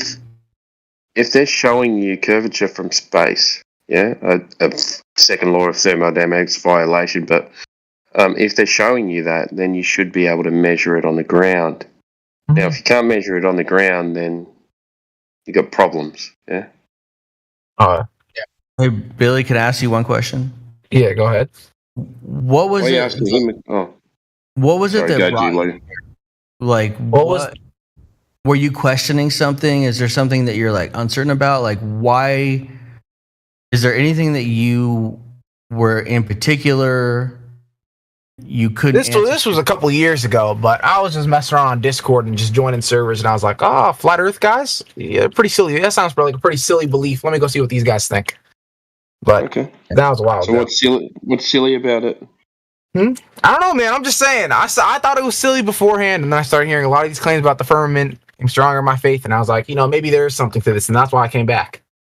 Okay, well, you're the only one that's going to convince yourself, so you need to look into it.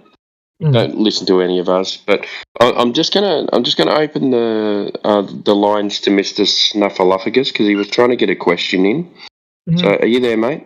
Oh yeah, I'm here. This is kind of like very off topic, but I was just curious as to like what do you think the intentions of these world government or like elites are in hiding like that the fact that the world is like flat or just not round in general? Hold on a second. Why does anybody lie? I don't know, to benefit maybe, perhaps. Well, probably to obscure or cover up the truth. Yeah, but I'm asking, why do you think? Like, what is the intention behind it? Why would you need another motive? Because if you were asked to lie, well, if the world is flat, what do you think can come from it? By what do you think people can get from it by hiding that truth? Is basically what I'm asking. Okay. Well, here's the thing: the Earth has to be flat because it measures and is utilized as flat, and there is no measured movement of the Earth. Yeah, I'm not disagreeing with you. Okay, let me just finish this whole train of thought first before I come to the conclusion. And the Earth has to be contained because there's gas pressure. And gas pressure is only something that you can measure when gas is pressing, which is why it's called gas pressure, on its container, like against the container that it's within, whatever set volume. So, if this is all true, which it is, by the way, then we have to be here in place, set, and created. Everything that is created is the earth, and whatever is in the sky is created within the earth. It's not billions miles away.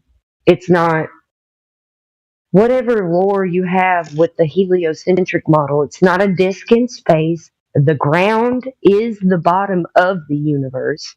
So it's completely different from everything that the heliocentric model would portray to you. That would indicate that there's a creator, because the antecedent of such a thing is a creator. So why would they want to hide the nature of the creator? I Okay, wonder. so you think it's more of like a religious incentive than like to keep you it's Satan kind of. It's a truth thing. It's not a religious thing. It's a truth thing. Well, I'm assuming, for argument's sake, I'm just assuming that the kingdom of God and the kingdom of Satan exist, right? And Satanists are the global elites who want to keep the fact that we live on a flat earth, and we live under a firmament secret, to lead people to hell so that they don't actually find out. Is that basically what you're saying? I'm saying that She the didn't truth say is any of that, objective. but Well, I'm saying asking. Sorry. that the truth. Okay. yeah, The you're truth. all right, man. You're all right. Yeah, that's fine. Yeah, the truth is objective. So outside of anybody's subjective ideas, I live my truth. Oh, my truth is this. No, the truth is outside of everyone's experience. It is the truth, and people have to come to terms with that. It's just the way it is. Okay. Yeah, that's cool. Does anyone else have like a secular like hypothesis about why people are trying to cover this up, or no? I think there's a lot of reasons why, like, it's all speculation, though, right? So the first thing I would do is be like, okay, what can we figure out for certain? What we're trying to figure out here is like, what is the Earth? And when we look at the evidence, we see that it's not a globe. So from there, you can go, okay, why would they want to hide that? You could speculate all day long, and there's videos and there's Level With Me that speculates on different things. But like, my opinion is, and this is just my opinion, is that there are people throughout the history of the world who have always tried to rule and dominate everything. You can't find a time in history where there hasn't been some group of people that have tried to rule and dominate all of the people and all of the land across the entire world. It just hasn't happened. And that's what it is today. And it's different because there's technology. So those people, whoever they are, you can call them whatever you want. Everybody calls them something different. Are just trying to do that. It's just the nature of what they do. You know, you can call them psychopaths. You can call them the Catholic Church. You can call them the this, the that, whatever. I just don't see why people argue that there aren't people trying to rule everything. There are. Yeah, that's true because, yeah, you don't need a bunch of people who are lying. You need a bunch of people who are believing the lie. Okay, yeah. Well then, going back to your what's it called? Your hypothesis, Flatsy, about like it being like more so having to do with like religion. Couldn't like a Christian still believe the world? Well, not religion in general, but like you mentioned God, and you said that there's obviously like a fight. No, I said creator. Creator. Let me clarify because no, you're fine. You're fine. I'm not trying. I just want to clarify so that we can just stay to objective truth. So we don't have to go into any religion at all. I want to stay outside of religion because religion are like human practices and rituals and stuff like that. It's led to a lot of interpretation by humans to, kind of, they have to, just like people who are living today that are nihilists, they're having to justify the way that they live by giving their own interpretation of why they live the way they live. So don't interpret anything. That is what religion is. Is blindly believing a certain interpretation about what you're meant to do in life. Okay? Okay. So is there any like objective truth when looking at like, the metaphysical realm? Absolutely. Can you give me like an example of that? Truth.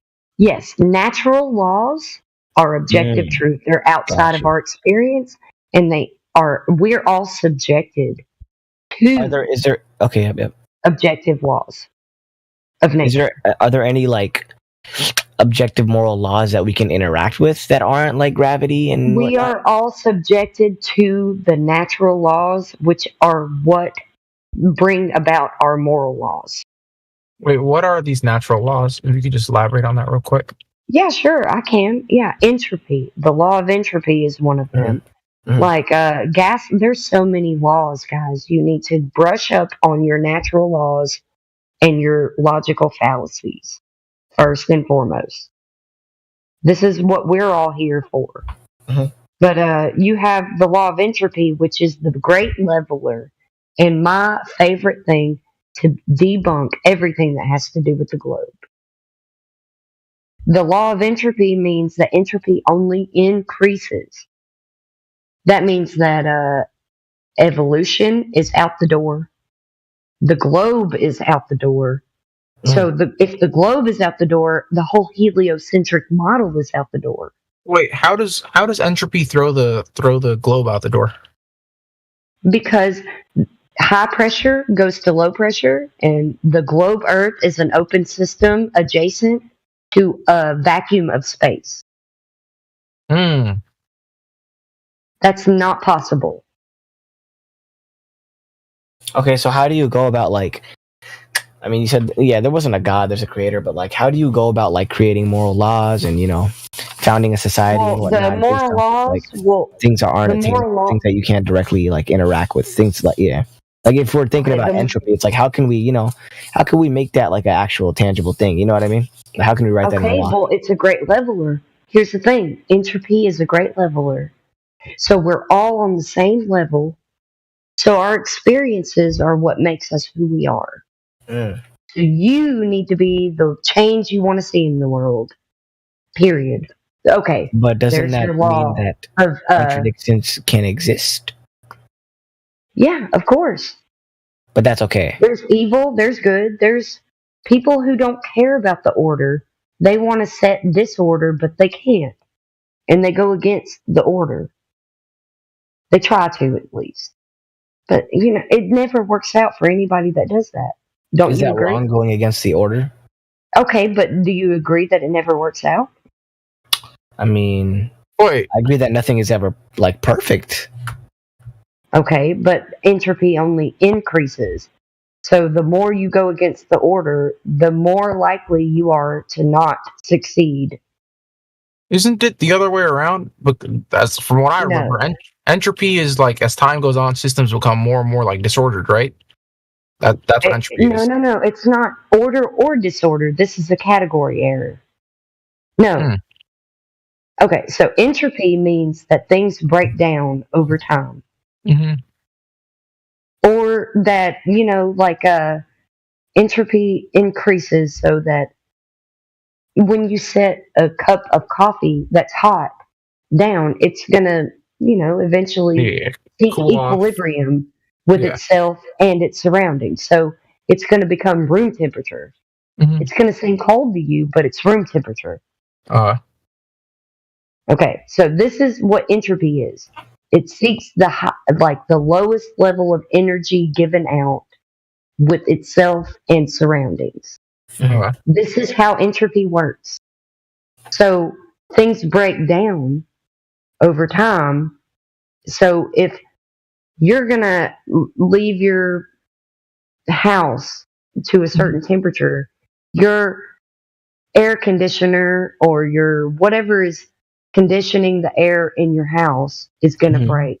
Got you. That's going Okay. to break down. Everything breaks down over time. You get what I'm saying? Yeah, I get what you're saying, but like, so does this only extend to like energy and matter, or can this also be applied in- Everything is subjected to entropy. Well, what about like Nothing principles is and like exempt. and abstract things like? Nothing is exempt. Okay. Nothing is exempt. Well, would you say that Nothing. like a society is like deteriorating if it's progressively getting better and smarter and knowledge is? It's never doing that. It's not never increasing in doing that. knowledge and practice. It's never doing that. Let me tell you something right now. Do you think it is right now? Oh yeah, I think so. I mean, when you look like 400 years back. I would say we have been for a while, but since the 60s, Ooh, that we've been is falling a off a very cliff. big misconception. If anything, you can't even prove the theory, which is not a theory. Gosh, okay. What is a scientific theory? It's the hypothesis that goes through the method and becomes true. It's like tested to be true, right? Something like that. Theory, or is that the same thing? That's a very, very vague term. Okay, a scientific theory is it's a educated guess. That's what it is. no, right?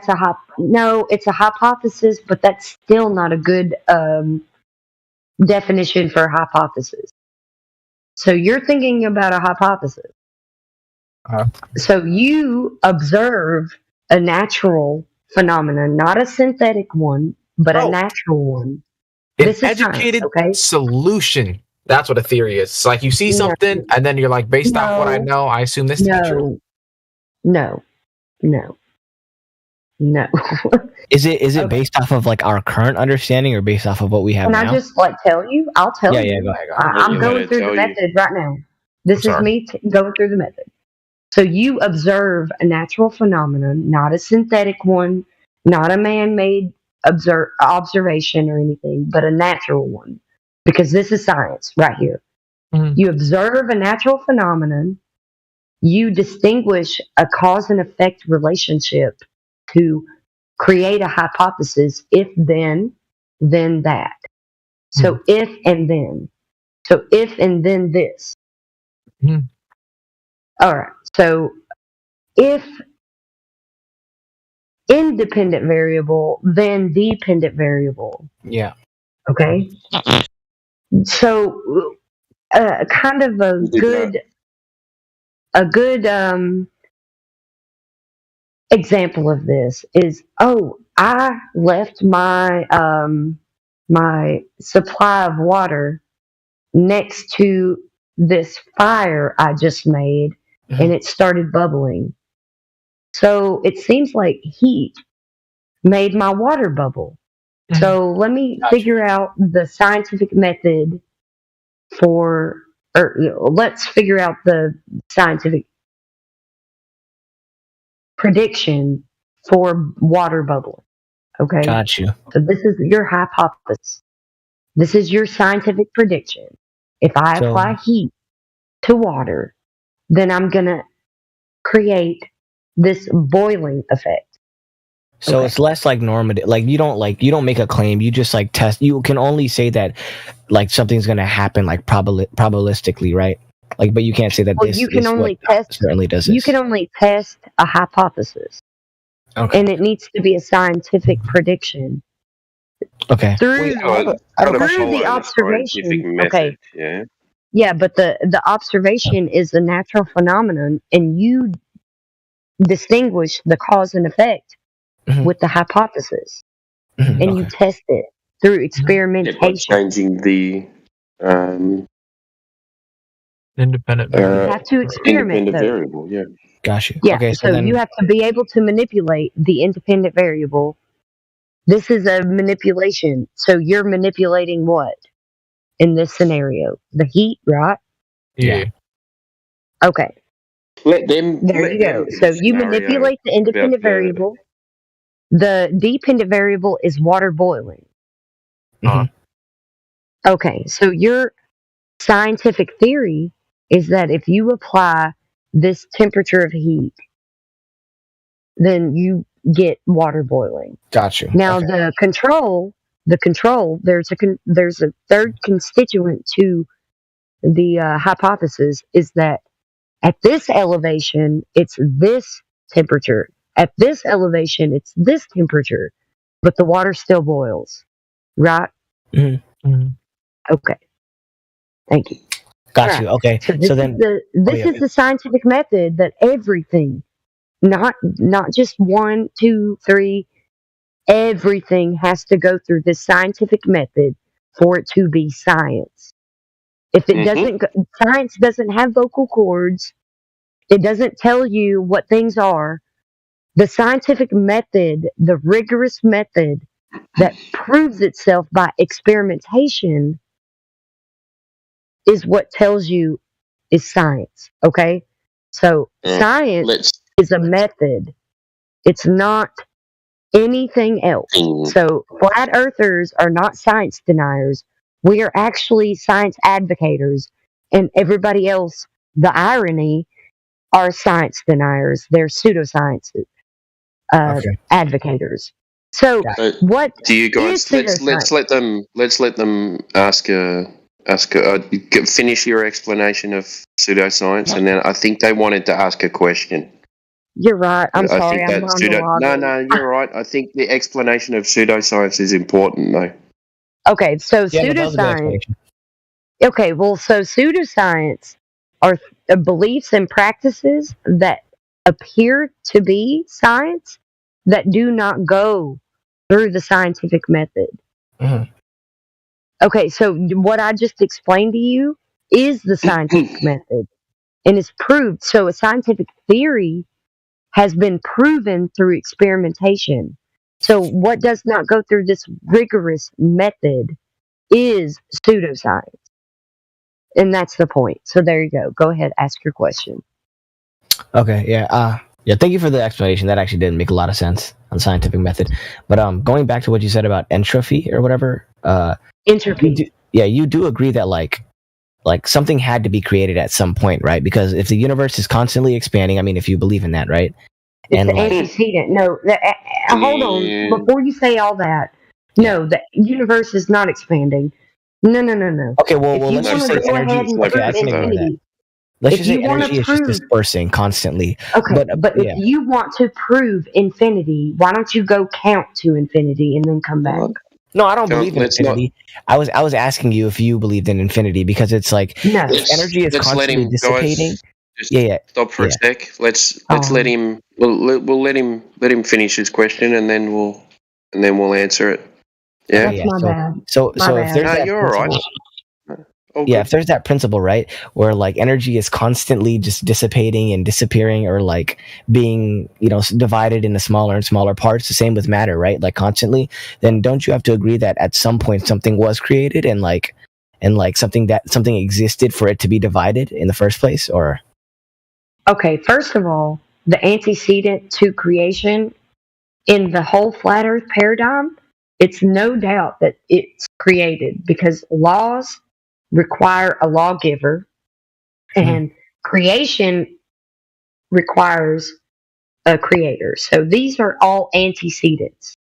Just like gas pressure requires a container, that's an antecedent. These are all antecedents. Were you referring to the Big Bang? Is that what you're asking your question about?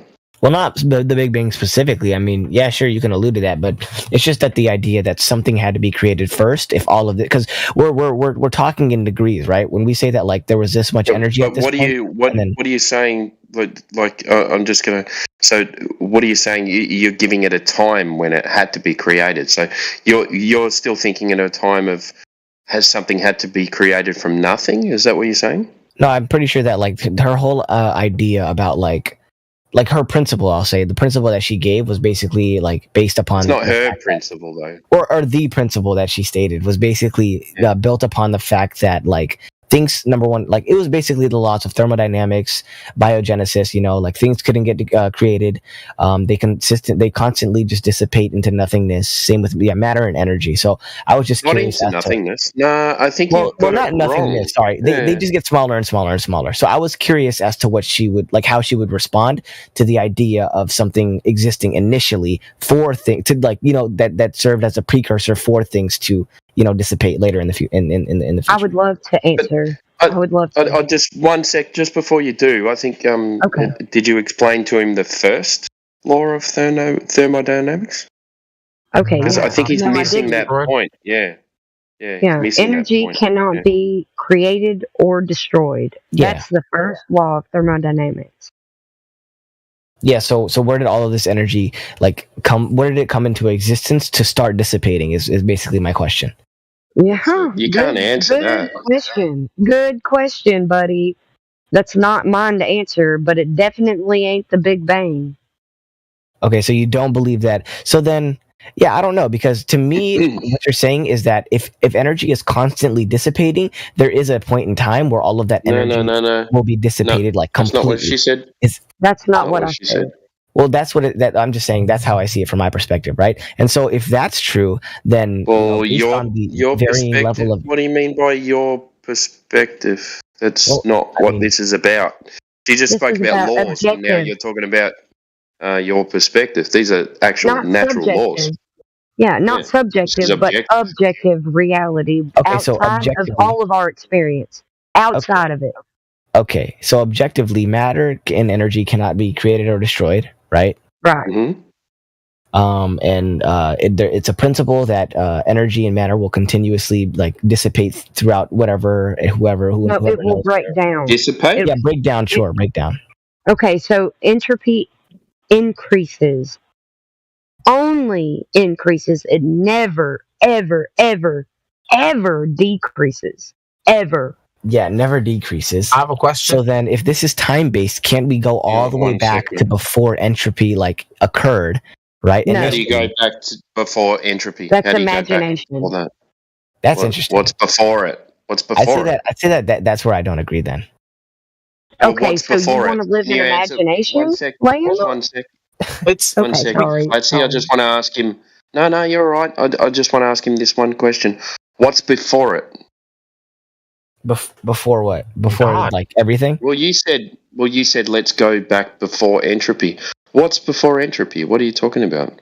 Well, I mean, like she said, I think that like kind of compels the existence of God. I think that she said that like laws need a lawmaker. You know what I mean? And so Yep. I mean, Yep. following that same logic. Oh, yeah, I think okay. that So we're God not does that. actually arguing. We're in agreement.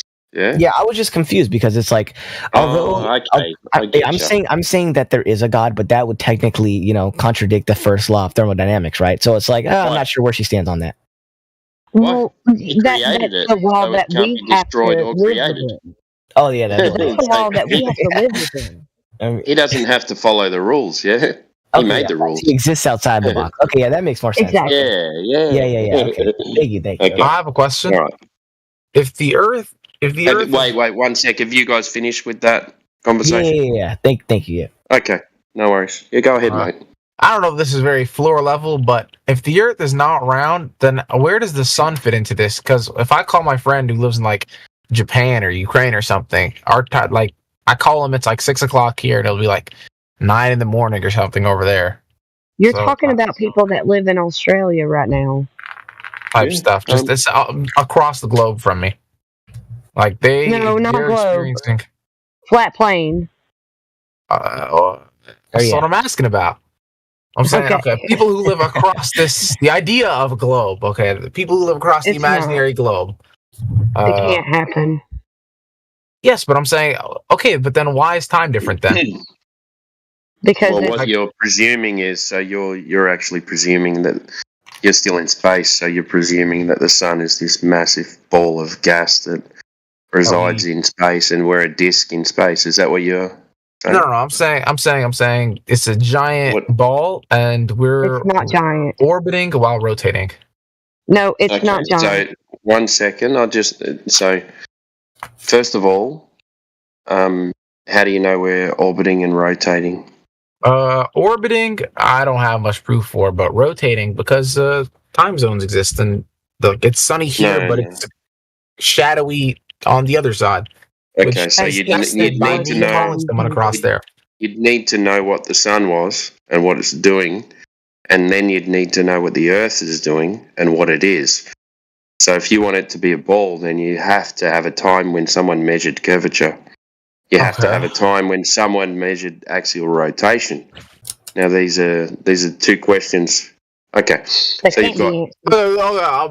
Okay, my fault. I'm He's basically saying, how do you explain time? I'm operating right now off of it being an actual globe, and then I'm saying, I know. if you guys have a better explanation, please present it. You know what I'm saying? Because it just makes more sense in my head. What we won't do is we're not going to give you another story though. So I can give them a good explanation. Actually, I don't have to provide evidence for it all. I just have to use experience and logic. I'm open to hearing it. Okay, the sun is not 93 million miles away. First of all, it's not bigger than the Earth, so attenuation of light is not forever. So when the sun is somewhere and it's daytime there, then it's nighttime somewhere else. Makes sense.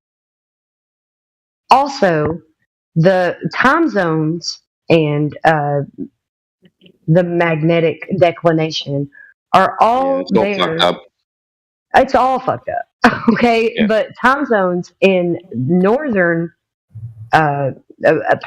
above the 60th parallel, are all like there's 20. Is it 26, 29 time zones, and only like I can't remember the exact numbers, but it's super off. The time zones in like the south of the 60th parallel, like the polar circles or whatever, right? It's like 19. It's 19 time zones in the south of the parallel. It's like 19 north and 32 to 38. No, it's 29 or 26 in the north of the parallel. Okay, No, it's less. so It's they like got it all fucked up. Have you ever even looked at the line that they use to like distinguish the discrepancies of time zones? Like this chart right here. Yeah, Can go ahead. Go can ahead. you post or Yeah, I'm posting it now. yeah?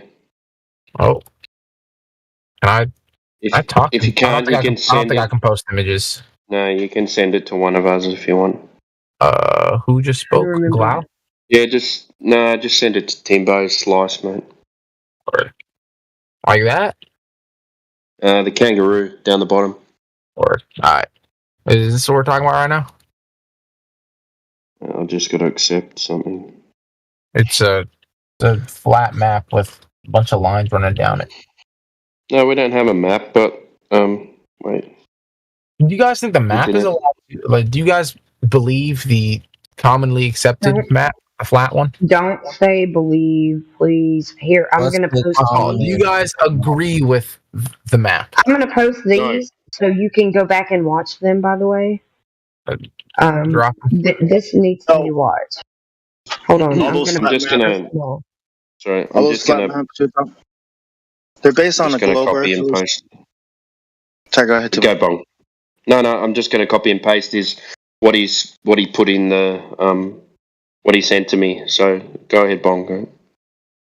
Yeah, all the like the AE map and all these so-called flat maps.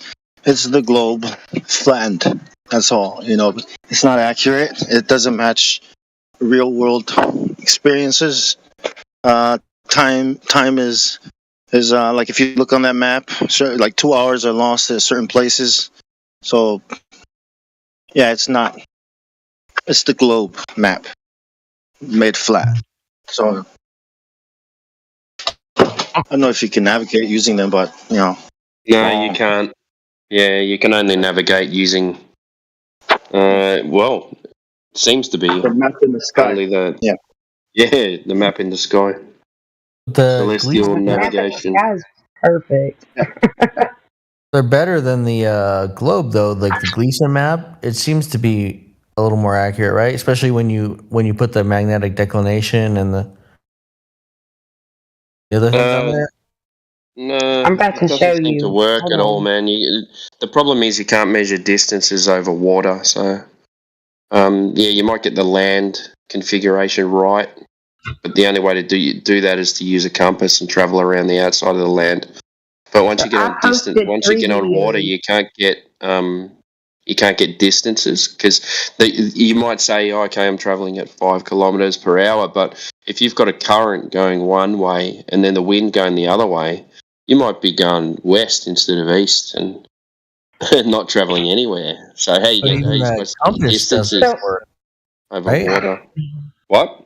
The compass doesn't work on the south, right? No, So I that's what the posted 3 magnetic videos. declination's for. Sorry, Kim, go ahead. Okay. No, I posted 3 videos. There, 2 of them are talking about your magnetic declination, and it's from a What is magnetic firsthand- declination? Okay, but it's from a first-hand source. He is actually traversing the waters and taking information and putting it down so that you can understand it. But he is speaking in a different language, so you're gonna have to put on your big boy pants and read. So also, I put the time zones that he also, from experience, not somebody that's just talking a bunch of hype. This guy is like a worldwide sailor, and he's telling you where they have the discrepancies and why they have it. Okay, so you just have to pay attention, and you don't have to believe me or believe him. Go check it out for yourself. Just going to explain magnetic declination. So, if you look at the last image I posted at 18 past the hour. Mm-hmm. So these are magnetic lines, yeah. So those blue ones. Yeah. So let's look at Australia. Let's look at these. See these red lines over Australia. Yes. Wherever those red lines are, that's where your compass is going to point north, south. So you're going to be off. So you have to correct. They give you a declination to correct to. Some of these lines are, look at those blue lines to the left of Australia. They're 90 degrees off magnetic declination. So you have to correct. So if these people map the world by travelling around a piece of land in a boat, cartographers, have you heard of cartographers? Yeah, map makers. Yeah, so they'll be facing and they'll be drawing. What they do is they travel around and then they watch the needle change, and then that they say that little bit of land does this, and then so these lands could look totally different from what they actually are. And then you might be think you're heading south, but you're actually heading east in the southern. We're going to call it a hemisphere, just compass, but I'd still be moving like the direction I thought I was moving in the real world, right? So do you know what do you mean by that? Have What do you you mean explained by the that? declination to him yet? Like the difference between the magnetic and the actual and the axis pole? Well, there is no difference because you can only use a compass in the south, so you can't use anything else. But I'm saying, like, Billy, do you understand what we mean by declination? No, I don't know what declination means. Okay, but I feel like a lot of these lines would make a lot more sense if they were projected onto a globe. I know you guys hate it, but you know what I'm saying? We all agree that the maps we have now, like this is the Decatur projection, right? Like this map It's 90 degrees off. It's 90 degrees off south. How does it make sense? For you to see it on the globe. It's the declination is the difference between the magnetic pole and the actual, like, the axis of the Earth. So, like, it's really, like, it took me almost like 3 weeks to get used to looking at what these maps mean. But if you look at the North Pole, look, everything's going towards the north, above the equator. Everything's going towards the north. That makes sense. But in the south, nothing is. And in fact, there's 2 poles in the south, which doesn't make sense. This is one over Brazil. Yeah. All right. You know, the only thing that actually makes sense is a flat Earth. I want it to make sense. That's why I'm here. But the sun just spinning over like a flat disc, and like the way eclipses work. Hold on, buddy. It's not a flat disc. It's not that it doesn't make sense. It's because you're asking for a model. You're asking us for a model so you can understand it and see it better, right? So you can make sense of it. But what we're telling you is that we don't have a model, right? Like the only model of flat Earth that I know of is the one that the Flat Earth Society made up, which is a disc in their heliocentric model. Okay, like that, an accurate map of the whole world. Like who does have that, right? Is Google Maps even accurate, right? Oh man, so the globe gave you that. Poor you that we can't supply that for you. Yeah. That's what you're asking us to supply what they did. Yes. Yeah. Well, you guys are making. Why would you do that? It doesn't make sense to you because you're trying to apply like what we were taught about the globe to the actual thing. That's why it doesn't make sense. But you just need to do a little bit more research and familiarize yourself with how things are actually done, in the real world, and how it does not correlate or have anything to do with the Earth being a ball. It always has to do with planes that are not rotating. Okay, that's what every professional has to assume. That's what they're trained to do. So that makes sense. We're told that the Earth is too big and it appears flat, seems flat, and we should use it as flat. So that doesn't make sense to tell me that it's a ball, but use it like it's flat. That does not make sense. And then give us the dimensions that they do, which doesn't make sense. I mean, the word east, okay? The origin of it, right? It comes from where? From where the sun sets. rises. Oh, my fault. Comes, Yeah, rises. comes up. Yeah, that's what we call east. That's what the whole world has always known as east. So if you start there, instead of because magnetic fields exist, like all over the place. The only way you can get those east is from the sun. Yeah. The only way you can get east is from the only direction that we have is north. What? It's always it's where the sun okay. is. It's where North the is sun the comes only true direction. Everything else is relative to north. I don't Not in understand. Wait, pause. How is north the only direction? One I thought sec. east and west would be because the sun. Like, I can always just look up. 1 second. So, that works in the north, but in the south, north is not north. But in the south, that's I still have the same sun to look at. Well, no, you don't. So in the north, you can see something called Polaris, the North Star. the North That's what Star, you're yeah. talking about, right? Yeah, but we say east is where the sun, no matter where you are on the earth, where the sun rises is east.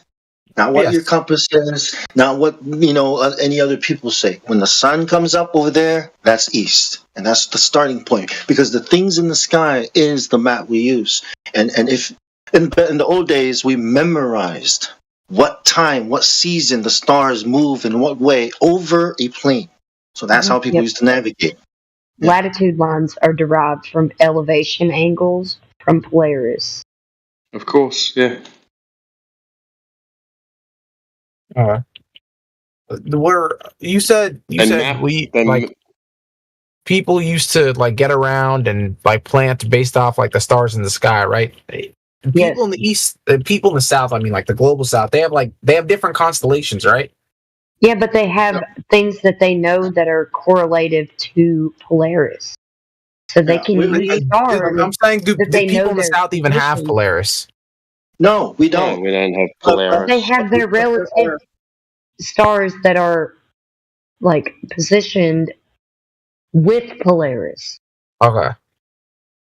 Yeah, down here we've got the Southern Cross. We've got certain constellations that people use, and as you go north, you start to see more of the stars, and then your brain starts to understand where things are in the sky relative to where you are on the ground, at what time of the year, Latitude all that lines. information. But But latitude lines are elevation angles from Polaris. So what is an elevation angle?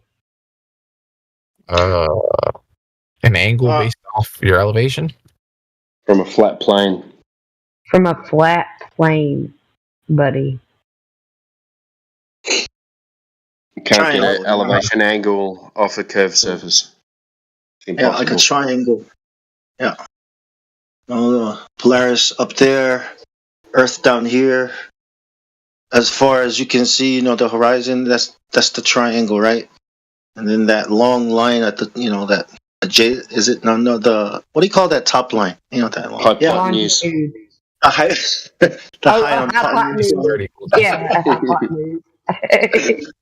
Yeah, that's how far, that's the limit of what you can see. Now, if you're outside of that triangle, you're not going to see Polaris, right?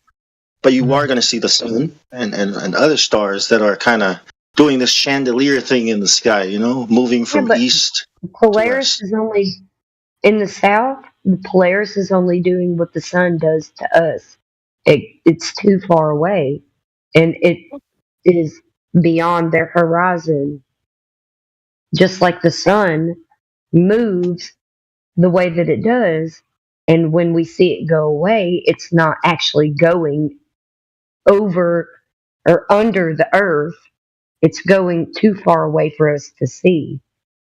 Yeah. It's resolving itself in the horizon just like everything else does for us. I don't know. I'm gonna do some of my own research, but I mean, the rules they gave me for the way the world works in school, you know what I'm saying, all lines up the globe model, and you guys are saying No, it doesn't. you guys are like, What does? It doesn't. I have to stop you there, mate. What lines up with it? You tell me what lines up with it. So you experience every day is flat and stationary. So where is it curving and spinning? That's what doesn't add up, mate. Where is it curving and spinning? I mean, when I call my, like, you know, as I said earlier, Because it's not. because Stop. Stop. Hold up. So the problem is you think that a ball, right, a curved surface like a basketball. You know what the problem is that we were lied to. We were told that a curved line can be a straight line. Like that is not even rational. You know, like you put a ruler on top of a basketball. Okay. Yes. There are no straight lines on that basketball.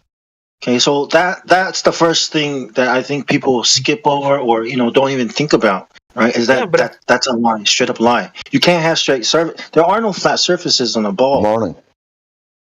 Yes, not on a ball on like a cosmic scale, but if I was like if you look at a basketball, there's like the straight line and there's a line that goes through it again. If you have, for example, an ant and then you put the ant on the basketball and you tell it to like look at this line, the ant would be like, oh yeah, it's a straight line.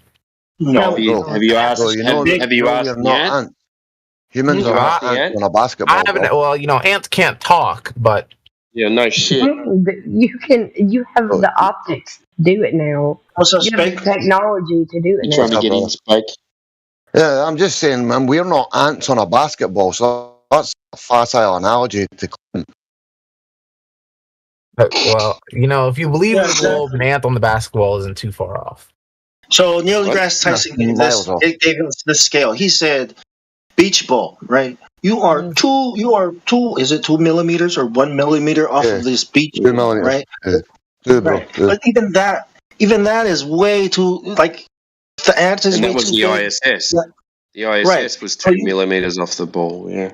And you should definitely see the curvature of the Earth, even if you're 2 millimeters. As soon as you change height, you should start seeing the horizon drop down. If you go climb up to the top of a 20-story building, the horizon should drop down in respect to its radius. But you don't see that. You see flat.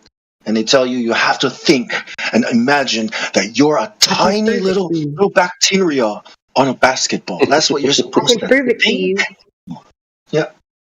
I can prove it to you because the horizon is supposed to be 1.225 times the square root of observers' height in feet, right? All right. Okay, that's the equation from you at a 1 foot of observer's height in feet to the horizon. I can prove to you that that's false. Would you like me to? Sure. Sure.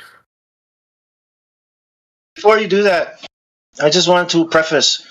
You keep saying that it's so big, right? That we can't tell. But remember, it's not so big. It only has a radius of 4,000, approximately 4,000 miles. And when you know the radius, you know how it should curve. And yet, it never does curve. So, yeah, Flatsea's book, I'm going to show you how you look at the horizon. When I look up where did people come up with the what's it called, like the radius of the Earth? People keep pointing to Eratosthenes of Cyrene and him looking at like ships disappear, like bottom first, then mass and all that stuff. Then he used that to, like, I don't know, fiddle with some numbers and look at shadows, and then eventually was like, oh, the Earth is this radius and it's a circle. So how do you refute that then? That's not true. That's not true. Bro, nobody's actually measured the radius. Like Eratosthenes, these are not direct measurements of the Earth's surface. He made a hell of a lot of assumptions. Parallel rays, for instance, the sun being vast and distant. So, like, there's not a direct also measurement the assumption that gives you the Earth was geometry. a ball. Yeah. Here's the assumption you have to make. We understand how a light bulb works. You turn on the light and it diverges. The light rays, right, diverge, right? They go out in all angles, okay? Yeah. Angles. Right? So it's not even a parallel. They're not parallel, right? But the explanation but Eratosthenes says, well, assuming that that's not true, assuming light rays travel in a parallel line, how can that be possible? Immediately, as soon as the rays leave, when you drop a rock into the water, right? Boom, all over the place. There are no parallel lines because they're diverging out from a point, right? So you have to assume that light rays are parallel. I don't know how anyone can visualize that because it has to come from a point. And that's what you have to assume in order to calculate the shadows and all this other crap. So throw it out, right? Because that's not how light works. That's not how light rays propagate from a from a point. Crepuscular rays, for instance. Crazy. Just look in the live stream voice text. If you're not convinced by these observations, then I don't know what's going to convince you. I'm adding the tabs right now. Billy, I just dropped the Taboo Conspiracies YouTube channel. Watch that. You get some long distance observations. You get some Flat GPT. Oh, right there. Some curvature observations. I also they're posted tossing to Neil these deGrasse Tyson. shadows and sticks, and this guy uses modern technology, and it's irrefutable. Like, if you spent any time looking at some of these videos, I think a lot of your questions would be answered. All right. Well, just because someone mentioned Neil deGrasse Tyson and the Red Bull jump, I just posted a clip with Felix Baumgartner saying that he saw curvature of the Earth, and then Neil deGrasse Tyson contradicts him and says he couldn't have seen curvature of the Earth. So they like to contradict each other. I just don't like Neil deGrasse Tyson. I don't put much stock in what that guy says. So, why do you know? Do you know something different, or do you know more than him, or do you know what he's lying? I just don't like the guy. I just don't like the guy. So you because you don't like him, you don't think he's credible? What Yeah, basically. Yeah, I agree. Yeah. I mean, he's annoying. He just I totally waffles. agree, but I wanted to see what these think guys what he didn't means- agree with. Well, he says he is sus, right? So he's picking up on the deception. That's why he doesn't give him any credit. I agree. He's a waffler. Yeah. So Billy, you should look into this by yourself as well. Yeah, like spend some time, go through it. Like if you want some long range photography and stuff like that, we got heaps of it, man. Like if you want to look at the measurements of the ball and then see how far we've been able to take photographs, then you'll go, what the fuck? This is not right, man. I'll do some more research. I'll be back in a couple weeks. But to me, it's good, just man. like, Good. Come back with some questions too. Yeah. Like every time you see something and you go, oh, that's a point to the globe. Go write it down. Come back in. You know? I will. No, I will. Yeah. But to me, it's like if everyone's collecting all this information, and it's like you guys are picking up on like where they're lying and all this stuff. Can't you guys start like combining someone like, okay, they're wrong here. This is what's actually happening. Here. Okay, so I'm trying to like what is like the best proposed model? We don't need a model. Why do we have to can just falsify the globe. Why isn't that enough? There's so much. Because you said so yourself. There's an objective reality to the world, yes, and that reality can be measured. Okay, and you guys are collecting information about it, and I'm saying, okay, you guys are doing why make shit up then? So why do we have to make shit up? We're also not saying make shit up. I'm saying use the information that you've gathered from your independent research. You know what I'm saying? If it's all true, we don't have all the information. We can't travel to like certain places on the Earth to gather all this information. So why would you contact us to give you a direct model of everything? To ask for a model of the Earth, right? Like think about the globe, right? How do they have a model of the globe, right? They're telling us that they're sending people into space, into heaven. So let's say that's false and it's all bullshit, right? How can we then really know what the Earth really looks like? Well, we'll have to go up and look down, just like they did, right? And go out, and see what's out there, the ends of the Earth. Maybe go into the north and see what's there. We're not allowed. Mathematically. My fault. There's something called the Antarctic Treaty. Okay, they don't let you go there. I understand that, but I'm saying it's like they mathematically prove that helium. Yes. Oh, everybody's talking over each other, man. It just sounds like a fucking rabble. Try and let somebody finish a point and then somebody else carry on, please, folks. I'm saying, but they were able to mathematically prove that helium existed before they even knew it by like fucking with the numbers and like, oh, this, based off of all the numbers that we have now, there should be something here. We don't know what it is, but there should be something here. And then like a couple decades later, like, oh shoot, helium exists. And they're like, it fills in all like the mathematical holes from before. I'm saying, why is like the second most common element? Yeah, but they didn't know it for a while. As crazy as it sounds. Yes. Billy. Yes, ma'am. Do you realize that we cannot collect all of the information that we need to make a model? I mean, We don't live on a model. I understand. Hang on, guys. Why do you want a model? We don't live on a model. We live on the Earth. Yes, but a model That's all we is need a to know. a model Who is. gives a I understand we fuck, live on man? Earth, but a model is a The representation of the real thing. I'm saying No, it's not. No, it's not. A model, The globe doesn't model's a have a working reification model. fallacy. Like we don't. How can we have a model if we don't know what the sun is, the medium it's in, what it's comprised of? There's loads of stuff we don't know, and we'll We don't never know know. the North So Pole. if we We make a don't know the model, South. we're gonna have to assume loads of stuff, like Eratosthenes and all these other so-called people in history that have assumed loads of stuff, then claimed loads of stuff based on their assumptions. As flat earthers, we're not going to do that. We don't want to just make up another story to fill in a story that was made up. That's true, but we I also understand that. don't Okay, have that does enough. make sense. Okay, but we also don't have enough information on the Earth. We cannot supply you with all the information of the Earth because we can't not traverse the Earth. It's not legal. Oh, I understand that. Okay, what we Spake can't said go made to a lot the of North sense right there. Pole. We can't go to the North Pole. We can't go to the past the 60th parallel. We can't go. Okay, so this is a whole strip that we're all like Okay, I'm touching on to it. we're not allowed to go past. I know that, but I'm saying, do you think it'll ever be possible to then? Like, if all the laws and restrictions were removed, Why would it ever would be we be possible able to do that for you? I'm not saying do it now. I'm saying, would it hypothetically be possible? Like, would it be possible to gather the information to do so? No, If no, you that's impossible. Going to Greenland. What? How can we ever test the sun or the moon? Why are we not How can allowed? we ever go up there and manipulate the sun or the moon to test anything? Like these things above us, a lot of the stuff underneath us, we can't drill beyond 7.6 miles. Like there's limits to what we can do in this place. Even if we had all the technology, vast resources like the governments and these people have, they're still not going to know everything. And Billy, let me quickly jump in. Listen, I know what you're saying. You would like to see some cohesive answer to everything. So would we. But like Spake's explaining to you, that's just not possible. There are practical limits to knowledge, financially, practically in terms of travel. And what we're doing here is we're not giving out a replacement story for everything, right? We don't need a replacement story to falsify the current story.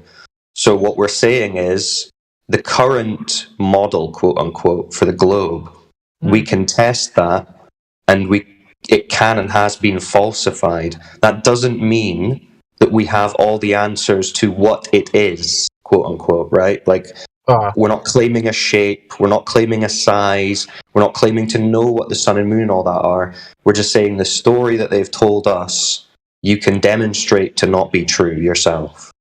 So, just to add on to what you said there, Psychon, a little phrase I love to use, falsification is independent from replacement. We don't have to give you an unverifiable story to cover another unverifiable story. It's just insane. And this will give us a great caveat to ITAir. Thank you for joining us. Would you like to tell us if you've found someone that's directly measured the curvature of the Earth? Hold on. Before we move on, I just want to check, Billy, you understand that you don't need to replace a model to falsify. Yeah, I get that now. Yeah. Okay. So that's our position, right? We're not trying to claim some new crazy story for everything. We're just saying we're checking the current story and it's not lining up. But if you want to hear, man, you'll find. So this isn't like actually flat Earth. Then this is yeah. So the term flat Earth is a bit of a buzz term, right? It's one given by the media, and that it's not one that we are giving ourselves. And yeah, like literally, that's not what we're saying. Well, obviously, the surface isn't flat; it's topographical. Yeah. But we don't really mind the label; it triggers people, but it is what it is. But no, obviously, we're not saying it's a perfectly planar surface. So yeah, that's just a bit of a buzz term. And when we say flat Earth, what we're basically saying is it's not the globe. The surface measures flat, and it's motionless. But that's about as far as we're going. We're not saying it's this, it's that. This is how this works. So flat basically that's making a lot of sense. It's not a globe. all we're saying is, by saying flat Earth, we're basically saying it's just not a globe. Oh, it's a topographical plane. As we said previously, we can't tell the land masses, their relationship to each other, so we've not got a map either. Like, we've got loads of maps that kind of work for traversing, for travelling to places, but we've not got a definitive, like, overall concept of the Earth. So people are coming to places like this and discussing it, and whilst telling new people what we've found about it not being a globe, people are also talking about trying to figure out how things do work, how things could be laid out, what the maps could be. But we have to say, you know, this is speculation. We're not making hard claims to these things, but we're trying to figure things out. So join in. It's a shared effort. Oh, no, okay. I think I was just, when it came in as flat Earth, I thought it was like, you know what I'm saying, the whole tinfoil hat. No, they give people this idea to dismiss it so that they don't look into it. But really, our position is very reasonable. We're just looking at measurements and saying, well, that doesn't match what we've been told. Now we need to figure out what it actually is.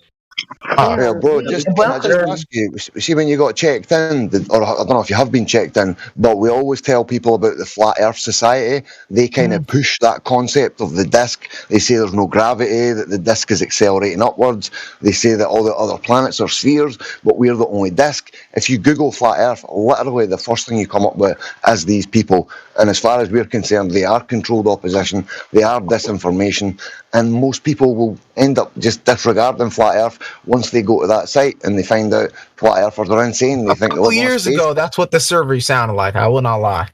That most people come in here with that idea, bro, and we'll always have to break these sort of preconceived notions. Some people think we're fucking batshit crazy, and they come in red hot, throwing names and abuse around, because they think it's crazy, and it would be crazy if we were saying we lived on this disc. But all we're saying is there's no convexity dictated by the globe's radius, and there's no motion.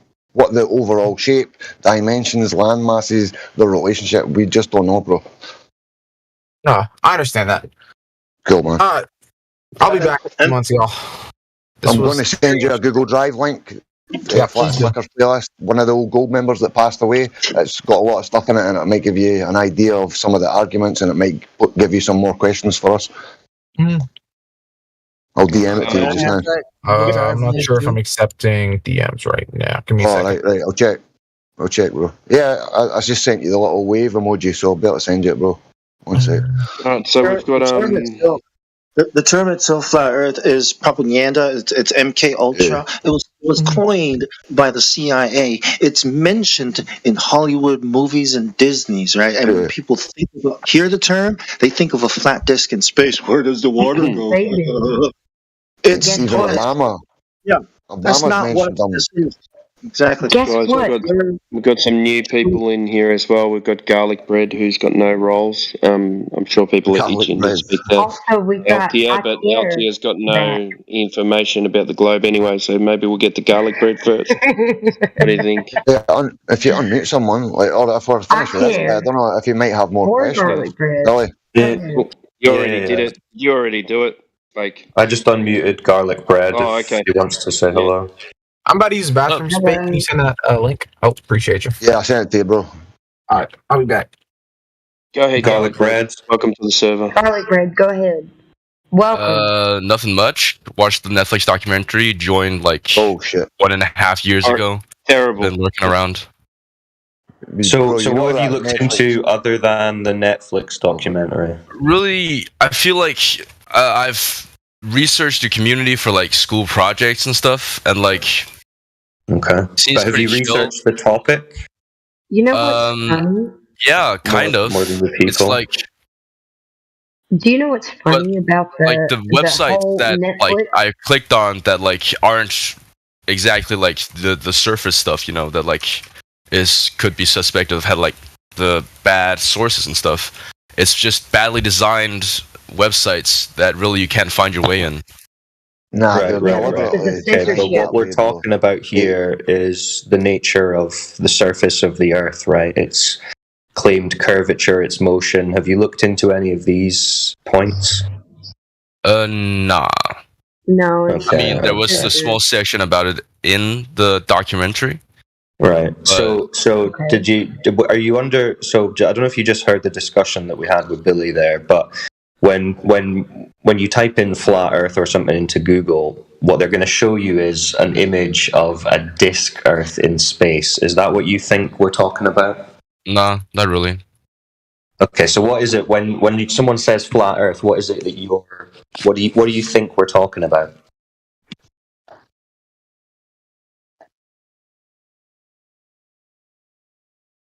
Like, what are you imagining in your head when you hear flat Earth?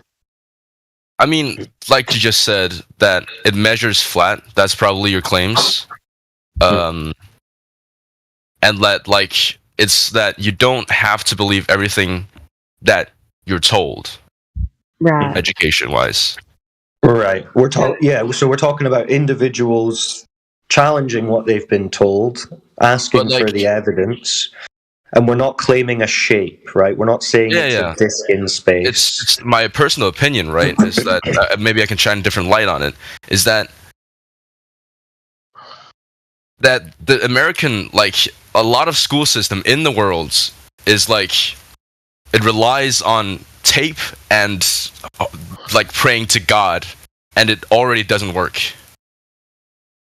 Well, the education system, it's a lot of you're told this and then you regurgitate it on a test to pass. So it's like repetition rather than education. Yeah, it's repetition and all that. But in the end, it's I'm not good with wording. I'm from another country. That's okay. It's kind of like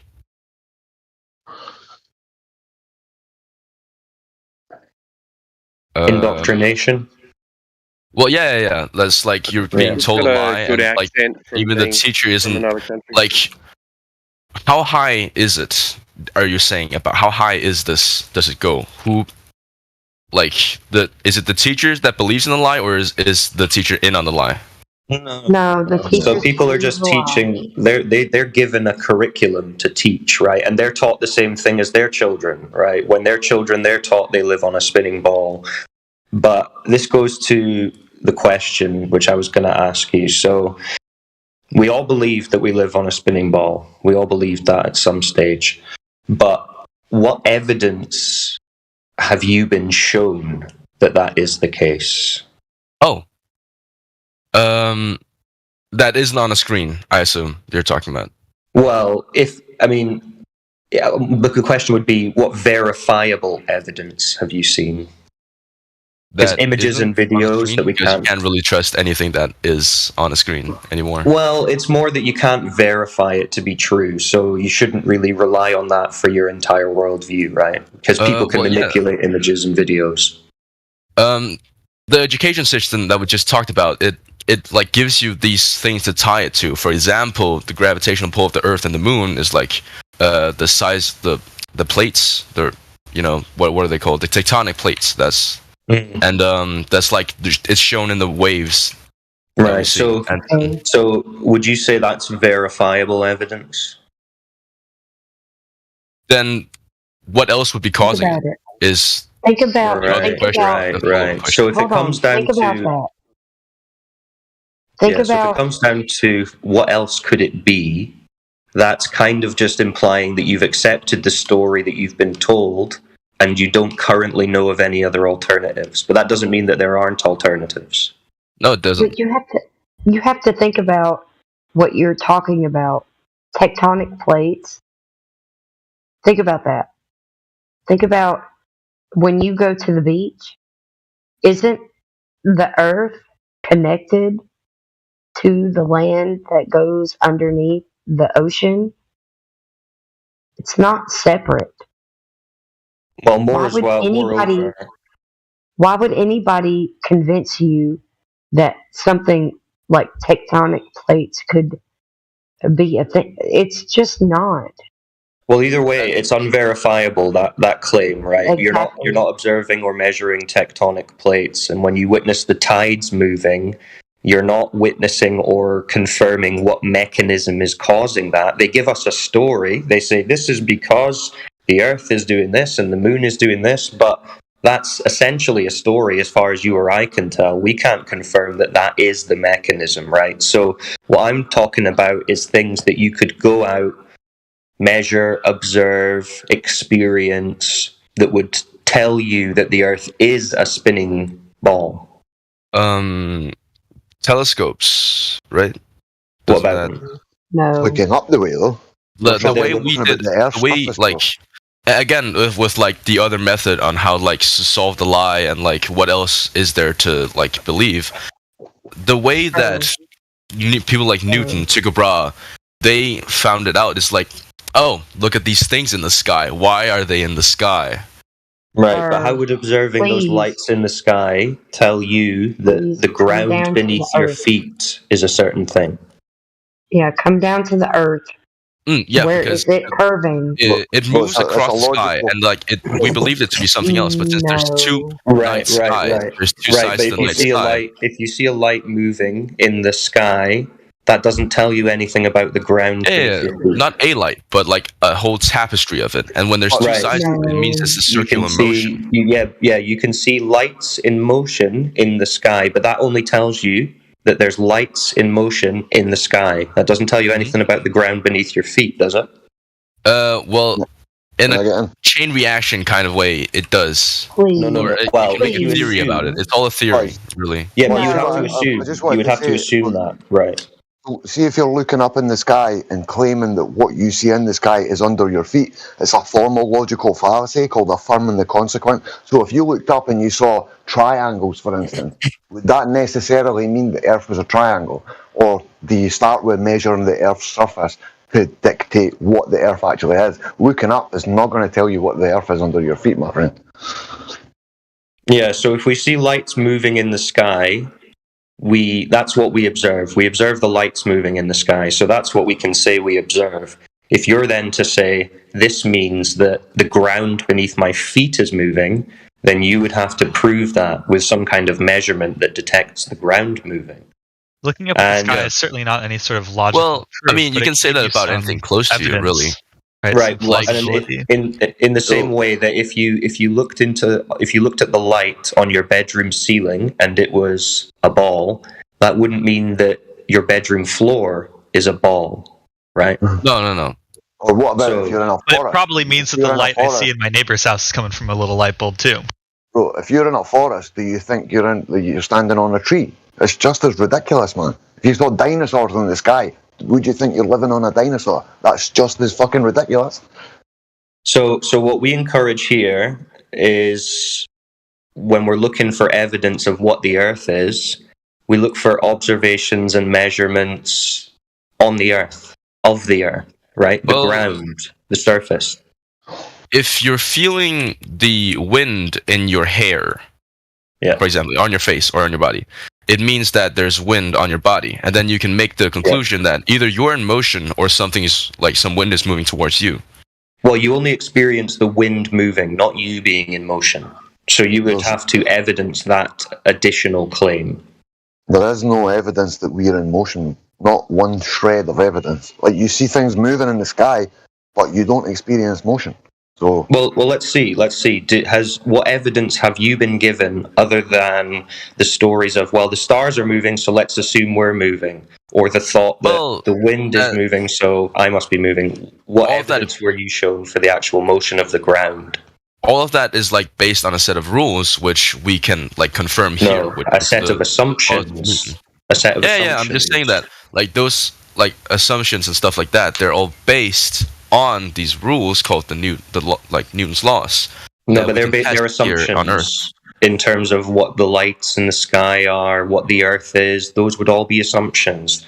So again, seeing lights in the sky moving don't tell you anything about what the ground is doing. Well, yeah, And it's all educated what you're- guessing until this is it. So what we're saying is there are alternative possibilities for why we observe the stars doing what they do, why we observe the Earth the way it is. We're given a story at school, which might make sense to you in your head because it's the only story you've been given, but that's not evidence. That's claims. We need the measurements, the observations, the science, right? It's literally a religion you've been brought into. You've been told this information before you were able to critically think about it, and you have to regurgitate it, as Cyclone said a minute ago, and to pass your test. So this basically sticks in your brain as concrete facts. Is that Curious, more of what's a the- psychological what's the question? then? alternative possibility for stars and stuff? What's the alternative? And some kind of electromagnetic. The people that made pulsate. these assumptions, these theories, is like over the hundreds. I don't think I would be able to come up with a system. It's not. It doesn't matter about you coming up with a system, right? This isn't your system to defend. You were given the system the same as we were. This idea, this story of where we are, right? So it's not on you to prove what a star is and understand what it is. You can only measure and observe and test things that you have practical access to, like the surface of the Earth, right? Because if any of the stories about the stars are true, then this will result in a physical curvature of the surface, yeah? Yeah. So do you know, has anyone ever measured that physical curvature of the surface? Well, you've done that thing with a laser. Right. So, but that didn't detect any curvature. No. Where? Right. No, that did though. It did though, didn't it? No, it I didn't. remember it as like. No, none of the tests. And listen, there's been loads of them that have been done. Long distance observations, laser tests, all of it. None of it's detecting any curvature, right? Even here And from Alabama. it's No a physical curvature from necessity Alabama. of the ball, if it's a ball, that it has this physical curvature. And if it doesn't, which is how it's measuring, then all the stories they've told us about what's in the sky and the sun and the moon, the distances, the sizes, their nature, their makeup, all of that is wrong if there's no curvature. I just posted in the live stream, if it interests you, my friend, for the access to the laser tests and long range observations, and there's so many of them, and none of them detect any convexity. We all have tested, and none of us have found curvature. So, me from Alabama, fake. You from wherever he is. Bong from Australia. Let's see. Timbo from Australia. No curvature. But see, the thing is, Jenna, I've not done any tests. I've not actually done any tests to check for curve anyway. Many people have, but I don't need data or stuff on a screen to make me know that the Earth's not in motion. So I disregard any claims that the Earth is moving. And I know that most of the Earth's surface is claimed to be water. We know how water behaves. It doesn't take shapes or conform to the exterior of moving shapes. So I don't need to do any. I'd like to get a camera and I'd like to do some tests, but I really don't need to be a flat earther, even though many have. So this is the thing, Garlic Bread, as well. We only experience a flat horizon, water to be level, and a motionless surface. So if we're looking to ask the question, what is Earth? Our logical starting point, and I'm not saying this is the logical end point, you don't just take what you experience necessarily and say that's the end of the discussion, but you start with what you experience, and what we experience is a flat, motionless surface. So then we have a claim on the table that it just looks flat and motionless because it's such a big ball, but okay, well, we still need to measure curvature then to confirm that it is actually not what it looks like. Do you understand? Yeah. Also, Garlic Bread, do you realise that it's yourself that is bringing the positive claim? I mean, you personally, just like all of us, experience, just like Cyclone says, a completely motionless and a surface that doesn't have any convexity. So you're coming and you're agreeing with the positive claim that the Earth is a moving shape. So we don't have to, again, give you another story. You've got to prove what you believe. Don't you think it's weird that in 2023 no one's measured Earth curvature yet? I mean, that's a little sus, no? Slightly. Well, I think it's just this innate strive to want to keep going with this theory that like yeah, there is based definitely everything a off of drive. this. Yeah, there's Like, definitely we a want to keep going motivation for people. like with our advances in technology and stuff like that. Well, this is the thing, right? Really, there's no advances on technology that are requiring Earth to be a physical ball. All technology that relies on using Earth practically, they treat the Earth as flat and motionless. But there are a number of organizations that get a lot of money for promoting the idea that the Earth is a ball in space and we're going out into space. So yeah, there's a lot of people who do have investment in keeping this story going, but that doesn't change the fact that if it was true, someone by now would have measured the drop over a distance due to curvature. The drop over Technically, they'd have to. curvature. So what Yeah. you're saying Claim that that- if well, they somebody claim that like they've got- fired an object out like horizontally, it would drop further. Well, what I'm saying is a body of water, for example. So let's say a lake that's 10 miles across. According to the globe model, from point A to point B, on one side of that lake to the other, how much curvature or drop over a distance do you think the globe model predicts? Just take a guess. I don't expect you to know, but what do you think? Is it a few centimeters? A few centimeters, a few feet, meters? What do you think? I'll take half a meter. Half a meter. What if I told you it's supposed to be 66 feet? I would say that's a lot of feet. Yeah, right? That's more than you think. So if I was standing on one side of a 10-mile lake and you were standing on the other side of the lake, according to the globe model, you should be hidden, if you're about 6 feet, below around 60 feet, a bit less, 50 feet of curved water, right? So I shouldn't be able to see you, yeah? Well, that's...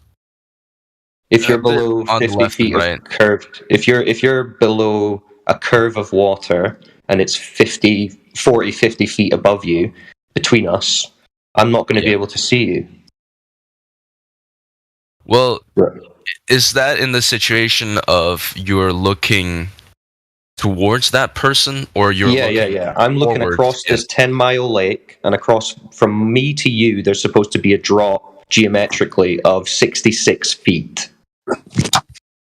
Yeah.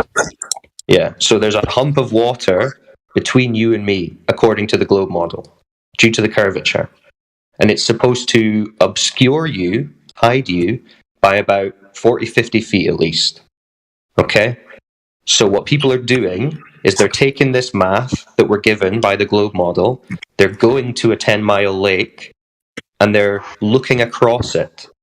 And you can see your friend on the other side of that lake.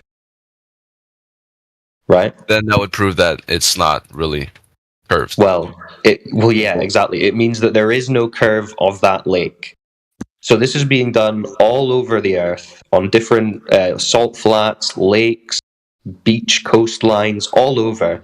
And people are getting these results where we're seeing way too far. Like there isn't an obstruction due to curvature, which means there's no curvature. And if there's no curvature, it means there's no the miles and the drop. Yeah, so if you look now that I think about it, let me send you some things. So I'll give you. Okay, you've got the VC verified role. Can you see the live stream voice text channel just above this? Well, yeah, but I'm actually it's a bit embarrassing, but I'm actually in a game right now while I'm discussing. Okay, that's all right. That's all right. Well, listen, when you're out of that, if you look at the text channel just above this voice channel, there's a bunch of resources being linked to you. I've just linked you the curvature channel and the long distance observations, laser tests. So if you scroll down the server list about 3/4 of the way, you'll see the additional information section. It's all alphabetized. There's a load of resources in there that you should look at in your own time. But I've linked you to a couple of these pages specifically which deal with this question that we're talking about. So yeah, do it in your own time, no rush. We're here 24/7, ask questions whenever you like. Greg, I also DM'd you, so you'll have a message request with Flatsmackers playlist that has got information about the laser tests. We've got a lot of other resources, memes. We've got a religious section if you are religious, because the person who made it passed away, he was religious. But there's a vast amount of information in it. It's in your DMs, bro. All right, good to know. Thanks. Cool. Please share it as well. We're trying to keep Flatsmacker's memory alive because he made that literally and passed away not long after it, so he never came back after being really ill. So just try to share his info and his effort. Yeah, thanks. Cool, bro.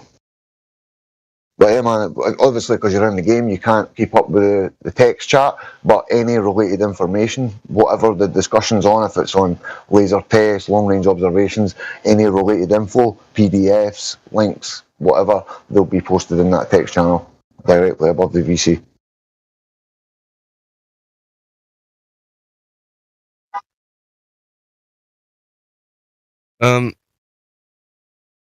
Yeah, so you don't have any alternative theory other than like the things that you've tested. Is that what I'm getting here? Well, yeah, we're not really proposing an alternative concept of Earth other than saying whatever it is, it measures flat, it's motionless as far as can be detected, and the luminaries move above us in predictable repeated cycles every year, and it's a contained system, right? So we're not adjacent to a vacuum in this massive, larger space embedded. The Earth itself is a contained system, right? We aren't the science deniers, by the way. We actually uphold science. Because science is a method. It doesn't have vocal cords. It can't be like, hey, science says this, science says that, science says nothing. It is a method. Yeah, we're not science deniers. So we're just saying what it seems to be right now. What most of us would agree on is that it's a level topographical plane. It's motionless and it's contained. Beyond that, there's a lot of speculation. There's a lot of things we can't travel to and measure and test. But those are essentially the three things that most people would agree on. But yeah, essentially we're just saying it's not a ball. It's something else. And we're all trying to figure out exactly what that might be. Well, it So can't be a ball. we basically don't know the truth, but we know the lies. That's basically, I don't think we'll ever know the truth, but we keep digging around the lies and keep like falsifying stuff and keep exposing the bullshit. So that's what we Yeah, we're just chipping away at it. We're not saying exactly what it is, but we are saying what it's not. And it's not It's not. the globe that it's So What about Plato's cave? You guys, in Plato's cave, there are people showing shadows, right? Yeah, the allegory of the cave. How can those people know the real thing when they've never seen it? All they've seen are shadows that look like it, right? They have to get out of the cave, and the cave is, it's protected, right? Like, they won't let us out, right? Like, we're in a prison. You don't have you seen the movie The Village, right? Like, we're in that village. And how can anyone in that village know, right, the model, what's outside of it? in the model for Plato's cave, I don't really see any like hate or any malice kind of. Well, think about it. So Plato's cave. Look, you got to look at the other thing in Plato's cave. There are people holding up puppets, making shapes that look like animals, and this is what they think the real thing is. So those people back there, they know what the real thing is. Are they going to tell you? Are they going to tell us who are in the cave what it is? Of course not. Are they going to let us go out of the cave and explore and find out? That's what we're trying to do. Right? I mean, people in that allegory are my guess to that actually would be yes instead of course not, because we're all humans. We wouldn't. I mean, of course, the reason being that you're giving in this, like in the outside of the model, is money, right? But the whole like basis of science is that you share the knowledge and the test that you've given, and then it's up to somebody else to believe it. We don't deal with beliefs, bro. Like, that's completely irrelevant when it comes to science and its method. Like, it's for establishing cause and effect relationships. It's not like technology. There's different things. They get classed as science when really they're not, bro. Like, science deals I would say the part that you missed there is like if someone is someone has like done an experiment, and then you don't just believe that, right? The key point of science would be that anyone is able to replicate this experiment and get the same result. That would be science, not, oh, I did something and now it's up to you to believe me. Isn't it just about? I mean, what? Okay, sorry. What's your definition like? How does science service the human race, the community? It's a method of elucidating or making clear cause and effect relationships of phenomenon that we experience in the natural world. So it's like a process of elimination almost. You're saying, what is causing this phenomenon which I'm observing in the natural world to occur? And science is the method behind figuring out what that cause would be. So you have your observed effect, and then you hypothesize what you think is causing that. Like, I'm seeing boiling water in a geyser or something. I want to know what's causing that. My hypothesis is if I apply heat to the water, it will begin to boil. You know, this kind of thing. So it's a method, and we've got a channel on that. I don't know if you've seen the additional information sections down below, but I'll link it in the live stream voice text if you see the live stream voice text channel. So when you get off your game or whatever, there's a channel linked called Scientific Method, and that'll tell you what the actual scientific method is. And yeah, I'm actually off the thing now. What's So if you go into the live stream voice text, it's the text channel just above this voice channel. Yep. Yep. So if you look in there, Wolfgang Hope's my name, so I've posted a couple of channels on the curvature and also one on the scientific method just there. Yeah. So you can see what science is, and we like science, actual science, but a lot of what we're given in school to support the globe is pseudoscience. So it's what people think is based on the scientific method, but it's not actually. Right? You need to be able to test and manipulate things, like actually experiment on them to say that it's science, quote unquote. Okay, so you can't do correlation, is what you're saying. Yeah, that's not science. To look at something and say, well, if this is occurring, then Earth is a spinning ball. I see this occurring, therefore Earth is a spinning ball. That's more like affirming the consequent. Like if I see the sun if the sun appears to go down on the horizon, I mean, there can be a number of reasons why our perspective could lead us to see the sun appearing to go towards the horizon. But if I say, well, if Earth was a ball that span and I'm actually spinning backwards, then I would see the sun go towards the horizon. I see the sun go towards the horizon, therefore I'm on a spinning ball and I must be spinning backwards. You see what I mean? Yeah, correlation. So when you see a sunset, that's what you've got to, basically, if you believe in the globe, you've got to accept when you see a sunset, you're spinning backwards away from that sun at over 1,000 miles per hour. Hell of a ride. But we experience slow motion. Then there's other vectors to be considered as well. Also the elliptical orbit around the sun at 66,000 miles per hour, accelerating and decelerating twice on the ellipse at the 2 pinch points. And then there's the sun's dragging everything at almost 500,000. There's all these different motions, mind-boggling speeds, but everything's completely calm and stationary. But yeah, when you're observing, like, I mean, we experience a couple of links. Garlic Bread, I posted a couple of links there for you. It'll sort of elucidate the scientific method and what you have to do to create an experiment. Just sorry to cut you off there, Cyclone. I just wanted to tell them that. Oh yeah, information for you, bro, if you need it. Yeah, like these large-scale phenomenon that we experience in the world, like the sun moving, the tides, like huge-scale things that you can't really shrink down into laboratory settings and test and manipulate. You can't do science on those things, right? You can only observe them, speculate, maybe draw correlations from different things, like, the position of the moon, how does that affect this? You can't manipulate what you presume to be your cause to know that it is your cause. So you're just drawing correlation, not causation. Yeah. Okay. So, but like, for example, the couldn't we just downsize? For example, with the seismic, fuck me. It's tectonic plates, right? And like how they manipulate the waves.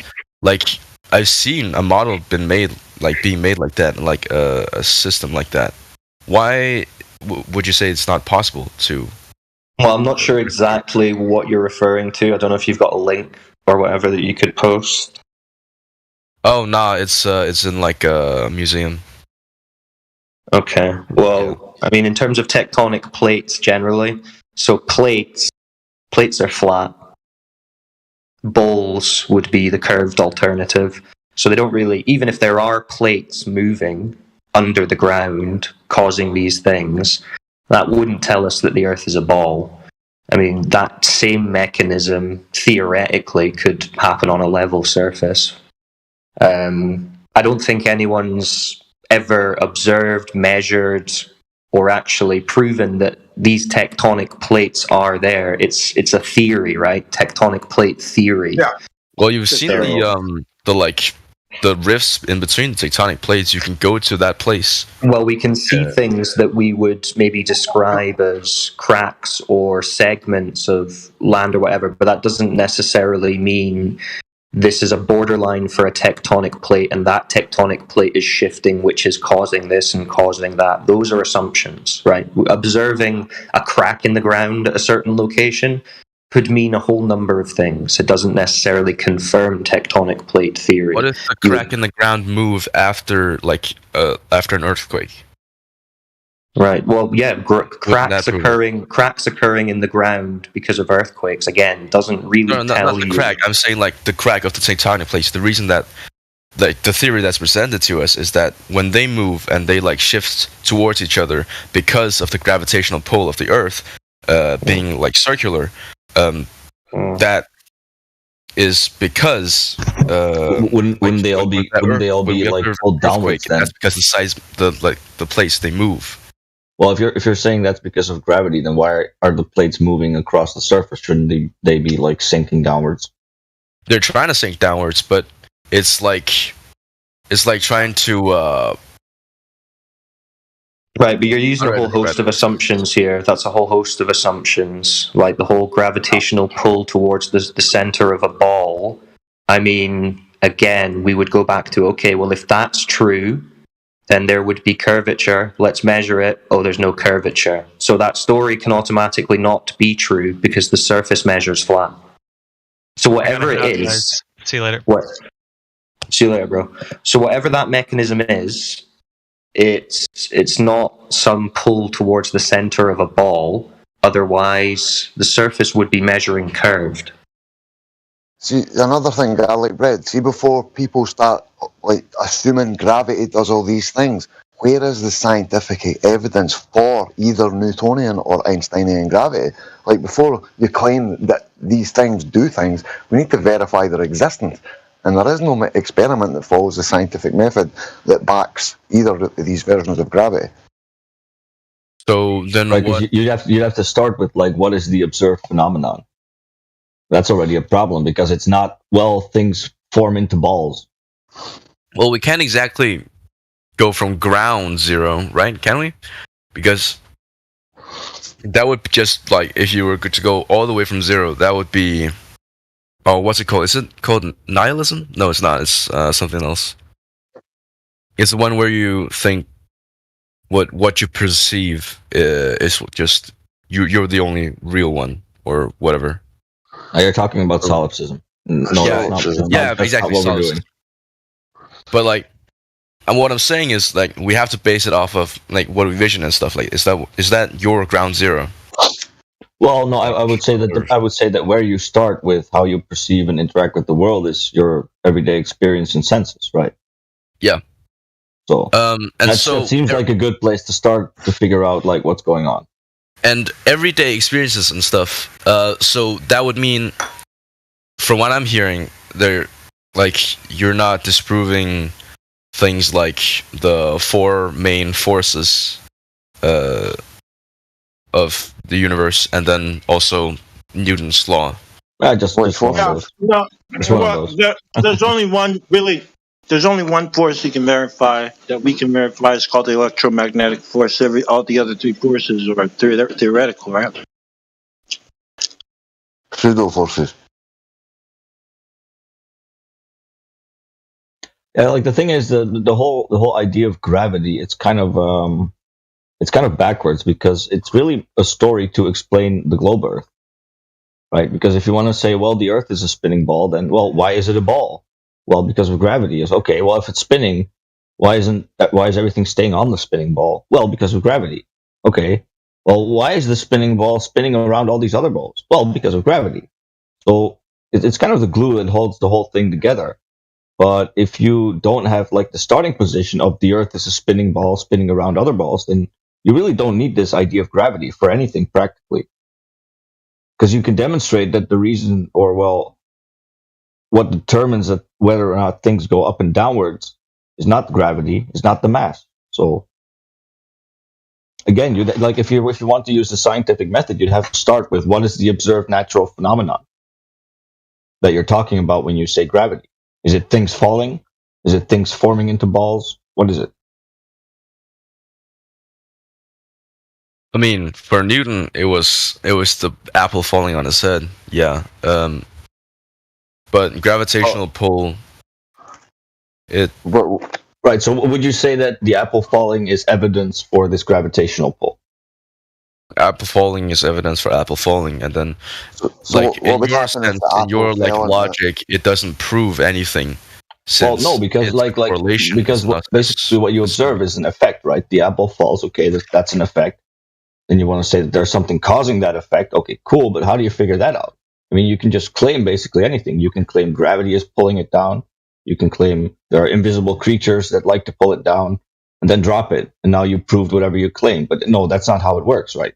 You have to actually manipulate the thing that you're claiming is the cause, i.e. the scientific method.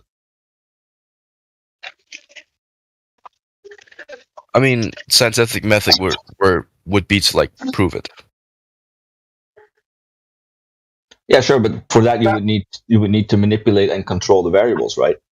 You have a dependent variable, the effect. You have the independent variable, the cause that you have to somehow change or manipulate.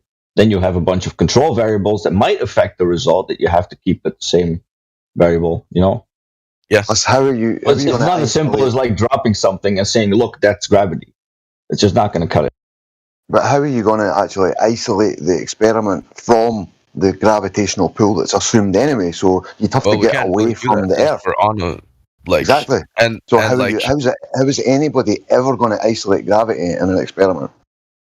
Well, that would be up to the astronauts, right? But they're experiencing supposedly 90% of the Earth's gravity up there. They're not in 0G. It just appeared that way because they're constantly falling, supposedly at 17,000 miles per hour. So that gives the appearance that it's 0G. But it's just the same in the vomit comets when you go up in those parabolic planes and they go up really high and then they drop and you get like 20 odd seconds of weightlessness. You're still, in the model at least, being like pulled by gravity, but you're just free falling. Yep. Yeah, so no one's ever going to be able to isolate gravity. Never. So it's pointless. It's not talking about it. You're talking about Newton, right? And that's not all of gravity, right? There's Einstein's version of gravity, right, which is the curvature of space-time. That's not I mean, that's different. That's a totally different thing. And now they have this new theory to replace it called field theory, which has to do with the electromagnetic force. And when you look at the formula for gravity, the masses and everything like that, it looks very similar to electricity, electromagnetism. That's what the pull really is about. And the word gravity means gravitas, to have weight, right? To have influence. Yeah, to have influence on people, on anything, right? And the reason why they changed it because before the heliocentric model, it was geocentric, meaning the center of the universe was the Earth, right? But they said it makes sense for the lesser to serve the greater. Therefore, the Earth must be going around the sun. This is the idea of gravity. Carl Jung also this is his idea as well, right? That things should revolve around other things, and these are esoteric philosophies that come from these mystery schools. The Rosicrucians, once again, nothing to do with the real world. You know what I mean? It's all in our minds. Gravity, what is it? It doesn't interact with the other fundamental forces. It doesn't interact with electromagnetism. It doesn't with the weak or strong nuclear force. Well, it doesn't because it's a very weak force. Exactly. I want to ask you It's holding the oceans down, but can't hold this helium balloon down. Nothing is making sense. Well, because the helium balloon is in a medium of oxygen, and it has less density than helium, or helium has less density than oxygen. Yes, and that's why things fall. So things go up if they're less dense than the medium. Things go down if they're more dense than the medium. So they go up until they don't. They go up until they're not in that medium anymore, and then they stay on that plane because the gravity is still attracting it. Can I ask you a question? No. You've not proved gravity in the first place. So we can observe and we can test density and buoyancy. You can do it simply just with an egg, glass of water, put the egg in it and it'll sink. Add some salt to the water, change the density of the medium, and the egg will rise. So there's no gravity involved. Density dictates rise and fall as well as buoyancy. Exactly. Can I ask Garlic Bread a question? Yeah, go for it. Okay, so what is the phenomenon over the equinoxes? The phenomenon over the equinoxes. You have to dumb it down for me. What is an equinox? Okay, so we have the Capricorn, the equator, and the equinox of the what's the other one, guys?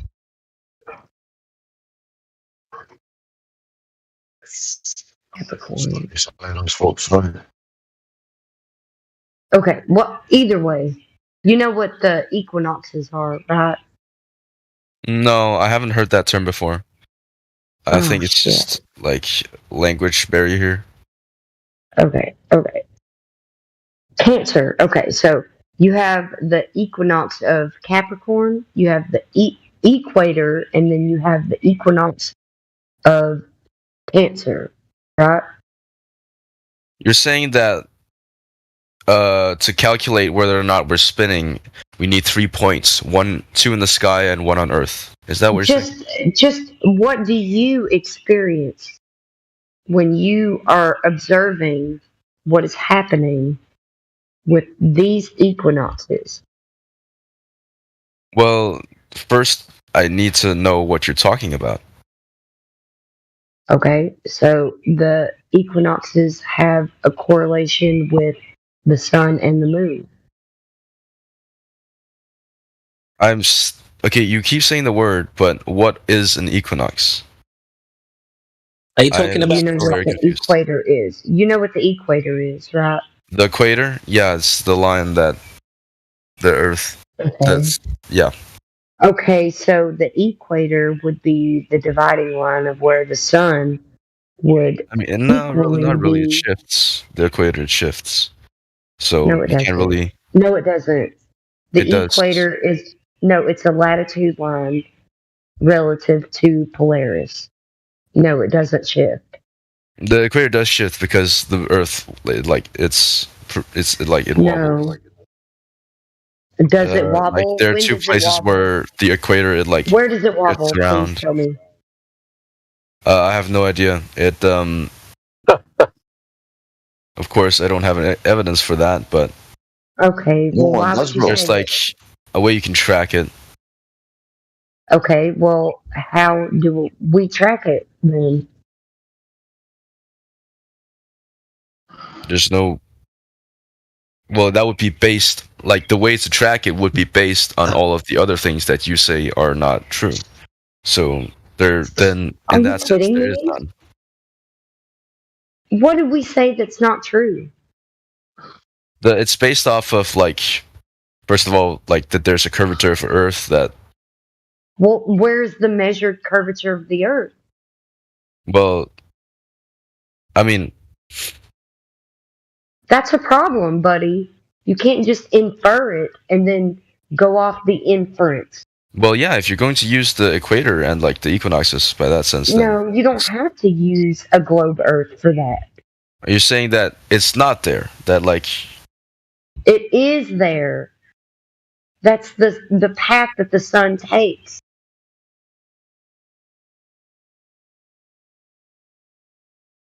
Are you kidding me? I'm still confused as to you're using the equator and then the stars, like two specific star signs in the Earth, like not in the Earth, like in the sky to measure where we are, or is that what you mean? I'm asking you. Honestly, what I was first asking you is what you perceive when the sun is in its Capricorn area of the equinox or the Cancer equinox. But you didn't know that, so we're going on. Sorry, We have to they're go on. Sorry to interrupt. They'll be the solstices, Capricorn and Cancer. Yeah, those are the solstice. Got the equinox. Sorry, just to let you know. He didn't know that, but that's fine. He knew what the equator was, so we're going off, I guess, his knowledge of the equator.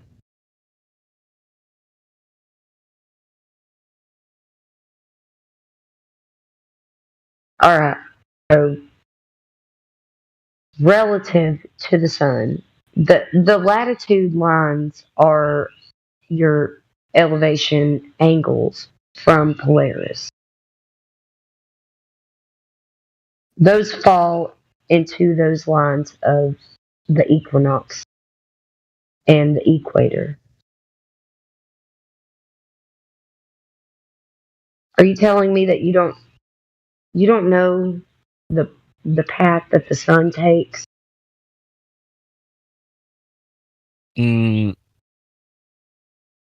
Not exactly. That's fine. That's fine. You can't really tell since like But the you path also- the sun takes. You say it's like from north, like from using the directional sense of northeast, south, and west, right? You only have to do the relative direction to north. Well, yeah, but you use gravity and like electromagnetism. Okay, that, what that is theory to what is prove gravity? that. So Back to gravity that again. would again be Like before, bro, I said this to you previously. Before you claim gravity does things, its existence would help, like some experimental evidence to like claim that gravity is doing all these weird and wonderful things that claim that the model claims. Yeah, what is Like, gravity? so do you know of any experiments? Because I mean, it's kind of What is a rhetorical gravity? question. We've been in this argument for so long. When someone asks you for an experiment, we already know there isn't any. Right, so we're just trying to point out that this is pseudoscience. Everyone accepts it. They've all been brought into it since a very young age. It's reinforced by media. Everybody's got devices, so they just go along with it.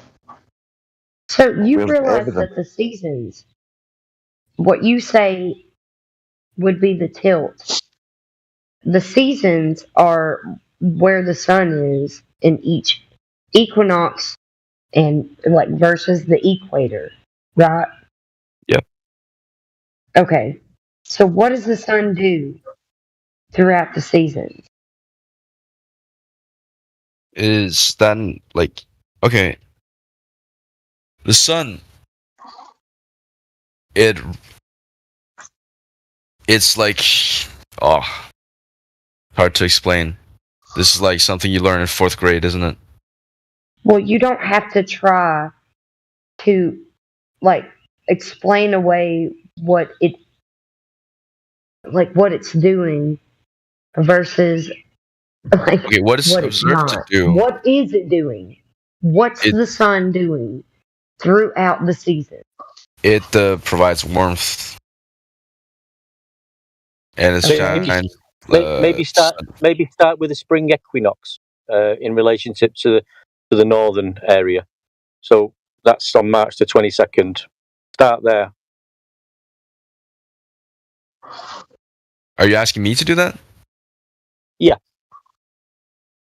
Again, I haven't heard the term equinox, so I really don't know. It's so funny that you're so sure that the Earth is a globe and you don't know these things. Well, so here's a question. Have you noticed that the length of daytime is not constant throughout the year? Like, days seem to get longer and shorter, etc.? Well, yeah. Okay, might that have something to do with the sun?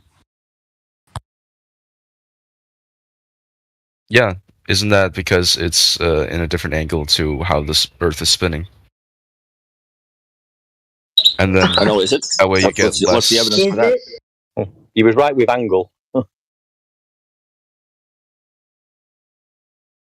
What? Well, you don't seem to know, but you seem to be so sure that it's a globe, so why don't you tell us?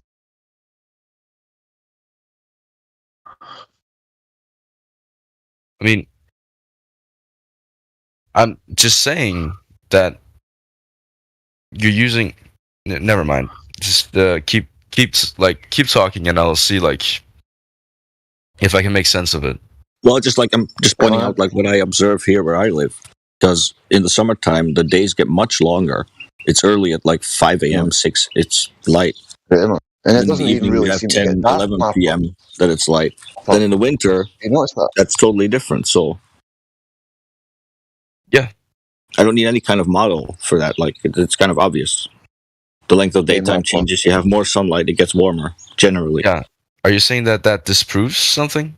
Well, no, it's just there's an issue with the globe story about this, because if you want to claim that this is because of the angle to the sun and spin, blah blah, etc., that means that every location on the same latitude should have the same weather conditions, etc., right? Because they're all getting an equal amount of daylight, but that doesn't happen. They don't get an equal amount of daylight. That's the thing. On the same latitude, they would. It should. And again, I'm here dumbfounded by the word latitude because I still don't know what that is. It's your elevation angle to Polaris. Well, think of the equator. That would be a latitude. And longitude would be up and down the way. Latitude, isn't that dimension? Why are we teaching you your religion, buddy? Religion? That's what I want to know. It's not Yes, it's a religion because you believe it and you don't even know what you're talking about. I'm sorry, I don't mean to offend you, but it seems to me like you are literally going off of blind belief. You don't even know anything that has to do with your religion. Well, you can test some things in my, so to speak, religion. I'm teaching you. Well, yeah, I'm here to learn. I'm not here to call and question your question calling. Okay. But the thing, sorry to interrupt. Everything that I've been that I've been saying is fact. I find it tiring to put we're told and blah blah blah and they say that blah blah blah. I'm just saying. But are you sure that what you said is fact? No, that's the pretense for everything. Then why would you say it is? I have never said that it is. You just did. Okay. My God.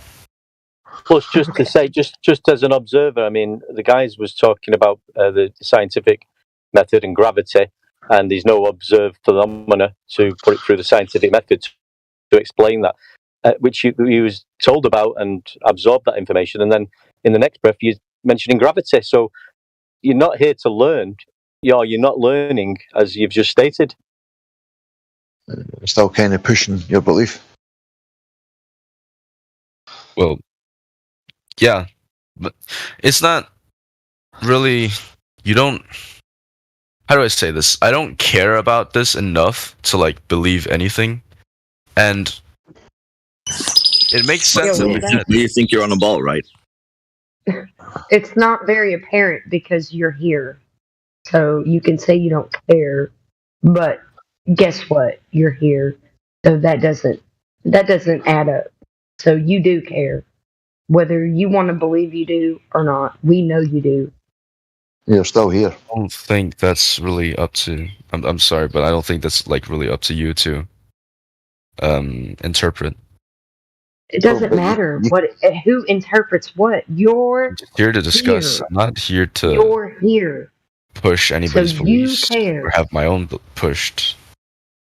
Okay, so you are here and you care. It doesn't matter what you're trying to say. The evidence is clear. You're here. You care. Nah, honestly, I could take it and leave it. I mean, Okay, then why are you here? I just think it's fun to discuss it. It is fun to discuss it. It's fun to have good ideas and bounce these ideas off of each other, especially with people that challenge you and will scrutinize everything you say. That's great. That's awesome. That means that you're with a bunch of people that actually care about the subject. Sorry to interrupt. I think, I mean, that's great. I agree, mate. You're saying it's fun, and it should be fun, and we're trying to give you some really good information. But when we do, it seems like you're still fighting it slightly, as if you can't accept it. Where maybe just absorb it and think, well, these guys have got a point. I'm going to look into this. The latitude lines from Polaris working back to the equator, and why do we have longer days and shorter days when if it's on a tilt? So we're putting things forth to you. So your mind should be thinking, wow, this is what. If this is correct, then there's a problem with the globe model and what I've been taught from birth. It should be interesting, and you should now want to know more.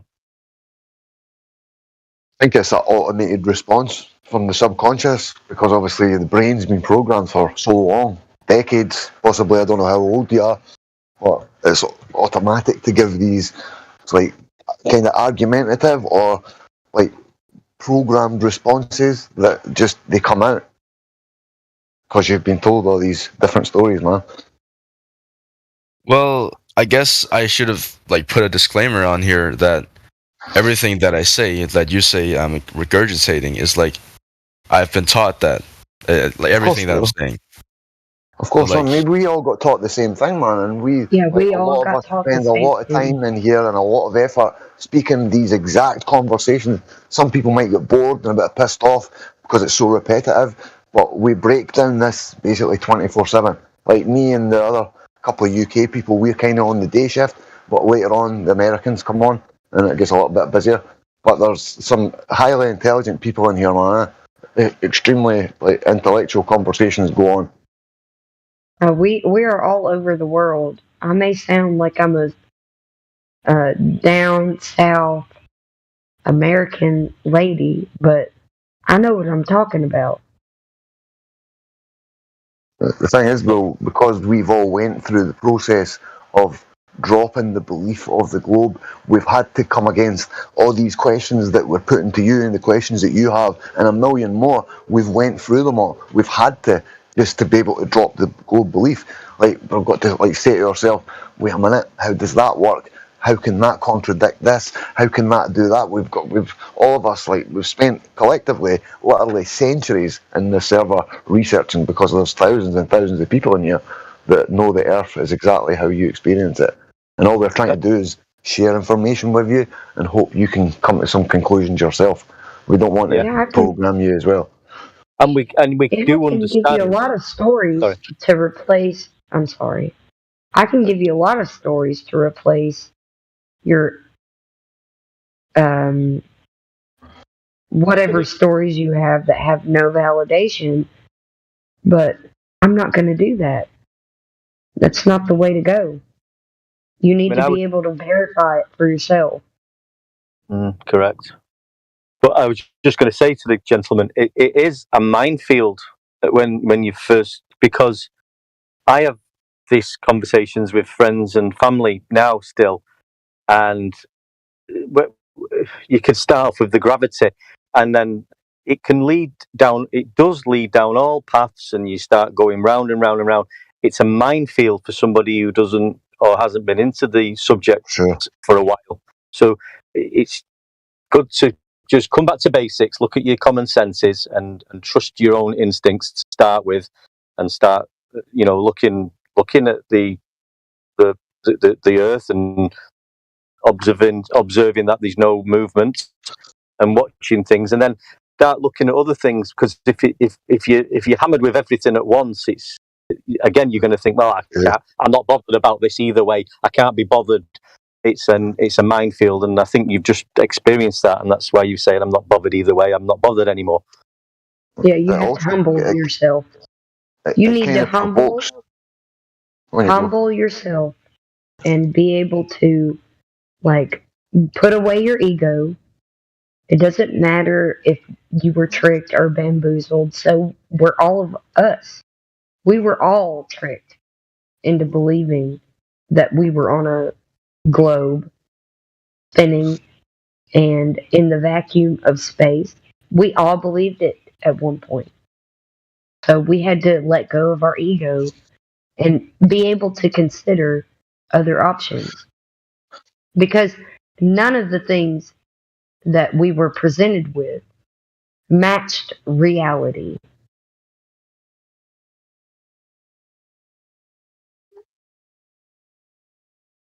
Another thing as well, what the gentleman just said, this information is extremely powerful to the mind. It causes, especially if you're completely controlled and your brain's stuck and you love space and you love science and you believe all the stories, it does cause a quite a visceral psychological reaction with people. I've said that a million times. I've been in physical fights with people on the street because I've took the ball away from them. They've started getting aggressive, and I've been actually fighting with people. So it can make people scared, can make people just laugh, but it definitely provokes reactions in people once you start breaking it down, once they start seeing the reality you're explaining, because they've never had it explained to them in this way before. It's authoritative on the TV, and they basically tell you all this stuff that is meant to be cold hard facts. It backs up what you've been told in school. Say you so you just go along with it. I wasn't finished, Flatsy. What? I'm sorry. I was almost finished. I was like the last 3 words. Go. Yeah, what say you, Garlic Bread? I'd like you to, kind of put your input here.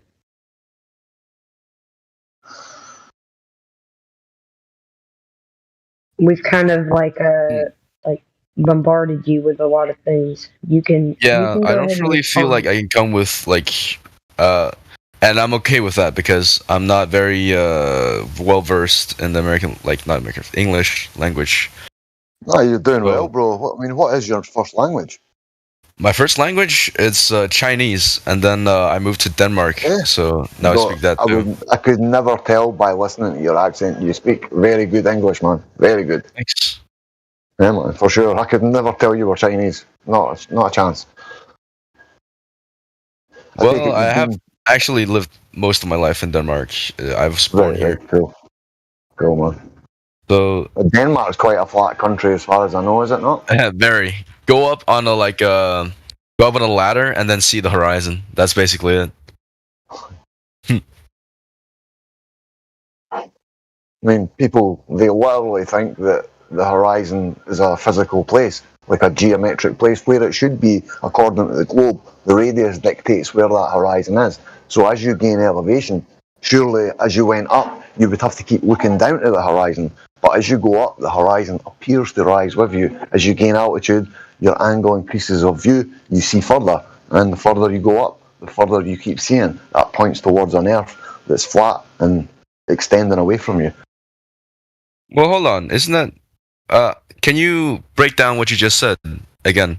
Well, so when you look at the horizon, wherever it appears to be, there is supposedly a dictated geometric horizon according to the globe mathematics. But as we go up, the horizon appears to rise with us. So your angle of view increases as you gain elevation and you keep seeing further. Whereas if we lived on a globe and the horizon was a place where the Earth dropped down and away from us, we would not see further. As we went up, we'd have to keep looking down to a fixed horizon. But that's not the case, man. The further you go up, even at 120,000 feet, where Neil deGrasse Tyson himself says that stuff is flat. Felix Baumgartner never saw curvature, but he says he saw it. Well, I think there's it can be explained by, again, the argument being that the Earth is, the globe Earth is huge, and then the ozone, like the layer that if you put in a model where there's air in it, where like we are allowed to climb up and be in altitude, is very, very thin. Well, bro, you did say that the Earth is big. Like, I mean, do you know the dimensions? Do you know the radius and the circumference that's claimed in the model? I've done some calculations with it before, but I don't have it in my brain. Well, I mean, they say the radius is 3959 in miles, so almost 4,000 miles in radius. So that dictates a geometric horizon. So that can be tested with long-range observations, even short-range observations like the Black Swan argument.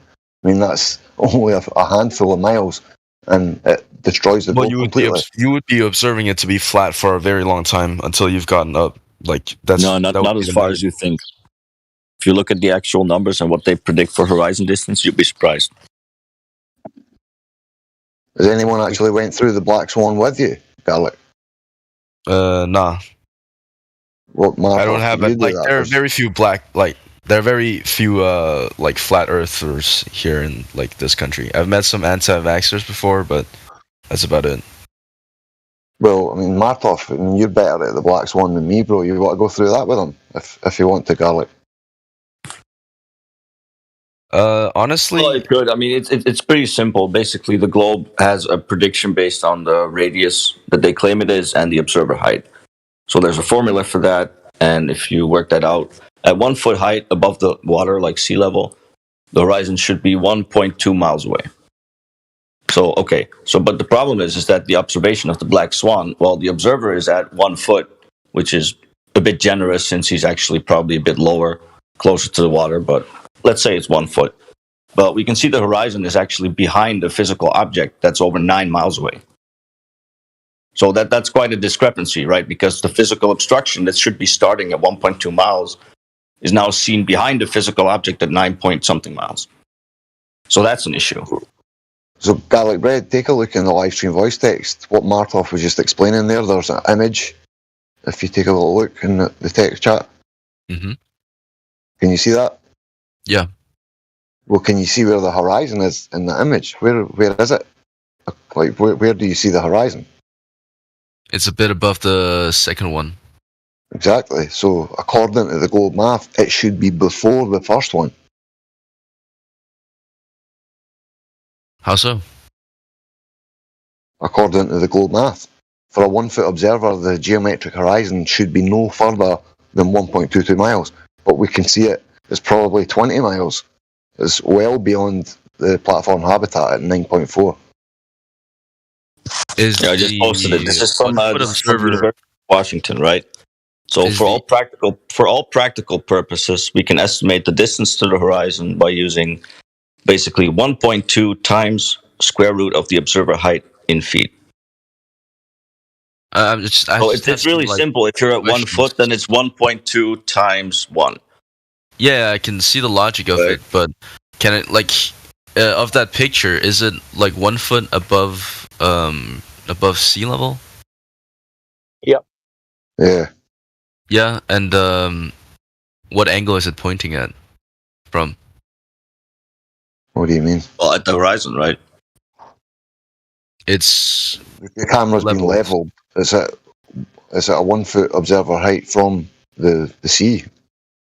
And then, if all of that evidence lines up, then yeah, that would mean that that what we've been told is not true.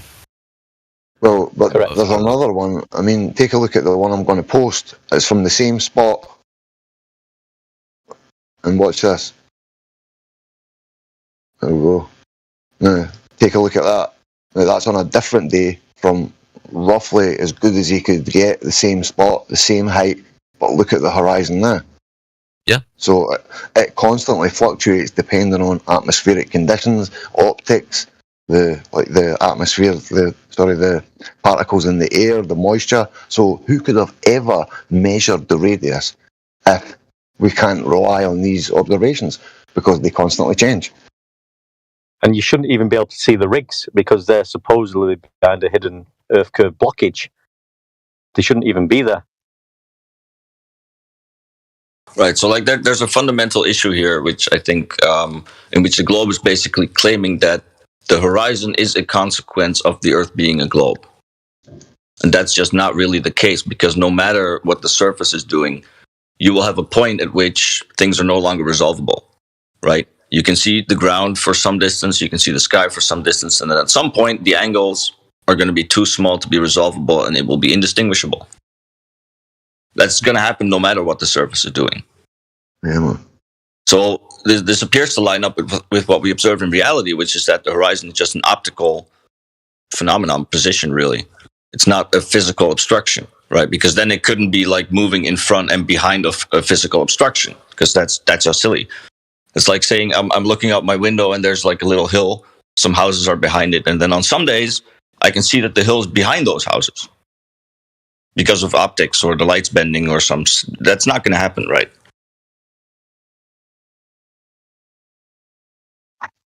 Yeah. I mean, just going back to what I said earlier, it's a mind bombshell. Even the Black Swan argument sometimes can take some, as easy as it sounds that we're saying it, you have to go over it a few times in your own mind what we're saying. Yeah? Just keep looking at it and saying the globe's got measurements to a physical geometric Earth curve edge, and there's photographic evidence to that debunks that. You know. See, the thing is, I don't even, like, if I'm talking to someone, I very rarely even bring up observations, photographs, videos, because you're always going to get the response, especially from someone that's in the argument or that likes supposed science, in air quotes, they're always going to claim